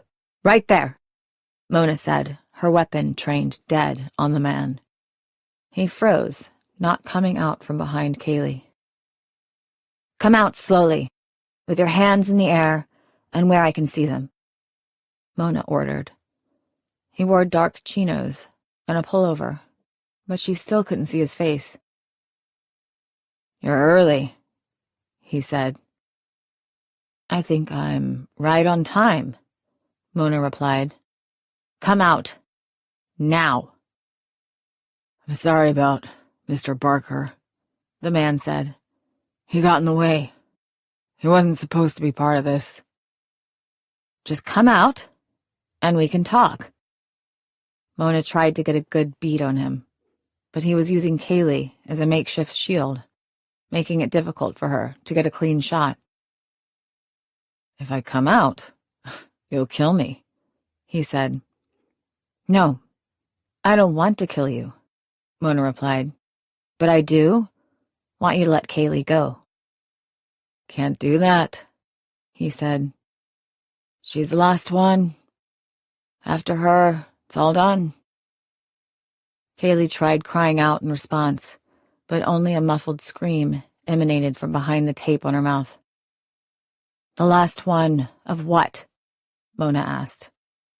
"The crop," the man replied. "The miracles." Mona couldn't be sure, but the man didn't seem to be that old from the sound of his voice. Maybe only in his early 40s? She'd expected someone older. Someone who would have been there 25 years ago, in Chicago. "Nathaniel Bradshaw?" she asked. "Swing, gonna miss," he replied. He was almost playful, jubilant. "What's your name?" "That's not important," he replied. "Just let me finish my work. Then you can do whatever you want with me." "I'm sorry, but I can't do that. You're about to kill an innocent girl." "Innocence is granted upon those who come into this world without sin," he replied. "This one was born of it, as they all were." Mona furrowed her brow. "I don't understand." "You don't need to," he said, pulling Kaylee's chair back closer to the edge of the water. Kaylee screamed out again. "Stop!" Mona yelled. "Oh, how I wish I could," he replied. "But this is my life's purpose. I have been waiting for this moment for a quarter of a century. I won't be stopped now." "Then you were there, in Chicago," Mona said. "You killed those other kids." "No!" he yelled, the intensity of his voice surprising her. "I was not responsible. He was." "Who?" "Father Joseph Gould, the faith leader." "Are you saying Gould killed those 5 victims?" Mona asked. "But why?" Tears streamed down Kaylee's face. The man put his lips to her ear, while still watching Mona. "That's right. Your father is a cold-blooded killer. He sealed your fate before you were born. How does that feel?" Kaylee cried out, The cycle of death ends tonight, the man said. The ritual has to die. Behind them, at the edge of the pond, Mona caught the slightest movement. She had to squint, but there was another figure on the far bank of the pond, and from the way she was holding herself, Mona had no trouble discerning it was Charlotte. Mona froze. What was she doing? Whatever it was, Mona needed to stall, to keep the man talking, at least until she could figure out what to do. The ritual? Kolkoid Sankayeth? The man paused. You've done your homework. I'm impressed, he said, inching Kaylee's chair back closer to the water. But it was just superstition. What those people did, what they committed for their children, it was the greatest sin of all. And those born into sin must suffer it. These children, Mona said, watching Charlotte ease herself into the pond as quietly and carefully as she could. They had no choice in the matter. They were born without a say. You've been killing them for something they couldn't control, for something they didn't decide. I've been doing them a favor, the man replied. A darkness surrounds these people, Detective. Can't you feel it? They need to be free of this mortal coil. Otherwise, this cycle never ends. And their parents are the ones to suffer. Is that right? He paused. It's their time. They took, and now they bear the consequences. In fact, that's what all this is about, isn't it? Making the parents of these children suffer by taking away what they love the most. He'd gone quiet. You speak as someone with experience. You're right. I do have experience, Mona said. I have seen the darkness, personally. I fought it. You could even say I was born into it. You? He asked. My father is a serial killer, Mona replied. It wasn't something she'd admitted aloud before. He killed my best friend. He almost killed me. Mona could barely see the ripple in the pond behind them, Charlotte making her way across like a silent alligator. What stopped him? The man asked. I did. He thought I was like him. And maybe for a few short minutes I thought I was. But then I realized I could decide not to be. I didn't have to give into fate or destiny or anything else. I decided to be better, to make up for all the evil he had done. Doesn't Kaylee deserve the same chance? The man had gone still, and Mona caught the first glimpse of his face. He wore glasses, one eye poking up over the shoulder of Kaylee, his brown hair tousled and haphazard, but cleanly cut nonetheless. I've never known anyone to escape the darkness. Now you do, Mona said. Because I've done it. His full attention was on her, and he didn't see the ripple getting closer and closer to him from behind. Come out, Mona said.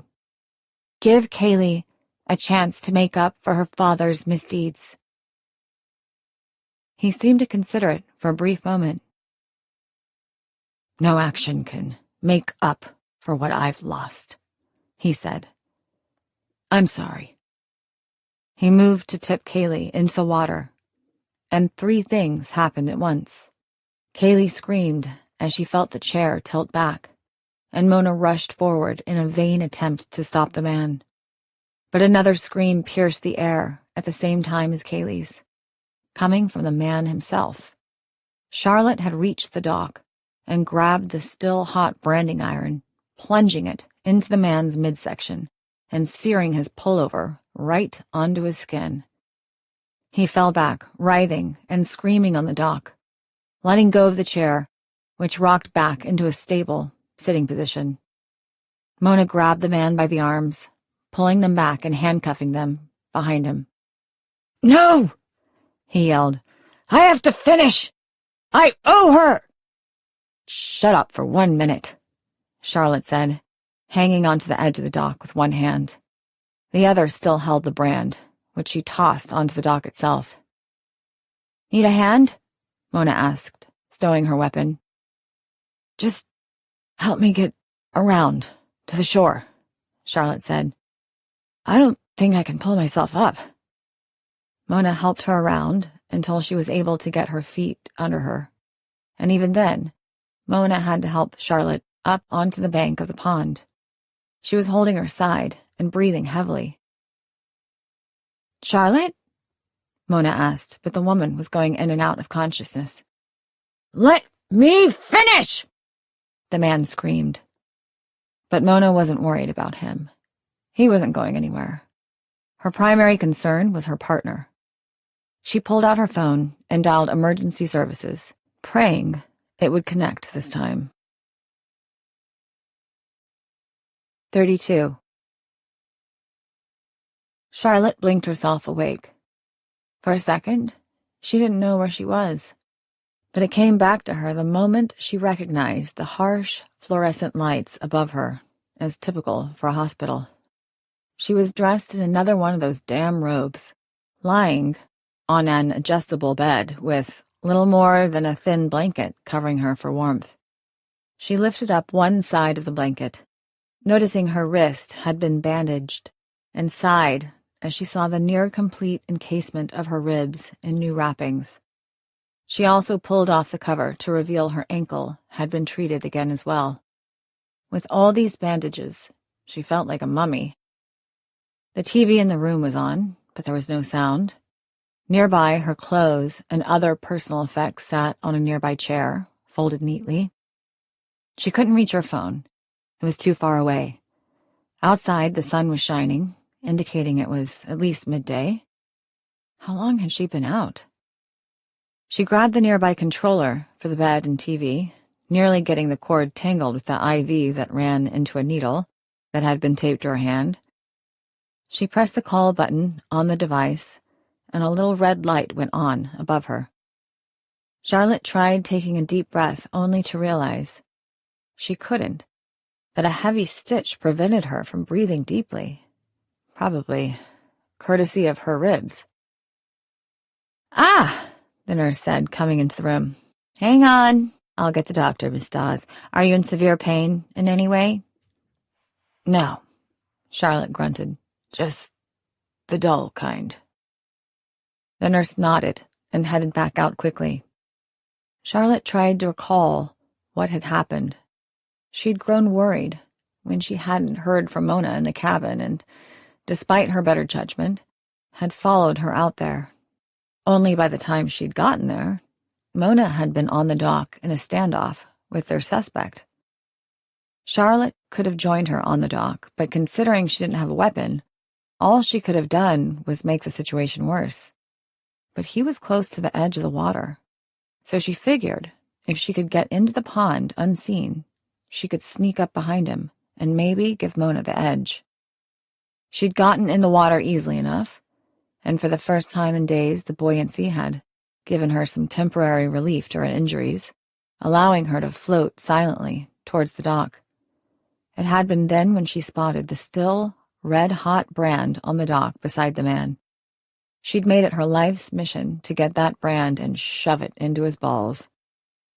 In the end, she'd only managed his midsection, but it had been enough for Mona to get the jump on him. After that, she didn't recall much. All that had taken what little strength she'd had left.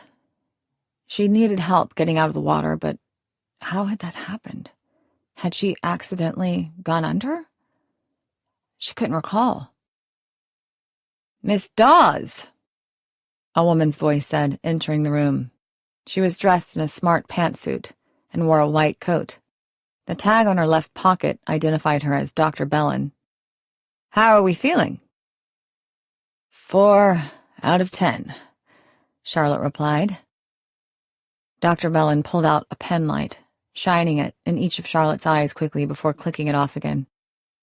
"Given what you've put your body through, that's pretty good." "How bad?" Charlotte asked.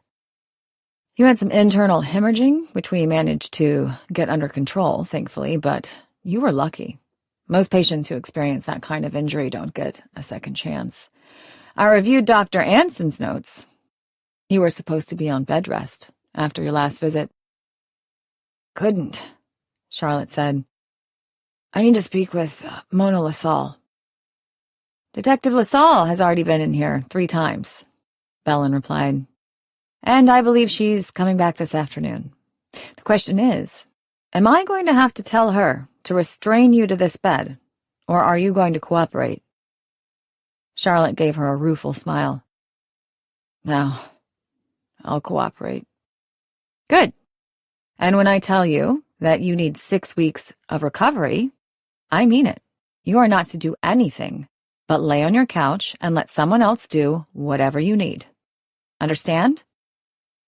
"Sorry, I'm not very good at sitting around," Charlotte said.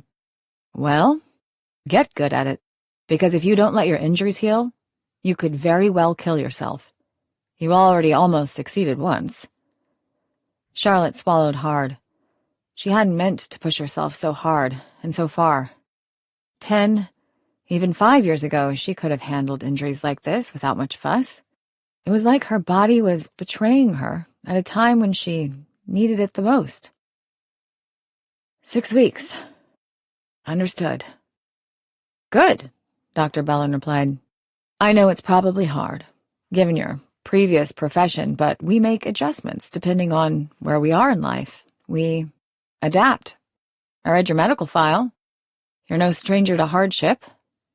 Charlotte thought back to her hands, to the life she never got to lead. "No, I guess not." "This is just a different kind of challenge," Bellin replied. "You can either embrace it or fight it, but it's happening regardless. It's up to you to decide what you want the rest of your life to look like." "Which means give up?" Charlotte said. "No," Bellin replied. "It means you grow." "I feel like an idiot." "This was the only way," Mona said, pushing Charlotte in the wheelchair up the ramp to the station's entrance. "Either this, or we do it through video chat." "This," Charlotte replied quickly. "I'll stick with this." It had been 3 days since her stint in the hospital, and 5 days since she and Mona had saved Kaylee Gould from a watery grave. The entire town had been up in arms since then, after the media got hold of the fact that each of the victims was a member of the same religious group. Their suspect, a middle-aged man by the name of Colt Hardin, had been held in custody without bail while he waited for a hearing date. Mona and Bowman had tried interviewing him multiple times, but he'd been reluctant to talk. His anger at Mona from keeping him from killing Kaylee palpable. Charlotte had been prepared to go home, as the doctor ordered, until Mona had asked for one final favor. Hardin had waived the right to a lawyer, but he also hadn't confessed. And it was Mona's hope that Charlotte might be able to get something out of him, since he was obviously connected to Charlotte's case from 25 years ago. She'd had a lot of time to think about what Dr. Bellin had said, and eventually Charlotte had decided she was right. Fighting her aging body was only going to make things worse. She needed to adapt and modify, not give up. It didn't mean she could sit around eating chips and drinking beer all day, but it did mean to work within her limitations, and maybe sometimes push against them. A little. But that didn't make this moment any less humiliating. being wheeled into the precinct like someone in their 90s. "Look out! Coming through!" Mona called, and Charlotte could tell she was enjoying this way too much. "I've got an idea. Why don't we switch places and I push you?" she suggested. "Because Dr. Bellin would kill me if she knew I let you out of this chair," Mona replied. "Now get ready. They've already got him in interview room 1. "You really think he'll talk to me?" Charlotte said. "He refuses to talk to me," Mona replied, "or anyone else for that matter. Even snubbed Earl when he tried to speak with him. I'm the one who burned him, remember? You're also the one who investigated the case in Chicago. Whatever all this is about, it began there." Charlotte took a deep breath as Mona wheeled her into the interview room where Colt Hardin sat, chained to the other side of the table. He scowled as soon as he saw Mona, but she just parked Charlotte on the near side of the table and left the room without a word. Charlotte, for her part, wasn't used to not being physically in control of the situation, but she had to remember, adapt. Don't force it. "Morning, Mr. Hardin," Charlotte said. "I'm former Detective Dawes." "Former?" he asked, eyeing her carefully. "I retired earlier this year," she replied. 29 years on the Chicago police force." "Congratulations," he said, deadpan. He was handsome. She had to give it to him. He wore clear-rimmed, prison-issue glasses in place of the ones he'd had on the other night, but his hair was thick and dark, showing no signs of the gray that would eventually make its mark, and he had a strong chin to boot, the kind she was sure made women swoon. "In fact, it's my former career that brings me here to speak with you," she continued when he didn't respond. "One of my first cases as a detective was a multiple homicide. Perhaps you're aware of it. August 29th, 1999. The Block District." He stiffened.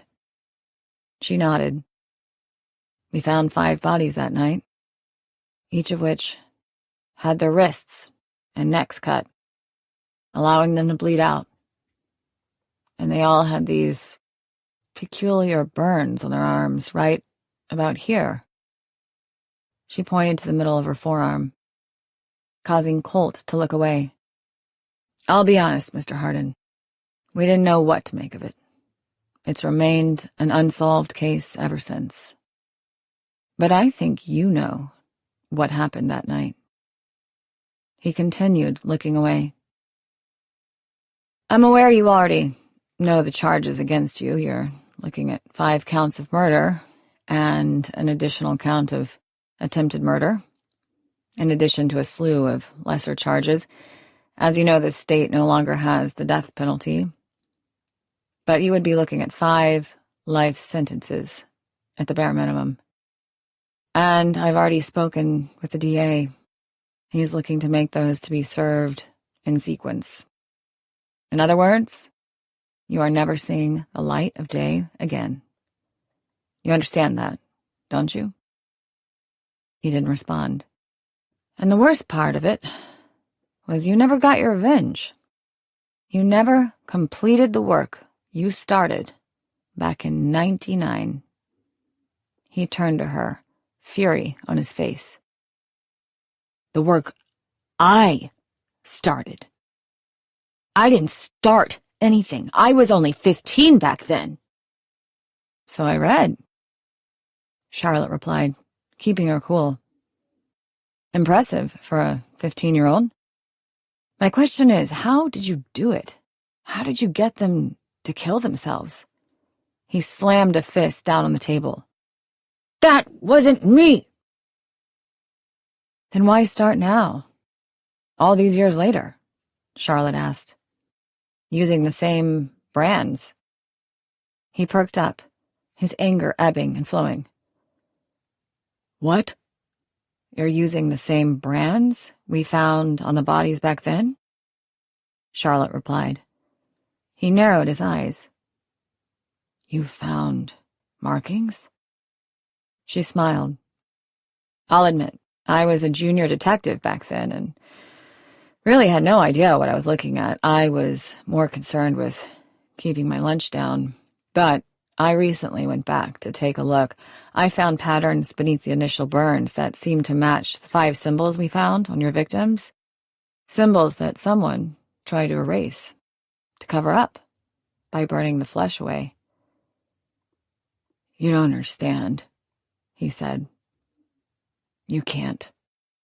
No one can understand what I went through. Then tell me, Charlotte replied. Maybe I can find a way to help. It's either that or you spend the rest of your life asking, what if? Hardin took a deep breath, as if he were considering it. If I tell you, will you make him pay? Who? Ghoul. The word came out like a curse. Depends. Let's start at the beginning. My real name isn't Hardin, he said. It's Hocker. Colt Hocker. Suddenly, everything made sense. It was like he'd removed a wall, obscuring her vision. Melissa Hocker had been one of her victims 25 years ago. A recent college grad of Northwestern. Hers was the 3rd body they finally identified when her parents began putting up missing posters around town. Your sister was one of the 5, Charlotte said softly. He nodded. I spoke with your parents back then. They told me they had a son in high school.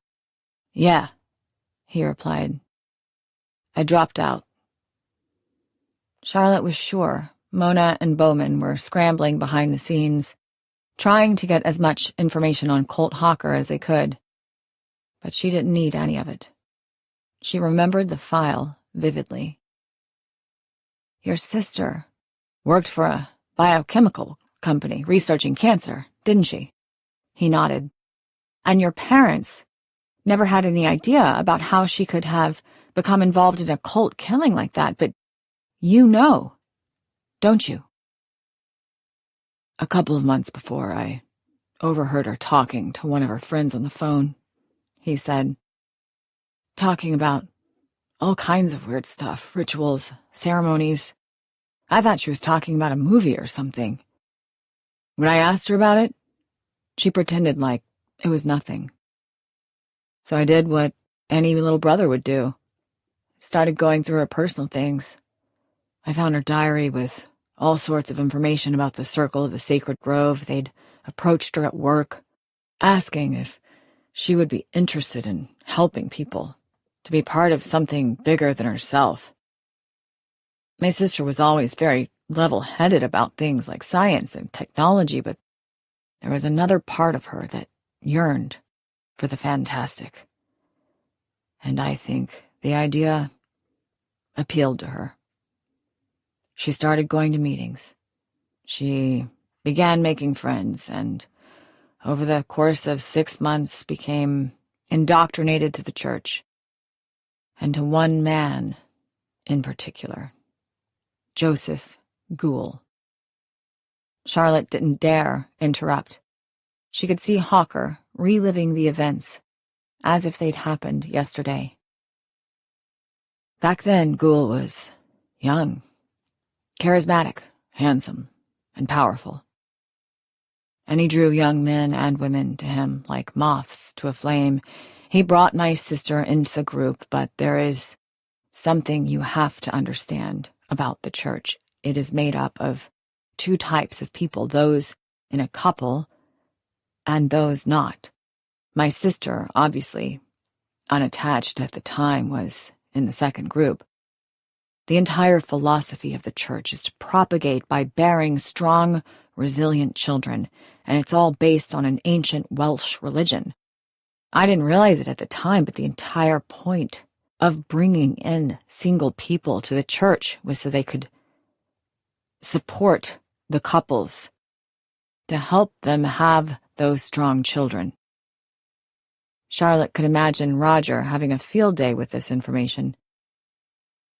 You said you didn't realize it at the time. When did you discover this information?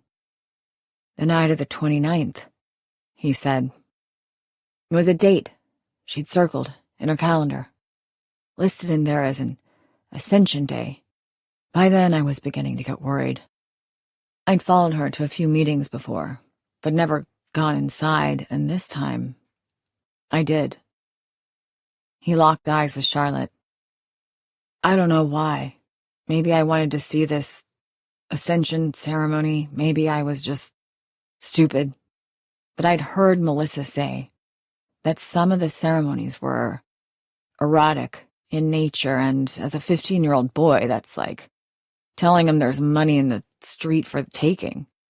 Charlotte leaned forward. Colt, what did you see?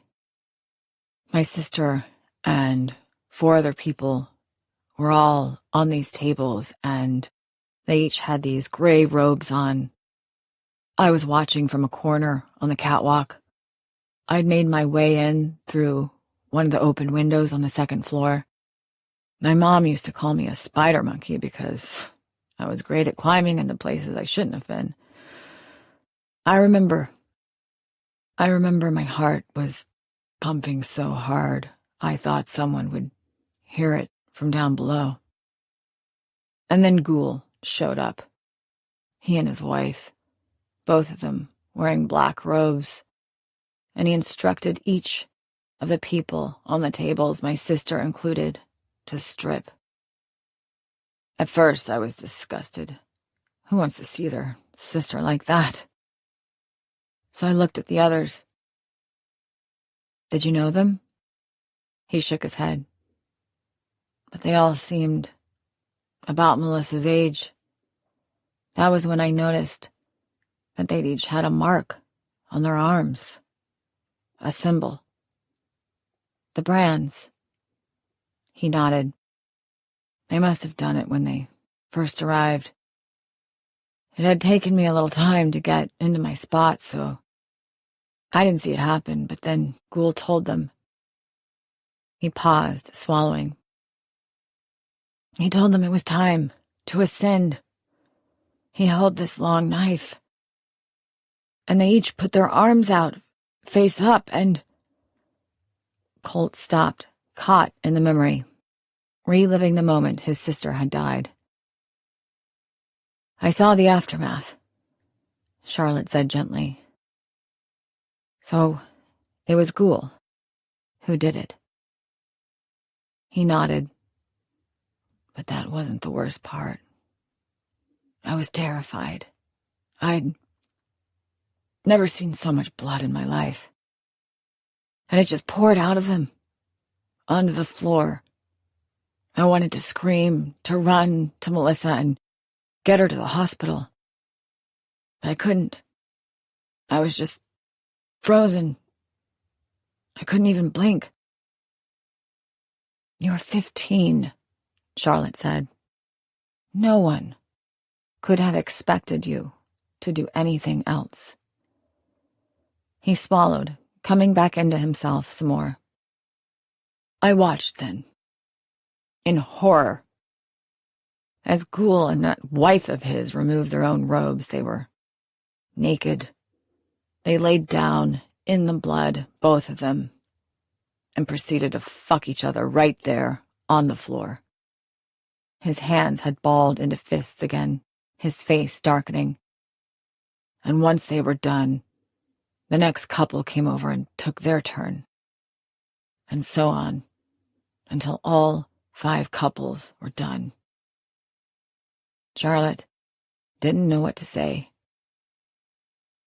I remember sitting up there, staring at them, all of them, covered in my sister's blood, smiles on their faces, supporting each other, wishing each other good luck with the pregnancies. I remember all I wanted was to make them hurt in that moment, like they had hurt me. He sat back, breathing heavily. But it's like you said. I was a kid. What could I do? What happened next? Charlotte asked. They just left them there, he replied. They didn't even bother to try to clean it up, to give my sister and the others the respect of a burial. They had used them and just discarded them like trash. I sat up there for what felt like days, until I was sure they weren't coming back. It was only then that I finally came down, and as I looked into the dead eyes of my sister, I made her a promise that I would make them all suffer 100 times what they inflicted upon her. You tried to destroy the marks on their arms, Charlotte said. He nodded. I used my dad's blowtorch from home, but I made sure I copied down the symbols first. I knew I would need them. I wanted to kill Joseph and the others, but I knew that would be too easy on them. They deserved worse. They deserved to live with the pain I felt and that I have felt every moment since that day. Why wait? Charlotte asked. Why now? My sister was 24 when she died, as were the others. According to the tradition, the sacrifices must be in their prime and be no more than a quarter century of age.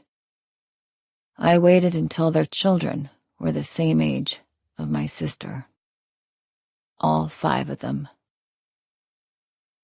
But Mallory Wakefield's parents aren't even alive anymore, Charlotte said. She had left the church. Didn't matter. She was still a product of that unholy union. I wanted Ghoul to know I was coming for him. I wanted him scared. His child had to be the last. Charlotte sat back. It was a lot to take in. But she couldn't help but think, with this new testimony, they might actually have enough to bring charges against the ghouls. They had the original brands that would no doubt match up with Melissa and the other 4 victims. Given what Hawker had said, the entire case would need to be reopened, and 5 bodies would need to be exhumed. Colt, Charlotte said gently. I can't imagine what that's been like for you all these years. I can't promise anything, but if you would be willing to testify against Ghoul, I will speak to the DA about your situation. 5 murders are 5 murders. There's no changing that. But there might be other concessions that can be made. It doesn't matter anymore, he said. I always knew it would end up this way. The other detective, she was right. Those people didn't do anything wrong. But someone had to pay for my sister's death. And now Ghoul will have to live with the fact everything he worked for has crumbled down around him. Don't you see? The cycle is broken now. They won't be able to go on. Charlotte took that to mean he'd be willing to testify if they could swing it. But this was a lot. She could practically feel the hate seething off him. Imagine waiting 25 years to enact revenge, to be living in that hate for all those years. There needed to be a brand new investigation. She needed to get Givens up here. She might even call Ortega, though last she heard he was living on some beach in Alabama somewhere, if he was even still alive. Will you excuse me for a moment? I'll be right back. Hawker nodded, a strange sense of serenity coming over him. It was like relating the story had been cathartic in a way. Charlotte struggled with the chair, but finally managed to maneuver it to the door, where she kicked it to get someone to open it for her. As soon as she was back out in the hall, Mona ran up to meet her from the other side of the station. "Charlotte!" "I know," she said. "It's a lot." "What do we do now? He's just blown your case wide open." "Get Chicago on the phone," Charlotte said. "I need to speak with him." 33. Mona sat in Earl's office as he read her final report. Bowman sat beside them, chewing on a pack of sunflower seeds he'd picked up from the vending machine.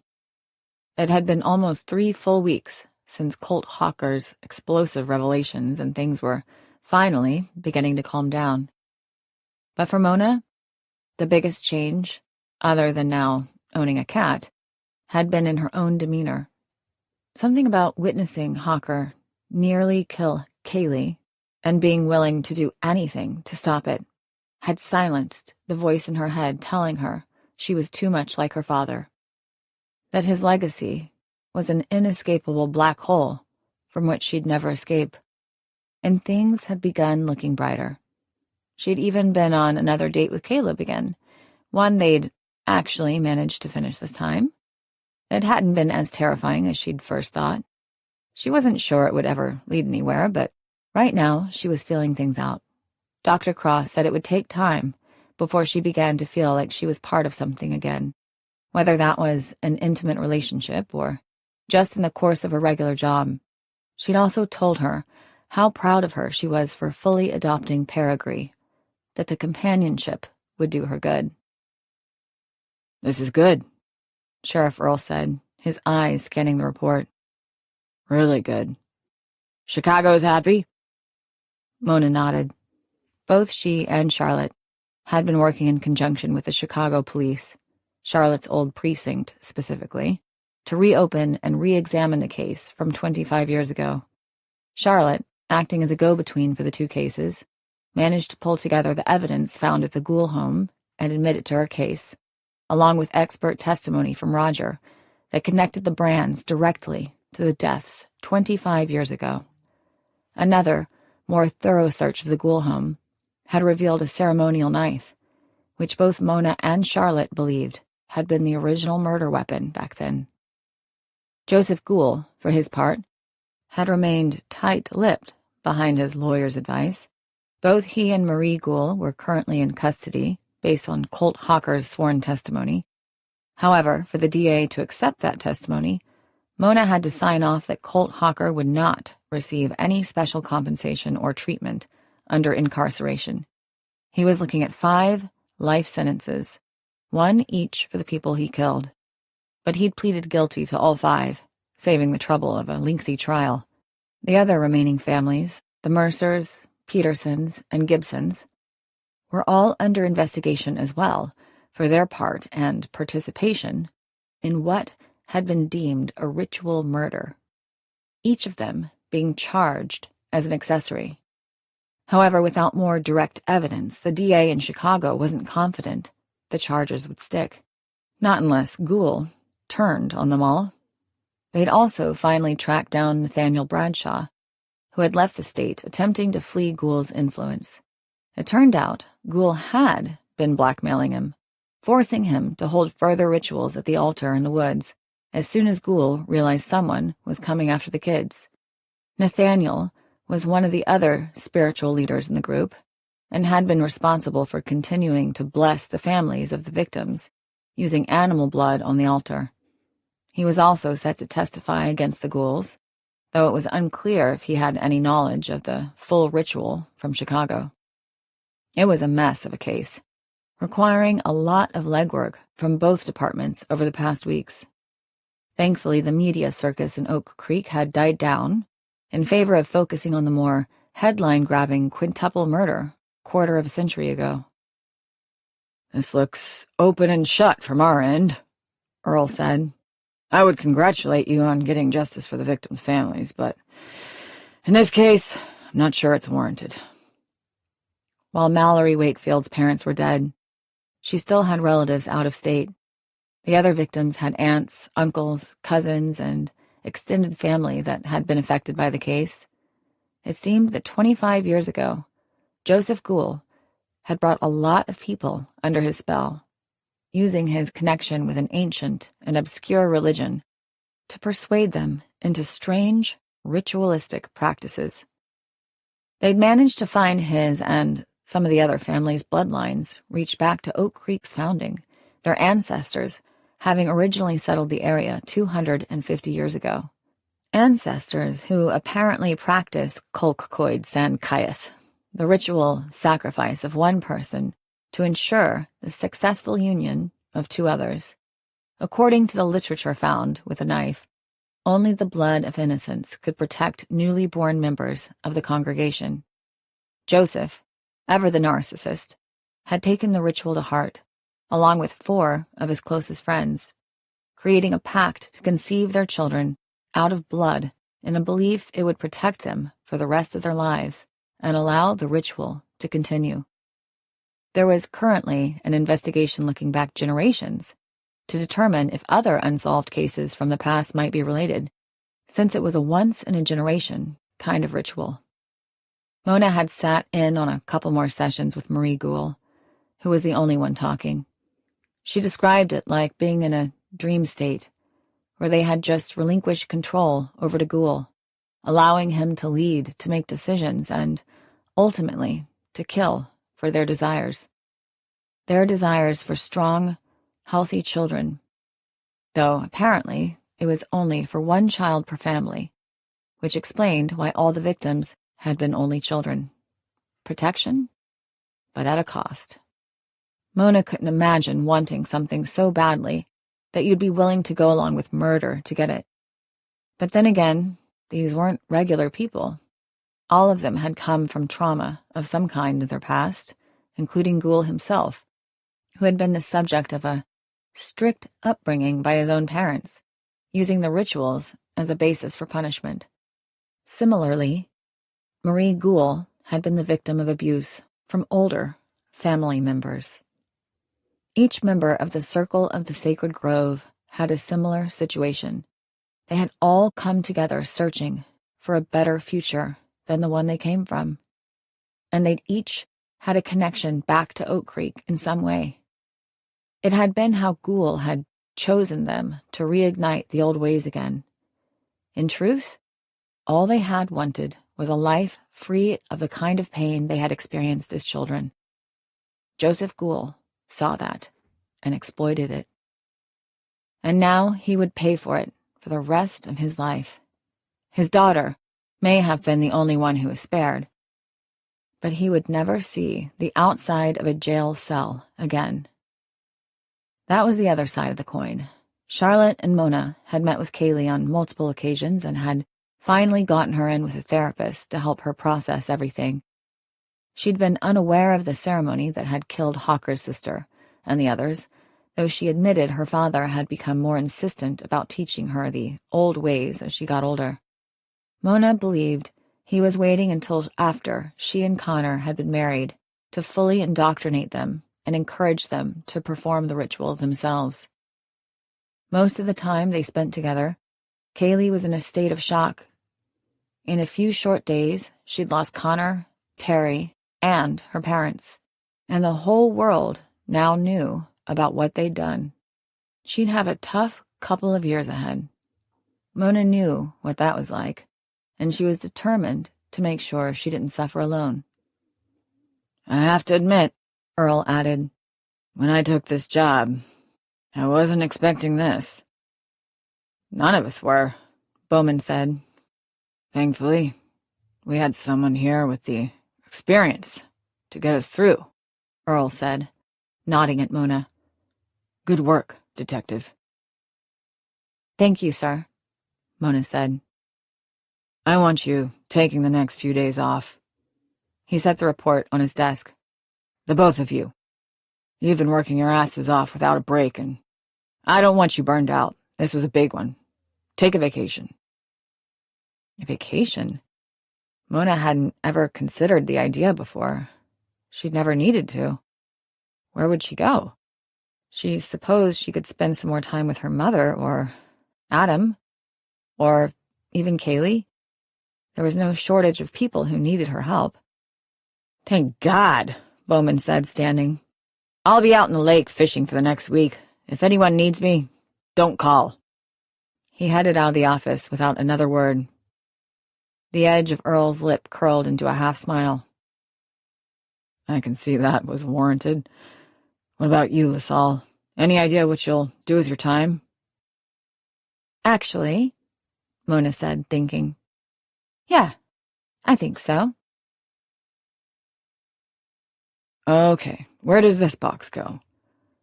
Charlotte maneuvered herself out from under the desk, screwdriver in hand. Roger stood in the doorway with yet another brown box in his arms. "What is it?" she asked. He looked at the top. "Says supplies. That's it."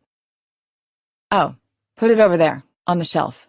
I'll get to it in a minute," she said, pointing with the screwdriver. "Yes, ma'am," he replied. Charlotte smiled to herself as she worked her way back under the desk.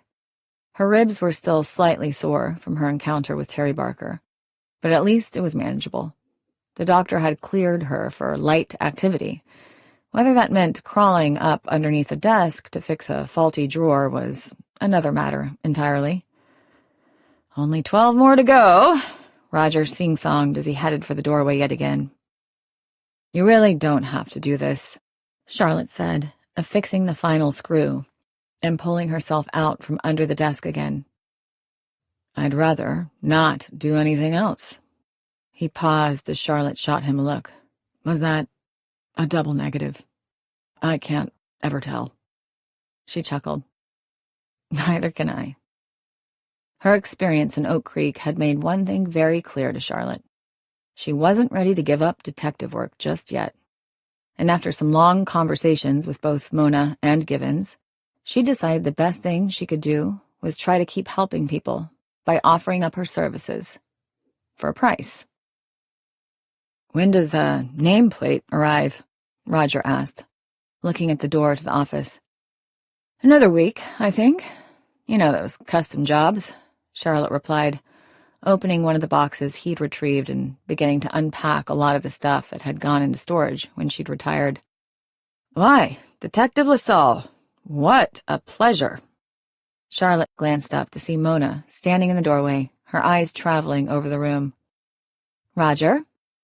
I think we're beyond that. You can just call me Mona," she said. He gave her a warm smile. "Of course." Roger turned back to Charlotte, hooking his thumb over his shoulder. "I'm going to grab the next few. Then, you want some lunch?" "Please," Charlotte replied. "I'm starving." "You're welcome to join us," he said to Mona. "Oh, I wouldn't want to interrupt," she began. "Wouldn't hear of it," he said. "The more the merrier. I know this great spot 2 blocks from here." He chuckled and headed back down the hall and down the stairs. "He's so outgoing," Mona said. "I know. It's probably good for me, but I'll keep pretending like it isn't." Charlotte motioned to the room, even in its unfinished condition. What they'd managed to do in 2 weeks was impressive. What had been an empty shell now contained shelves, new flooring, and trim, and a brand new air conditioning system, courtesy of the building super. "What do you think?" "It's looking great," Mona replied. She walked up and picked up a box of business cards on the antique desk Charlotte had found in an estate sale. "Charlotte Dawes, Discreet Private Investigations." She held it up. "Discreet?" "No one wants to know they've got an investigator on their ass, and I'm pretty good at shadowing." "I think it's great," Mona said. "But what's even better is you've finally got some company. Sounds like things are going well between you two."